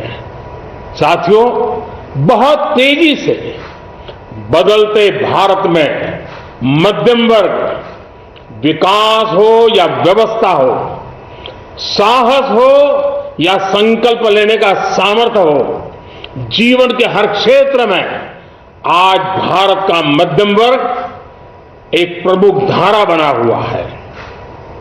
समृद्ध और विकसित भारत के सपनों को पूरा करने के लिए मध्यम वर्ग एक बहुत बड़ी ताकत है। जैसे भारत की युवा शक्ति ये भारत का विशेष सामर्थ्य है, वैसे ही बढ़ता हुआ भारत का मध्यम वर्ग भी एक बहुत बड़ी शक्ति है। मध्यम वर्ग को सशक्त बनाने के लिए हमारी सरकार ने बीते वर्षों में अनेकों निर्णय लिए और ईज ऑफ लिविंग को सुनिश्चित किया है। हमने टैक्स रेट को कम किया है, साथ ही प्रोसेस को सिंप्लीफाई, ट्रांसपेरेंट और फास्ट किया है। हमेशा मध्यम वर्ग के साथ खड़ी रहने वाली हमारी सरकार ने मध्यम वर्ग को टैक्स में बड़ी राहत दी है।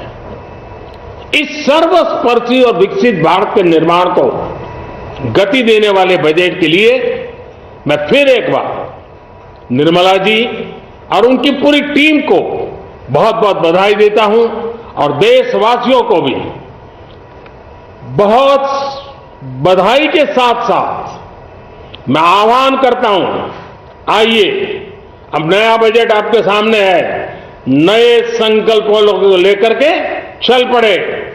2047 में समृद्ध भारत, समर्थ भारत, हर प्रकार से संपन्न भारत हम बना के रहेंगे। आइए इस यात्रा को हम आगे बढ़ाएं। बहुत बहुत धन्यवाद।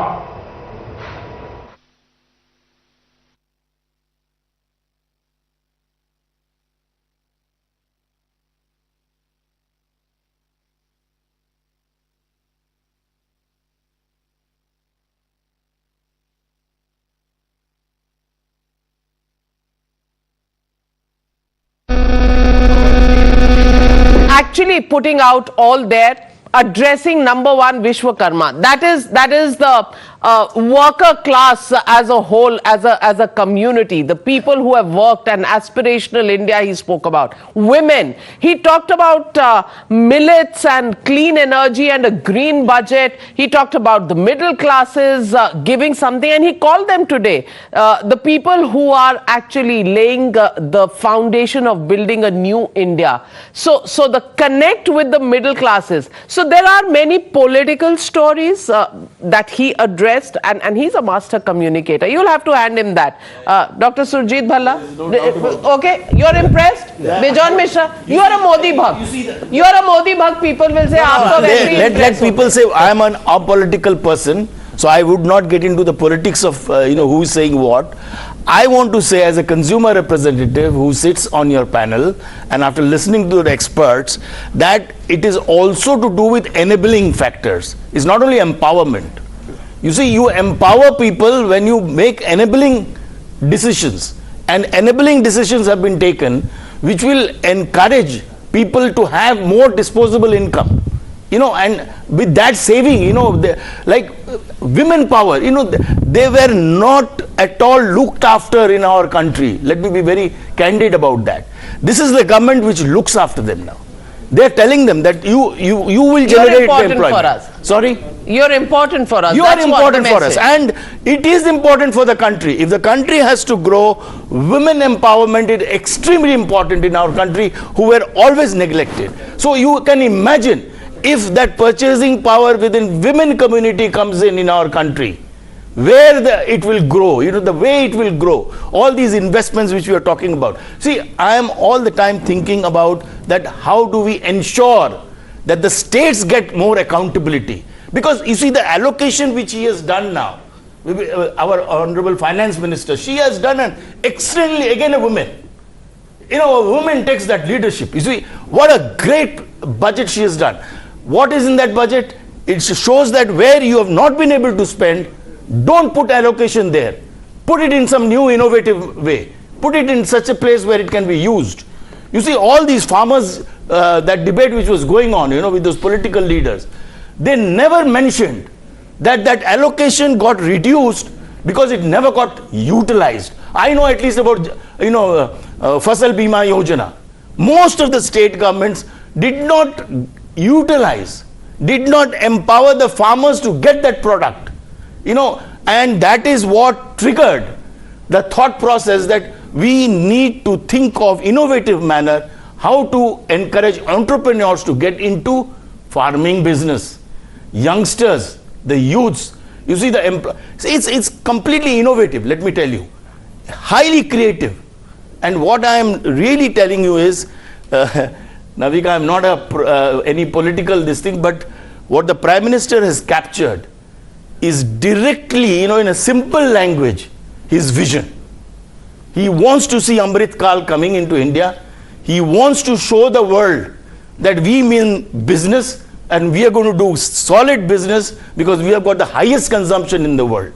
So we will show the world that our consumers are today getting empowered slowly to ensure that our economy becomes third, you say fourth, fifth, whatever, wherever we are. But we will reach the 5 trillion economy very soon. Well said, and that's what the Prime Minister has addressed. Women, he's addressed youth, he's addressed the education challenges, he's addressed the labor force of this country. He's also addressed a full community out there in the world, talking about the green growth component in this budget, telling them that India is serious about this. Quality of life, along with ease of living and ease of doing business, it's quality of life and saving the planet. And that also happens to be the theme of the G20 presidency this year. So he's wrapped it up. He's given that roadmap of India at 2047, which is the Amrit Kal, and he's called it an Amrit Kal budget.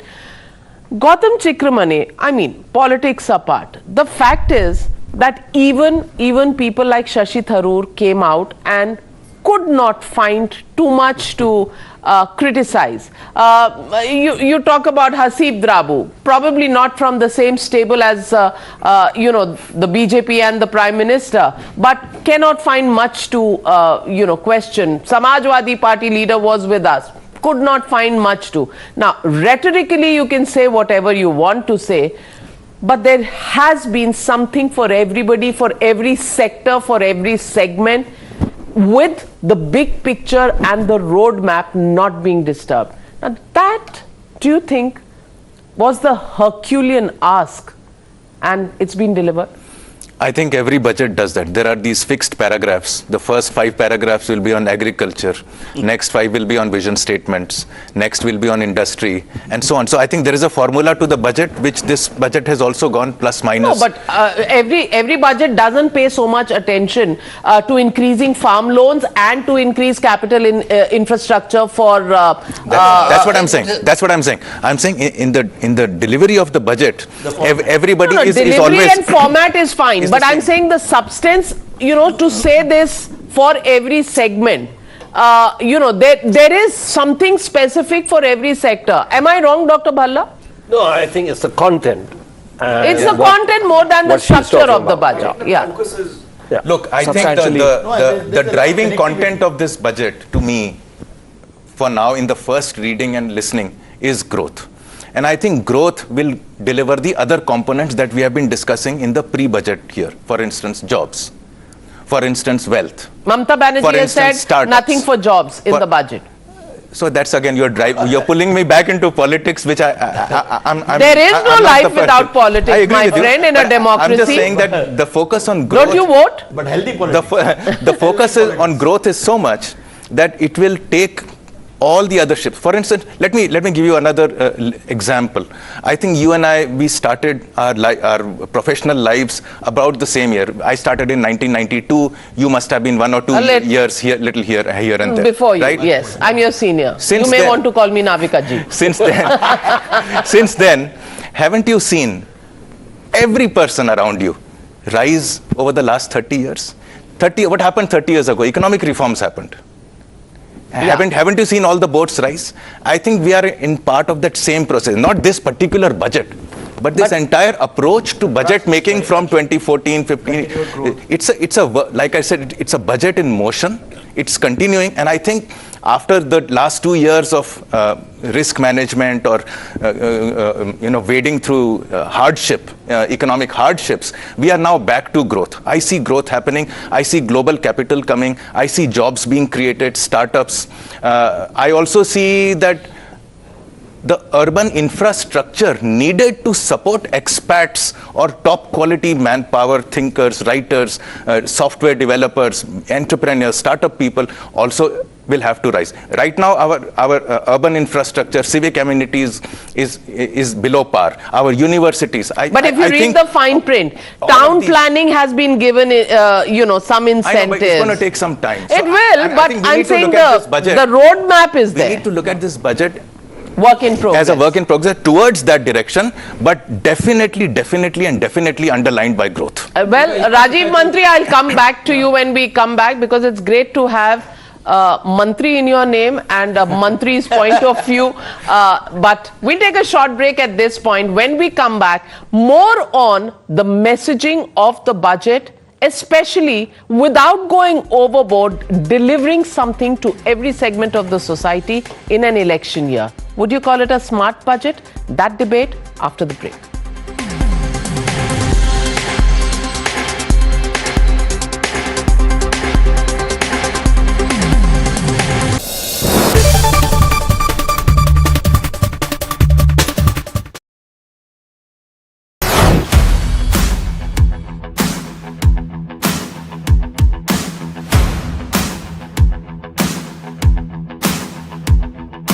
What's up, guys? It's a great day. It's a beautiful day. और आप सब all right, this is not your blog, Akash. This is Gadget Times. I welcome you all. I am Pavni Jain, and this is our very special series where we are collaborating with different people on a variety of topics to bring the best for you guys, right from the experts.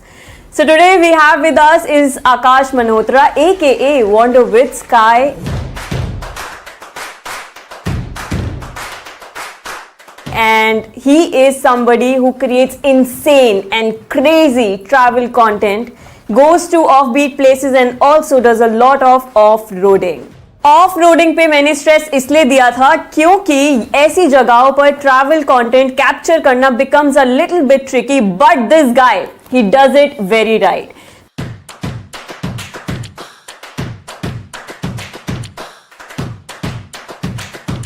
This is why today's video is on how to use an action camera like a pro, featuring Akash Malhotra, because it is easier to wander with Sky, but it is not easy to wonder how to use an action camera. Come on, guys, right? अच्छा था.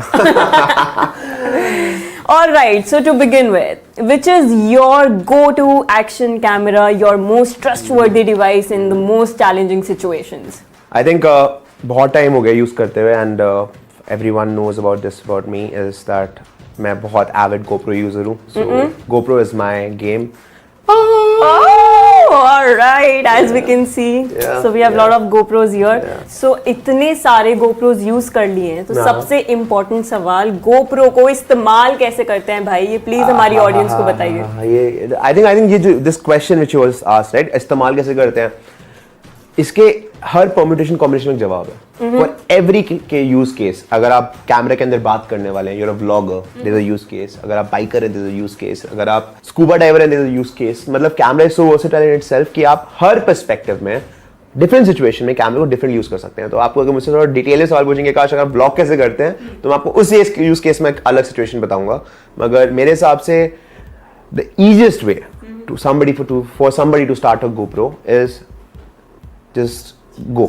मतलब perspectives पे खेलो. Camera इतना छोटा है, आप जमीन पे रख सकते हो, आप फेंक सकते हो, कैच खेल सकते हो.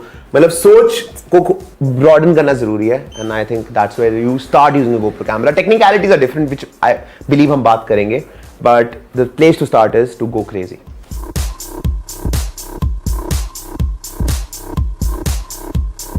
बट यहाँ पर हम जेन्युइनली ये सीखने वाले हैं कि एक्शन कैमरा को यूज कैसे करते हैं. तो खेलना मत, जैसे कि आकाश ने अभी बोला. बेसिक एक्सेसरीज आपको क्या क्या चाहिए? सुपर. सो ये है शॉर्टी. एंड जैसे आपने पूछा कि सबसे इंपॉर्टेंट क्या है, GoPro की चीज में माउंट करना बहुत क्रिटिकल है. बिकॉज अगर आप उसको हाथ में पकड़ते हैं, majorly you will and up putting your finger somewhere. क्योंकि इतना वाइड ऑफ एंगल है, मेरे साथ बहुत होता है शुरू में. अगर even if you keep a finger over here, वो दिख जाएगा. तो it's better to mount it in something. Usually अगर आप GoPro खरीदते हैं और GoPro का एडवेंचर किट लेते हैं, तो उसमें शॉर्टी आता ही है. So if you should be very smart enough to buy that, so you just mount on a shorty and you shoot yourself while you're talking. GoPro is about perspectives. It's not like a phone. तो अगर आपका हाथ दिख रहा है तो cool लगता है. So you need to really, get your mind working like that कि हाँ ये cool है. So this is important to have something to hold GoPro. Also it gives you a place where you can keep it. अगर आपको चलते हुए shot लेना है. See, GoPro के साथ सबसे important बात ये है कि you have to understand कि camera is an extension of yourself. अगर आप ऐसे सोचेंगे तो आप डिफरेंट पर्सपेक्टिव पे खेल पाएंगे. So that's where you start using a GoPro. And I don't think as a starter you need anything more than a camera and a शॉटी.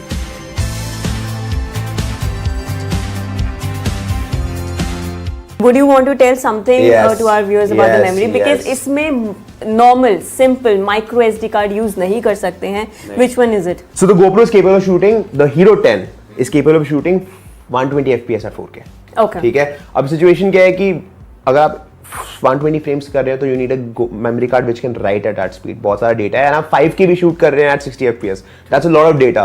So like we said, basic setup में आपको चाहिए battery, memory card, camera itself and also shorty like Akash mentioned. ये सब आपको more or less kit में मिल जाएगा. आकाश की favourite memory card नहीं मिलेगा किट में. Oh, okay. That is an important information, guys. That is very important. So you'll have to buy a memory card अलग से. थोड़ी सी हम कैमरा सेटिंग्स पे बात कर लेते हैं. आप इतने एक्सट्रीम वेदर सिचुएशंस में होते हैं, कंडीशंस में होते हैं, क्या है सबसे बेस्ट कैमरा सेटिंग्स? मैं आपको 3 टेस्ट केस यूज केस बताऊंगा. ठीक है. आपका पहला यूज केस है vlogging. Okay. When you are vlogging means you are talking into the camera. आप व्लॉग कर रहे हैं माउंट करके. And also I will show you my vlogging gear of my GoPro कि आपको आइडिया हो जाएगी मैं कैसे व्लॉग करता हूँ.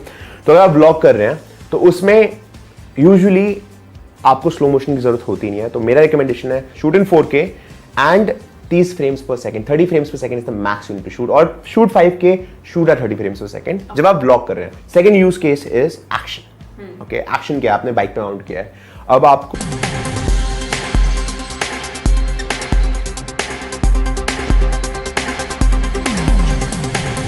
Welcome back, ladies and gentlemen, and as Padmaja Joshi joins me on this budget broadcast, Padmaja, we've been talking about master communicator, master strategist, man, who's got over the last 10 years, a growing connection with the masses, Mr. Modi, giving something for everybody, even in the statement that he's made on the budget. And on that, I want to come to you, Rajiv Mantri. The question here is that the markets are flat today. People are gung-ho. Consumer representatives like Bijon Mishra gung-ho. Opposition muted at best. Economists hailing the budget. Do you see a change in the manner in which investors are going to look at the budget today, especially because you run a venture capital fund? How do you think this budget really looks at people who are looking to invest in the economy and take the growth story to another level? No, so as Gautam was emphasizing, the emphasis on large capex and the growth-oriented nature of the budget is a very big positive. And we heard about many different programs and schemes covering emerging technologies in the budget speech. So we'll have to look through the details and see where the allocations are specifically going. But even the economic survey points to how India is harnessing technology in completely new ways. In fact, in many cases, in first of its kind ways in the world to solve our problems. So whether they did talk about AI and how institutions will have private digital public goods. Does this budget enthuse you? Most definitely. Double your investments into the Indian market. No, most definitely. I think a lot of investors will see it very positively. There is a emphasis on using technology across the board, whether it's for kind of civil government services, whether it's embracing new kinds of hardware. I think there is a tremendous scope here. Does this budget change your IRR expectations?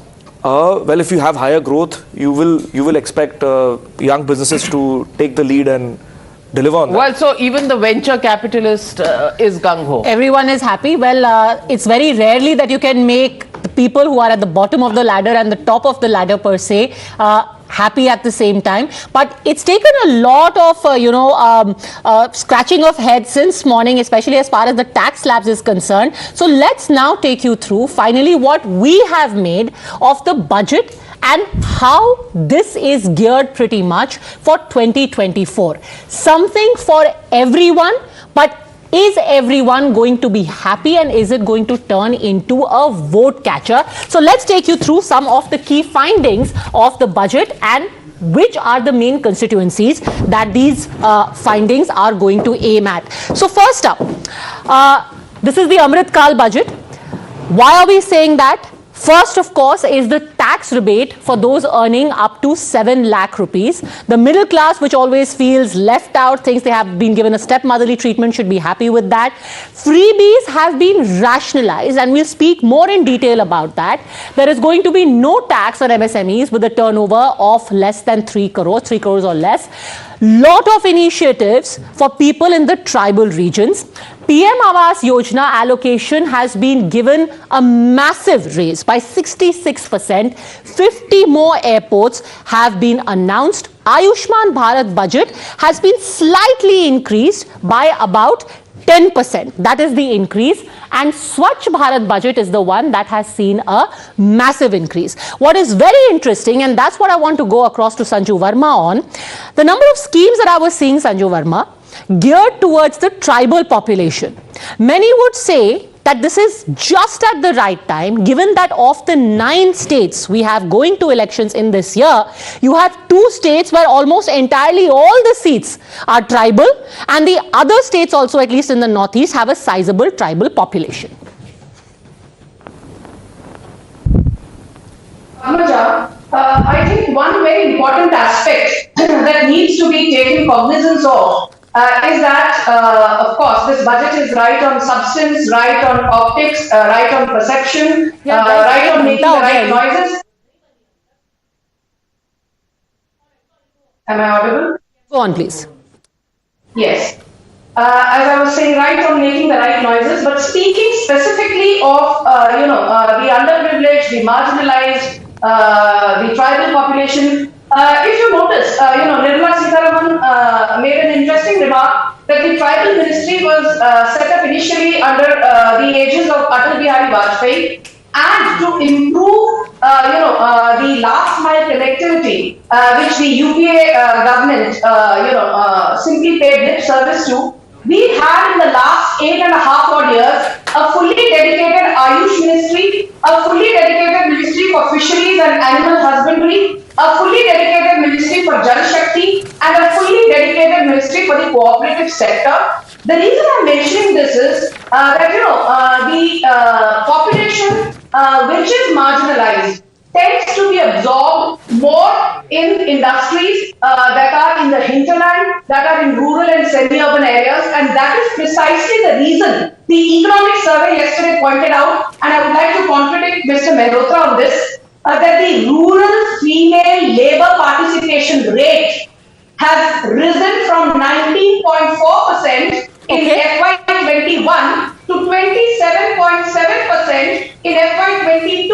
And Mr. Mehrotra, I can see you smiling. Let me tell you that a large part of the female labor force participation rate in rural areas, the increase is attributed to to the employment of erstwhile underemployed and unemployed tribal women. Let me tell you that the government has increased for 740 residential Ekalavya Vidyalayas.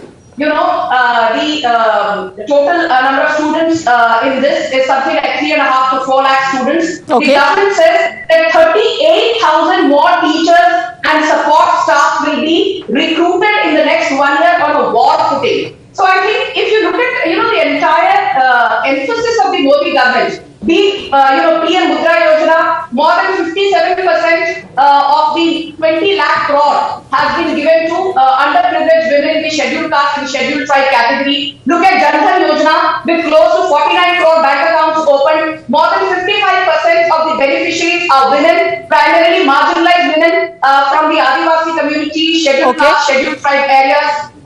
Even one very interesting data point, Padmaja, which I would like to bring to your audience is the fact that out of these 78,000 odd new startups that came up in the last 8.5 odd years, 45% of them have at least one woman member on the board of directors, and more than 27% have been started by women.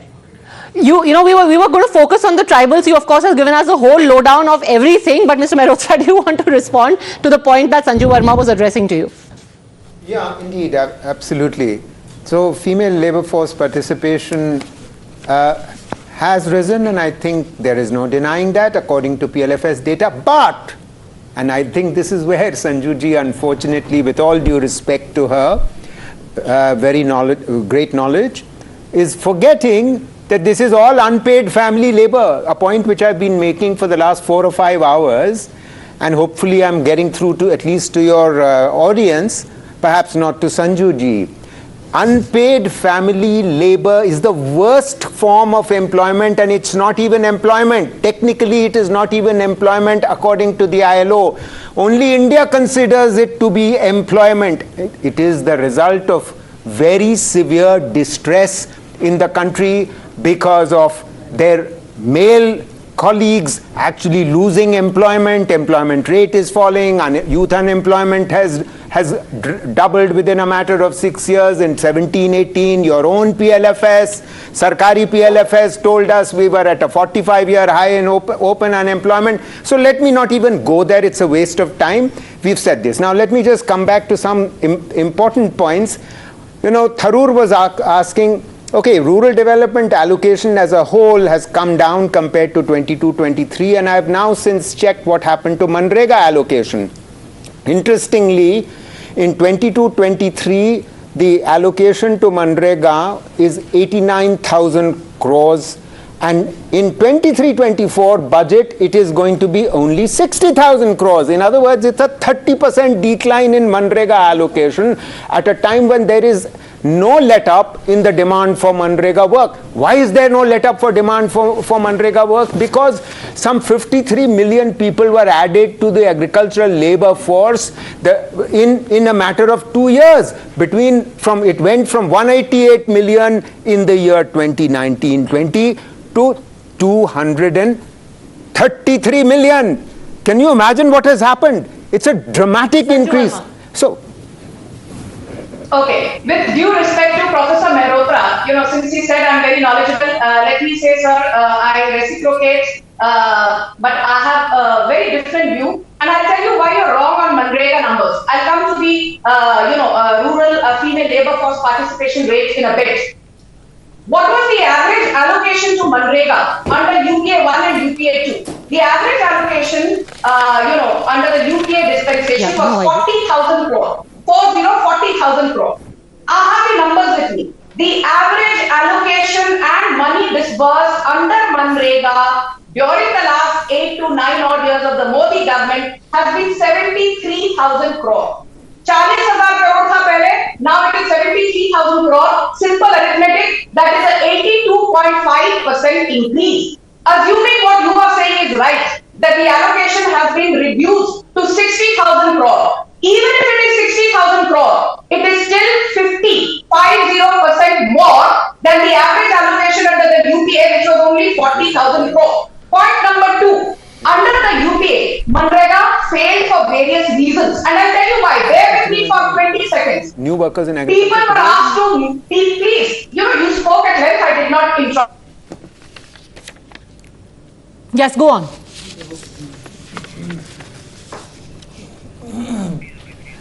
All right, it seems we have lost the line now with Sanju Verma as well. We also have, in fact, I think the one thing that everyone is concerned about is exactly what is going on with the taxes right now. I believe, so can you please, I think we have Mr. Sethuraman here with us in the studio, pardon me. All right, we have Mr. Sethuraman here with us. Mr. Sethuraman, can you exactly tell us what is the breakup of the taxes? What is the exemption? Who are the people who are going to benefit?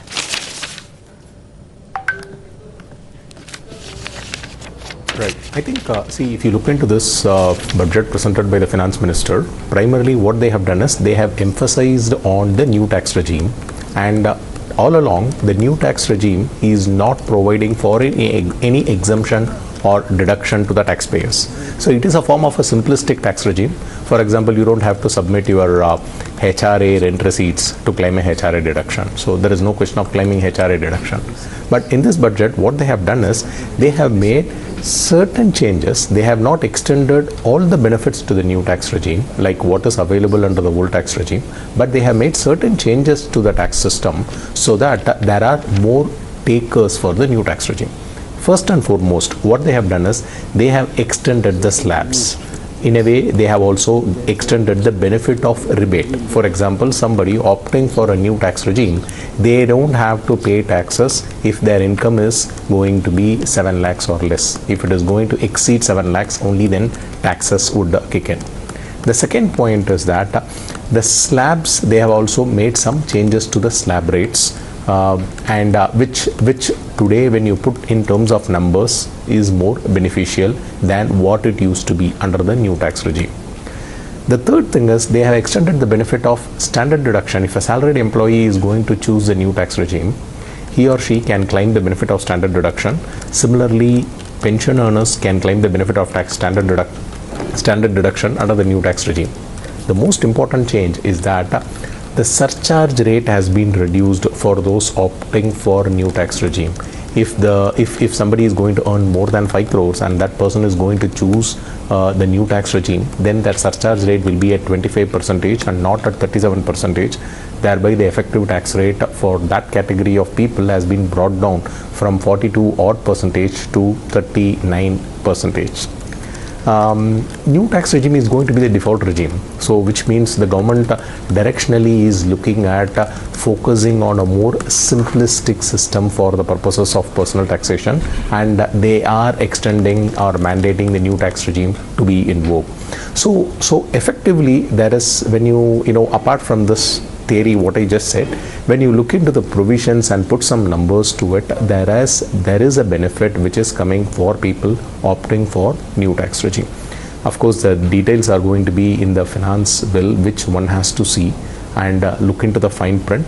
But subject to that, based on the announcements that has been made, it is the new tax regime is what is going to see the favor of the government. All right, I'm going to take a very quick break at this point. On the other side, we are going to look at some of the specific announcements that have been made vis-a-vis the various schemes. Why is there the government's focus on that, and how it is going to translate into actual outcomes? Back in a minute.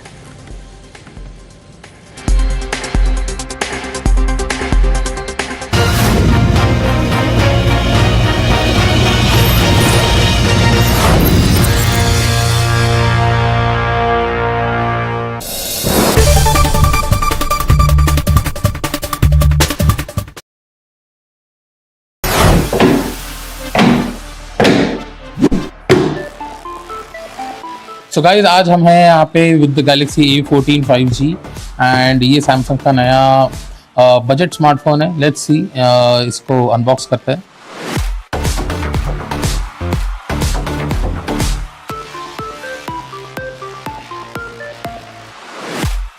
जैसे कि देख सकते हैं, इस डब्बे में एक phone है और नथिंग नीचे ऊपर. सिम इजेक्टर टूल एंड अंदर इसके आई थिंक चार्जिंग केबल होना चाहिए. Yep.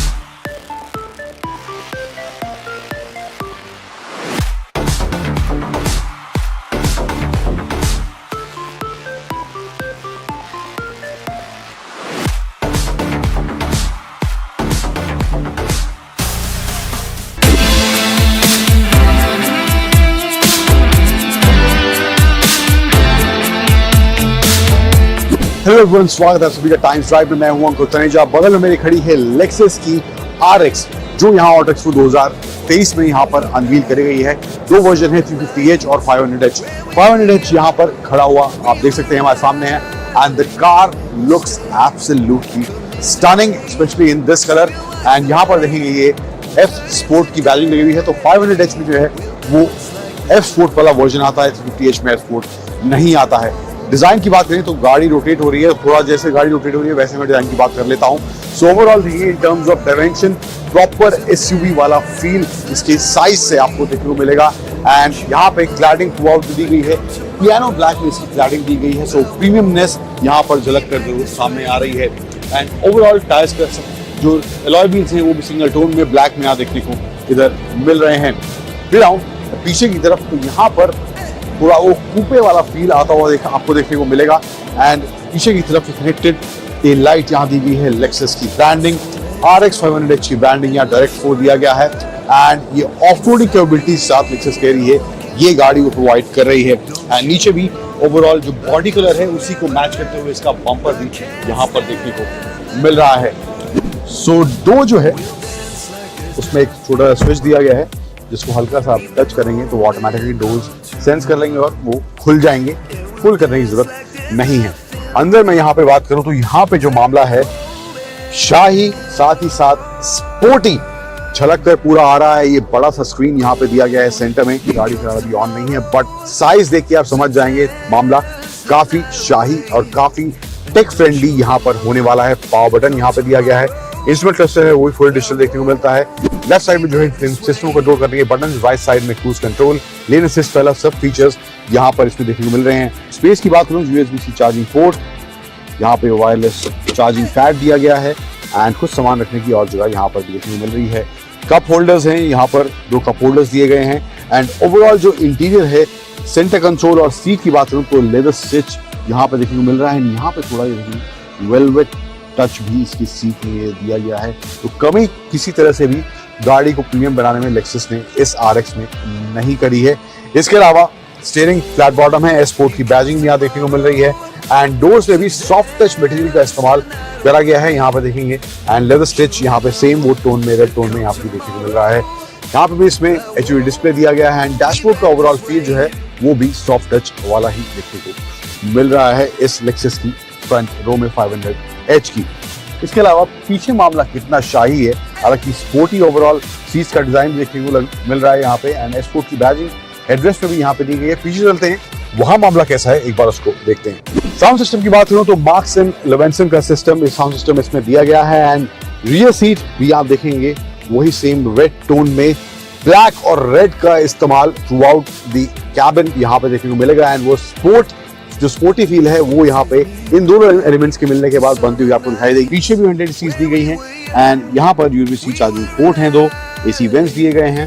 एंड इसके साथ साथ यहाँ पे एक ये आर्मरेस्ट भी देखने को मिल रहा है. यस, कुछ ऐसे ही खुलता है. 2 कप होल्डर्स हैं. एंड कुछ सामान रखने की जगह यहाँ पे भी देखने को इधर मिल रही है इस लेक्सस की RX 500H में. एंड ऑफ कोर्स ये पैनोरामिक सनरूफ वाला मामला भी यहाँ पर इसमें देखने को मिल रहा है। तो मामला शाही स्पोर्टी से भरा हुआ है। कहीं भी किसी तरह से मुझे नहीं लग रहा कि गाड़ी में स्पोर्टी एलिमेंट्स की कमी है एंड ऑल्सो वो प्रीमियम फील भी बरकरार दिखता हुआ यहाँ पर जरूर लग रहा है। कुछ अब नंबर्स की बात कर लेते हैं इस लेक्सस के RX 500H के बारे में। सो वेरिएंट्स जैसे मैंने बताया, दो वेरिएंट्स हैं, RX 350H और RX 500H, और इस 500H में F Sport परफॉर्मेंस का ऑप्शन दिया गया है एंड इसके साथ साथ जो है इसमें Lexus safety system plus 3.0 as standard Lexus इस RX में दे रही है। 6 एक्सटीरियर कलर के ऑप्शन है एंड इसके साथ साथ You're watching the budget special right here on Times Now. I'm Padmaja Joshi. This is the last full budget that has been presented by the Modi government before they go into elections in 2024. So is this a budget for Amrit Kal or a budget on track for the next big elections? Let's get you started with the headlines. Big relief for middle class. Finance Minister Nirmala Sitharaman increases the income tax rebate limit from 5 lakh to 7 lakh rupees. Those earning less than 7 need not pay any tax. Finance Minister modifies new tax regime, announces 6 income slabs to hand over tax rebates to most income groups. Some hits and misses for the common man as TV panels, electric vehicles, kitchen chimneys, mobile parts are likely to cost less. Prices of gold, silver, diamonds to go up. Politics over budget 2023 begins with Aam Aadmi Party attacking budget, calling it anti-farmer. Samajwadi Party calls it a bundle of lies and jumlas. Congress says government's track record on fulfilling promises is poor. Increasing the capital investment outlay for a third year in a row. Government increases capital investment outlay by 33% to 10 lakh crores. Keeping the focus on Gati Shakti, Finance Minister Nirmala Sitharaman announces an outlay of 2.4 lakh crores in union budget, the highest in almost a decade. Presenting her last and final budget ahead of the 2024 elections, Nirmala Sitharaman increases allocation made towards Pradhan Mantri Awas Yojana by 66% to 79,000 crores. Big budget announcement for scheduled tribes ahead of elections in the northeastern states. Government allocates 15,000 crores for development of particularly vulnerable tribal groups. Schemes to benefit 3.5 lakh tribals. Boost towards digitization hails significant enhancement in digital payments as KYC process will be made simpler. 100 labs announced for 5G services. Focus on Nari Shakti as well. Finance Minister says new savings scheme for women called Mahila Samman Saving Certificate. The scheme offers a fixed interest rate of 7.5% for a period of 2 years. Now, Finance Minister Nirmala Sitharaman today presented the last full budget of the Modi government before the 2024 general elections. She called it the first budget of Amrit Kal with a focus on Jan Bhagidari through Sabka Saath, Sabka Prayas. Major announcements have been made in budget 2023 today with big focus on Aam Aadmi and infrastructure push, bringing in the much expected relief for middle class. The Finance Minister announced that those earning an income of up to 7 lakh rupees will be given a rebate under the new regime. Earlier, total income of up to 2.5 lakh rupees was exempt from tax under the new income tax regime.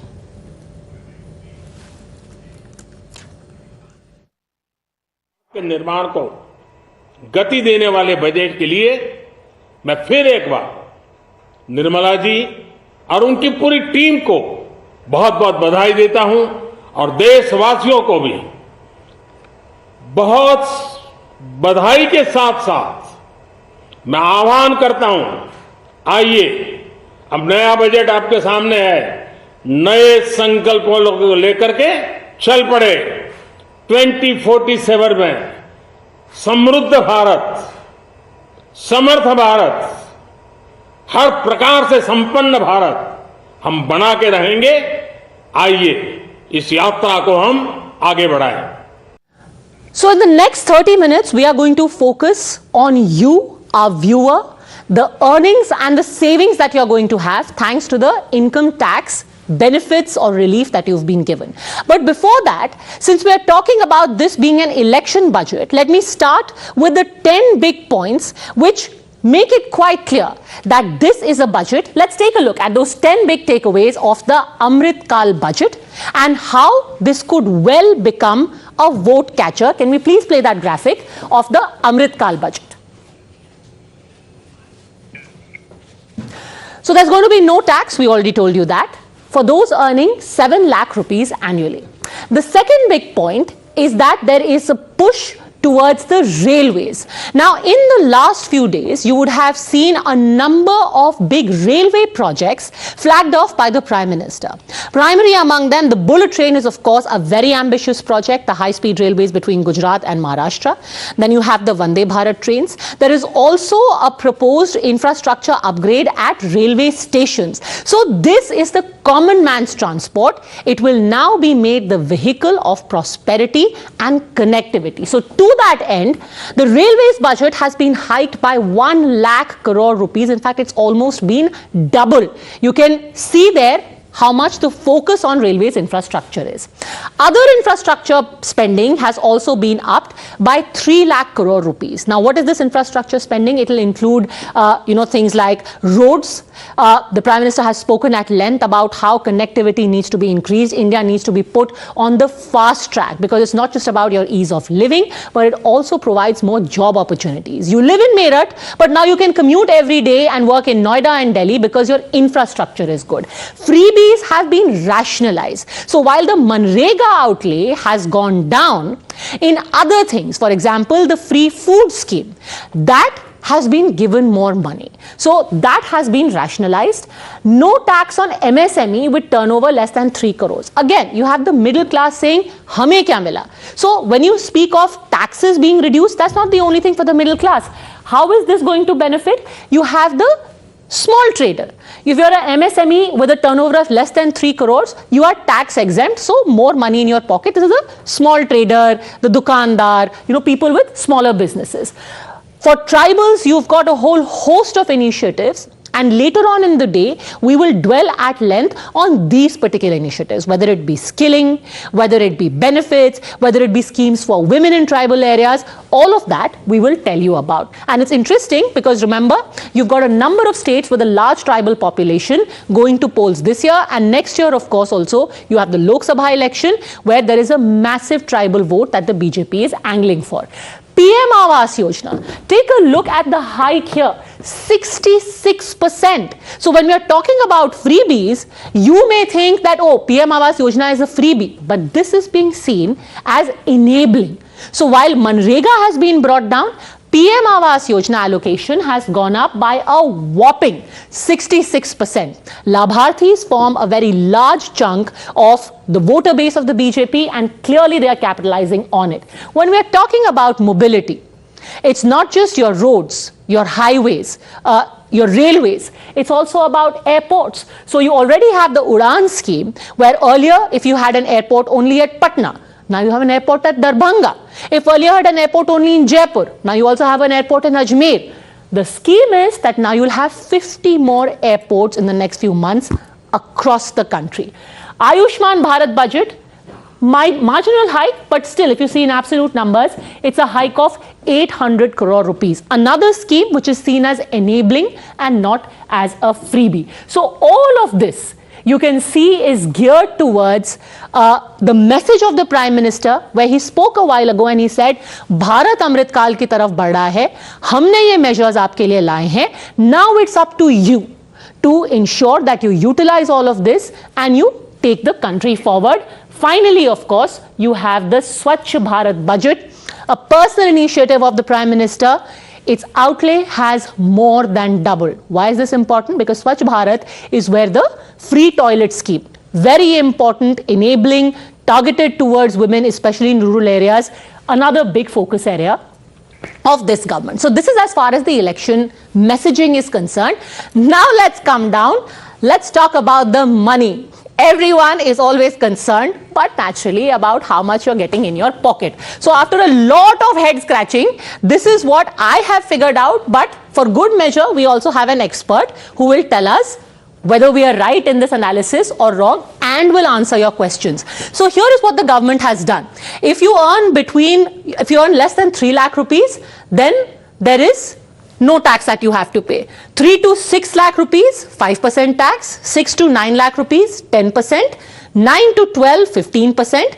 12 to 15 lakh per annum, 20%. And above 50 lakh, is 30%. Sir, if I can please ask you to join me over here. I actually want to get your opinion. What is the change? That's okay, this happens. What is the kind of change that you are seeing between last time and this time around? Now let's take a look at these figures.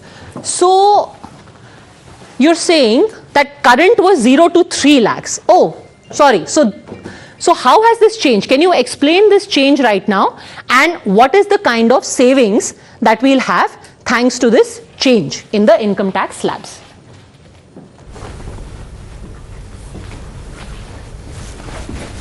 All right.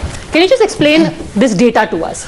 So first let's start with 0 to 3 lakh here and 0 to 5 lakh here. How does one understand this? So first of all, I would like to brief you the two tax structure currently. So Ms. Joshi, first of all, this need to be understand that there are currently two tax structure. One is the old regime and the other is the new regime. So government has made the changes with respect to the new regime only. There are no changes with respect to the old regime. The new regime was introduced around 2 years back, and this was not getting popular between the taxpayers. If we go to the numbers, so there were around 7.5 crore ITS was filed for last year, out of which only the 5 lakh ITS was there in the new tax structure. So the chart which you are showing, this relates to a new tax structure where government has made all the changes. So simplify this for me further. Yeah. Right now, are you saying that somebody who earns up to 3 lakh rupees per year will pay no income tax, correct? Exactly. Earlier it was only 2.5 lakh. मतलब मैं 2.5 लाख से ऊपर कमाती हूँ तो मुझे tax देना पड़ता था, अब ये बढ़ करके 3 लाख हो गया है, correct? True.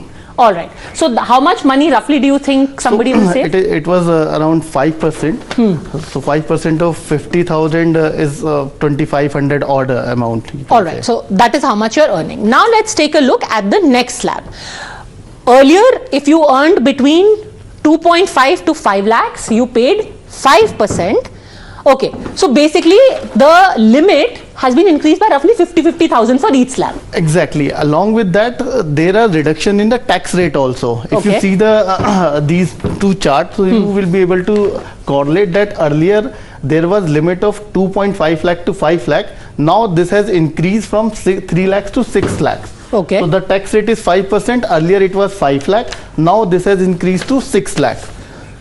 So this is the benefit which the common man, the middle class person is getting actually. Okay. So roughly you will earn, depending on how much your annual income is, you will save anything between 2,500 rupees to about 40 to 48,000. Let's right? take to the next level. Now government has also announced. Okay, wait, before you take it to the next level, I think many people are calling you to get your expert advice. So let's have them talk straight away to you. Rajiv from Bengaluru is on the line. Go ahead, Rajiv. What is your question? Hi, Rajiv.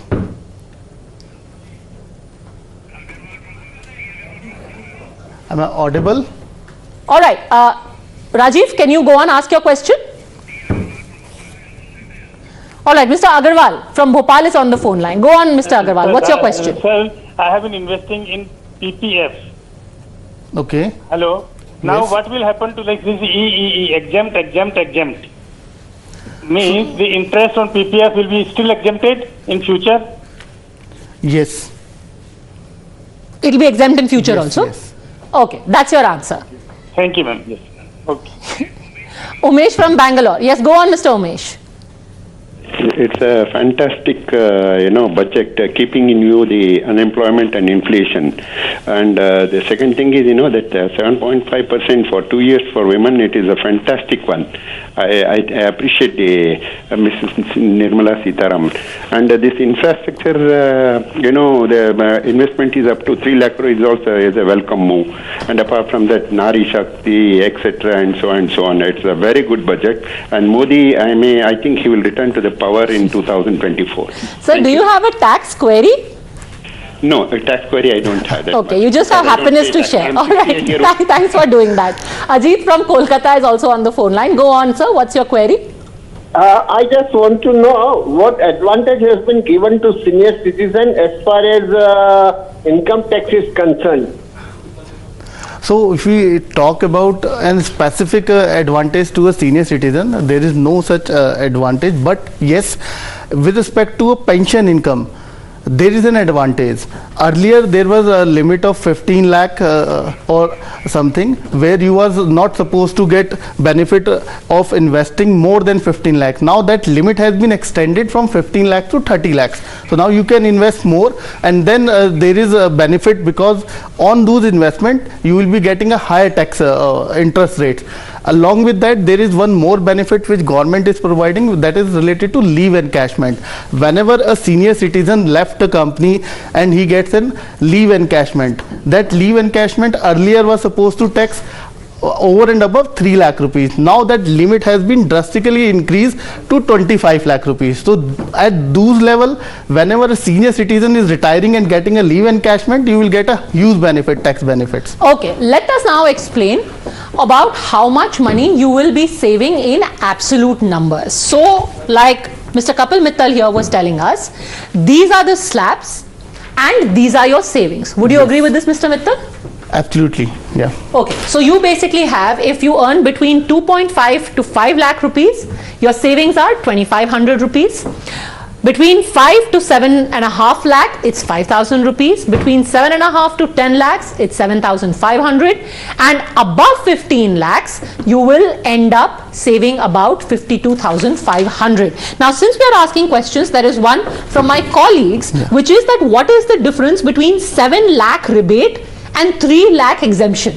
So the point here is, and make it really simple. So the point here is, you need to focus on two things. Whether you are opting for a new structure or an old structure. If you are going with a new structure, then your tax bracket up to 7 lakh, there is no tax. Okay. Okay, and you will get the benefit for that. Okay. If you are opting for an old structure, then up to 5 lakh of your net income, there is no tax. So you have to opt accordingly. Now taking to further, if you have certain investment, like you have done some LIC, you must have your medical insurance and all. Okay. So in that case, if you feel that you are good to go with old tax regime, up to 5 lakh plus 1 lakh 50,000 of that exemption, and then 50,000 of medical insurance or maybe home loan interest benefit and all, then you will going to opt for a old regime. Okay. Okay, and if you don't have so much of exemptions, investment with respect to LIC or other stuff, then you will get benefit into your new structure. All right. So that largely, hopefully, answers everyone's queries. Let's listen into what the finance minister said about what was the thinking behind giving this relaxation. I have 5 major announcements to make in this regard. These primarily benefit our hard-working middle class.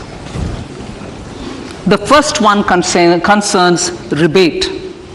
Currently, those with income up to 5 lakh do not pay any tax, do not pay any income tax in both old and new regimes. I propose to increase the rebate limit to 7 lakhs in the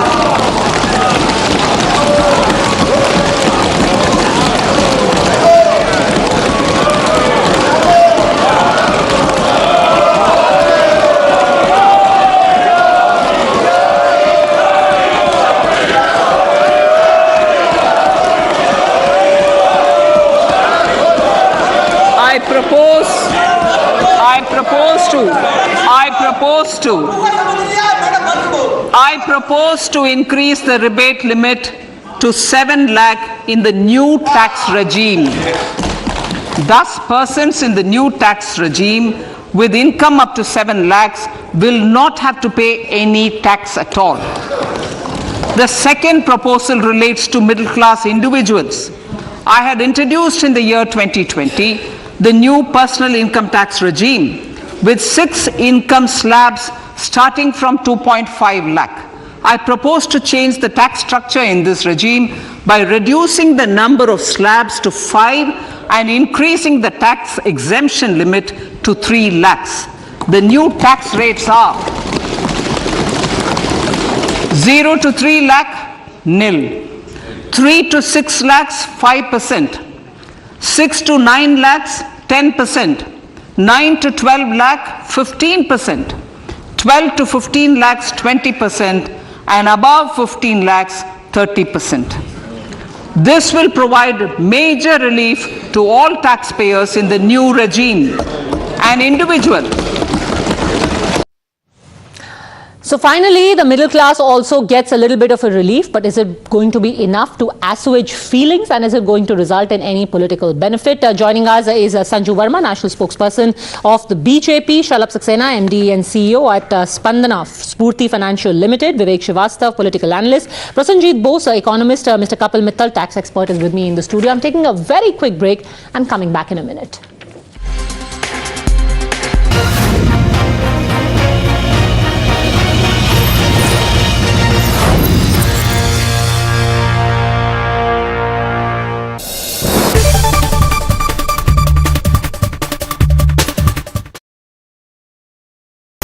iQOO 11 हो गया India में launch and without wasting anybody's time it's time to unbox this device. But before I do that allow me to introduce my self.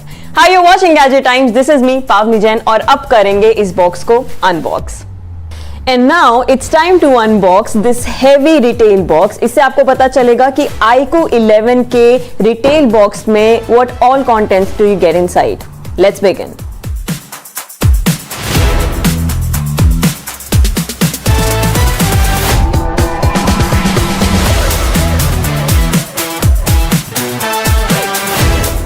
सबसे पहले आपको दिखाई देगा smartphone, जिसके लिए हम सबसे ज्यादा एक्साइटेड हैं, and this is the first thing that of course you expect inside the retail box. इसको निकालते हैं रैपर से जल्दी से. काफी ही बढ़िया कलर ऑप्शन, एकदम एग्जैक्ट प्योर वाइट. इस कलर ऑप्शन का नाम है लेजेंड, जो कंपनी ने दिया है. पंच होल कैमरा यहाँ पे दिखाई दे रहा है ऑन द डिस्प्ले. पर बात तो करेंगे रेयर पैनल की. यहाँ पर आपको दिखाई देगा ये racing stripe. For this particular device iQOO has partnered with BMW M Sport. तो यहाँ पे आपको वो रेसिंग स्ट्राइप्स दिख रहे हैं. काफी वाइब्रेंट कलर्स हैं, रेड, ब्लैक एंड ब्लू, जहाँ पर iQOO की ब्रांडिंग भी है. Camera module is really very big, rectangular है, जिसमें 3 कैमरास आपको दिखाई दे रहे हैं. यहाँ पर V2 की भी ब्रांडिंग है, क्योंकि कंपनी ने इस स्मार्टफोन में दिया है V2 ग्राफिक चिप. इसी के साथ कैमरास की बात करें तो जो इसका मेन कैमरा है that is a 50 megapixel. And if you guys can look at the camera module, बहुत ही खूबसूरत सा लग रहा है और इसकी फील तो बहुत ही बढ़िया है. वाइट है और थोड़ा टेक्सचर्ड है, देखने में काफी सुंदर. और मैंने काफी स्मजेस भी डाल दिए हैं ऑन द डिस्प्ले. इसको स्टार्ट करते हैं, साइड में रखते हैं और फिर देखेंगे बाकी के कंटेंट्स. बॉक्स के अंदर आपको ये सब दिखेगा. सिम इजेक्टर टूल, इसके अलावा ट्रांसपेरेंट प्रोटेक्टिव केस, जो आपके फोन को ऑफ कोर्स प्रोटेक्ट करेगा. You guys should use it, I always use it. Warranty card, quick start guide, ये सब भी मिलता है. और अच्छी बात ये है कि iQOO, at least iQOO is one brand जिसने अभी तक अडेप्टर्स और USB केबल्स पे गिव अप नहीं किया है. सो of course you get one really heavy power adapter. ये है 120 वॉट फास्ट चार्जर. इसको साइड में रखते हैं. इसी के साथ आपको दिखाई देगा USB-C cable. Oh my goodness, यहाँ पे एक और चीज भी आपको मिलती है, which is a 3.5 mm to Type C cable. ये OnePlus ने देना शुरू किया था और अभी आपको iQOO के साथ भी मिलेगी. Basically, this means that users will be able to easily use their wired headphones with this smartphone. I really like this. तो ये सब चीजें आपको बॉक्स में मिलती हैं. अब बात करेंगे इस स्मार्टफोन की. आइए शुरू करते हैं. So we have already unbox the device. इतना खूबसूरत ये दिखाई दे रहा है. इसके टेक स्पेक्स की भी जल्दी से बात कर लेते हैं. पीछे आपको जो ये कैमरा मॉड्यूल दिख रहे हैं, इसमें आपको मिलेंगे 3 cameras. Main camera is a 50 megapixel along with OIS, so you do get optical image stabilisation. Right side पे फ्रेम देखेंगे तो आपको समझ में आएगा कि यहाँ पर है पावर बटन, साथ में वॉल्यूम रॉकर. लेफ्ट साइड पे आपको काफी ही क्लीन फ्रेम दिखता है. On the bottom you get a SIM tray, Type C port and speaker. और साथ में अच्छी बात ये है कि जो मेटल फ्रेम है on the side is very good. यहाँ पे आपको एंटेना बैंड्स भी दिखाई देते हैं. प्रोसेसर की बात करें, so what keeps this phone alive is Snapdragon 8 Gen 2। इस साल आपको ज्यादातर फोन्स में यही दिखाई देगा। ग्राफिक कार्ड के लिए ग्राफिक चिप इन्होंने अलग से डाला है which is V2। Battery is going to be one of its noteworthy features क्योंकि इसमें आपको मिलता है 120 watt fast charging tech support. वहीं पर जो इसका डिस्प्ले है that is an AMOLED display और साथ में जो इसमें बेजल्स आपको दिखाई देंगे दीज आर वेरी थिन। ये मुझे बहुत पसंद आया। This will ensure smoother viewing experience, तो ये चीज मुझे अच्छी लगी। इस फोन को अच्छे से इस्तेमाल करेंगे और रिव्यू वीडियो आपके सामने जल्द ही लेकर आएंगे। अभी के लिए मजा आ रहा है इस फोन के साथ। लाइट वेट है क्योंकि despite being a flagship device, तो ये चीजें कुछ अच्छी लगी, बट हो सकता है इसमें कुछ खामियां भी हो। उसके लिए you really need to stay tuned to gadget times क्योंकि हम रिव्यू वीडियो जल्द ही अपलोड करने वाले हैं। So today we have with us is Oppo A78 box, काफी ही cool लग रहा है, blue shade और a lot of people speak of how this is not really a game changer budget but more of a please all budget before the next general election. What's your opinion, Mr. Shalabh Saxena? Which part of the analysis you agree with? Good afternoon. Yes. Well, I would want to draw a very clear distinction between the past budgets and this budget. I think it is a very forward-looking budget. That's number one. Number two, it is a futuristic budget. Number three, there is a lot of investment into infra and the capex which is going on. What this does is it really reaches the last mile. As a microfinance company, we deal with the bottom of the pyramid, we deal with the villages. We deal with the rural women. We deal with the rural markets. To answer your question, this is not incremental over what has been happening until now. This is really a large leap forward, if I may put it that way. The money which flows into the villages will come back because that's the start of the supply chain of any economic activity. It generates employment. It generates, microfinance as an industry contributes almost 3% to the GDP. So all of these steps put together are going to benefit the Bharat of India, if I may want to categorize, which is about 60-65% of the country. And obviously, explain the how. Other elements of this budget in Sir, terms explain of the how, because these are big words, but you made a very interesting point of how building roads is going to benefit the Bharat part of India. Give me an example how. Sure.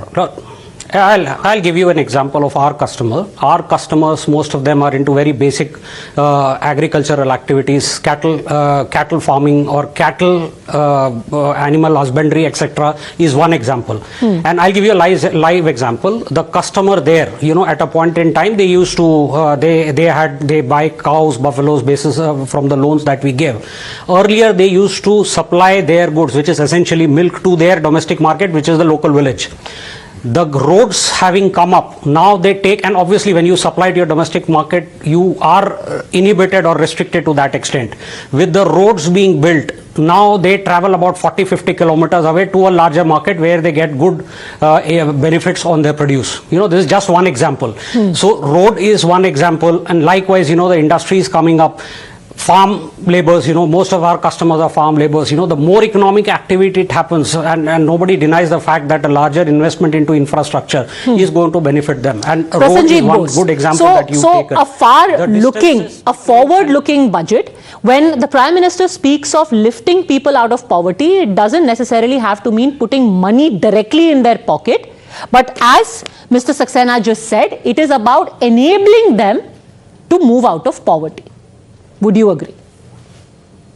Well, there is no contradiction between the two, but you can have schemes which put money in the hands of the people, and you also have schemes which create an infrastructure and which, to the multiplier effect, generate employment and expands economic activity. I think that there are two things in this budget which appear to be slightly disturbing for me. One is that there has been, and which is not being talked about in India, is that there has been a very sharp cut in subsidies.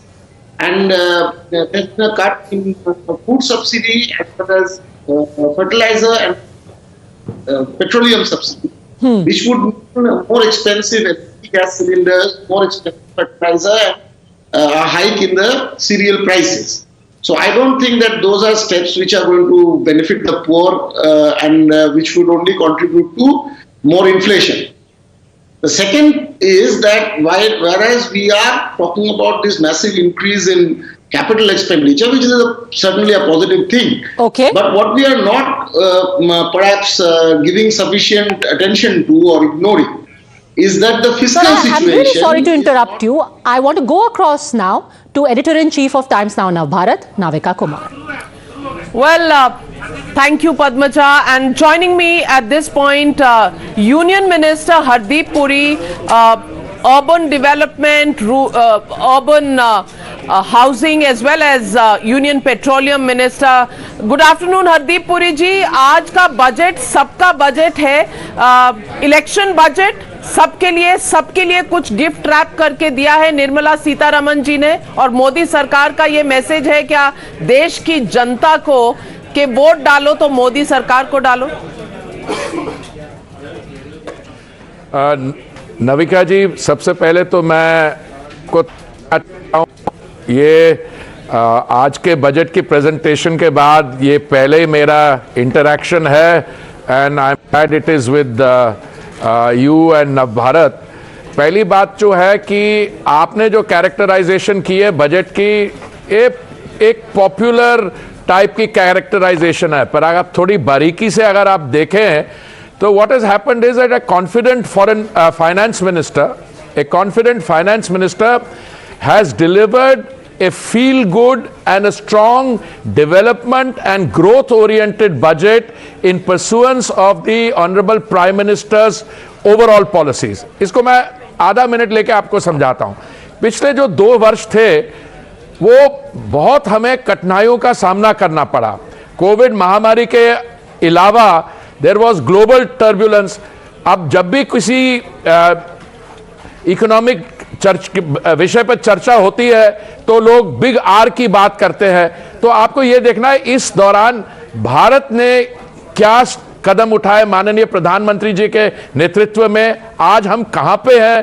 तो एक हमने पिछले 2 साल की अपनी जो journey है उसको अच्छी तरीके से नेविगेट किया है, और आज अगर आप कैपिटल एक्सपेंडिचर को 7.5 लाख करोड़ से ले जाके उसको 33% बढ़ा के 10 लाख करोड़ तक ले जा सकते हैं। साथ साथ में आप और भी जो आपने पर्सनल इनकम टैक्स में बाकी जो आपने कदम उठाए हैं माननीय वित्त मंत्री जी ने अपने बजट में अनाउंस किए हैं, तो इससे मैं ये कहूंगा कि ये this is a budget which is development and growth oriented. इसका फायदा किसको होगा? सबको होगा। देखिए, अगर आप देखिए 10 लाख करोड़ कैपिटल एक्सपेंडिचर है, उससे इंफ्रास्ट्रक्चर बनेगा। अगर इंफ्रास्ट्रक्चर बनेगा तो उसका लाभ हमारी सोसाइटी के सब वर्गों तक पहुंचेगा। अब एक सवाल उठता है कि पिछला जो था 7.5 लाख करोड़, उससे क्या फायदा हुआ? आज हमारी स्थिति, आर्थिक स्थिति ऐसी है that we are the fastest growing economy, number 1। हमने इन्फ्लेशन को अंडर कंट्रोल लाया है, और 2 जो अलग अलग मॉडल है, कुछ हमारे मित्र लोग हैं विरोधी दल में, वो कहते हैं कि आप लोगों की जेब में पैसा डालिए। हाँ, आप पर्सनल इनकम टैक्स कम करेंगे, लोगों की जेब में पैसा आएगा, पर अगर उससे ज्यादा अच्छा है कि उसके साथ साथ आप कैपिटल एक्सपेंडिचर पे 33% बढ़ा दें, तो जब इंफ्रास्ट्रक्चर बनेगा उसका भी लाभ सबको आएगा। So that more endurable model and that's a more sustainable model. और जो आज मैं समझता हूं आपने ग्रीन एनर्जी पे ट्रांजिशन पे किया है, जो विमेन्स एम्पावरमेंट, जो बाकी segments of society, not only the economically weaker section but the middle class, they will all benefit by it, but not through a reckless or irresponsible freebie route, but through very responsible, mature, growth and development oriented announcements. Well, Mr. Hardeep Puri, on that count I want to ask you, you're also the petroleum minister. Energy prices are going up across the world, but the question here is that farmers use diesel and diesel prices are at a high level, yet petroleum subsidies have come down. On the other hand, प्रधानमंत्री आवास योजना में जो है वो 60% outlay का hike है। तो मैं पूछना चाह रही हूं कि ऐसा नहीं है कि सब्सिडीज बढ़ी नहीं है, प्रधानमंत्री आवास योजना में बढ़ी है, लेकिन पेट्रोलियम में आप सब्सिडी देने को तैयार नहीं है, ऐसा क्यों?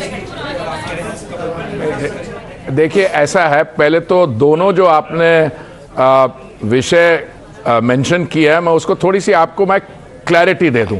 जहां तक प्रधानमंत्री आवास योजना की जो प्रोविजनिंग है 79,000 करोड़, उसमें से दोनों रूरल और अर्बन के लिए प्रोविजनिंग है।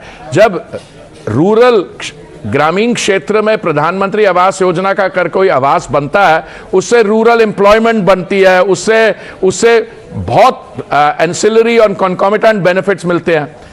जहां तक पेट्रोलियम सेक्टर की बात, आप उस पूरा टोटलिटी देखिए, सब्सिडी की बात नहीं है इस समय। बात यह है कि आपको ग्रीन एनर्जी में ट्रांजिशनिंग करनी है, तो अभी बहुत प्रोविजंस है इस बजट में। मैं आपको कुछ बता दूं, इससे पहले जब अनाउंसमेंट हुई थी तो 19,800 crore had been set aside for under the PLI scheme, that is one. अभी 5% CBG की मैंडेटरी ब्लेंडिंग होगी, उससे हमारे फार्मर्स को फायदा होगा।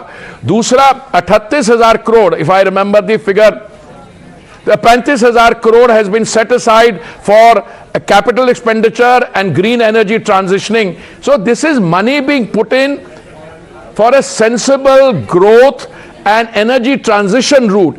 Subsidy क्या होती है कि आप पेट्रोल प्राइस को कंज्यूमर तक सब्सिडाइज करें। हमने ऑलरेडी ऑन 2 occasions माननीय प्रधानमंत्री जी ने नवंबर 2021 और मई 2022 को सेंट्रल एक्साइज ड्यूटी कम की थी, at a time when the country में कम से कम 800 million people were being fed 3 meals of dry ration in a day. So you have to look at the totality. So subsidy की बात नहीं है, ये growth की बात है। और पेट्रोल प्राइसेस इस समय पिछले अप्रैल से बढ़े नहीं है। मैं तो यही चाहूंगा कि हमारे जो OMCs हैं, अच्छी कॉर्पोरेट एंटिटीज को आगे भी इसको बढ़ाएं नहीं प्राइस को, और जैसे ही उनको थोड़ा सा विगल रूम, कुशन रूम मिले, उसको प्राइसेस को फिर वो नीचे लाए, ग्लोबल प्राइसेस कम डाउन। आज क्रूड का प्राइस था एक इशारा तो आपसे मिल गया होगा सरकारी कंपनियों को कि चुनावी साल है, इसलिए इलेक्शन ईयर में पेट्रोल प्राइसेस बढ़ाइए मत, घटाना शुरू कर दीजिए। और पहले 9 स्टेट्स के इलेक्शन है, उसके बाद लोकसभा का चुनाव है, तो शायद इशारा आपका समझ गई होंगी petroleum company, public sector. Navika ji, अगर पेट्रोलियम कंपनीज मेरे इशारे पे चलती हो तो मैं आपको पूरा विश्वास दिलाता हूं, मैं तो उनको पूरा कहता कि को फ्रीली अवेलेबल कर दो, पर ऐसे होता नहीं है। जहां तक चुनाव की बात है, आपके साथ आपके चैनल पे मुझे पहले भी आपने मौका दिया है इस बात पे चर्चा करने का। चुनाव तो हमारे देश में साल भर होते रहते हैं, अभी कुछ चुनाव खत्म हुए हैं, अभी कुछ और आ रहे हैं अप्रैल से लेके एंड ऑफ द ईयर, अगले साल जनवरी। सो ये this is not related to election. Petrol price madam is determined by the global price, उस पे आप जोड़िए cost of insurance, freight, refining margin, dealers margin, और उसके बाद आप सेंटर जो एक्साइज ड्यूटी रहती है, हमने अपनी तरफ से एक्साइज ड्यूटी कम कर दी है, 2 बार की है, उससे 13 रुपए और 16 रुपए पेट्रोल और डीजल का दाम कम हुआ। कुछ जो नॉन बीजेपी स्टेट्स हैं उन पे उनको भी हमने रिक्वेस्ट किया था, कुछ ने कम किया, ज्यादा ने नहीं किया, तो पेट्रोल प्राइस तो वहां से डिटरमिन होती है। लेकिन आप आधा सच बता रहे हैं Hardeep Puri ji. If I can ask you, this is not the complete truth. The complete truth is that because it is election year and this is the last full budget, there was some amount of juggling that was done in the exemptions limits for middle classes. That could have been done before, but it was kept off till 2023, which was the last budget. So if you say there are no political considerations when budget proposals are announced, many will find it very difficult to believe. Madam, it has never been my case that the formulation of the budget, the proposals and the final decisions on them are divorced from politics. I have never taken that position. So अगर आप half truth की बात कर रहे हैं, middle class के income tax की बात कर रहे हैं, मैं आपको यही कहना चाहता हूं कि it is a confident finance minister and under the leadership of the prime minister has taken very well considered and thought through decision. अब ये मिडिल क्लास की जेब में कितना, आप एग्जाम्पशन फॉर इंस्टेंस 3 लाख पे होनी चाहिए जीरो टैक्स या 5 पे 7.5 पे, this has to be a considered decision both technical and political. I am saying something else. अगर आप 3 लाख तक कोई इनकम टैक्स नहीं चार्ज करते तो स्लैब वाले लोग हैं, उनको भी तो उनके पहले 3 लाख इनकम पे कोई टैक्स नहीं होगा. This goes, so money is being put in everybody's pocket, but you are in a position to put money in everybody's pocket provided the economy is doing well. अगर आप 7% पे 6.5 या 7% पे आप ग्रो करेंगे और आपके अगले साल का भी जो असेसमेंट है कि वो भी 7% के आसपास होगा, then you feel confident to be able to do it. अब यही सवाल कैपिटल एक्सपेंडिचर पे उठ सकता है. आपने इतना बढ़ा दिया, 33% बढ़ा दिया, इसलिए बढ़ाया कि उससे इकोनॉमी को फायदा होता है. और अगर आप कहीं कैपिटल एक्सपेंडिचर में या अगर आपने कर दिया बाकी जगह नहीं किया, these are which have to be made on sound judgement. एंड मैं बधाई देना चाहता हूं माननीय वित्त मंत्री को, जिन्होंने माननीय प्रधानमंत्री जी के नेतृत्व में बहुत सोच समझ के बड़ी डीप थॉट के साथ एक ऐसा बजट प्रेजेंट किया है जो मैं समझता हूं it carries the growth momentum, the development orientedness of the previous few years, especially during the difficult period, to its logical conclusion. Hardeep Puri ji, you are a minister, but you've also worn the hat of an expert, of a bureaucrat. आज मैं आपसे political number नहीं मांग रही हूं, मैं आपसे unbiased number मांग रही हूं. इस बजट को आप 10 में से कितने नंबर देंगे? क्योंकि रिपोर्ट कार्ड सब हर किसी का देखा जाता है, स्टूडेंट्स का देखा जाता है, मीडिया का देखा जाता है, तो सरकार का भी देखा जाना चाहिए. इस बजट को आप कितने नंबर देंगे ऑन अ स्केल ऑफ 10?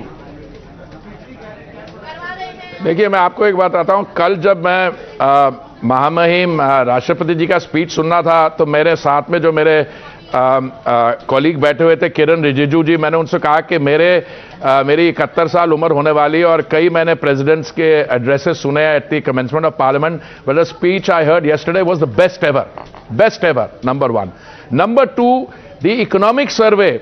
आप वो 400 पेजेस हैं, आपके पास तो बहुत रिसर्च एक्सपर्टीज है, उनको भी देखिए. It's a first rate economic survey which points to the challenges and how we are planning to go.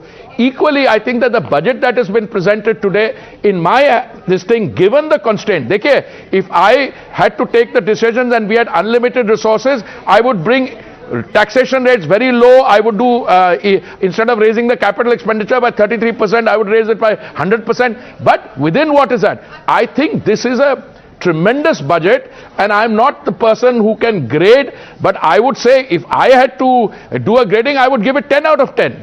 Well, thank God you didn't give it 11 on 10. But the opposition says, as it says very often, it says, ना गरीबों के लिए कुछ है, ना किसानों के लिए कुछ है, बस इंडस्ट्री को फायदा पहुंचाने का बजट है.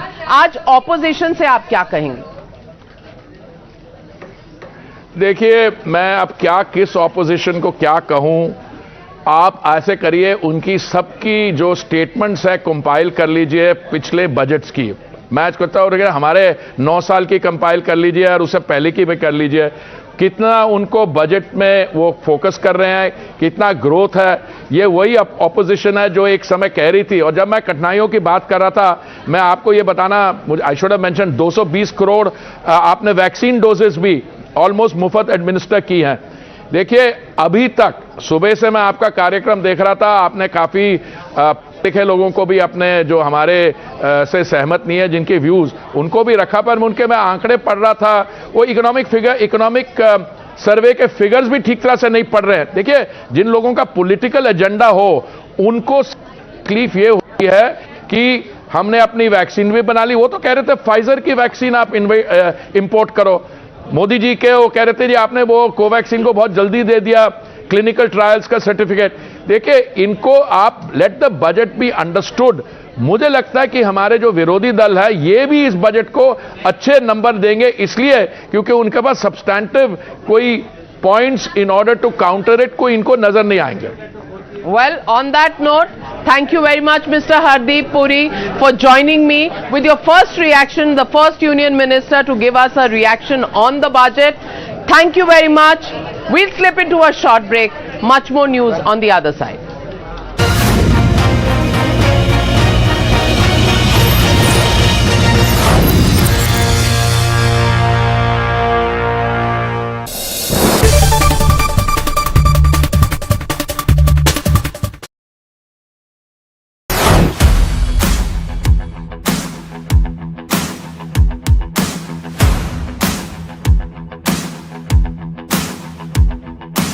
What's up guys, it's a great day, it's a beautiful day और आप सब Alright, this is not your vlog Akash, this is Gadget Times. I welcome you all. I am Pavni Jain and this is our very special series where we are collaborating with different people on a variety of topics to bring the best for you guys right from the experts.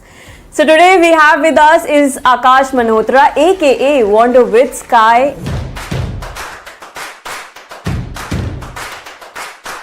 And he is somebody who creates insane and crazy travel content, goes to offbeat places and also does a lot of off-roading.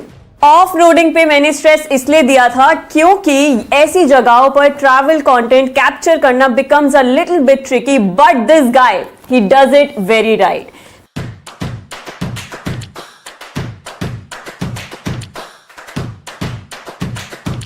This is why today's video is on how to use an action camera like a pro featuring Akash Malhotra, because it is easier to wander with Sky, but it is not easy to wonder how to use an action camera. Come on guys, right? अच्छा था। Alright, so to begin with, which is your go-to action camera, your most trustworthy device in the most challenging situations? I think बहुत time हो गया use करते हुए and everyone knows about this about me is that मैं बहुत avid GoPro user हूँ, so GoPro is my game. Oh, all right, as we can see, so we have lot of GoPros here. So इतने सारे GoPros use कर लिए हैं, तो सबसे इम्पोर्टेंट सवाल GoPro को इस्तेमाल कैसे करते हैं भाई, ये प्लीज हमारी ऑडियंस को बताइए. ये आई थिंक ये जो this question which was asked, right, इस्तेमाल कैसे करते हैं, इसके हर परम्यूटेशन कॉम्बिनेशन में जवाब है. फॉर एवरी के यूज केस, अगर आप कैमरे के अंदर बात करने वाले हैं, you're a vlogger, there is a use case. अगर आप बाइकर हैं, there is a use case. अगर आप स्कूबा डाइवर हैं, there is a use case. मतलब camera is so versatile in itself कि आप हर पर्सपेक्टिव में डिफरेंट सिचुएशन में कैमरे को डिफरेंट यूज कर सकते हैं. तो आपको अगर मुझसे थोड़ा डिटेल में सवाल पूछेंगे काश अगर ब्लॉग कैसे करते हैं, तो मैं आपको उस यूज केस में एक अलग सिचुएशन बताऊंगा. मगर मेरे हिसाब से the easiest way to somebody to start a GoPro is just go. मतलब पर्सपेक्टिव्स पे खेलो. कैमरा इतना छोटा है, आप जमीन पे रख सकते हो, आप फेंक सकते हो, कैच खेल सकते हो. मतलब सोच को ब्रॉडन करना जरूरी है. And I think that's where you start using a GoPro camera. Technicalities are different which I believe हम बात करेंगे, but the place to start is to go crazy.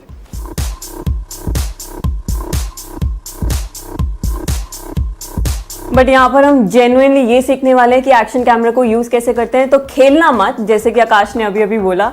Basic accessories आपको क्या क्या चाहिए? सुपर. सो ये है शॉर्टी एंड जैसे आपने पूछा कि सबसे इंपॉर्टेंट क्या है, GoPro की चीज पे माउंट करना बहुत क्रिटिकल है, बिकॉज अगर आप उसको हाथ में पकड़ते हैं, majorly you will and up putting your finger somewhere, क्योंकि इतना वाइड ऑफ एंगल है. मेरे साथ बहुत होता है शुरू में. अगर even if you keep a finger over here, वो दिख जाएगा. तो it's better to mount it in something. Usually अगर आप GoPro खरीदते हैं और GoPro का एडवेंचर किट लेते हैं, तो उसमें शॉर्टी आता ही है. So if you should be very smart enough to buy that, so you just mount on a shorty and you shoot yourself while you're talking. GoPro is about perspectives. It's not like a phone. तो अगर आपका हाथ दिख रहा है तो cool लगता है. So you need to really, get your mind working like that कि हाँ ये cool है. So this is important to have something to hold GoPro. Also it gives you a place where you can keep it. अगर आपको चलते हुए shot लेना है. See, GoPro के साथ सबसे important बात ये है कि you have to understand कि camera is an extension of yourself. अगर आप ऐसे सोचेंगे तो आप डिफरेंट पर्सपेक्टिव पे खेल पाएंगे. So that's where you start using a GoPro, and I don't think as a starter you need anything more than a camera and a shorty.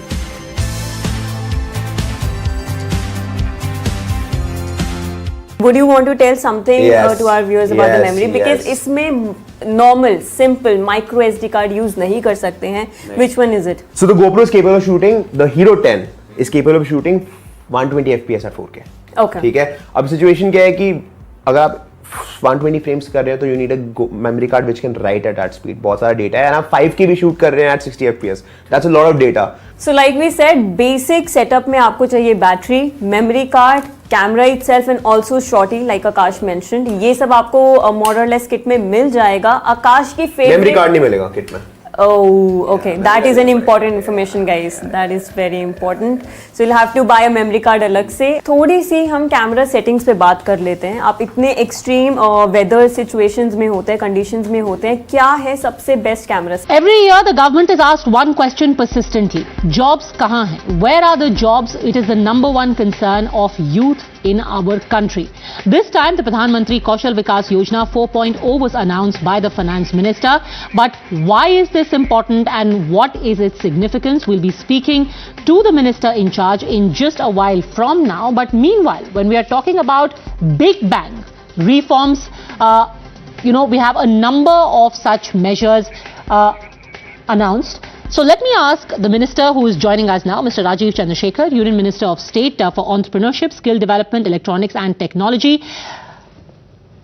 The opposition's main question to the government is that when you talk of skilling, there are big schemes, but it comes to nothing.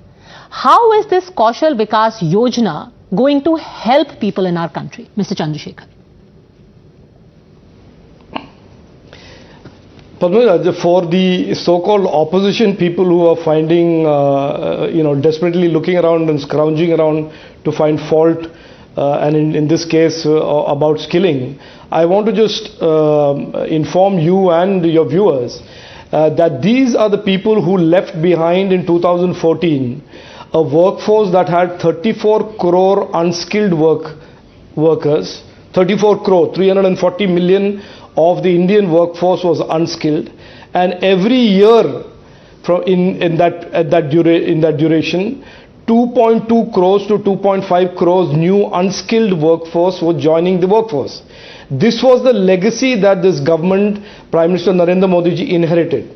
Over the last 5 years, we have skilled about 6 crore Indian youth, and during COVID, of course, there was a significant disruption to the skilling efforts, and now the budget announces a multi-thousand crore project on PMKVY 4.0 and the National Apprenticeship Scheme that is aimed at skilling and giving skills to our youth for all of the areas that are throwing up so many new opportunities post-COVID in these modern areas. And the Finance Minister, the Honorable Finance Minister, mentioned that in her speech. It is about blockchain, AI, coding, drones, bringing technology into agriculture.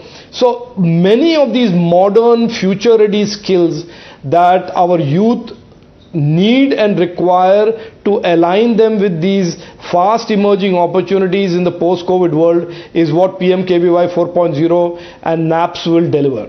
How is and this the different other from, reform apart from that, and so how is this different from Skill India? Because that was already in place since 2014. How are the two different?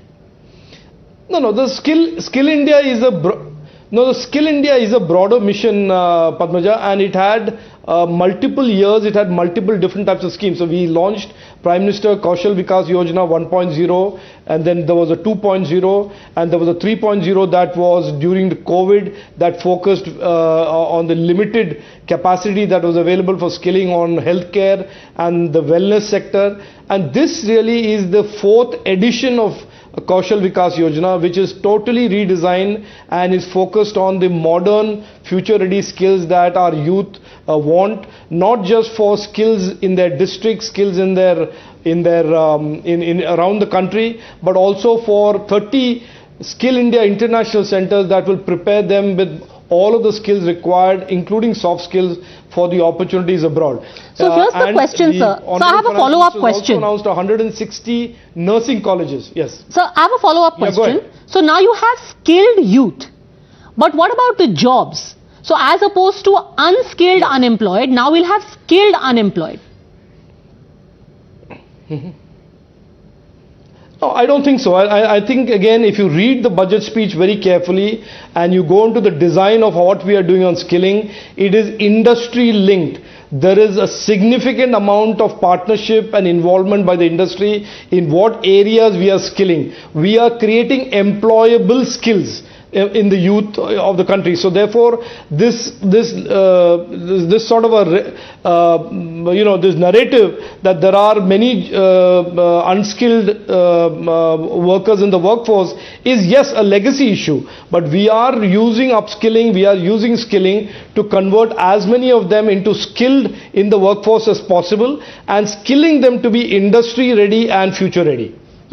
The other hat, of course, you wear is for the Minister of IT, MOS or IT. You have 100 labs for developing applications using 5G set up in engineering institutes across the country. What does this translate into? In the real world, yes, how does this benefit me?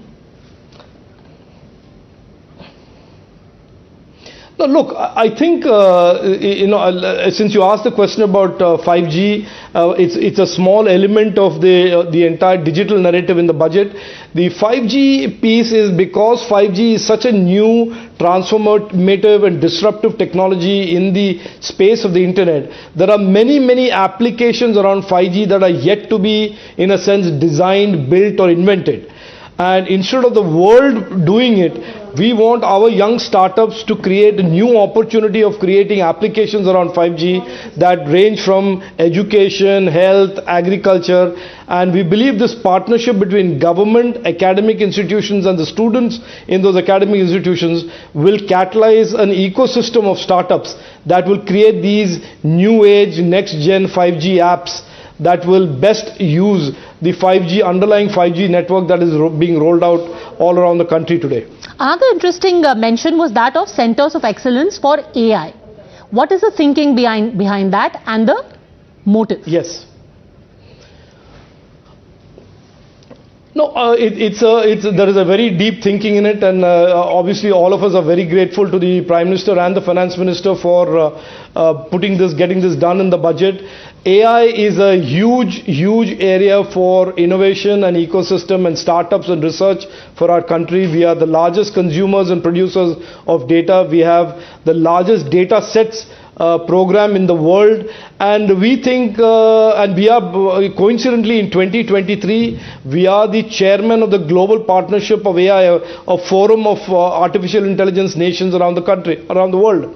So AI, the whole focus is about the India AI program is about creating on top of these India data sets large number of AI applications, and as the Honorable Finance Minister said, one of the focus areas is to bring AI and learning into governance, into making much smarter schemes that learn on their own and are able to better target and direct the benefits of the scheme to the beneficiaries and citizens all around the country. So AI, it can be a very powerful governance tool, as AI can be a very powerful innovation and ecosystem for the next wave of startups for our young Indians. So in a lot of ways, this is like the UPI example being recreated. Prime Minister Narendra Modi ji built UPI to make sure direct benefit transfer, money from the government reaches the citizen without corruption, without leakage, and can be done fast and responsively, and it has spawned one of the biggest ecosystems of fintech in the world. Similarly, we believe AI, India AI and AI in governance will also create a large ecosystem of applications and startups that will create those applications for government and for outside the government as well. Interesting you mentioned that, because I remember the budget speech where UPI was spoken of. Many had laughed about it, said, what do you think, somebody sitting in a village is going to be transacting through UPI? Now we have record transactions happening. Let's hope AI also goes in the same direction. Mr. Chandrasekhar, thank you very much for speaking to Times Now.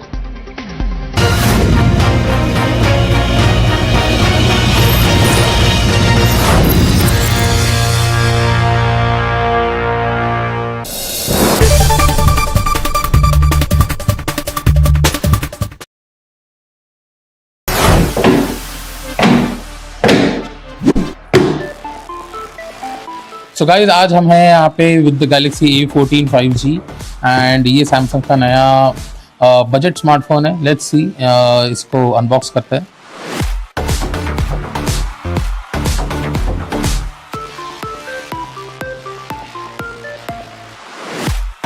जैसे कि देख सकते हैं इस डब्बे में एक phone है और नथिंग नीचे ऊपर सिम इजेक्टर टूल एंड अंदर इसके आई थिंक चार्जिंग केबल होना चाहिए. Yep.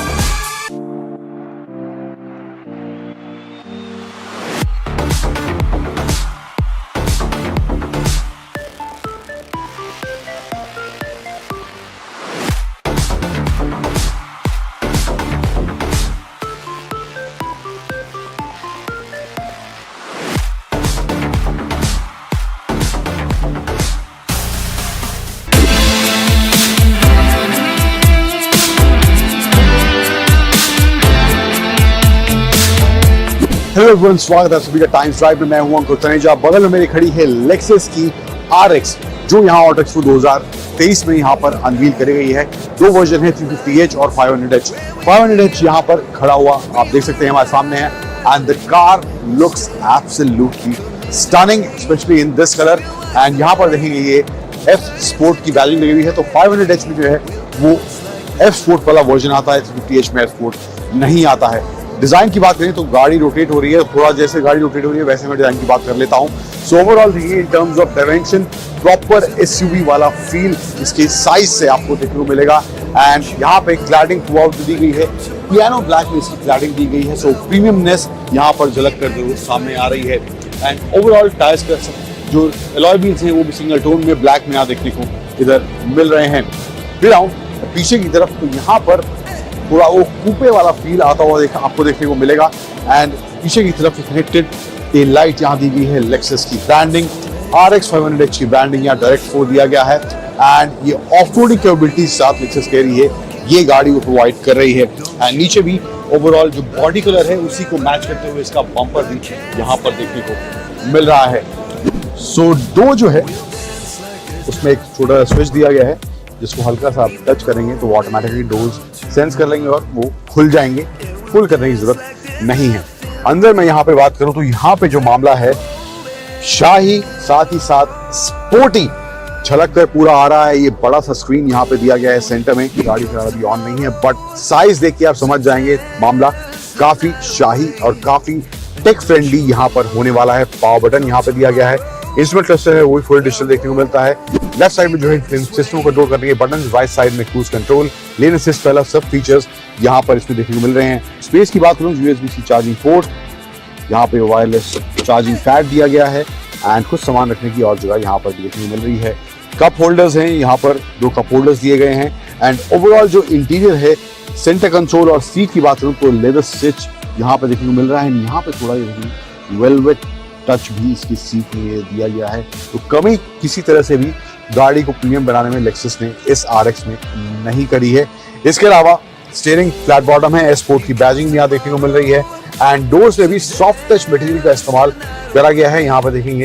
एंड लेदर स्टिच यहाँ पे सेम वुड टोन में, रेड टोन में यहाँ पे देखने को मिल रहा है। यहाँ पे भी इसमें HUD डिस्प्ले दिया गया है। एंड डैशबोर्ड का ओवरऑल फील जो है वो भी सॉफ्ट टच वाला ही देखने को मिल रहा है इस लेक्सस की फ्रंट रो में 500H की। इसके अलावा पीछे मामला कितना शाही है, हालांकि स्पोर्टी ओवरऑल सीट्स का डिजाइन देखने को मिल रहा है यहाँ पे। एंड स्पोर्ट की बैजिंग हेडरेस्ट में भी यहाँ पे दी गई है। Hello and welcome. You are watching our budget broadcast on Times Now. I'm Padmija Joshi. Let's get you started with the headlines at this moment. Prime Minister hails Nirmala Sitharaman after she delivers the budget speech, calls it Amrit Kal's first budget. Also says the budget will provide a foundation to fulfill resolve for a developed India. Big relief to middle class. Nirmala Sitharaman increases income tax rebate limit from 5 lakhs to 7 lakh rupees per annum. New tax regime modified. Finance Minister announces 6 income slabs to hand over tax rebates to most income groups. Some hits and misses for the common man as TV panels, electric vehicles, Kitchen chimneys, mobile parts are likely to cost less. Prices of gold, silver, diamonds to go up. They have promised lot many programs, but nothing is fulfilled. This government's track record on fulfilling area is very low. Parties question why farmers and defence has been left out. Samajwadi Party says it's only Jumla. The capital investment outlay is being increased steeply for the third year in a row by 33% to 10 lakh crores. Modi Sarkar makes it clear that their major focus will remain on roads, rails and other infrastructure projects. Maximum capital investment for a third year in a row is done on infrastructure.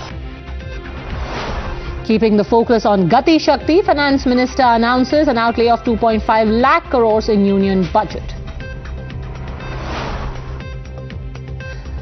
Allocation made towards Pradhan Mantri Awas Yojana increased by 66% to 79,000 crore rupees. Big budget announcement for scheduled tribes ahead of polls in northeastern states. Government allocates 15,000 crores for development of the particularly vulnerable tribal groups. Scheme to benefit 3.5 lakh tribals. Boost towards digitization, significant enhancement in digital payments. KYC process will be made simpler. 100 labs announced for 5G. Budget 2023 naturally has already sparked a political war. It has been called anti-people, totally opportunistic. Mamata Banerjee and Tejasvi Yadav questioned why was nothing done for specific states. Mamata Banerjee also said that the budget was prepared eyeing the 2024 Lok Sabha elections. The opposition's claim is that there were huge misses on the issue of farmers. They did not get anything, and also that Manrega has been shortchanged. Look, some of those things are good. I'm not going to be completely negative, but I have still some questions. There was no mention of Manrega. What are we going to do about the poor rural labor? There was no mention of unemployment. There was no mention of inflation. So there are a number of questions still. There's some good things in the budget, I don't deny that, and I certainly found myself applauding when they created a new digital library for children around the country. That all these are good things, but there are still some fundamental questions that remain to be answered.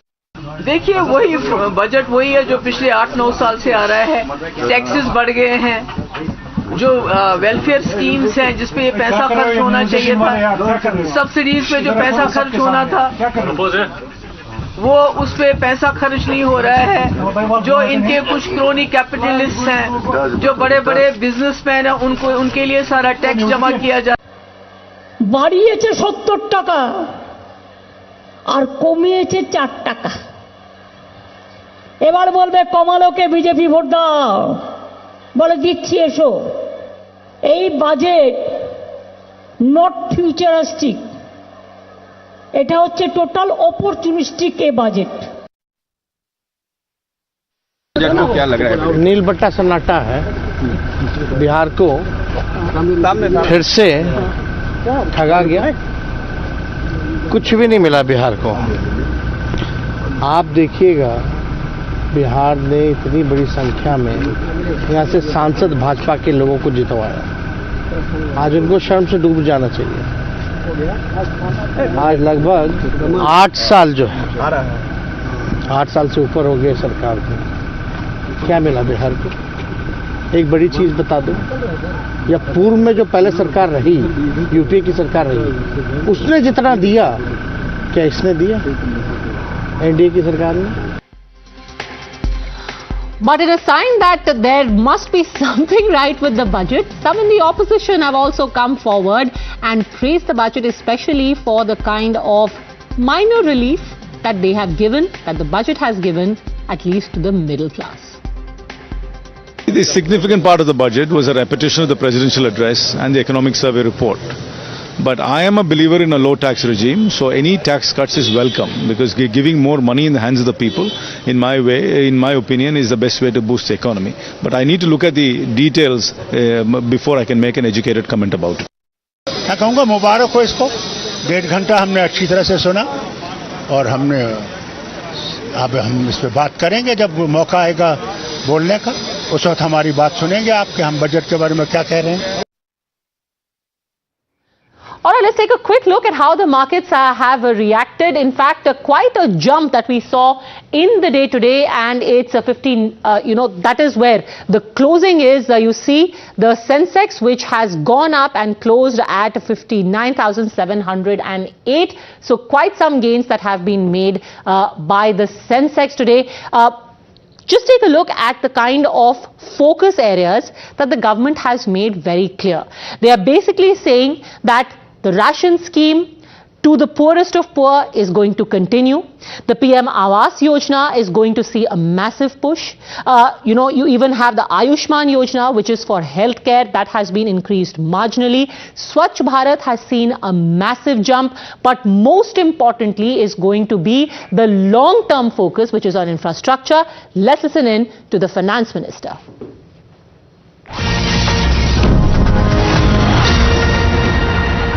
Of the House. As opening remark, I'll just give a few indications of what has been highlighted in the budget. Broadly, I think the 4 emphasis points are on empowering women, giving a lot more attention to the SHG groups which are in the rural areas, trying to scale them up, give them the opportunity to brand and produce scaled up and professional manner in a far more emphasis on tourism and training of youth for readying themselves for tourism, specific action for 50 destinations where comprehensive tourism action plans will be introduced. Then what is being called as PM Vikas, looking at Vishwakarma, people who create things, make things out of their hands using tools. In some states they are called Vishwakarmas, in some other states some castes are referred to as Vishwakarma, but what we mean here is to cover all those artisans and craftspeople who do things with their hands using some tools, so not specifically only to some particular communities, but to all who create the soft power of India through their craftsmanship. Then the 4 is green growth, the 4th one, which is in every sphere of life we have policy interventions and enabling provisions made so that India moves fast on the transition to renewable energy, the investments made for hydrogen mission, renewable energy transitional facilities which we need, natural gas, and also looking at biogas, also evacuation of power from renewable energy sources located in Ladakh to the rest of the country. So those are 4 highlights which I'd like you to go back to see the scale in which we are approaching these issues and the impact that it will have on large sections of India's population. Then of course I gave 7 priorities which began with talking about inclusive growth, investments in infrastructure, also reaching the last mile so that those who are still left without a house or a sanitary facility or a road which is reaching them, and so on. So the last mile, reaching the last mile for those who desperately need that kind of a link are all being covered. Then we are also looking at a very futuristic fintech financial sector for which we have brought in some specific ideas. We are looking at also improving the industrialization of this country where people will be trained for Industrial Revolution 4.0, which means they're going to be trained for AI, IoT, using Web3 in other words. So training manpower to ready themselves for industries which are rapidly becoming industrialized in the Web3 context. Then digital economy, unleashing the digital power of India in various walks of life, setting up an artificial intelligence research center, Center for Excellence. So all these are in Part A,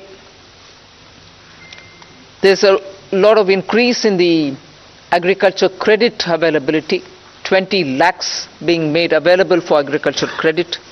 Also a sub-scheme under the PM Matsya Sampada Yojana, making sure that people living in the coastal areas are going to benefit from it, fishermen are going to benefit from it. Now, if largely the Part A has looked at these, Part B has aimed at rationalizing the customs duties, also making sure personal income tax, after a very long time, has had substantial changes which will benefit the middle class.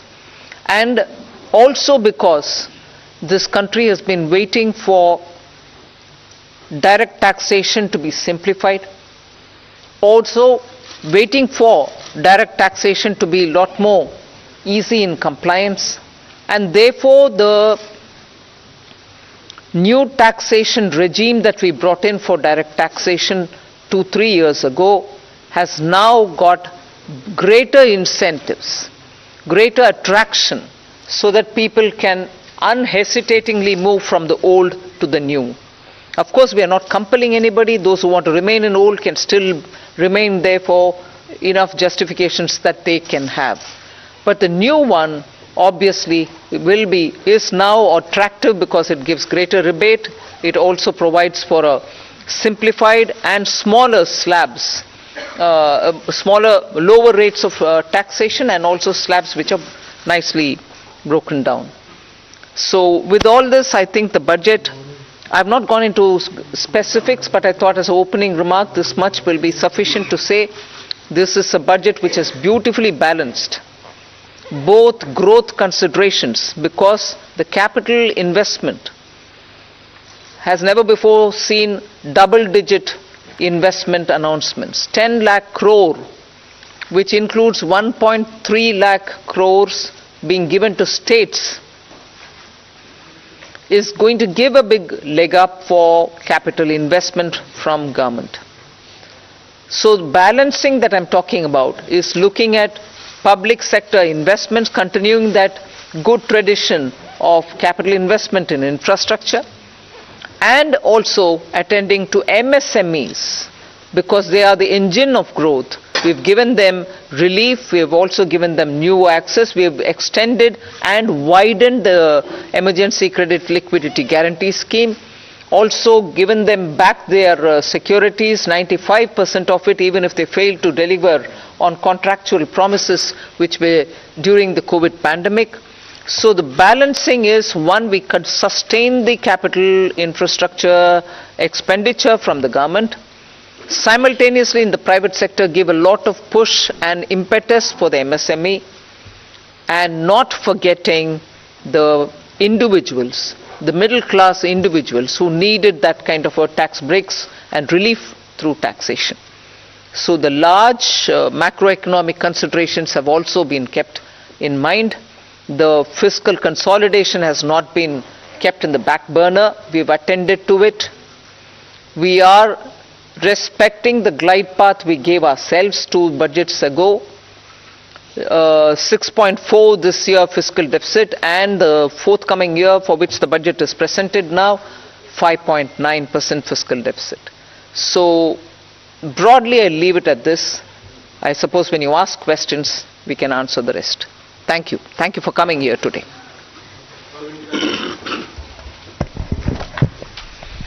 Good afternoon, ma'am.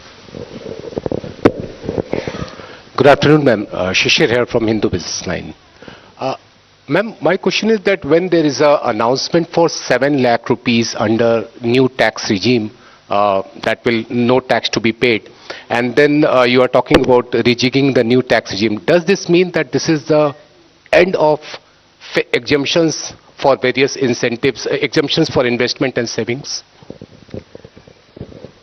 Well, I've already addressed this, I think.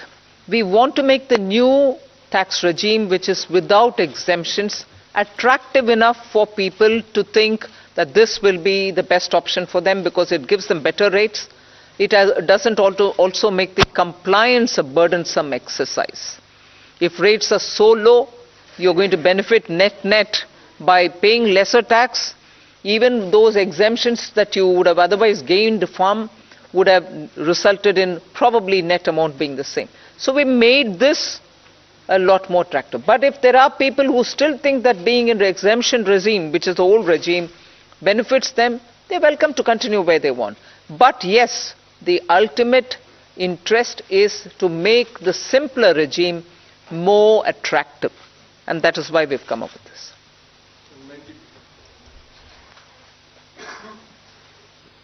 Ma'am, firstly, many congratulations on that fiscal consolidation, because I keep asking you that question. But the issue today is about people in terms of, there is a big gamble in terms of capital expenditure. When you do that, does it actually trickle down to the people? Does it create jobs? I know you've been doing this for the last 2 years. Are you sure that this will really trigger off job creation, one, to, money in the hands of the poor people? The second, of course, is about inflation, which again, you, like last year, you haven't really touched about it, but you have had the letter from RBI. Your chief economic advisor yesterday says we are in uncertain times, but we hope that it will be under the check of 4 to 6%, hopefully the lower band of RBI. What is your answer to both these points?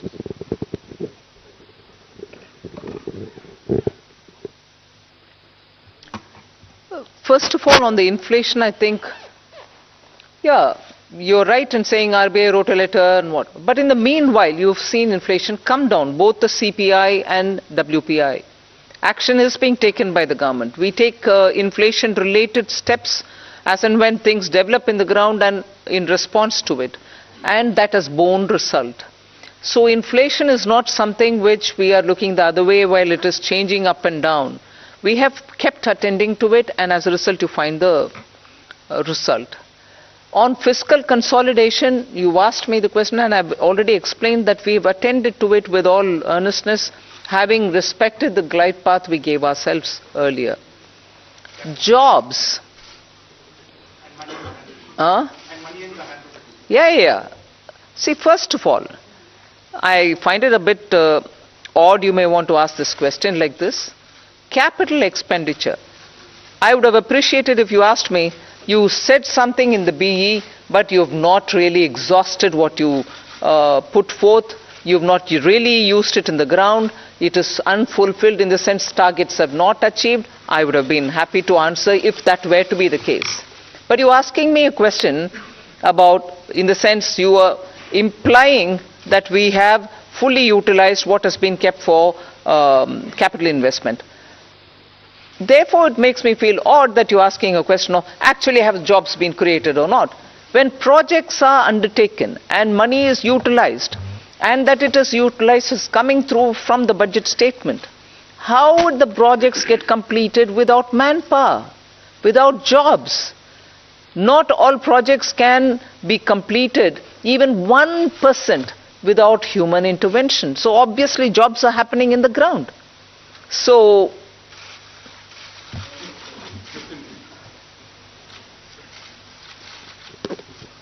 Ma'am, I want to ask you, ma'am here.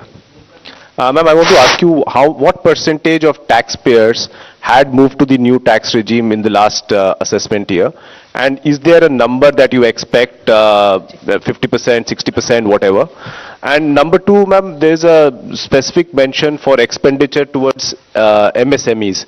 Now, is there an estimate of how much, what was the dues that companies had claimed as expenditure and which has not actually been paid to the MSMEs? Sanjay, you want to answer on? On your second question, that is on the MSMEs, well, we don't have that data. Certainly we don't have that data. And it's not, we don't take that data from the taxpayers in their returns. So that data we will not have. But certainly, we are all aware of this huge problem of timely payments not being made to the MSMEs. So in that direction, this is certainly a positive step. Coming to your first question on the exemption-less regime, let me say that for companies, the 22% tax regime that we got, 61% of our tax now, the corporate tax, more than 60% is actually coming from the exemption-free tax regime.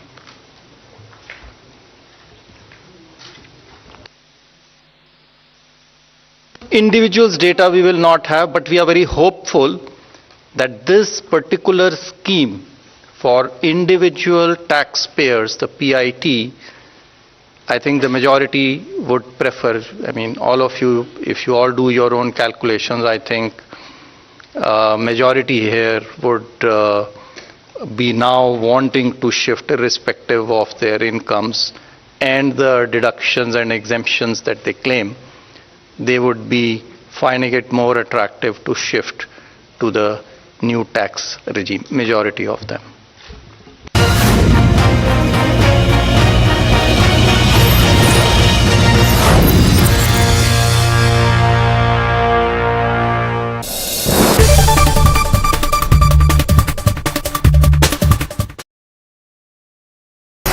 iQOO 11 हो गया India में launch and without wasting anybody's time it's time to unbox this device. But before I do that allow me to introduce myself. Hi, you watching gadget times. This is me पावनी जैन और अब करेंगे इस box को unbox. And now it's time to unbox this heavy retail box. इससे आपको पता चलेगा कि iQOO 11 के रिटेल बॉक्स में what all contents do you get inside. Let's begin.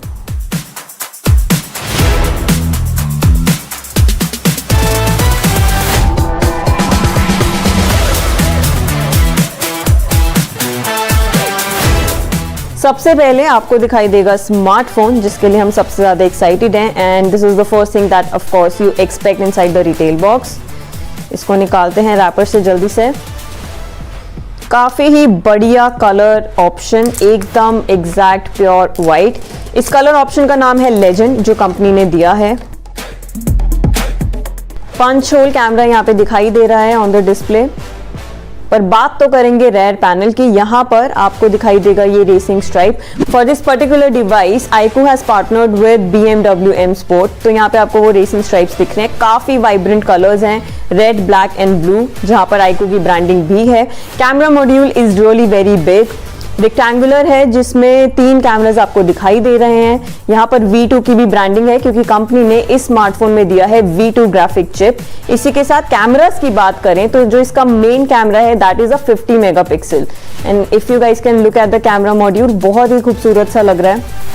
और इसकी फील तो बहुत ही बढ़िया है. वाइट है और थोड़ा टेक्सचर्ड है, देखने में काफी सुंदर. और मैंने काफ़ी स्मजेस भी डाल दिए हैं ऑन द डिस्प्ले. इसको स्टार्ट करते हैं, साइड में रखते हैं और फिर देखेंगे बाकी के कंटेंट्स. बॉक्स के अंदर आपको ये सब दिखेगा. सिम इजेक्टर टूल, इसके अलावा ट्रांसपेरेंट प्रोटेक्टिव केस, जो आपके फ़ोन को ऑफ कोर्स प्रोटेक्ट करेगा. You guys should use it, I always use it. Warranty card, quick start guide, ये सब भी मिलता है. और अच्छी बात ये है कि iQOO, at least iQOO is one brand जिसने अभी तक अडेप्टर्स और USB केबल्स पे गिव अप नहीं किया है. सो of course you get one really heavy power adapter. ये है 120 वॉट फास्ट चार्जर. इसको साइड में रखते हैं. इसी के साथ आपको दिखाई देगा USB-C cable. Oh my goodness, यहाँ पे एक और चीज भी आपको मिलती है, which is a 3.5 mm to Type-C cable. ये OnePlus ने देना शुरू किया था और अभी आपको iQOO के साथ भी मिलेगी. Basically, this means that users will be able to easily use their wired headphones with this smartphone. I really like this. तो ये सब चीजें आपको बॉक्स में मिलती हैं. अब बात करेंगे इस स्मार्टफोन की. आइए शुरू करते हैं. So we have already unbox the device. इतना खूबसूरत ये दिखाई दे रहा है. इसके टेक स्पेक्स की भी जल्दी से बात कर लेते हैं. पीछे आपको जो ये कैमरा मॉड्यूल दिख रहे हैं, इसमें आपको मिलेंगे 3 cameras. Main camera is a 50 megapixel along with OIS, so you do get optical image stabilisation. Right side पे फ्रेम देखेंगे तो आपको समझ में आएगा कि यहाँ पर है पावर बटन, साथ में वॉल्यूम रॉकर. लेफ्ट साइड पे आपको काफी ही क्लीन फ्रेम दिखता है. On the bottom you get a SIM tray, Type-C port and speaker, और साथ में अच्छी बात यह है कि जो मेटल फ्रेम है on the side is very good. यहाँ पे आपको एंटेना बैंड्स भी दिखाई देते हैं। प्रोसेसर की बात करें, so what keeps this phone alive is Snapdragon 8 Gen 2। इस साल आपको ज्यादातर फोन्स में यही दिखाई देगा। ग्राफिक कार्ड के लिए ग्राफिक चिप इन्होंने अलग से डाला है which is V2। Battery is going to be one of its noteworthy features क्योंकि इसमें आपको मिलता है 120 watt fast charging tech support. वहीं पर जो इसका डिस्प्ले है that is an AMOLED display और साथ में जो इसमें बेजल्स आपको दिखाई देंगे दीज आर वेरी थिन। ये मुझे बहुत पसंद आया। This will ensure smoother viewing experience, तो ये चीज मुझे अच्छी लगी। इस फोन को अच्छे से इस्तेमाल करेंगे और रिव्यू वीडियो आपके सामने जल्द ही लेकर आएंगे। अभी के लिए मजा आ रहा है इस फोन के साथ। लाइट वेट है क्योंकि despite being a flagship device, तो ये चीजें कुछ अच्छी लगी, बट हो सकता है इसमें कुछ खामियां भी हो। उसके लिए you really need to stay tuned to gadget times क्योंकि हम रिव्यू वीडियो जल्द ही अपलोड करने वाले हैं। So today we have with us is Oppo A78 box काफी ही कूल लग रहा है। ब्लू शेड और ब्लैक कॉम्बिनेशन में ये आता है। अब इसको फटाक से करेंगे unbox and we'll find out what all contents that you get inside this smartphone retail box. Person, there's only two things that matter. How much am I going to save and how much am I going to have to pay for anything? So in this budget, what has become costlier and what will become more affordable? Let's take a quick look. Cigarettes, practically every budget they are made more expensive has happened yet again. Heat coils, which is good news in this very harsh Delhi winter, have become cheaper. TV parts have also become cheaper. Camera parts have also become cheaper. Clothes, however, have become costlier. Like I said, camera parts, lenses, etc. have become cheaper. Lithium batteries have become cheaper. But if you're planning to have a wedding in the family, that's going to be a bit of a pickle because not just gold and silver, but even diamonds have become more expensive. However, if you want to save a little money on buying jewelry, you can buy some kitchen chimneys, buy things for around your house, doing up your house. Kitchen chimney, also TV parts, all of those have become cheaper. But how has the middle class, how have the people reacted to all of these moves? Let's listen in. We went to the people. The Amrit Kal budget of the Modi government was presented today by Nirmala Sitharaman. Definitely it's a sigh of relief for the middle class when she announced the relaxation of taxation income from 5 lakhs to 7 lakh. But at the same time the middle class are eager to understand because they are the main person who buy the precious metals like gold, silver. But at the same time, Nirmala Sitharaman has also proposed an increase in import duty on both the precious metal, which will have an indirect impact on the middle class when it goes to buy the same. We are present here at one of the shop in Zaveri Bazaar, and let's try and understand what the industry demanded and what they got and how it will impact the common man. Sir, कुछ मांगे रखी थी आपने industry के तौर पर, क्या वो मांगे पूरी हुई और उसका इम्पैक्ट क्या नजर आ रहा है? नहीं, हम कई निर्मला सीतारमण जी तीसरा बजट है। हमने गत वर्ष भी इसकी मांग की थी, नीति आयोग से बात की थी और उन्होंने कुछ आश्वासन भी दिए थे कि नहीं हम डेफिनेटली देखेंगे। जो इंपोर्ट ड्यूटी की बात करते हैं, सबसे बड़ा महत्वपूर्ण जो कारण जिसकी वजह से सोना बढ़ रहा है वो इंपोर्ट ड्यूटी जो थी कांग्रेस की सरकार में करीबन 1.5 से 2% थी। वो सरकार बढ़ाती गई और आज वो इंपोर्ट ड्यूटी 12.5% के ऊपर चली गई और जिसमें जीएसटी मिलाए, सेस टैक्स मिलाए तो 18.5% हो जाती है। इसकी वजह से बहुत बड़ा हिंदुस्तान में भी स्मगलिंग गोल्ड जो धंधा करते हैं, छोटे ज्वेलर्स, लोअर क्लास के, मिडिल क्लास के, इस तरह से ज्वेलर्स जो इलीगल सोना से काम करते हैं, उनके सामने जो चेन शोरूम वाले या बड़े शोरूम वाले, उनको बहुत स्ट्रगल करना पड़ता है क्योंकि इंटरनेशनल मार्केट में सोना आज 50,000 का भाव है और इंडियन मार्केट में वही सोना आज 60,000 का भाव है। गवर्नमेंट का निर्णय को देखे होंगे कि गेहूं के लिए मार्केट में रिलीज करने के लिए आदेश हुआ है, जिससे गेहूं के दाम कम होने के इतना क्लियर इंडिकेशन है, जिससे सीधा घर में, रसोई में फर्क पड़ेगा ही पड़ेगा। सो उसको आप बोलना नहीं है। ये नहीं है कि मैं उसके ऊपर कुछ बजट में नहीं बोले, मगर बजट से बोलने से पहले एक्शन ही हो गया है ना कि घर की रसोई के लिए, गेहूं आटा के लिए मार्केट में रिलीज करने के लिए निर्णय सरकार ऑलरेडी कर चुकी है।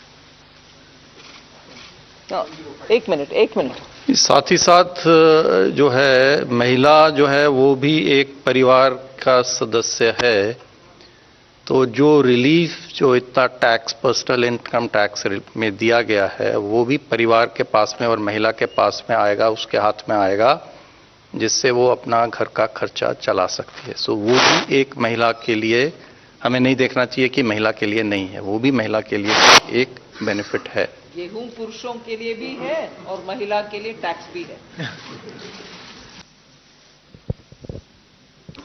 Hi ma'am, Meghna Mittal from ET Now. The fiscal glide path that you have given is 4.5% by 2025-26, which may be considered slightly bold, but does it also indicate your confidence in continuing tax buoyancy in the coming years?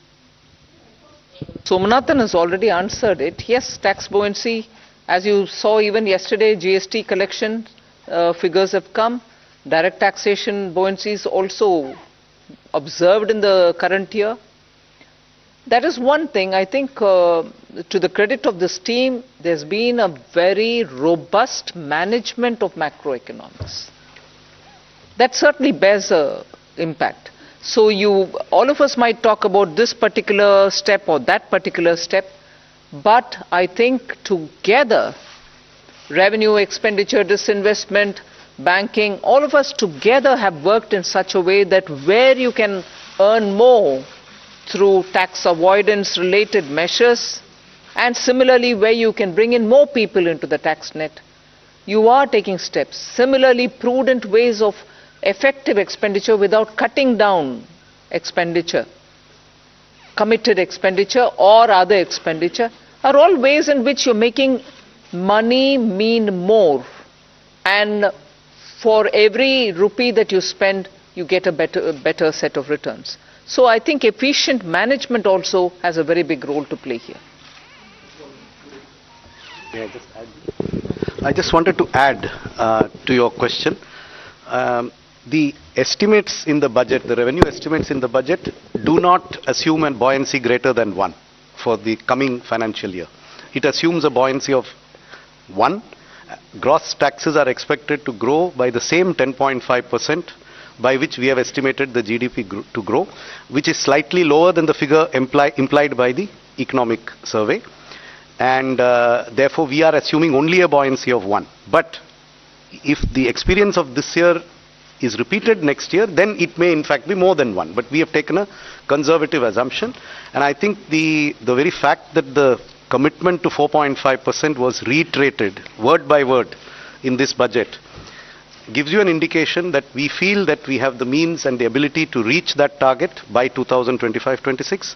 I would also point out that many of our expenditure increases are on discretionary spends. We have kept a very tight lid on the irreducible types of expenditure, and therefore there is room in the budget, both on the revenue side and on the expenditure side, for us to reach that fiscal deficit target by 2025-26. And it is not lightly that the Finance Minister has reiterated it in Parliament today. Ma'am, Timsi Jaipuria from CNBC TV 18. Ma'am, I have two questions. Firstly, on the TDS reforms, you've come out with two specific reforms. For one, 20% TDS on foreign investments. Why has this been introduced? Is it to curb the flight of capital or investments which was going outside the country? And secondly, on students who are going outside to study, on that also the TDS has come, there's a 5% that has been levied. Or it has been reduced. There is no change on education, or absolutely not. That's wrong. Your facts are wrong. But what happens to the amount that one spends in staying there as a student? First, correct the thing which you said, because yours is a very powerful voice, and that can spread among your dosts, that can go out. No change has been made for education or health purpose, LRS. Please, I hope my voice is audible much more than Timsi's. Thank you for correcting me, ma'am. But on the foreign capital, on the foreign investment, the TDS of 20%, if you could I already explain answered the your, rationale. I think this question was asked and I already answered it to say that this is actually coming from income, and the income tax rates for those categories of people who are using this LRS to send money outside is much more than 20%. And so they were in any case, to pay for the tax. And in case they don't have to pay for the tax, they can always get a refund.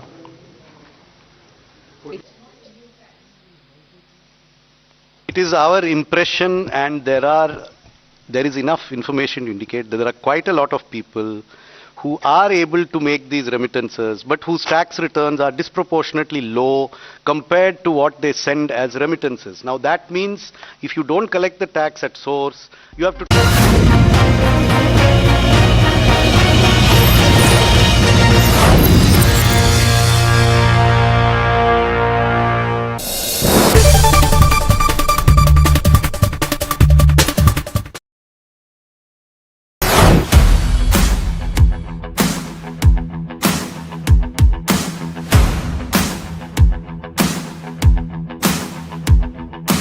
What's up guys, it's a great day, it's a beautiful day और आप सब Alright, this is not your vlog Akash, this is Gadget Times. I welcome you all. I am Pavni Jain and this is our very special series where we are collaborating with different people on a variety of topics to bring the best for you guys right from the experts. So today we have with us is Akash Malhotra aka Wander with Sky. And he is somebody who creates insane and crazy travel content, goes to offbeat places and also does a lot of off-roading.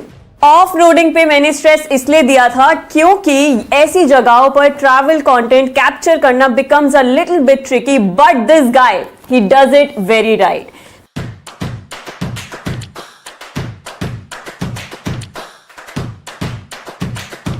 This is why today's video is on how to use an action camera like a pro featuring Akash Malhotra, because it is easier to wander with Sky, but it is not easy to wonder how to use an action camera. Come on guys, right? अच्छा था. Alright, so to begin with, which is your go-to action camera, your most trustworthy device in the most challenging situations? I think बहुत time हो गया use करते हुए and everyone knows about this about me is that मैं बहुत avid GoPro user हूँ. So GoPro is my game. Oh, alright, as we can see. Yeah, so we have a lot of GoPros here. So इतने सारे GoPros use कर लिए हैं, तो सबसे important सवाल GoPro को इस्तेमाल कैसे करते हैं भाई? ये please हमारी audience को बताइए. I think ये जो this question which was asked, right? इस्तेमाल कैसे करते हैं? इसके हर परम्यूटेशन कॉम्बिनेशन में जवाब है. फॉर एवरी के यूज केस, अगर आप कैमरा के अंदर बात करने वाले हैं, you're a vlogger, there is a use case. अगर आप बाइकर हैं, there is a use case. अगर आप स्कूबा डाइवर हैं, there is a use case. मतलब camera is so versatile in itself कि आप हर पर्सपेक्टिव में डिफरेंट सिचुएशन में कैमरा को डिफरेंट यूज कर सकते हैं. तो आपको अगर मुझसे थोड़ा डिटेल में सवाल पूछेंगे काश अगर आप ब्लॉग कैसे करते हैं, तो मैं आपको उस यूज केस में एक अलग सिचुएशन बताऊंगा.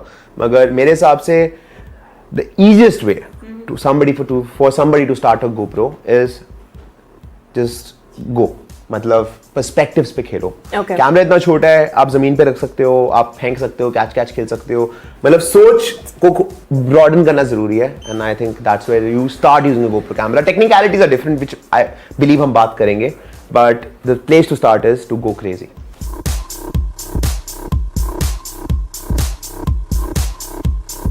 बट यहाँ पर हम जेन्युइनली ये सीखने वाले हैं कि एक्शन कैमरा को यूज कैसे करते हैं. तो खेलना मत, जैसे कि आकाश ने अभी बोला. बेसिक एक्सेसरीज आपको क्या क्या चाहिए? सुपर. सो ये है शॉर्टी एंड जैसे आपने पूछा कि सबसे इंपॉर्टेंट क्या है, GoPro की चीज में माउंट करना बहुत क्रिटिकल है. बिकॉज अगर आप उसको हाथ में पकड़ते हैं, majorly you will and up putting your finger somewhere, क्योंकि इतना वाइड ऑफ एंगल है. मेरे साथ बहुत होता है शुरू में. अगर even if you keep a finger over here, वो दिख जाएगा. तो it's better to mount it in something. Usually अगर आप GoPro खरीदते हैं और GoPro का एडवेंचर किट लेते हैं, तो उसमें शॉर्टी आता ही है. So if you should be very smart enough to buy that, so you just mount on a shorty and you shoot yourself while you're talking. GoPro is about perspectives. It's not like a phone. तो अगर आपका हाथ दिख रहा है तो cool लगता है. So you need to really, get your mind working like that कि हाँ ये cool है. So this is important to have something to hold GoPro. Also it gives you a place where you can keep it.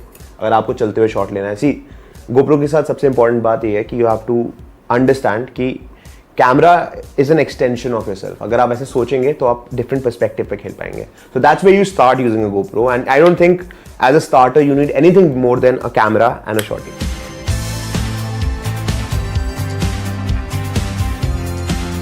Would you want to tell something to our viewers about the memory? Because इसमें normal, simple micro SD card use नहीं कर सकते हैं. Which one is it? So the GoPro is capable of shooting. The Hero 10 is capable of shooting 120 FPS at 4K. Okay. ठीक है. अब situation क्या है कि अगर आप 120 फ्रेम्स कर रहे हो तो you need a memory card which can write at that speed. बहुत सारा डेटा है, एंड आप 5K भी शूट कर रहे हैं at 60 FPS. That's a lot of data. So like we said, basic setup में आपको चाहिए battery, memory card, camera itself and also shorty like Akash mentioned. ये सब आपको more or less kit में मिल जाएगा. आकाश की favorite मेमोरी कार्ड नहीं मिलेगा किट में. Oh, okay. That is an important information, guys. That is very important. So 35,000 Direct taxes 37,000 crore, indirect taxes 1,000 crore, additional revenue through indirect taxation measures 3,000 crores, and so net is 35,000 crore.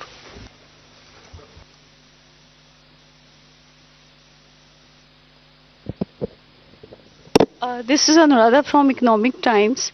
In your budget speech, ma'am, you spoke about the review of financial sector regulators. So can you elaborate a little bit more on that? something.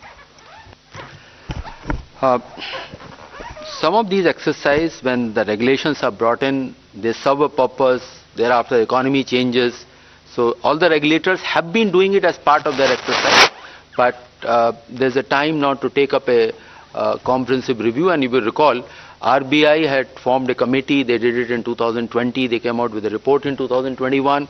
That is an ongoing process, and other regulators also will travel in that direction, that their regulations are what the economy needs today. Whatever tweaking is required, they will take up that steps. There's their own review, not by them.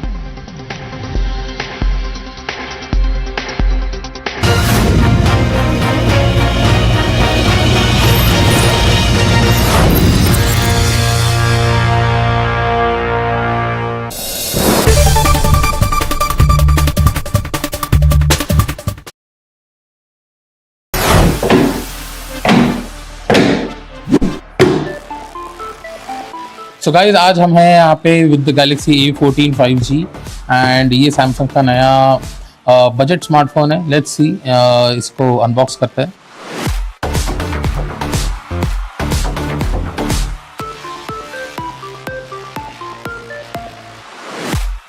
जैसे कि देख सकते हैं, इस डब्बे में एक phone है और नथिंग नीचे ऊपर. सिम इजेक्टर टूल एंड अंदर इसके आई थिंक चार्जिंग केबल होना चाहिए. यप.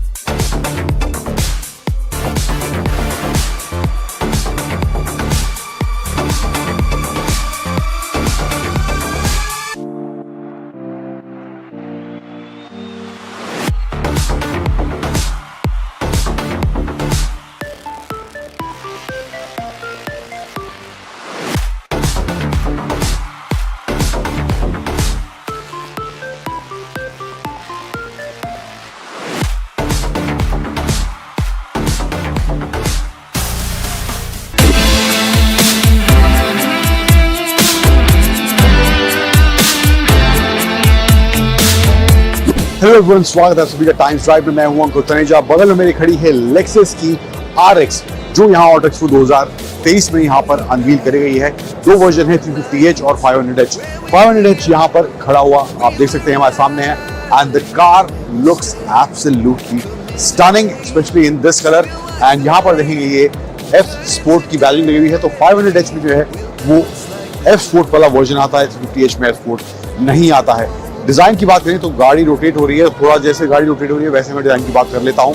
सो ओवरऑल देखिए in terms of dimension proper SUV वाला फील इसके साइज से आपको देखने को मिलेगा। एंड यहाँ पे क्लैडिंग थ्रू आउट दी गई है, पियानो ब्लैक में इसकी क्लैडिंग दी गई है। सो प्रीमियमनेस यहाँ पर झलक करते हुए सामने आ रही है। एंड ओवरऑल टायर्स का जो अलॉय व्हील्स हैं वो भी सिंगल टोन में ब्लैक में यहाँ देखने को इधर मिल रहे हैं। फिर आऊँ पीछे की तरफ तो यहाँ पर थोड़ा वो कूपे वाला फील आता हुआ आपको देखने को मिलेगा। एंड पीछे की तरफ कनेक्टेड ये लाइट यहाँ दी गई है, लेक्सस की ब्रांडिंग, RX 500H की ब्रांडिंग यहाँ डायरेक्ट फोर दिया गया है। एंड ये ऑफ-रोडिंग कैपेबिलिटी साथ लेक्सस कह रही है, ये गाड़ी को प्रोवाइड कर रही है। एंड नीचे भी ओवरऑल जो बॉडी कलर है उसी को मैच करते हुए इसका बम्पर भी यहाँ पर देखने को मिल रहा है। सो डोर जो है उसमें एक छोटा स्विच दिया गया है जिसको हल्का सा आप टच करेंगे तो ऑटोमेटिकली डोर्स सेंस कर लेंगे और वो खुल जाएंगे, फुल करने की जरूरत नहीं है। अंदर मैं यहाँ पे बात करूँ तो यहाँ पे जो मामला है शाही साथ ही साथ स्पोर्टी झलक कर पूरा आ रहा है। ये बड़ा सा स्क्रीन यहाँ पे दिया गया है सेंटर में, गाड़ी फिलहाल अभी ऑन नहीं है बट साइज देख के आप समझ जाएंगे मामला काफी शाही और काफी टेक फ्रेंडली यहाँ पर होने वाला है। पावर बटन यहाँ पे दिया गया है, इंस्ट्रूमेंट क्लस्टर है वो भी फुल डिजिटल देखने को मिलता है। लेफ्ट साइड में जो है सिस्टम को कंट्रोल करने के बटन, राइट साइड में क्रूज कंट्रोल, लेन असिस्ट वाला सब फीचर्स यहाँ पर इसमें देखने को मिल रहे हैं। स्पेस की बात करूँ USB-C चार्जिंग पोर्ट, यहाँ पे वायरलेस चार्जिंग पैड दिया गया है एंड कुछ सामान रखने की और जगह यहाँ पर देखने को मिल रही है। कप होल्डर्स हैं, यहाँ पर 2 कप होल्डर्स दिए गए हैं। एंड ओवरऑल जो इंटीरियर है, सेंटर कंसोल और सीट की बात करूँ तो लेदर स्टिच यहाँ पे देखने को मिल रहा है। यहाँ पे थोड़ा वेलवेट टच भी इसकी सीट में दिया गया है, तो कमी किसी तरह से भी गाड़ी को प्रीमियम बनाने में लेक्सस ने इस RX में नहीं करी है। इसके अलावा स्टीयरिंग फ्लैट बॉटम है, स्पोर्ट की बैजिंग यहाँ देखने को मिल रही है। एंड डोर्स में भी सॉफ्ट टच मटेरियल का इस्तेमाल करा गया है, यहाँ पे देखेंगे। एंड लेदर स्टिच यहाँ पे सेम वुड टोन में, रेड टोन में यहाँ पे देखने को मिल रहा है। यहाँ पे भी इसमें HUD डिस्प्ले दिया गया है। एंड डैशबोर्ड का ओवरऑल फील जो है वो भी सॉफ्ट टच वाला ही देखने को मिल रहा है इस लेक्सस की फ्रंट रो में 500H की। इसके अलावा पीछे मामला कितना शाही है, हालांकि स्पोर्टी ओवरऑल सीट्स का डिजाइन देखने को मिल रहा है यहाँ पे। एंड स्पोर्ट की बैजिंग हेडरेस्ट में भी यहाँ पे दी गई है। पीछे चलते हैं, वहां मामला कैसा है एक बार उसको देखते हैं। साउंड सिस्टम की बात करूं तो मार्क्स एंड लेवेंसन का सिस्टम, इस साउंड सिस्टम इसमें दिया गया है। एंड रियर सीट भी आप देखेंगे वही सेम रेड टोन में, ब्लैक और रेड का इस्तेमाल थ्रू आउट द कैबिन यहाँ पे देखने को मिलेगा। एंड वो जो स्पोर्टी फील है वो यहाँ पे इन दोनों एलिमेंट्स के मिलने के बाद बनती हुई आपको दिखाई देगी। पीछे भी 100 सीट्स दी गई हैं। एंड यहाँ पर USB-C चार्जिंग पोर्ट हैं, 2 AC वेंट्स दिए गए हैं। एंड इसके साथ साथ यहाँ पे एक ये आर्मरेस्ट भी देखने को मिल रहा है। यस, कुछ ऐसे खुलता है। 2 कप होल्डर्स हैं एंड कुछ सामान रखने की जगह यहाँ पे भी देखने को इधर मिल रही है इस लेक्सस की RX 500H में। एंड ऑफ कोर्स ये पैनोरामिक सनरूफ वाला मामला भी यहाँ पर इसमें देखने को मिल रहा है। तो मामला शाही स्पोर्टी से भरा हुआ है, कहीं भी किसी तरह से मुझे नहीं लग रहा कि गाड़ी में स्पोर्टी एलिमेंट्स की कमी है। एंड ऑल्सो वो premium feel not lead to any incremental crowding out. In fact, as a percentage of the size of the nominal economy, the total gross borrowing is actually going to be lower in 23-24 than in 22-23. So incremental crowding out, I think, is not a significant issue, and that I do not think will lead to any impact on borrowing costs in the private sector.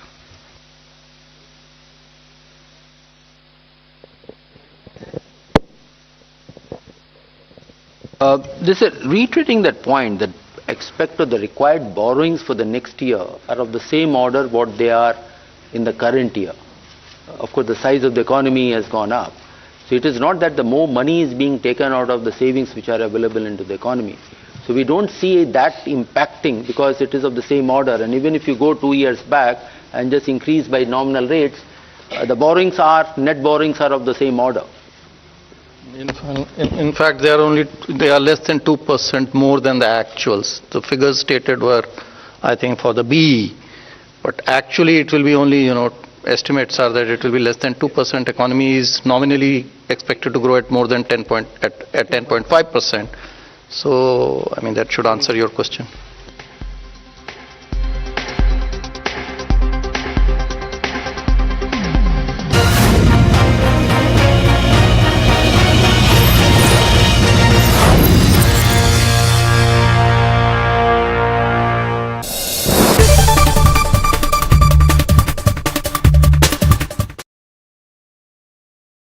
iQOO 11 हो गया India में launch and without wasting anybody's time it's time to unbox this device.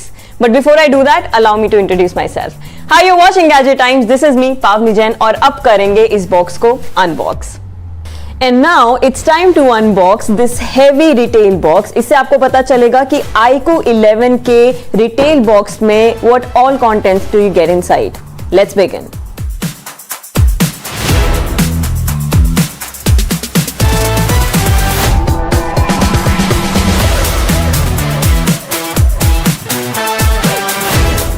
सबसे पहले आपको दिखाई देगा smartphone, जिसके लिए हम सबसे ज़्यादा एक्साइटेड हैं and this is the first thing that of course you expect inside the retail box. इसको निकालते हैं रैपर से जल्दी से. काफ़ी ही बढ़िया कलर ऑप्शन, एकदम एग्जैक्ट प्योर वाइट. इस कलर ऑप्शन का नाम है लेजेंड, जो कंपनी ने दिया है. पंच होल कैमरा यहाँ पे दिखाई दे रहा है ऑन द डिस्प्ले. पर बात तो करेंगे रेयर पैनल की. यहाँ पर आपको दिखाई देगा ये racing stripe. For this particular device iQOO has partnered with BMW M Sport. तो यहाँ पे आपको वो रेसिंग स्ट्राइप्स दिख रहे हैं. काफी वाइब्रेंट कलर्स हैं, रेड, ब्लैक एंड ब्लू, जहाँ पर iQOO की ब्रांडिंग भी है. Camera module is really very big, rectangular है, जिसमें 3 कैमरास आपको दिखाई दे रहे हैं. यहाँ पर V2 की भी ब्रांडिंग है क्योंकि कंपनी ने इस स्मार्टफोन में दिया है V2 ग्राफिक चिप. इसी के साथ कैमरास की बात करें तो जो इसका मेन कैमरा है that is a 50 megapixel. And if you guys can look at the camera module, बहुत ही खूबसूरत सा लग रहा है और इसकी फील तो बहुत ही बढ़िया है. वाइट है और थोड़ा टेक्सचर्ड है, देखने में काफी सुंदर. और मैंने काफ़ी स्मजेस भी डाल दिए हैं ऑन द डिस्प्ले. इसको स्टार्ट करते हैं, साइड में रखते हैं और फिर देखेंगे बाकी के कंटेंट्स. बॉक्स के अंदर आपको ये सब दिखेगा. सिम इजेक्टर टूल, इसके अलावा ट्रांसपेरेंट प्रोटेक्टिव केस जो आपके फ़ोन को ऑफ कोर्स प्रोटेक्ट करेगा. You guys should use it, I always use it. Warranty card, quick start guide, ये सब भी मिलता है.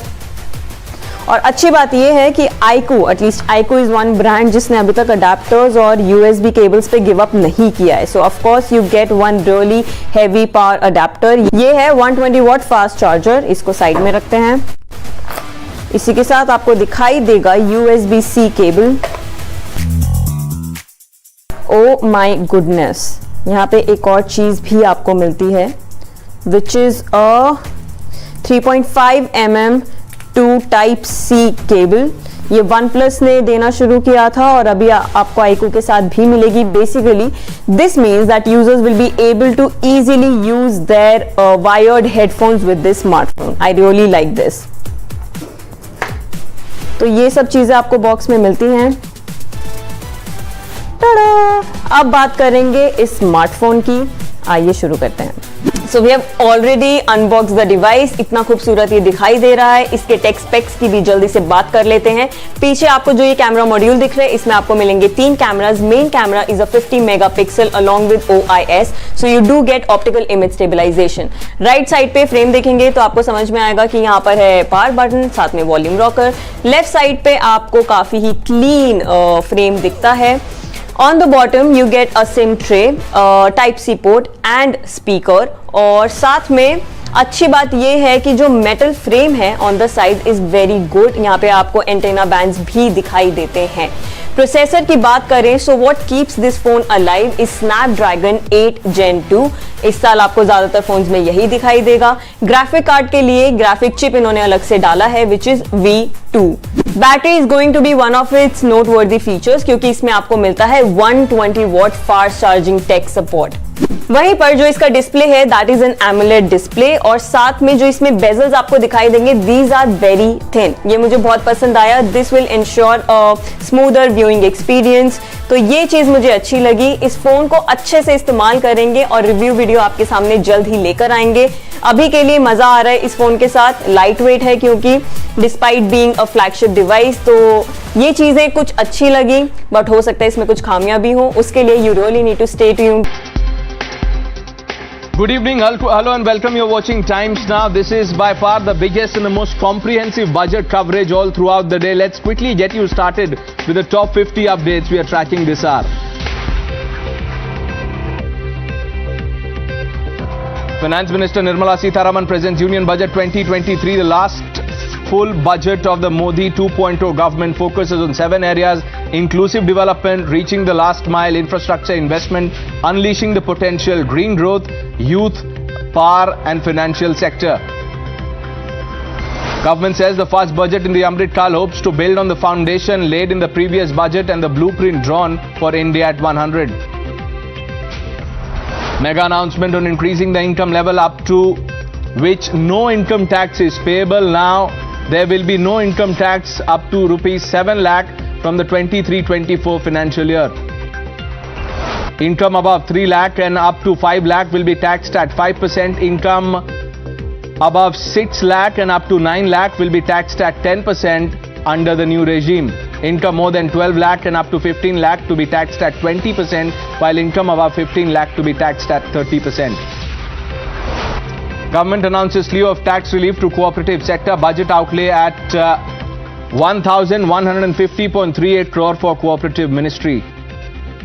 Revamp credit guarantee scheme for MSMEs to take effect from 1st April 2023 through infusion of 9,000 crore in the coppers. The scheme would enable additional collateral-free guaranteed credit of 2 lakh crore and also reduce the cost of credit by about 1%. Indian Railways receives a major boost from the Union Budget. Railways to get a capital outlay of 2.4 lakh crore, the highest ever till date. Mobile phones, TV sets manufactured in India to now be cheaper. Denatured ethyl alcohol, acid grade fluorspar, shrimp feed, lab grown diamonds, fish lipid oil used in manufacturing aquatic feed, machinery for manufacturing lithium ion cell to be used in electric vehicles, raw materials for manufacture of CRGO steel, ferrous scrap and nickel will also be cheaper. Items that will be dearer includes fully imported cars including electric vehicles, kitchen chimney, imported bicycles, toys, articles made of gold, platinum, imitation jewelry. Prime Minister Modi hails the budget and says it is for Samruddh, Sampann, Samarth Bharat for 2047. He says it infuses new energy to India's development trajectory, is for all aspirational classes including the poor, middle class and farmers. Budget shows clear focus on encouraging research and development by the pharmaceuticals industry. Total allocation for health in the budget at 2.1% of the GDP. 157 new nursing colleges will be established in co-location with the existing medical colleges. ICMR's lab will also be increased further. A mission to eliminate sickle cell anemia by 2047 launched by the government. It will entail awareness creation, universal screening of 7 crore people in the age group of 0 to 40 years in affected tribal areas. Finance Minister Nirmala Sitharaman said that a new program will be prepared for research in pharma and encouragement will be given to research. Allocation to defence budget increases to 5.94 lakh crores for 2023-24 from last year's allocation of 5.25 lakh crore.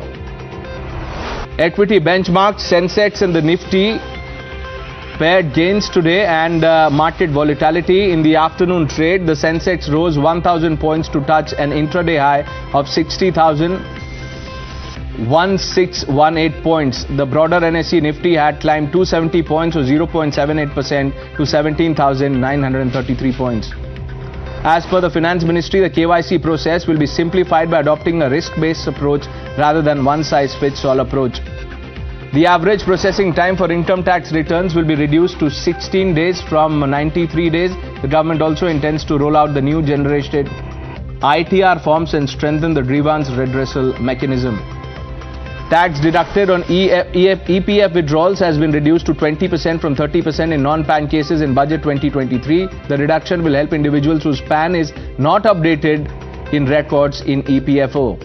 For women, a one-time small savings scheme, the Mahila Samman Savings Certificate has been announced. It will be available for 2 years. The interest rate has been fixed at 7.5% per annum.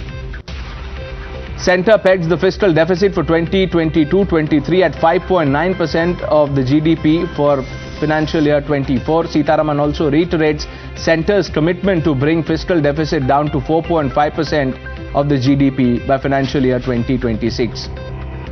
11% hike in agriculture credit target to rupees 20 lakh crore for the next fiscal year with focus on animal husbandry, dairy and fisheries.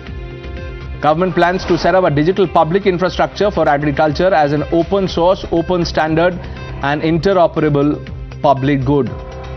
To make India a global hub for Sri Anna, Indian Institute of Millet Research, Hyderabad will be supported as Center of Excellence for sharing best practices at global level. The government will set a massive decentralized storage capacity to help farmers among other announcements. To enhance the focus on animal husbandry and fisheries, the government will invest 6,000 crore to further enable activities for fishermen, fish activities and expand the market. 1.1 lakh crore allocated for expenditure on education in the budget. This is the highest allocated fund granted to the ministry ever. The National Digital Library for Children and Adolescents will be established to make high-quality literature more accessible. India will also set up 3 centers of excellence for artificial intelligence at top educational institutions to develop cutting-edge AI solutions in the country. 35,000 crore announced for priority capital investment towards energy transition and net zero objectives and energy security by the Ministry of Petroleum and Natural Gas. Meanwhile, the opposition has attacked the government and called the budget anti-people. PDP chief Mehbooba Mufti has alleged that budget presented by centre is not pro-people and was made keeping interest of a few businessmen in mind. Delhi Chief Minister and AAP Chief Kejriwal has hit out at the Modi government over the budget, alleging there is no relief for the Aam Aadmi. Congress's Shashi Tharoor flagged that there was no mention of the rural poor, unemployment and inflation, says fundamental questions still unanswered. West Bengal Chief Minister Mamata Banerjee has claimed that the budget will deprive the poor and branded the budget anti-people and opportunistic. Congress leader K. Suresh called the budget a pro-corporate budget that was only in interest of Adani, Ambani in Gujarat, claims the common man has been ignored. The Bahujan Samaj Party Supremo Mayawati has said it would be better if the budget is for the country rather than for the party. Opposition leaders including BSP's Maluk Nagar has said that relief granted to common people in the union budget has made it a hit like Shah Rukh Khan's starter Pathan. However, National Conference Chief Farooq Abdullah lauded Centre's budget and said that big relief has been given to middle class by the government. Congress's Karti Chidambaram also hailed Budget 23 and said that the tax cuts announced by the government is a welcome move. In other big news stories of the day, a special court in Mumbai granted bail to Kundan Shinde and aid of former Maharashtra Home Minister Anil Deshmukh in a money laundering case. PDP Chief Mehbooba Mufti slams the ongoing anti-encroachment drive in Jammu and Kashmir, calling it a new weapon of the BJP to persecute people of Jammu and Kashmir. BJP leader Nitish Rane crossed all limits while criticizing Shiv Sena Chief Uddhav Thackeray. Army Chief General Manoj Pandey presided over the 29th Foundation Day celebration of the Army Institute of Technology in Pune. A massive avalanche hit the upper reaches of a ski resort in Gulmarg, leaving 2 people dead. 2 Polish nationals died in the avalanche that hit Gulmarg. They were among the 21 foreign nationals and 2 local guides at the ski slopes when the avalanche came rolling down. A video has gone viral showing a moving Maruti Wagoner on fire near the Thane Mulund checkpost in Mumbai. The car was completely charred, but all passengers managed to escape in time. In UP's Pilibhit, tourists filmed the narrow escape of a peacock from a tiger's attack. In this video, a tiger can be seen approaching his prey, but the peacock gives the tiger a slip and flies away. 4 people killed in flooding in Auckland in New Zealand after heavy torrential rains. Pope Francis urges Congo's people to forgive those who have harmed them. Pope was presiding over a mass before an estimated 1 million people.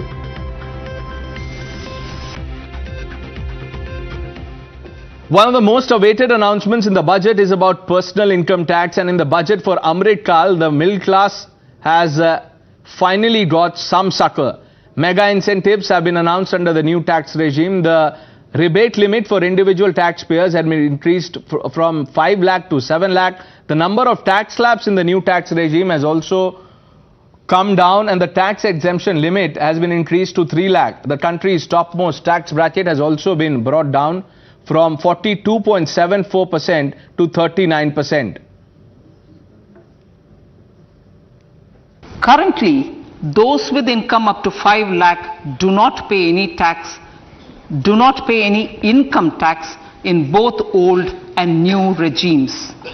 I propose to increase the rebate limit to 7 lakhs in the I propose to increase the rebate limit to 7 lakh in the new tax regime. Thus, persons in the new tax regime with income up to 7 lakhs will not have to pay any tax at all. In simple words, viewers, this will result in giving more consumption power to the middle class income group, as they could spend the entire amount of money without bothering too much about investment schemes to take the benefit of exemptions, bringing some much needed relief to the middle class.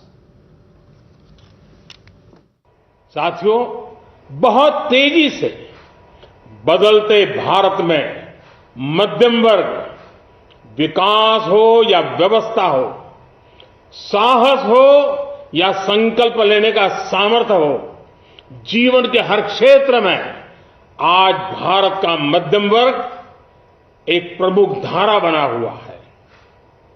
समृद्ध और विकसित भारत के सपनों को पूरा करने के लिए मध्यम वर्ग एक बहुत बड़ी ताकत है। जैसे भारत की युवा शक्ति ये भारत का विशेष सामर्थ्य है, वैसे ही बढ़ता हुआ भारत का मध्यम वर्ग भी एक बहुत बड़ी शक्ति है। मध्यम वर्ग को सशक्त बनाने के लिए हमारी सरकार ने बीते वर्षों में अनेकों निर्णय लिए और ईज ऑफ लिविंग को सुनिश्चित किया है। हमने टैक्स रेट को कम किया है, साथ ही प्रोसेस को सिंप्लीफाई, ट्रांसपेरेंट और फास्ट किया है। हमेशा मध्यम वर्ग के साथ खड़ी रहने वाली हमारी सरकार ने मध्यम वर्ग को टैक्स में बड़ी राहत दी है।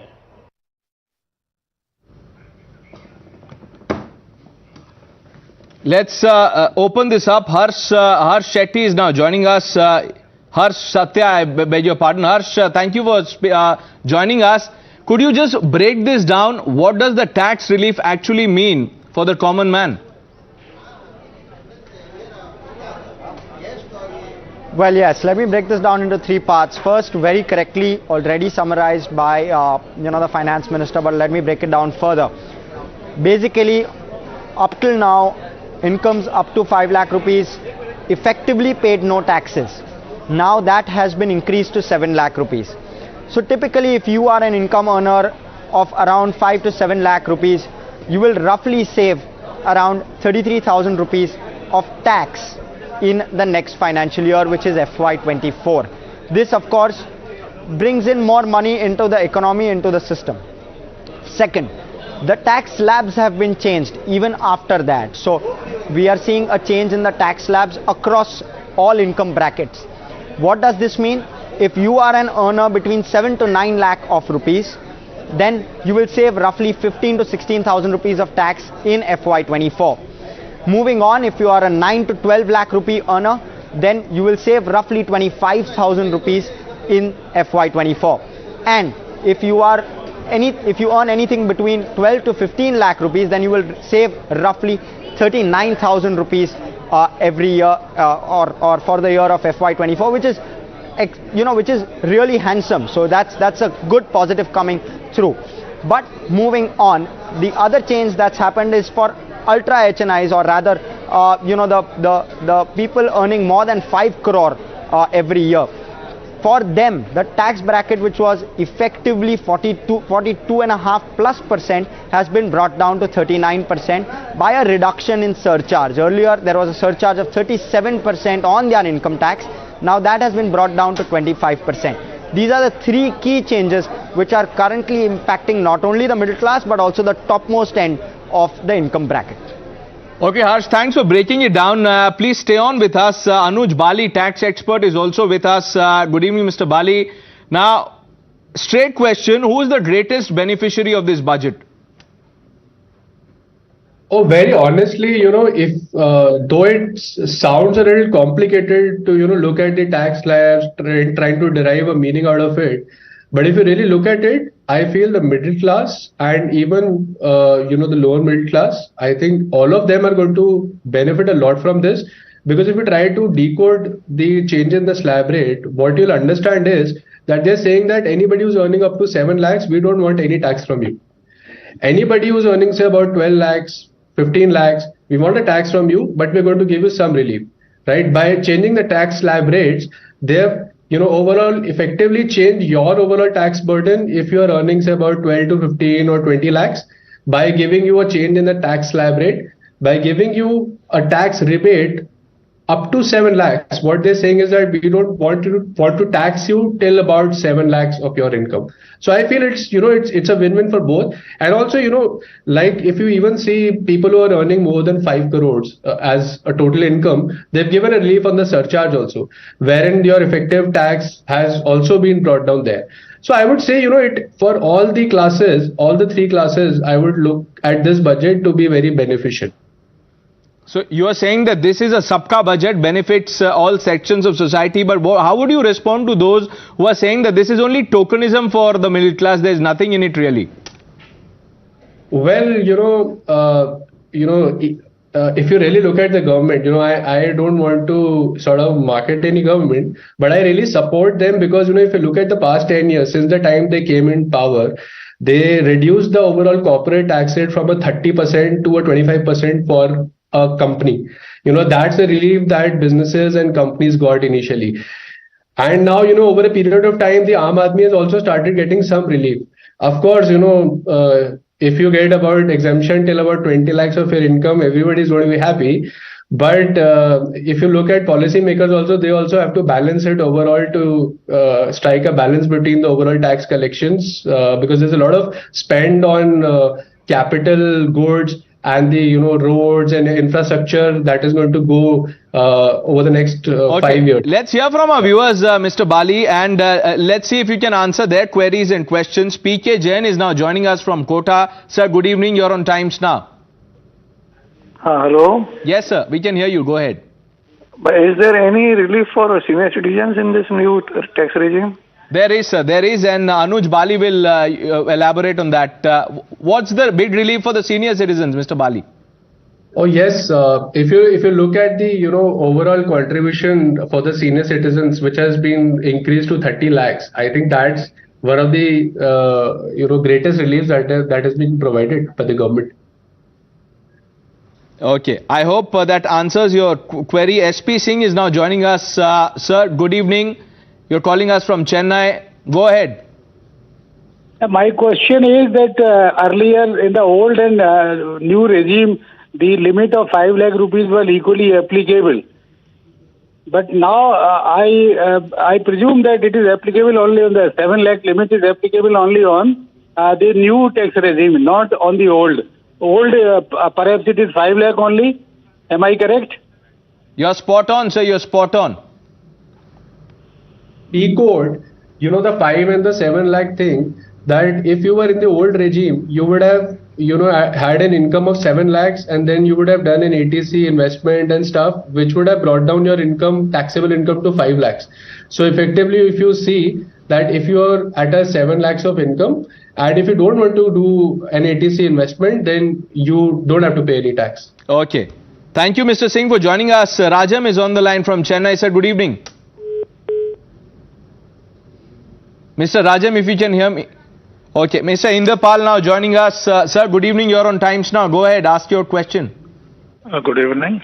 Previously, there was a 50,000 income from interest was exempted for senior citizens. What's the position now? Well, what I have gone through till now in the memorandum, it requires a deeper analysis, but there seems to be no change there. Okay, so there is no change. Harsh, do you want to add something to what Mr. Bali has said on that question? No, nothing at the moment. It doesn't seem like there is a change there either from my side. Okay, there is no change. Thank you, Mr. Inderpal, for joining us and sharing your query with us. More reactions coming in. Mr. P. Chidambaram has reacted to the budget. He says, budget and budget speech of Finance Minister show how far this government is removed from the people and their concerns about life, livelihood and the growing inequality between rich and poor. And this brings me to the question that I asked you, Mr. Bali, that many people are saying, you said that this is a sabka budget, benefits all sections, but look at what the opposition leaders are saying. So, if I look at the political angle, so I'm not a political expert, but from a tax perspective, I would just say that, the lower middle class and the rich class, all of them have been looked after well. And, especially people who are earning about 7 to 10 lakhs, it's the greatest, I think, beneficial budget for them, I would say. Okay, let's quickly play out what Mr. Chidambaram said. And the budget speech of the Honorable Finance Minister show how far this government is removed from the people and their concerns about life, livelihood, and the growing inequality between the rich and the poor. Let me begin by pointing out with regret that the FM has not mentioned the words unemployment, poverty, inequality, or equity anywhere in her speech. Mercifully, she has mentioned the word poor twice in her speech. I'm sure the people of India will take note of who are in the concerns of the government and who are not. We have more viewers joining us with their queries, Mr. Bali, but I have a question and I'm going by reactions. If you think social media is any measure of public sentiment in today's day and time, people are actually confused about the new tax slab, the changes in it. Oh yes, I actually do not blame them, right? Because this old scheme and the new scheme thing has just recently been brought into the tax structure. And, people, I feel, are still not able to understand the difference between the new and the old thing. And, even if you look at the internet, you'll find various versions of the old and the new scheme. If you don't read the memorandum properly, you'll not even be able to understand what the difference is today. But if you really try to understand from a common man perspective, I would like to explain it in a manner that if you earn up to 7 lakhs, whether you are in the old or the new regime does not matter. You don't have to pay taxes till about 7 lakhs. That's the crux of it. And if you are earning about 10 lakhs, 20 lakhs, you still get about 33 to 50,000 of tax cut overall. So that's like the crux. Okay, we have more viewers on the line waiting for their query to be answered. Mr. Radhakrishnan is joining us from Bengaluru. Sir, good evening. Yes, sir. Hello. Good evening, sir. Welcome to Times Now. We can hear you. Go ahead, sir. Sir, I have one question. Sir, see, the new tax regime up to 7 lakhs is not taxable. So beyond the 7 lakhs is taxable. But whereas in the new tax regime, tax slabs are setting up to 0 to 3 lakhs nil. 3 to 6 lakhs it is 5%. 6 lakhs 9%, 10% it is saying. What do you mean, sir, that? See, if you that's the thing, right? If you try to understand, it looks like you have to pay taxes from 3 to 6 lakhs. But the meaning of this is that up to 7 lakhs, whether you're in the old or the new regime, you do not have to pay any taxes. So if you're earning up to 7 lakhs, you need not even go to the old regime. It's as simple as that. Why they have put these slabs is they are not targeting people who are earning up to 7 lakhs. The people they are wanting to target is people who are earning 9 lakhs, 12 lakhs, because if you look at their overall tax, it comes down in the old regime. So till about 7 lakhs, you can be absolutely free and tension free that you don't have to pay any taxes. Okay. Ramesh is joining us from Hyderabad. Sir, good evening. You're on Times Now. Hello. Yes, sir. Good evening. Hello. Sir, I want to ask you two things. One is, suppose if somebody opted for the old regime, can he move to new regime at any time or you have to wait, or what is the procedure? Second thing is this 7 lakh thing. I think I understand 7 lakhs. I understand if it is something exceeding 7 lakhs, you have to pay from 3 lakhs range, 6 to 9 lakhs range, and then whatever the difference between 7 and plus whatever you are earning, or okay, let's have that answer quickly. Yes, Mr. Bali. Oh yes, so subject to certain conditions which are not very complex, you have the right to shift to any regime at any point of time. Okay, thank you, Mr. Bali, for joining us. Thank you to all our viewers who called in and asked their questions. We continue our non-stop coverage. Budget remains our focus. A quick break on Times Now.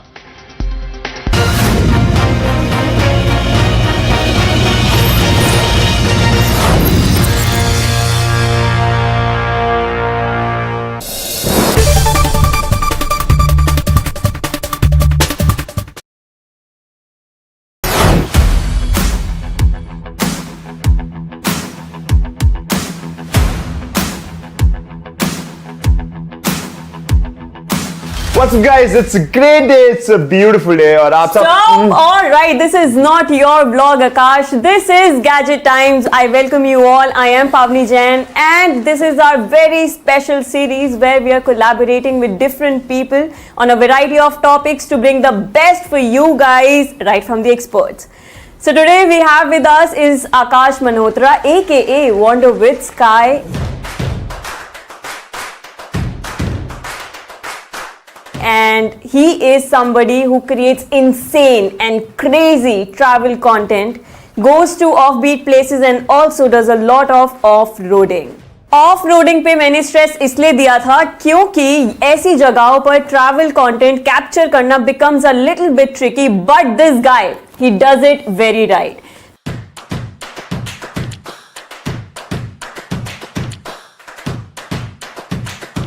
This is why today's video is on how to use an action camera like a pro featuring Akash Malhotra, because it is easier to wander with Sky, but it is not easy to wonder how to use an action camera. Come on guys, right? अच्छा था. Alright, so to begin with, which is your go-to action camera, your most trustworthy device in the most challenging situations? I think बहुत time हो गया use करते हुए and everyone knows about this about me is that मैं बहुत avid GoPro user हूँ. So GoPro is my game. Oh, all right, as we can see, so we have lot of GoPros here. So इतने सारे GoPros use कर लिए हैं, तो सबसे इम्पोर्टेंट सवाल GoPro को इस्तेमाल कैसे करते हैं भाई, ये प्लीज हमारी ऑडियंस को बताइए. ये I think ये जो this question which was asked, right, इस्तेमाल कैसे करते हैं, इसके हर परम्यूटेशन कॉम्बिनेशन में जवाब है. फॉर एवरी के यूज केस, अगर आप कैमरे के अंदर बात करने वाले हैं, you're a vlogger, there is a use case. अगर आप बाइकर हैं, there is a use case. अगर आप स्कूबा डाइवर हैं, there is a use case. मतलब camera is so versatile in itself कि आप हर पर्सपेक्टिव में डिफरेंट सिचुएशन में कैमरे को डिफरेंट यूज कर सकते हैं. तो आपको अगर मुझसे थोड़ा डिटेल में सवाल पूछेंगे काश अगर ब्लॉग कैसे करते हैं, तो मैं आपको उस यूज केस में एक अलग सिचुएशन बताऊंगा. मगर मेरे हिसाब से the easiest way to somebody to start a GoPro is just go. मतलब पर्सपेक्टिव्स पे खेलो. कैमरा इतना छोटा है, आप जमीन पे रख सकते हो, आप फेंक सकते हो, कैच खेल सकते हो. मतलब सोच को ब्रॉडन करना जरूरी है. And I think that's where you start using a GoPro camera. Technicalities are different which I believe हम बात करेंगे, but the place to start is to go crazy.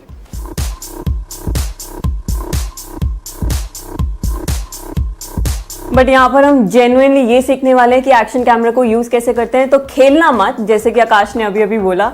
Basic accessories आपको क्या क्या चाहिए? सुपर. सो ये है शॉर्टी एंड जैसे आपने पूछा कि सबसे इंपॉर्टेंट क्या है, GoPro की चीज पे माउंट करना बहुत क्रिटिकल है. बिकॉज अगर आप इसको हाथ में पकड़ते हैं, majorly you will and up putting your finger somewhere, क्योंकि इतना वाइड ऑफ एंगल है. मेरे साथ बहुत होता है शुरू में. अगर even if you keep a finger over here, वो दिख जाएगा. तो it's better to mount it in something. Usually अगर आप GoPro खरीदते हैं और GoPro का एडवेंचर किट लेते हैं, तो उसमें शॉर्टी आता ही है.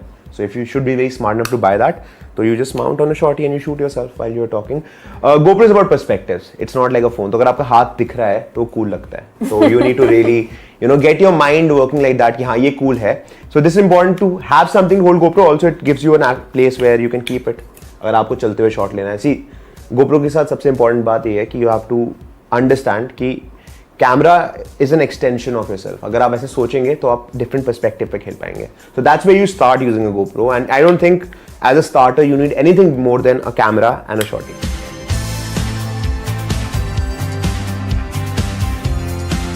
Would you want to tell something to our viewers about the memory? Because इसमें normal, simple micro SD card use नहीं कर सकते हैं. Which one is it? So the GoPro is capable of shooting. The Hero 10 is capable of shooting 120 FPS at 4K. Okay. ठीक है. अब situation क्या है कि अगर आप 120 फ्रेम्स कर रहे हो तो you need a memory card which can write at that speed. बहुत सारा डेटा है. एंड आप 5K भी शूट कर रहे हैं at 60 FPS. That's a lot of data. So like we said, basic setup में आपको चाहिए battery, memory card, camera itself and also shorty like Akash mentioned. ये सब आपको मॉडरलेस किट में मिल जाएगा. आकाश की फेवरेट मेमोरी कार्ड नहीं मिलेगा किट में.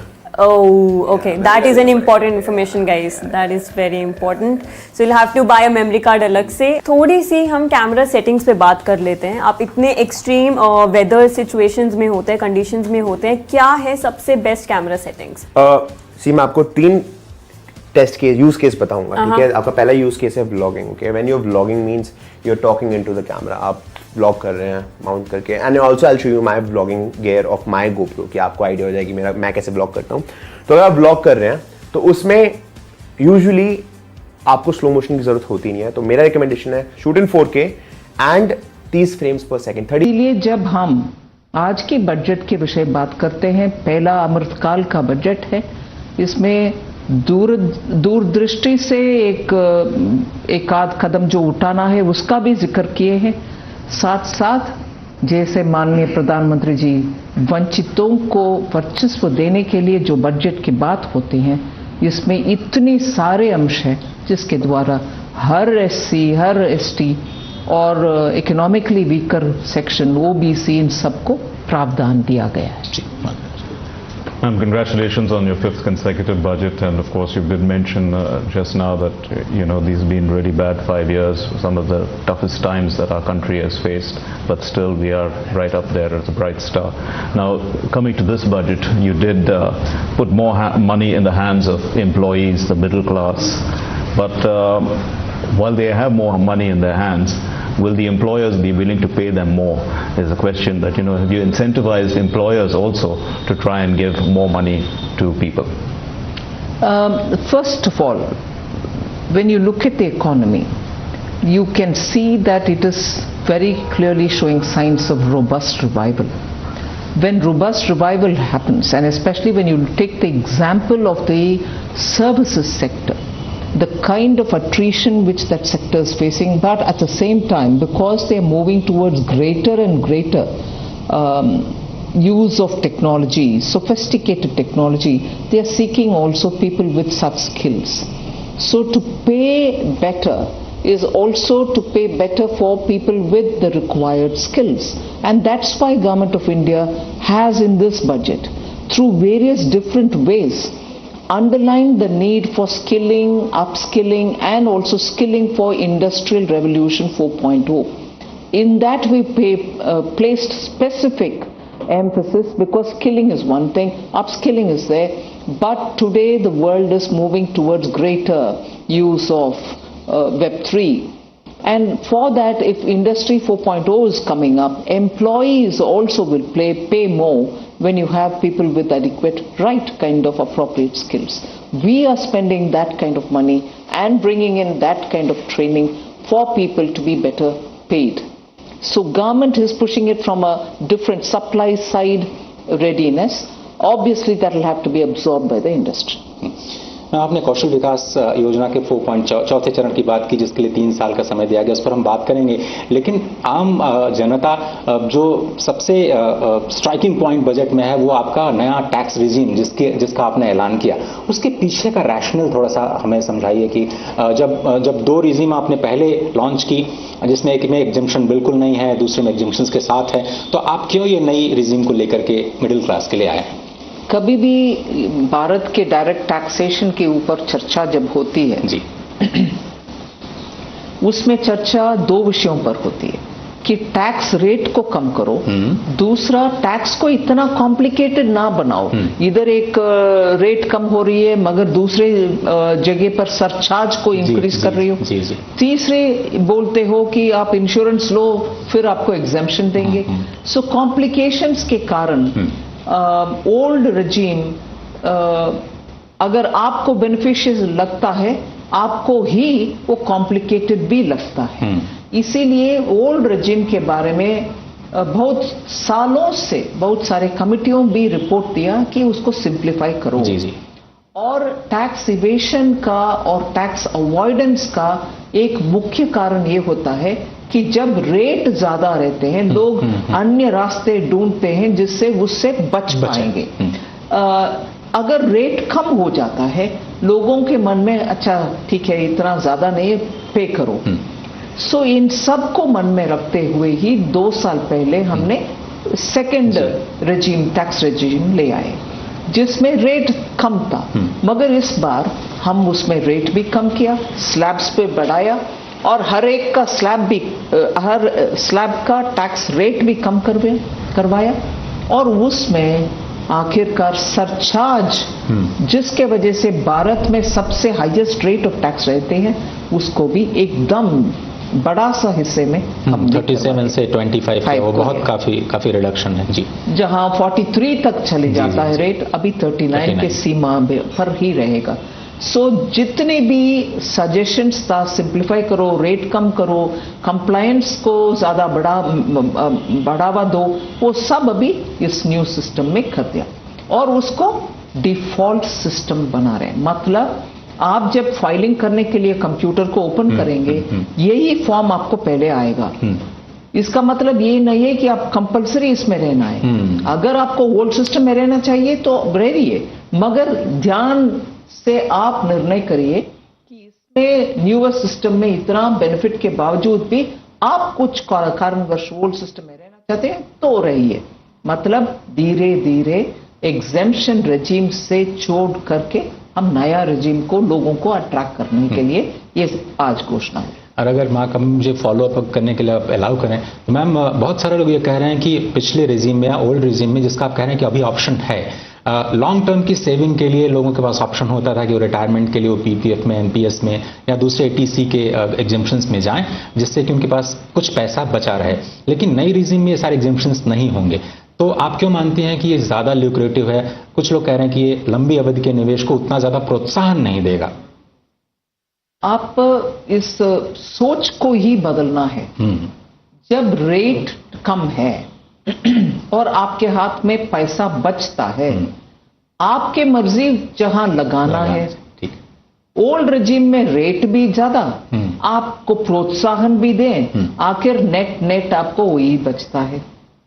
इधर वो प्रिटेंशन नहीं है कि हम रेट ज्यादा रख करके मगर आपको एक आध एग्जेम्पशन दे करके हमें प्रोत्साहन भी दे रहे हैं मगर टैक्स भी ज्यादा कलेक्ट कर रहे हैं। इधर रेजिम सिंपल है, उतना टैक्स ना पे करो, कम पे कर दो, बचा हुआ पैसा से आप फ्यूचर प्लानिंग करेंगे या तो बच्चे के ऊपर कुछ खर्च करेंगे, वो आपकी मर्जी।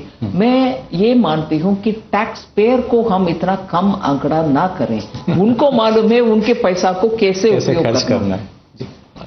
Now, the simplification of taxes has obviously going to increase the compliance, and it's also helped in the formalizing of the economy because a lot more people are, willing to participate. And you did mention a lot about that and about the formalization of the economy. The question is the informal sector. Is it, merging into the formal sector on a natural course, or do you need to draw them in? Are you giving some incentives to them to try and, formalize themselves? Yes, we are trying to make sure that people get onto the formal because of the incentives that we are giving for digital payments also.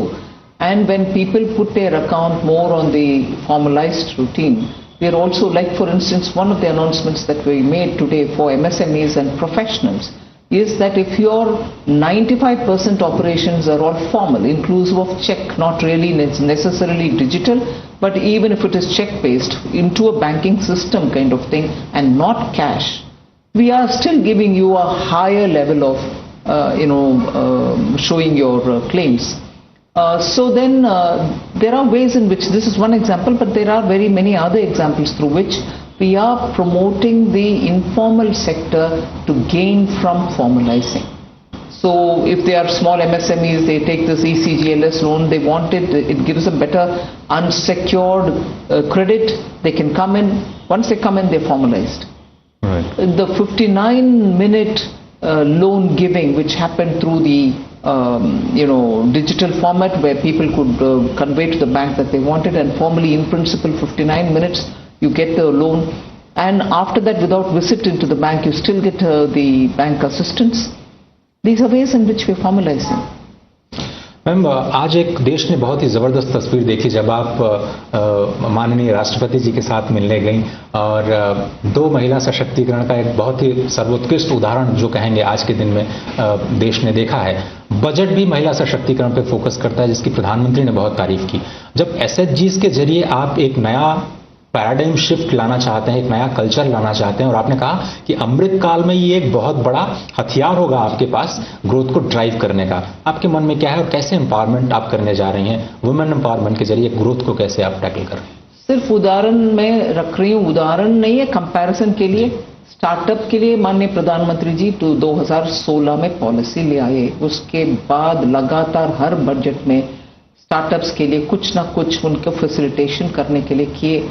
उसमें हमारी युवा, क्योंकि वो इतना innovative है, startups लगातार बढ़ते आए नंबर में, आज 80,000 से ज्यादा है, मगर उनमें से 100 से ज्यादा ऑलरेडी यूनिकॉर्न्स बन चुके हैं। सो हमारे मन में अगर भारत देश में महिला हो पुरुष हो, उनको प्रोत्साहन सही समय पर पॉलिसी के तहत, उसमें डिस्क्रिशन नहीं है, उनको आपको कर रहे हैं इनको नहीं करेंगे ऐसे नहीं, पॉलिसी के तहत जब सपोर्ट करते हैं और उनको सही महीने पर जो चाहिए वो करना, ना कि दिल्ली में बैठ करके आपके मनमानी।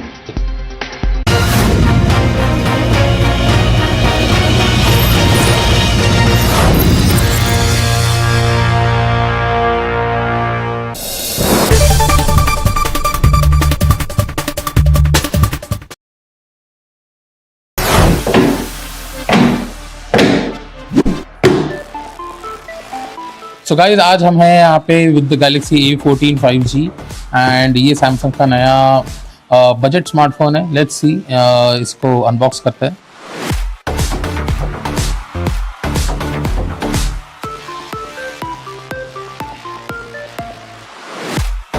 जैसे कि देख सकते हैं इस डब्बे में एक फ़ोन है और नथिंग नीचे ऊपर सिम इजेक्टर टूल एंड अंदर इसके आई थिंक चार्जिंग केबल होना चाहिए। यप,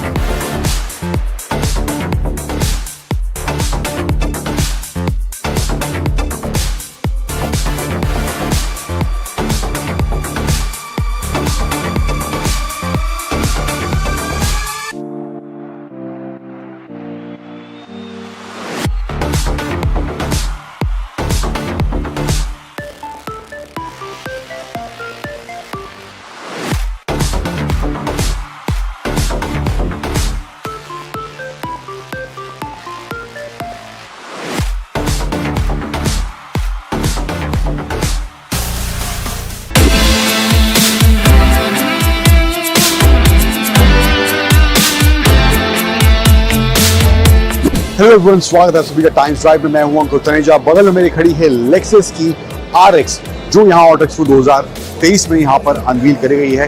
दो वर्जन है, 350H और 500H।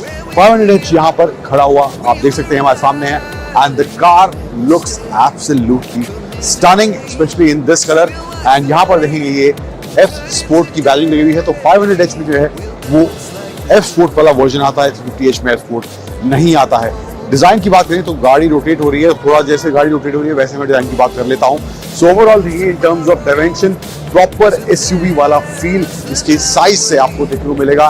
एंड यहाँ पे क्लैडिंग थ्रू आउट दी गई है, पियानो ब्लैक में इसकी क्लैडिंग दी गई है। सो प्रीमियमनेस यहाँ पर झलक कर जरूर सामने आ रही है।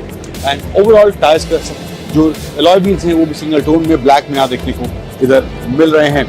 फिर आऊँ पीछे की तरफ तो यहाँ पर थोड़ा वो कूपे वाला फील आता हुआ आपको देखने को मिलेगा। एंड पीछे की तरफ कनेक्टेड टेल लाइट यहाँ दी गई है, लेक्सस की ब्रांडिंग, RX 500H की ब्रांडिंग यहाँ डायरेक्ट को दिया गया है। एंड ये ऑफ रोडिंग कैपेबिलिटी साथ लेक्सस कह रही है, ये गाड़ी को प्रोवाइड कर रही है। एंड नीचे भी ओवरऑल जो बॉडी कलर है उसी को मैच करते हुए इसका बम्पर भी यहाँ पर देखने को मिल रहा है। सो डोर जो है उसमें एक छोटा स्विच दिया गया है, जिसको हल्का सा आप टच करेंगे तो वो ऑटोमेटिकली डोर्स सेंस कर लेंगे और वो खुल जाएंगे। फुल करने की जरूरत नहीं है। अंदर मैं यहाँ पे बात करूं तो यहाँ पे जो मामला है शाही, साथ ही साथ स्पोर्टी झलक कर पूरा आ रहा है। ये बड़ा सा स्क्रीन यहाँ पे दिया गया है सेंटर में। गाड़ी फिलहाल अभी ऑन नहीं है, बट साइज देख के आप समझ जाएंगे मामला काफी शाही और काफी टेक फ्रेंडली यहाँ पर होने वाला है। पावर बटन यहाँ पे दिया गया है, इंस्ट्रूमेंट क्लस्टर है वो भी फुल डिजिटल देखने को मिलता है। लेफ्ट साइड में जो है सिस्टम को कंट्रोल करने के बटन, राइट साइड में क्रूज कंट्रोल, लेन असिस्ट वाला सब फीचर्स यहाँ पर इसमें देखने को मिल रहे हैं। स्पेस की बात करूँ, USB-C चार्जिंग पोर्ट, यहाँ पे वायरलेस चार्जिंग पैड दिया गया है एंड कुछ सामान रखने की और जगह यहाँ पर देखने को मिल रही है। कप होल्डर्स हैं, यहाँ पर 2 कप होल्डर्स दिए गए हैं एंड ओवरऑल जो इंटीरियर है, सेंटर कंसोल और सीट की बात करूँ तो लेदर स्टिच यहाँ पर देखने को मिल रहा है। यहाँ पे थोड़ा वेलवेट टच भी इसकी सीट में दिया गया है, तो कमी किसी तरह से भी गाड़ी को प्रीमियम बनाने में लेक्सस ने इस RX में नहीं करी है। इसके अलावा स्टीयरिंग फ्लैट बॉटम है, स्पोर्ट की बैजिंग भी यहाँ देखने को मिल रही है एंड डोर्स में भी सॉफ्ट टच मटेरियल का इस्तेमाल करा गया है, यहाँ पर देखेंगे एंड लेदर स्टिच यहाँ पे सेम वुड टोन में, रेड टोन में यहाँ पे देखने को मिल रहा है। यहाँ पे भी इसमें HUD डिस्प्ले दिया गया है एंड डैशबोर्ड का ओवरऑल फील जो है वो भी सॉफ्ट टच वाला ही देखने को मिल रहा है इस लेक्सस की फ्रंट रो में 500H की। इसके अलावा पीछे मामला कितना शाही है, हालांकि स्पोर्टी ओवरऑल सीट्स का डिजाइन देखने को मिल रहा है यहाँ पे एंड स्पोर्ट की बैजिंग हेडरेस्ट में भी यहाँ पे दी गई है। पीछे चलते हैं, वहां मामला कैसा है एक बार उसको देखते हैं। साउंड सिस्टम की बात करूं तो मार्क्स एंड लेवेंसन का सिस्टम, साउंड सिस्टम इसमें दिया गया है एंड रियर सीट भी आप देखेंगे वही सेम रेड टोन में ब्लैक और रेड का इस्तेमाल थ्रू आउट द कैबिन यहाँ पे देखने को मिलेगा एंड वो जो स्पोर्टी फील है वो यहाँ पे इन दोनों एलिमेंट्स के मिलने के बाद बनती हुई आपको दिखाई देगी। पीछे भी 100 सीट्स दी गई हैं एंड यहाँ पर USB-C चार्जिंग पोर्ट हैं, 2 AC वेंट्स दिए गए हैं एंड इसके साथ साथ यहाँ पे एक ये आर्मरेस्ट भी देखने को मिल रहा है। यस, कुछ ऐसे ही खुलता है। 2 कप होल्डर्स हैं एंड कुछ सामान रखने की जगह यहाँ पे भी देखने को इधर मिल रही है इस लेक्सस की RX 500H में एंड ऑफ कोर्स ये पैनोरामिक सनरूफ वाला मामला भी यहाँ पर इसमें देखने को मिल रहा है। तो मामला शाही स्पोर्टी से भरा हुआ है, कहीं भी किसी तरह से मुझे नहीं लग रहा कि गाड़ी में स्पोर्टी एलिमेंट्स की कमी है एंड ऑल्सो वो प्रीमियम फील भी बरकरार दिखता हुआ यहाँ पर जरूर लग रहा है। कुछ अब नंबर्स की बात कर लेते हैं इस लेक्सस के RX 500H के बारे में। सो वेरिएंट्स जैसे मैंने बताया, 2 वेरिएंट्स हैं, RX 350H और RX 500H और इस 500H में F Sport परफॉर्मेंस का ऑप्शन दिया गया है एंड इसके साथ साथ Welcome back, viewers. We are joined by the VC of Niti Aayog, Mr. Berry. Mr. Berry, good evening. Thank you very much for speaking to Times Now. Thank you for speaking to me. Simple and direct questions to you. A lot has been made, of course, about the reformist streak of this budget, the fact that allocations, for example, to the agricultural sector or on policies that benefit the farmers have been pruned, and there is a general thrust towards lessening entitlement and increasing the empowerment quotient. The opposition says that this is a callous government that has forgotten about the welfare of farmers. The word poverty and several other adjectives to describe the disadvantage have not even been used in the budget. Unemployment, joblessness, none of them figure in the budget speech, and only twice has the word poor been mentioned. How do you respond to this?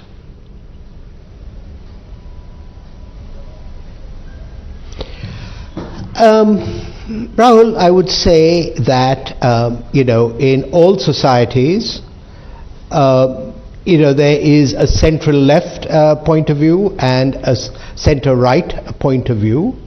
The center right point of view, which I think this government has been repeatedly re-elected to express, essentially believes in empowerment, in safety nets, but in what economists call agency of the individual rather than handouts. Okay? So I think the budget has a very clear logic to it. It does derive from the perception of the from the vision of the Prime Minister at the Red Fort, India should aspire to be a developed country by 2047, and developed is a matter of, yes, per capita income, but it is also a matter of agency and choice.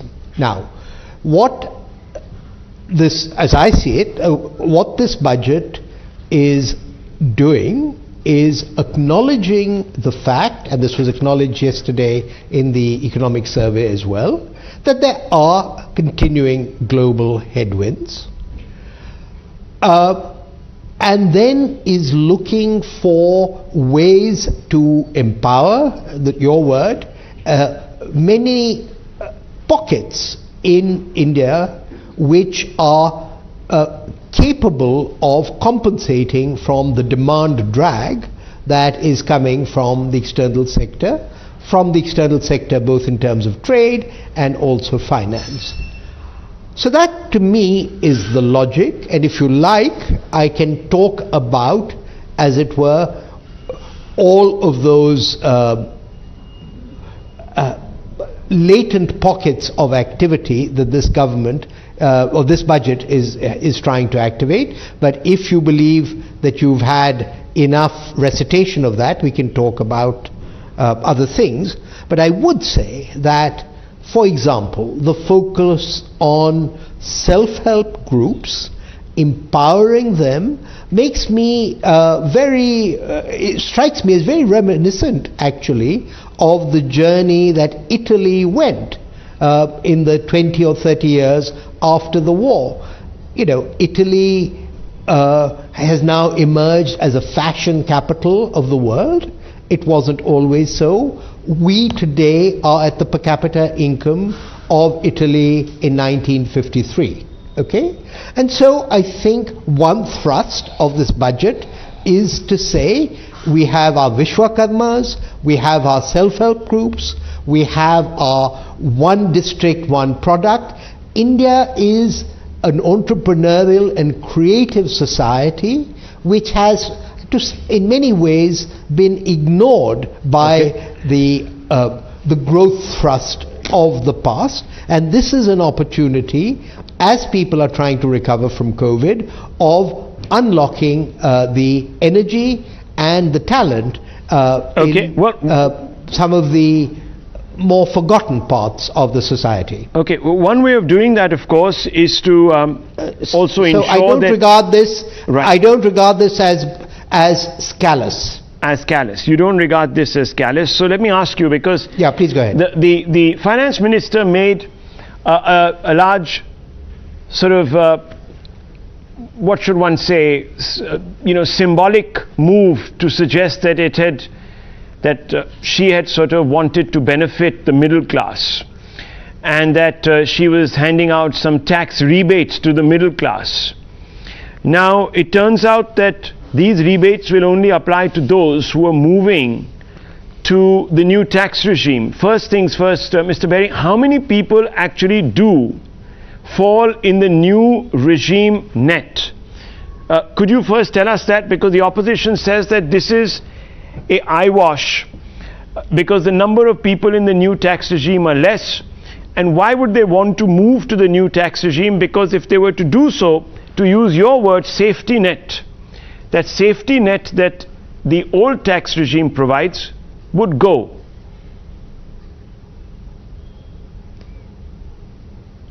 On your first point about what has been the migration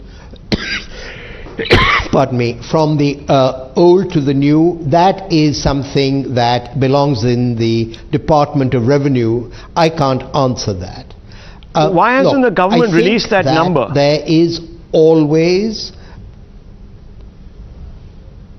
again,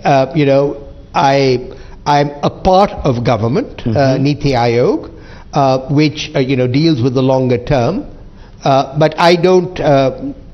So I don't have an answer to that. But there have been plenty of other opportunities. Well, Mr. Berry, the reason I'm asking you this question for these questions is because if one were to test the finance minister on the merit of the claim that a large number of the middle class are going to benefit from this particular rebate, then surely one must know what are the number of people who subscribe to the new tax regime? Surely that follows, doesn't it? I would reframe what you're saying, Rahul, in a different way. I would say that the the finance minister has been very specific that they would like the new tax regime to become the default regime, and they are creating incentives for that migration. So this is the way in which reform is done. I think you're wrong to say that this is in some sense a trick. They have clearly stated that in the interest of modernizing the direct tax regime, they are moving in the direction of all tax systems worldwide, which is to simplify and eliminate exemptions. There are beneficiaries of exemptions under the old scheme, and they have left that choice up to each taxpayer. This strikes me as both fair and a reasonable reform strategy. So I'm not sure quite why you believe there's sharp practice here. No, I'm glad that you've actually clarified that you want to incentives have been provided for that transition. So you want to make the new tax regime, the new tax regime, the new default regime. That's what you want to do, and that's really what it is all about. Sort of transferring a set of taxpayers from the old to the new. That's really, and you call that reform. Well, the opposition says that you're removing the safety net, and that these exemptions then fall by the wayside, etc., etc. So could you explain? Rahul, I mean, I think the proof of the pudding will be in the eating. I mean, does the transition occur or not? Okay, well, I suppose if people really wanted to avail of the advantages that you suggest, or the reform that you suggest is exemplified by the new tax regime, they would have moved by now, and that's perhaps the reason why the government hasn't made those figures public. It would be interesting to see those figures, because that would tell us whether the public really accepts this. But nonetheless, I just want to ask you a final question before I let you go, because we're running out of time. There have been a number of subsidy cuts. Now, you've said that this is not callousness, that this is really an attempt to modernize our economy and move it forward. So I'll just ask you and lay it bare there. Why haven't we then brought in farmers into the tax net? Why should rich farmers, who perhaps earn as much as maybe well-off lawyers and doctors, not be made to pay the same tax rates?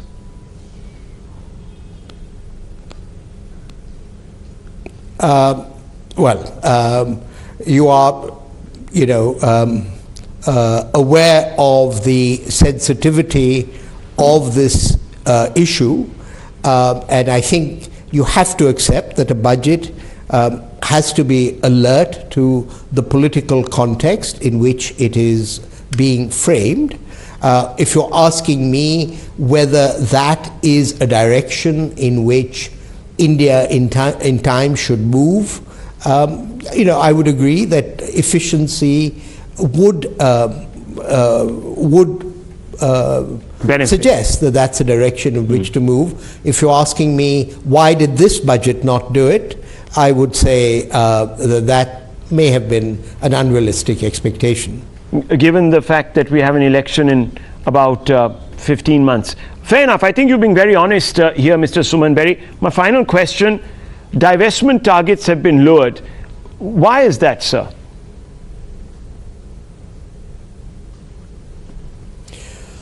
Well, I think partly it is to ensure realism in the budget. I mean, there's no point of having targets that you can't achieve. I think there has been a lot of ambition in the past.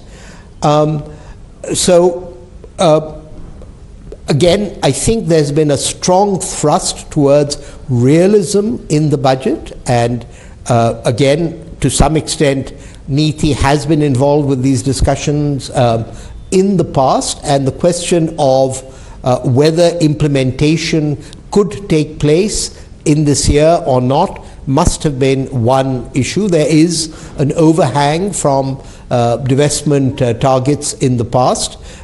Those did not form a part of the budget speech, but I think the issue is really to deliver on what has previously been well, I suppose the same constraints, the same political constraints before an election apply here too. The reason I asked you this question was because I understand that the Kisan is a vital vote bank. Clearly the middle class is not seen as one, and therefore to raise money, once again, the middle class is being sort of prodded and has really not got substantial relief, even though there has been a push in that direction. Rahul, I have to stop you there. Okay. I mean, do you